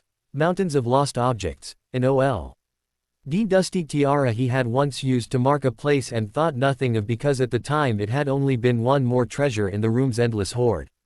Harry went very still. Hermione saw it first. What? He looked at her. Then at Ron. Then at the dead cup. "I know where the next one is," he said. Ron blinked. "You're joking." Harry was already turning the idea over like a blade in his mind, matching memory to myth. Room to relic, Hogwarts to unfinished war. "No," he said. "I'm going home." And for the first time since the road began, the end of it finally had a door. Harry returned to Hogwarts through a goat tunnel. He would have appreciated the absurdity of that in another life. As it was, the tunnel mattered more than the joke. It ran from the cellar beneath the Hogs He. Add through old stone and older smugglers' logic, curving under the village and into the bones of the school like a secret artery the ministry had never discovered because official people rarely believe. History could hide inside things that smelled bad. Aberforth Dumbledore led them through the first section with a lantern in one hand and contempt in every other visible part of him. "You took your time," he muttered. Harry, Ron, and Hermione had emerged into the Hog's Head less than 10 minutes earlier, wet from travel and still smelling faintly of dragon smoke and dead cup metal. The old bee. Armin had taken one look at Harry's face and all the disguises had become irrelevant. "No one can come through Hogsmeade now without being seen," Aberforth went on. "Schools watched. Village too. Duh. Ath eaters in and out like rats with paperwork." He glanced over his shoulder, beard bristling in the lantern glow. "If you've come to die dramatically, do it somewhere that doesn't splash on my floor." Harry almost smiled. "Noted." Aberforth grunted, which was apparently his version of welcome. The tunnel narrowed, widened, sloped, and finally opened into the room of requirement with all the suddenness of a held breath released. Harry stepped through the stone doorframe and stopped. The room had changed again. It was no longer the training hall he had built in 5th year, nor the first bureau with its maps and shelves. Nor the hidden chamber of 6th year war notes and Horcrux lists. It had become a barracks, infirmary, kitchen, armory, and command post all at once, a refuge so thorough, utterly shaped by need that the castle seemed to have turned every lesson Harry had ever forced into it toward the single task of keeping resistance alive. Cots lined one wall. Cooking fires burned smokelessly in the corners, crates of food, bandages, stolen potions, and patched school books filled the center aisles. Handwritten maps of the castle and corridor patrols covered the far wall in layers. Updated so often the parchment edges had begun to curl. Students moved through it with the hard practical ease of people who had long since stopped pretending secret war was a temporary extracurricular activity. Neville Longbottom stood at the central table with a wand in one hand and a root ledger in the other. For one heartbeat he only stared. Then the ledger hit the table, and he crossed the room in 3 long strides and pulled Harry into a fierce, bruising embrace that made all the intervening months collapse into one simple, astonishing fact. They had made it this far alive. Ron got the same greeting with more swearing. Hermione got one that looked gentler until it became clear Neville was just as incapable of moderation there too. Ginny was next out of the side chamber, then Luna. Then half a dozen younger students Harry remembered training by lantern light until their shield work stopped shaking. The room's noise rose around them, questions, relief, disbelief, movement. Not chaos. Never chaos anymore. They had been under occupation too long for that. Everything here had a function, even joy. Ginny stopped one pace in front of Harry and looked him over once from boots to hairline. Dirt. Old cuts. Tiredness buried under motion. You look terrible, she said. Yes. Good. She nodded. It would have been irritating if the apocalypse had improved you. That made him laugh despite everything. And the laugh mattered because it proved some part of him was still reachable beneath the road. Luna, standing at Ginny's shoulder in a sweater that looked as if it had won an argument with 3 blankets and then kept going, smiled dreamily. Hogwarts has been expecting you. Harry glanced at the walls, the hidden exits, the shelves, the lanterns. Yes, he said. I think it has. They briefed quickly because there was no version of this night in which time would consent to waste. Snape held the school nominally as headmaster. The Carrows ruled it in practice through punishments. Blood status theater, and violence presented as instruction. Detentions had become torture in rooms with closed doors and official wording. Students who would once have aimed about essays now smuggled food to younger years, sabotaged patrol routes, and kept coded lists of who had disappeared home and who had disappeared elsewhere. The DA had not survived in name. It had survived in fragments. Which was better? Neville had kept the visible spine at school. Ginny had managed movement in younger students until Easter, when the Weasleys forced her home after too many close calls. Luna had done what Luna always did and noticed hidden pressure before it fully took shape. The room of requirement had become their redoubt because Harry had taught it to answer nay.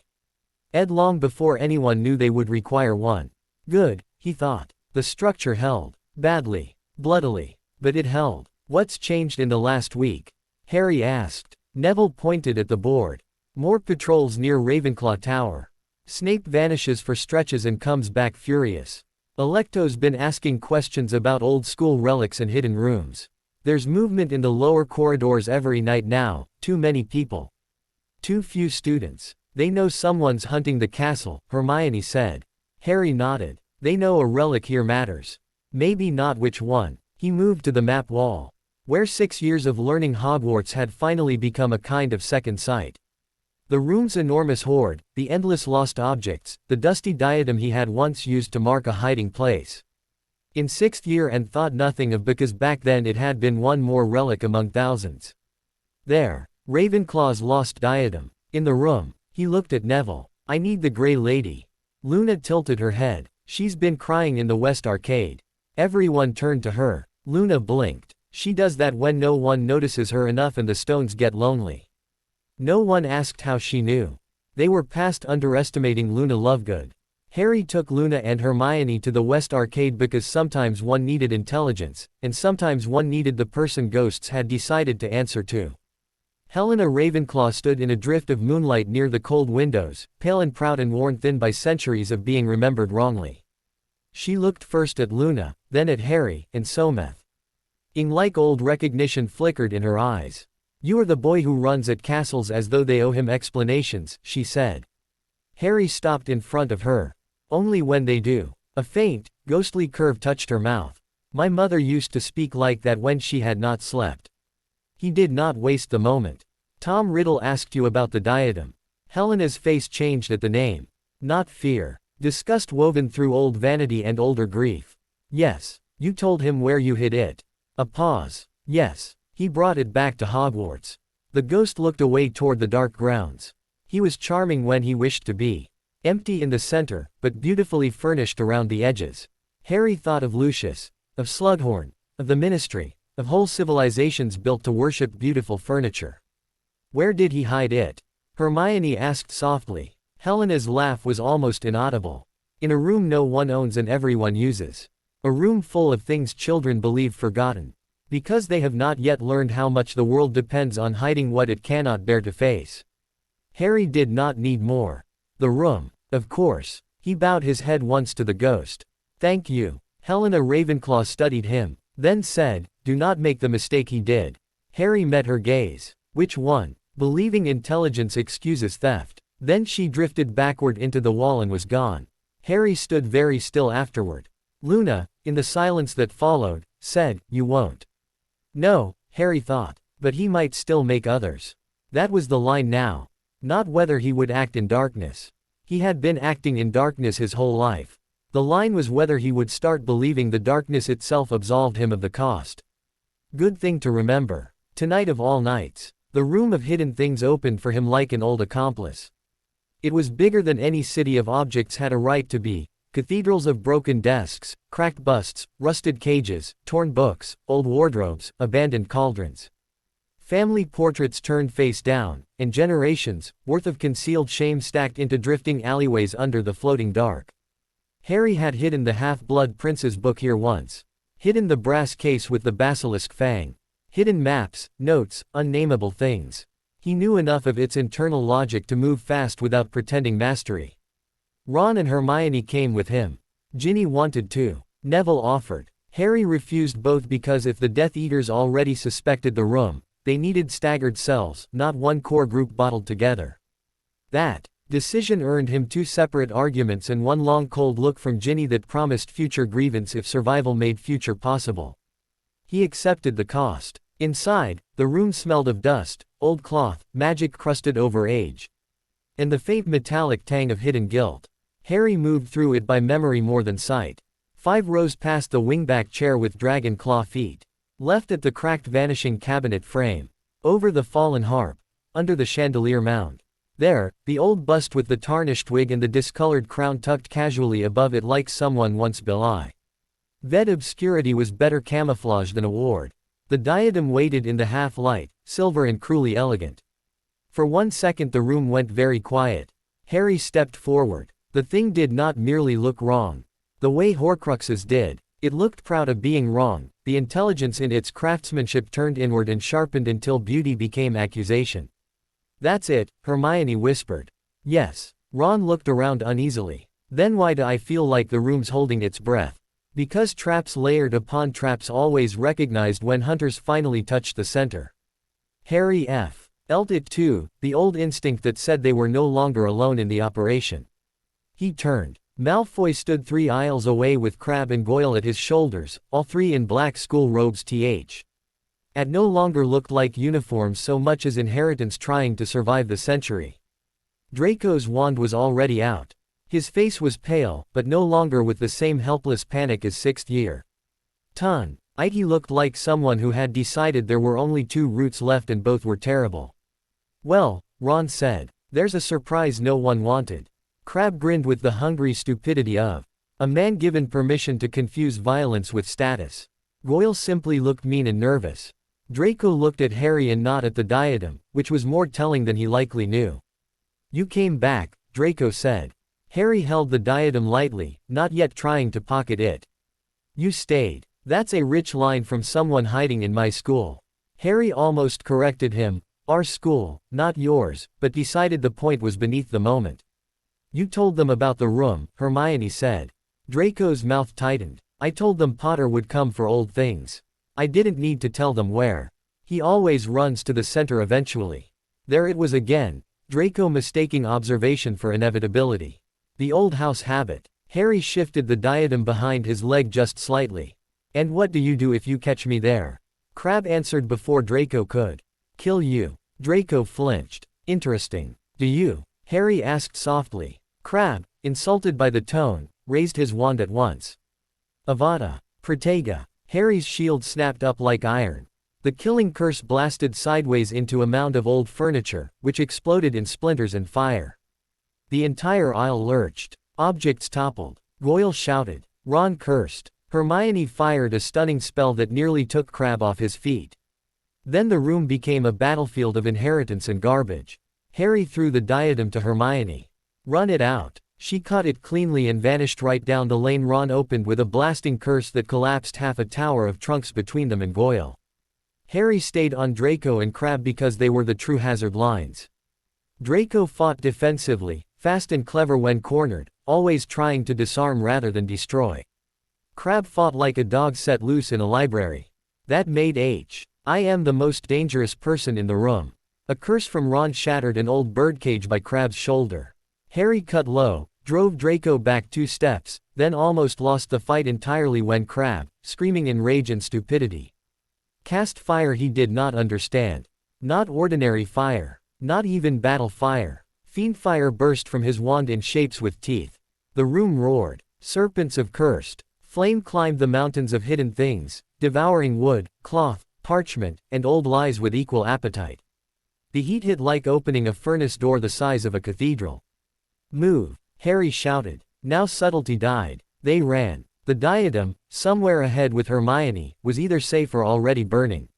No time to know. Fiendfire made roots vanish by the second. Goyle screamed as a burning cabinet dragon lunged for him.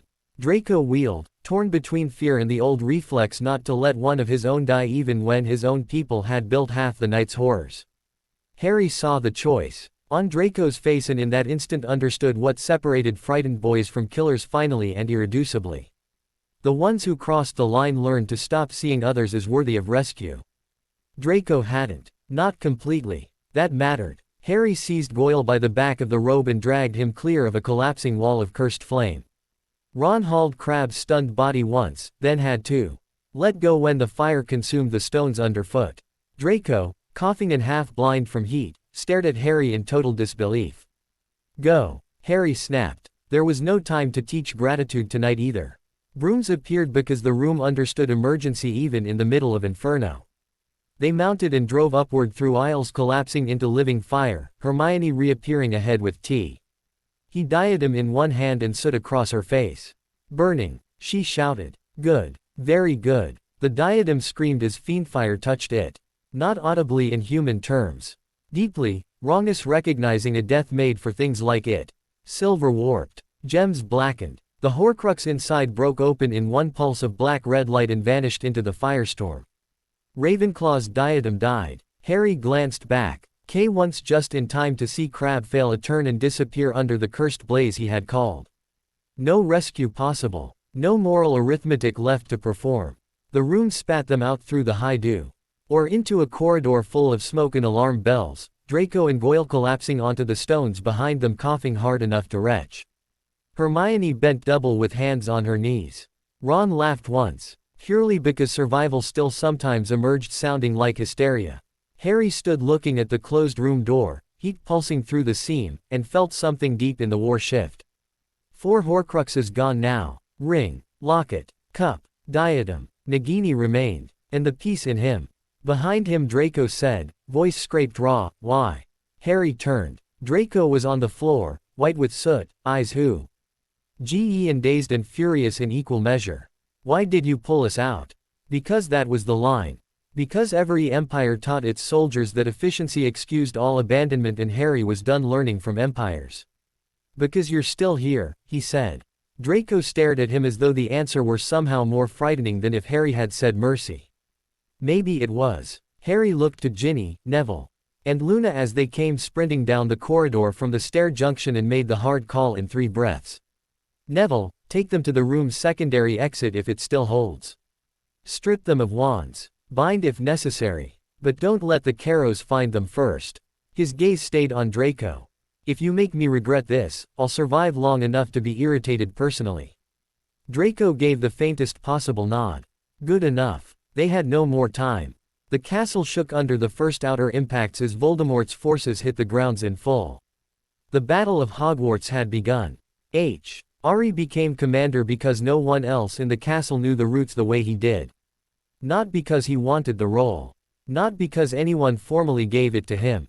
Because the school was now a city under assault and years of mapping, training, and hidden movement turned his mind into the most useful instrument available. He used it. The entrance hall became a triage and relay hub. The Great Hall evacuated into lower chambers. McGonagall held the central faculty line with a face like righteous granite and accepted Harry's corridor maps with one curt nod that functioned as both approval and promotion. Slughorn, to his credit, stayed. Flitwick anchored the west wing. Sprout weaponized greenhouse stock with an enthusiasm that suggested years of professional frustration. Molly Weasley, once she arrived with the family, took charge of the wounded with a ferocity that made half the volunteer network move faster purely to avoid her disappointment. Order members and former DA students formed rotating cells. House elves armed themselves with kitchen knives and personal grievances. Aberforth's roots fed in reinforcements from Hogsmeade. Brotherhood infiltrators, 3 of them, hooded, silent, utterly unsurprised to find Harry turning a school into a resistance map, appeared through forgotten lower entries and said only, "Where?" He pointed. They vanished. The old stone of Hogwarts came alive around them. Statues walked. Suits of armor charged. Protective wards flared and failed and were recast in fresher layers. Secret passages that had once existed for mischief became war arteries. The castle did not simply withstand attack. It responded to command with the offended dignity of something that had housed too much young life to surrender politely. Still, the enemy came. Death Eaters through shattered walls. Giants at the edge of the grounds. Spiders swarming from the forest under darker compulsions. Curses slashing down corridors that had once hosted gossip and homework and Quidditch bets. Harry moved through all of it with a kind of terrible calm. Never staying long at one front. Always shifting, reinforcing, routing people where they could matter most.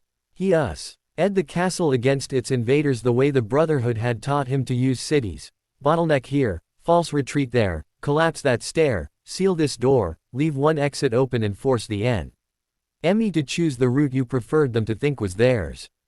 Ginny held the second floor east crossways with a squad of younger DA veterans and did not lose a single student. Neville anchored Viaduct passage until his wand hand cramped and still refused rotation. Luna somehow turned a toppled potion store into a smoke corridor that confused masked Death Eaters so badly two blasted each other into unconsciousness. Good. All of it good. Still not enough. Because Nagini remained. And Harry knew, more with each pulse of the scar, more with every strange interior silence when battle noise briefly dipped, that the last real move belonged not to castle or army or ministry or school. It belonged to him. Voldemort, in the shattered courtyard outside, called a ceasefire by voice and fear. The battle stuttered. Curses faded. Smoke drifted between broken columns and fallen stones. The Dark Lord's amplified voice rolled over the grounds and into the castle like cold tide. Harry Potter, it said. You have fought valiantly and caused much meaningless death. It ends now. Come to the forest and die. If you do not, every man, woman, and child in this castle will suffer for your refusal.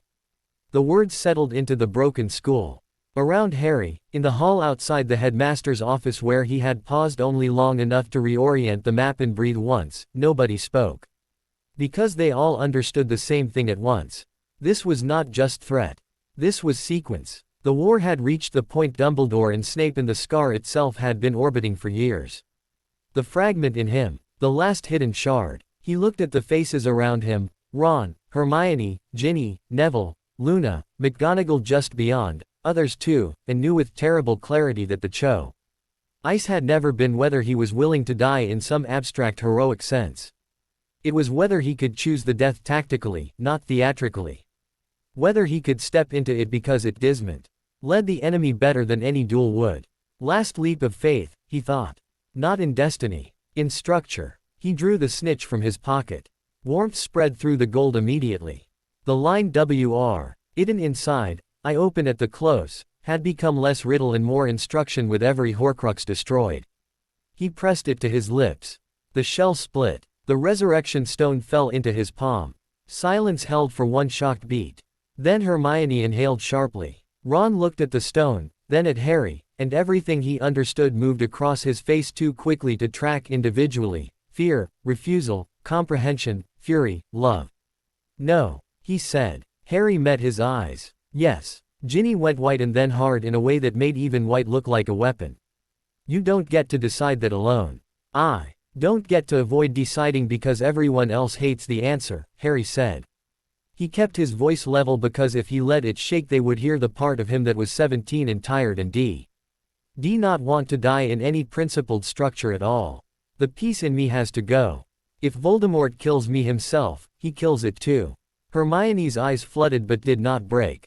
She had known. Of course she had known. Not in formal words. Perhaps, but in the map of implications she built out of too many half-spoken truths over the years. There could be another way, she whispered. Yes, Harry said, but not one we'll find before he kills half the castle. That was the cruelty of it. Not noble inevitability. Time pressure. Ron turned away and hit the wall once with his fist hard enough to skin the knuckles. When he turned back, his voice was raw. Then what do we do? Harry looked at Neville. At the sword mounted now above the headmaster's office wall. No, inaccessible. But swords that belonged to Hogwarts and Godric Gryffindor had a habit of appearing where courage and need intersected. Nagini dies tonight, Harry said. No matter what happens to me. Neville straightened in instant between hearing his own task and accepting it. That was what Harry had taught him, what the DA had sharpened, what occupation had reforged. Not loud courage. Activated courage. Harry continued. Voldemort will bring the snake close to show control. He always does. He needs symbols. Use that. Don't charge the center. Don't duel for spectacle. Isolate the line, kill the carrier, then the snake. He glanced at Luna. Smoke and light. Disrupt her sight. Luna nodded. Ginny, west flank with the younger fighters. Ron, central relay when the ceasefire breaks. Hermione, keep the defenders from collapsing into a single point. The castle wins by surviving longer than his confidence. Hermione, tears bright and unshed, said, you are not allowed to make this sound like homework. He almost smiled. Fair. Then he looked at them all once, memorizing because the body always knew when memory might soon become the only way to keep people in the room. I'm not dying for a prophecy, he said. I'm taking out a component. Quote. Ginny made a furious sound halfway between a laugh and a sob. That, she said, is the worst thing you've ever said to comfort anyone. Also fair. He lost his fingers around the stone and put on the cloak. No speeches after that, only movement. The forest received him the way old places received sacrifices, without surprise. Harry walked beneath the cloak through broken moonlight and the smell of crushed leaves and battle smoke drifting out from the grounds. Somewhere behind him Hogwarts still held its breath between ceasefire and slaughter. Somewhere ahead Voldemort waited with all the patience tyrants always found when others had to walk into their hands. Harry turned the stone 3 times. The dead came softly, not dragged, not summoned like servants, simply present where memory and love and old pain intersected in the dark. James to his right, untidy as ever. Lily to his left, eyes steady and devastating. Sirius slightly ahead, looking younger than Azkaban and older than laughter. Remus with the tired kindness that had survived every brutality the world had fed him. Harry did not stop walking. Neither did they. The stone did not resurrect. It accompanied. Good. Better. James looked into the trees ahead and said, you know this isn't obedience. Yes, Harry said. Lily's voice was quieter. You never were good at obedience. That helped. Sirius laughed once under his breath. Understatement of the century. Remus, after a moment, said, you are not walking in because they wrote your name into a story. Harry held the cloak tighter around his shoulders. No. Good, Remus said. Stories are greedy things. Men should be less so. Harry almost told him that was rich coming from adults. Instead he kept the line he actually needed. Will it hurt? Lily answered, and because she was his mother the answer came clean. Only a moment. That was mercy without control. Just information. He appreciated it more than anything Dumbledore had ever framed that way. The clearing opened. Voldemort stood there among his followers with Nagini in her warded sphere beside him and Bellatrix gleaming half-mad in the torchlight. The snake turned restlessly, glass and silver mesh around the cage gleaming under protection charms. Good, Harry thought. He likes his symbols close. He stepped out from under the cloak. Gasps. Movement. Masks lifting slightly. A ripple of ugly delight through the Death Eater ranks as the boy they had hunted all night appeared unarmed except for the obvious Wanda. The unbearable fact of his own surrender. Voldemort smiled. So, the Dark Lord said softly. You understand at last. Harry looked at him. Not hatred only. Inventory. Nagini close. Bellatrix right flank. Yaxley rear. Dolohov absent. Lucius hollow-eyed, wand loose in hand, no real belief left. Narcissa near the second line, gaze flicking past Voldemort as if already calculating another survival path. Good. Good to know. I understand enough, Harry said.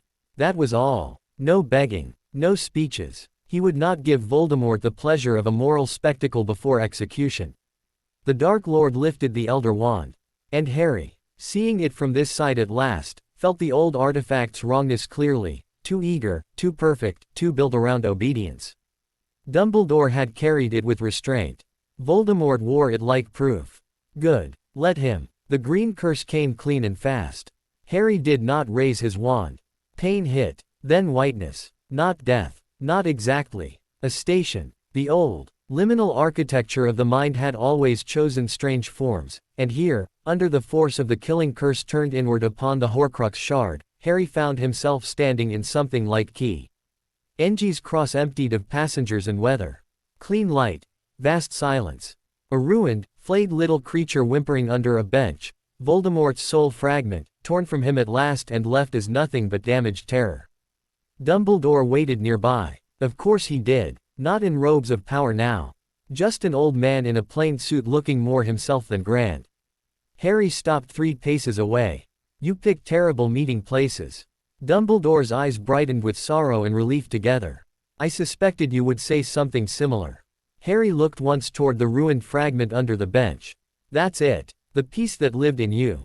Good. He meant it. Dumbledore nodded. Yes. Silence. Not empty. Full. Harry looked at the old man and said, You knew.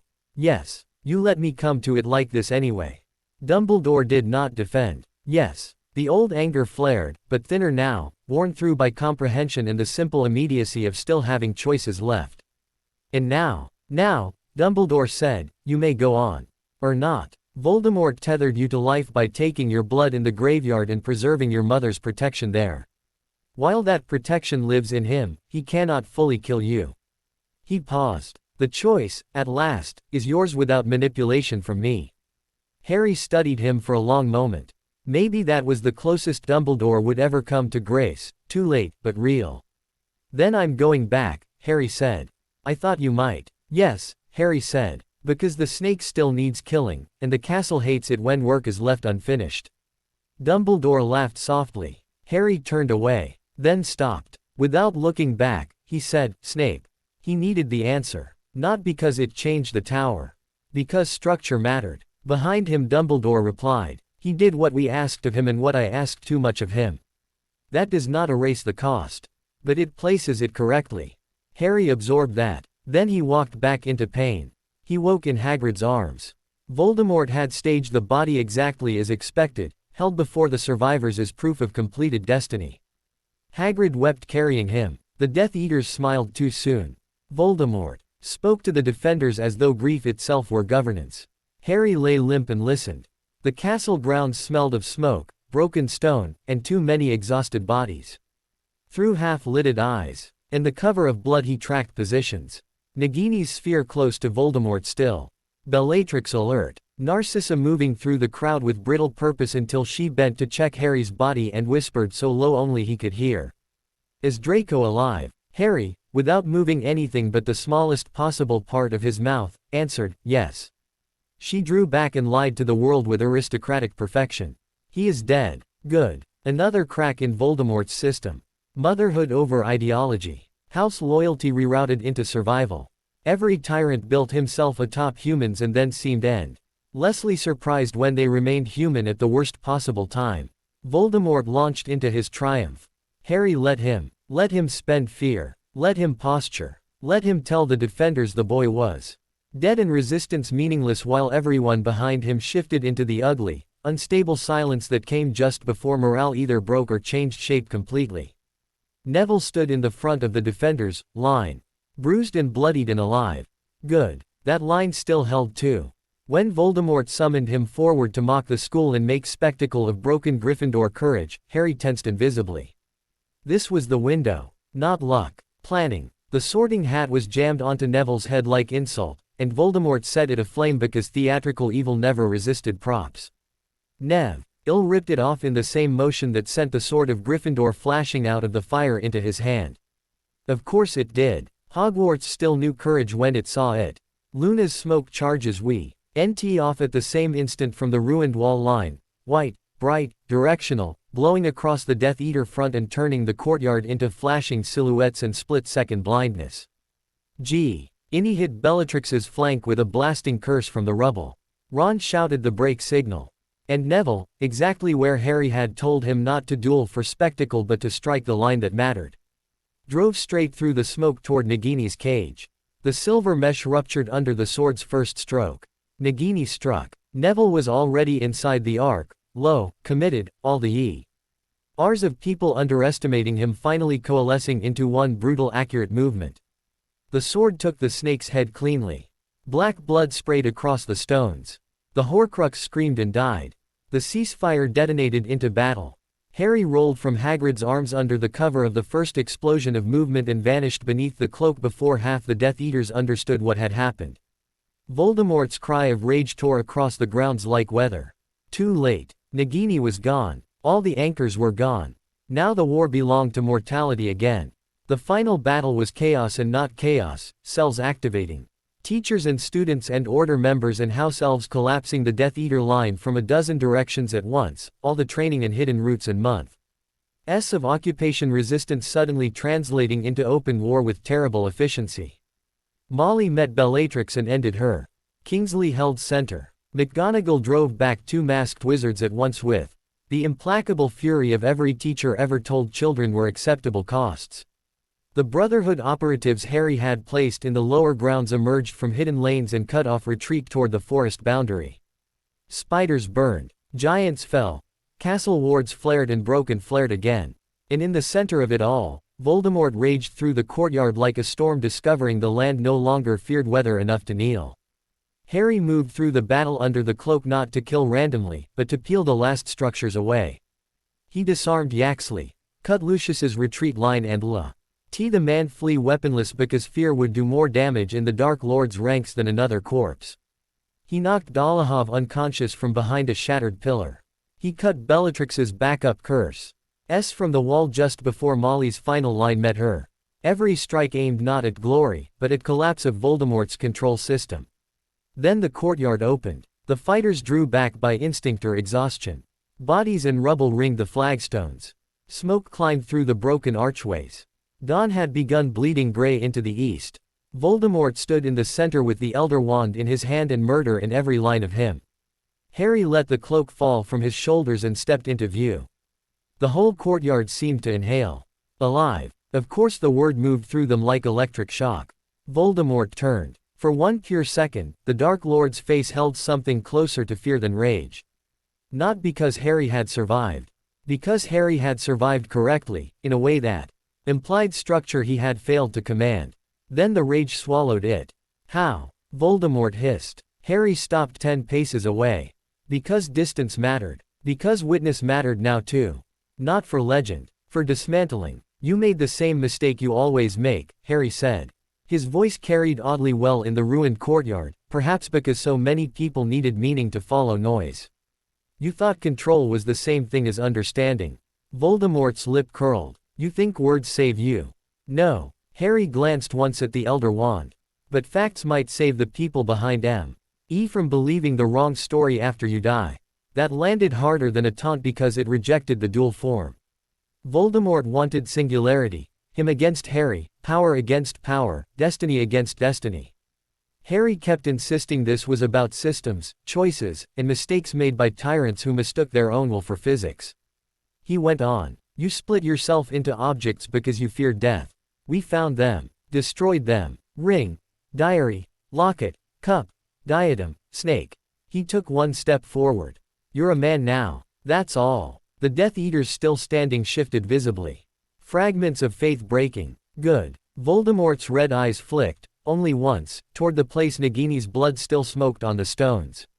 That was enough. And the wand? Harry asked quietly. You still don't understand that either. A muscle in Voldemort's face jumped. He knew enough to be afraid of wand lore, but fear had never translated into humility for him. The Elder Wand is mine, he said. No, Harry said. You killed Snape for nothing. Shock moved through the listeners like another spell. Even the surviving Death Eaters reacted. Snape's murder had not been publicly known. Harry let the fact land and become one more crack. Snape never defeated Dumbledore, Harry said. Dumbledore chose the tower. Draco disarmed him first. The wand's allegiance went to Draco. And I took Draco's wand at Malfoy Manor. Not this wand. His wand. But it was enough. He met Voldemort's gaze. The Elder Wand has never been yours. Now the fear showed fully. Not huge. Not theatrical. Just one instant. Of real calculation collapsing under a conclusion he could not force back into obedience. That was the center Harry had been building toward all along. Not overpowering Voldemort. Making the man street. And inside the consequences of his own obsession with possession. He saw too much of his followers as property. Too much of souls as divisible. Too much of wand loyalty as transferable through murder. Too much of prophecy as ownership of time. He could not conceive of structures not based on taking. That was why he kept losing the crucial inches. Voldemort raised the Elder Wand. Harry Rais. Ed his own borrowed Hawthorn wand. Draco's, now truly his by the old laws Voldemort despised and never understood. They stood under the broken sky with the whole war breathing around them. Harry thought of the graveyard. Of Cedric. Of Sirius through the veil. Of Dumbledore's white tomb. Of Dobby on the sand. Of the cupboard wall tapping in the dark when he was 5. Of chosen home. Of the DA in the room. Of the new creed writing itself in corridors and battle lines and students who no longer died politely. This was not prophecy. This was consequence. Voldemort screamed, Avada Kedavra.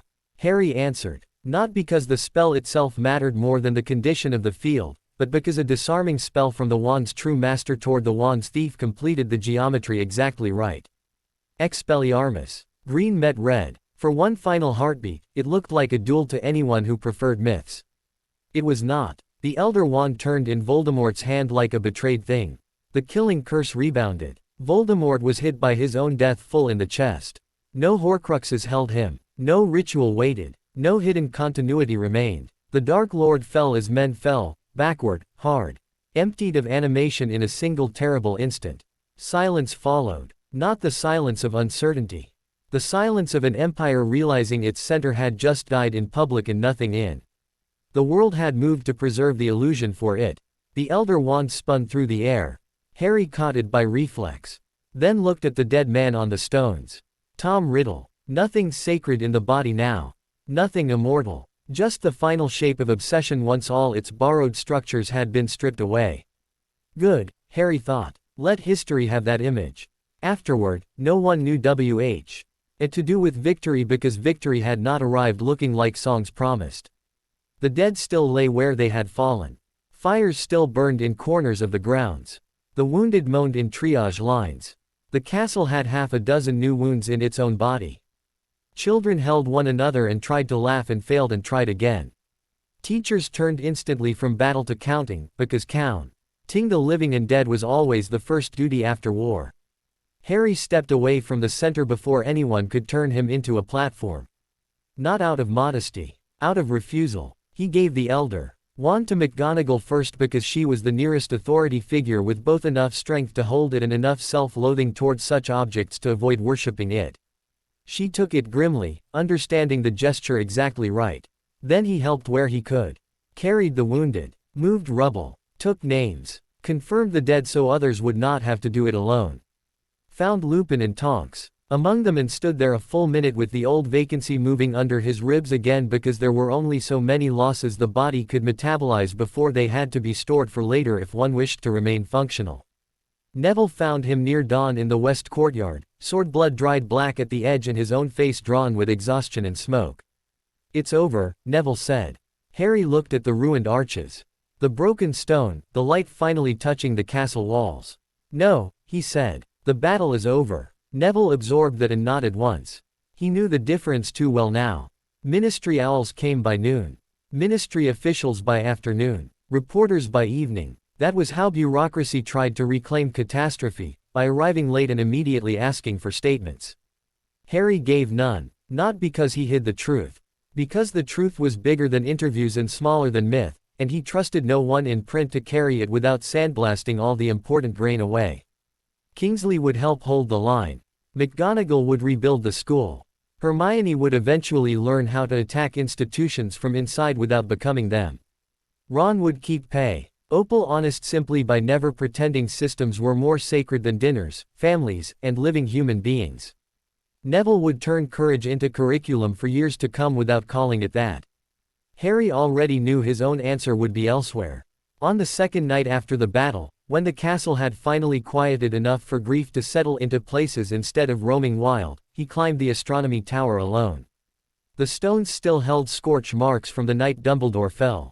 Wind moved through the battlements as if nothing had happened there and everything had. Below him Hogwarts spread in bruised moonlight, broken windows, patched roofs, moving lanterns where repair teams still worked, the Black Lake holding the stars like a secret it refused to surrender. He stood with his hands on the cold parapet and let the silence come.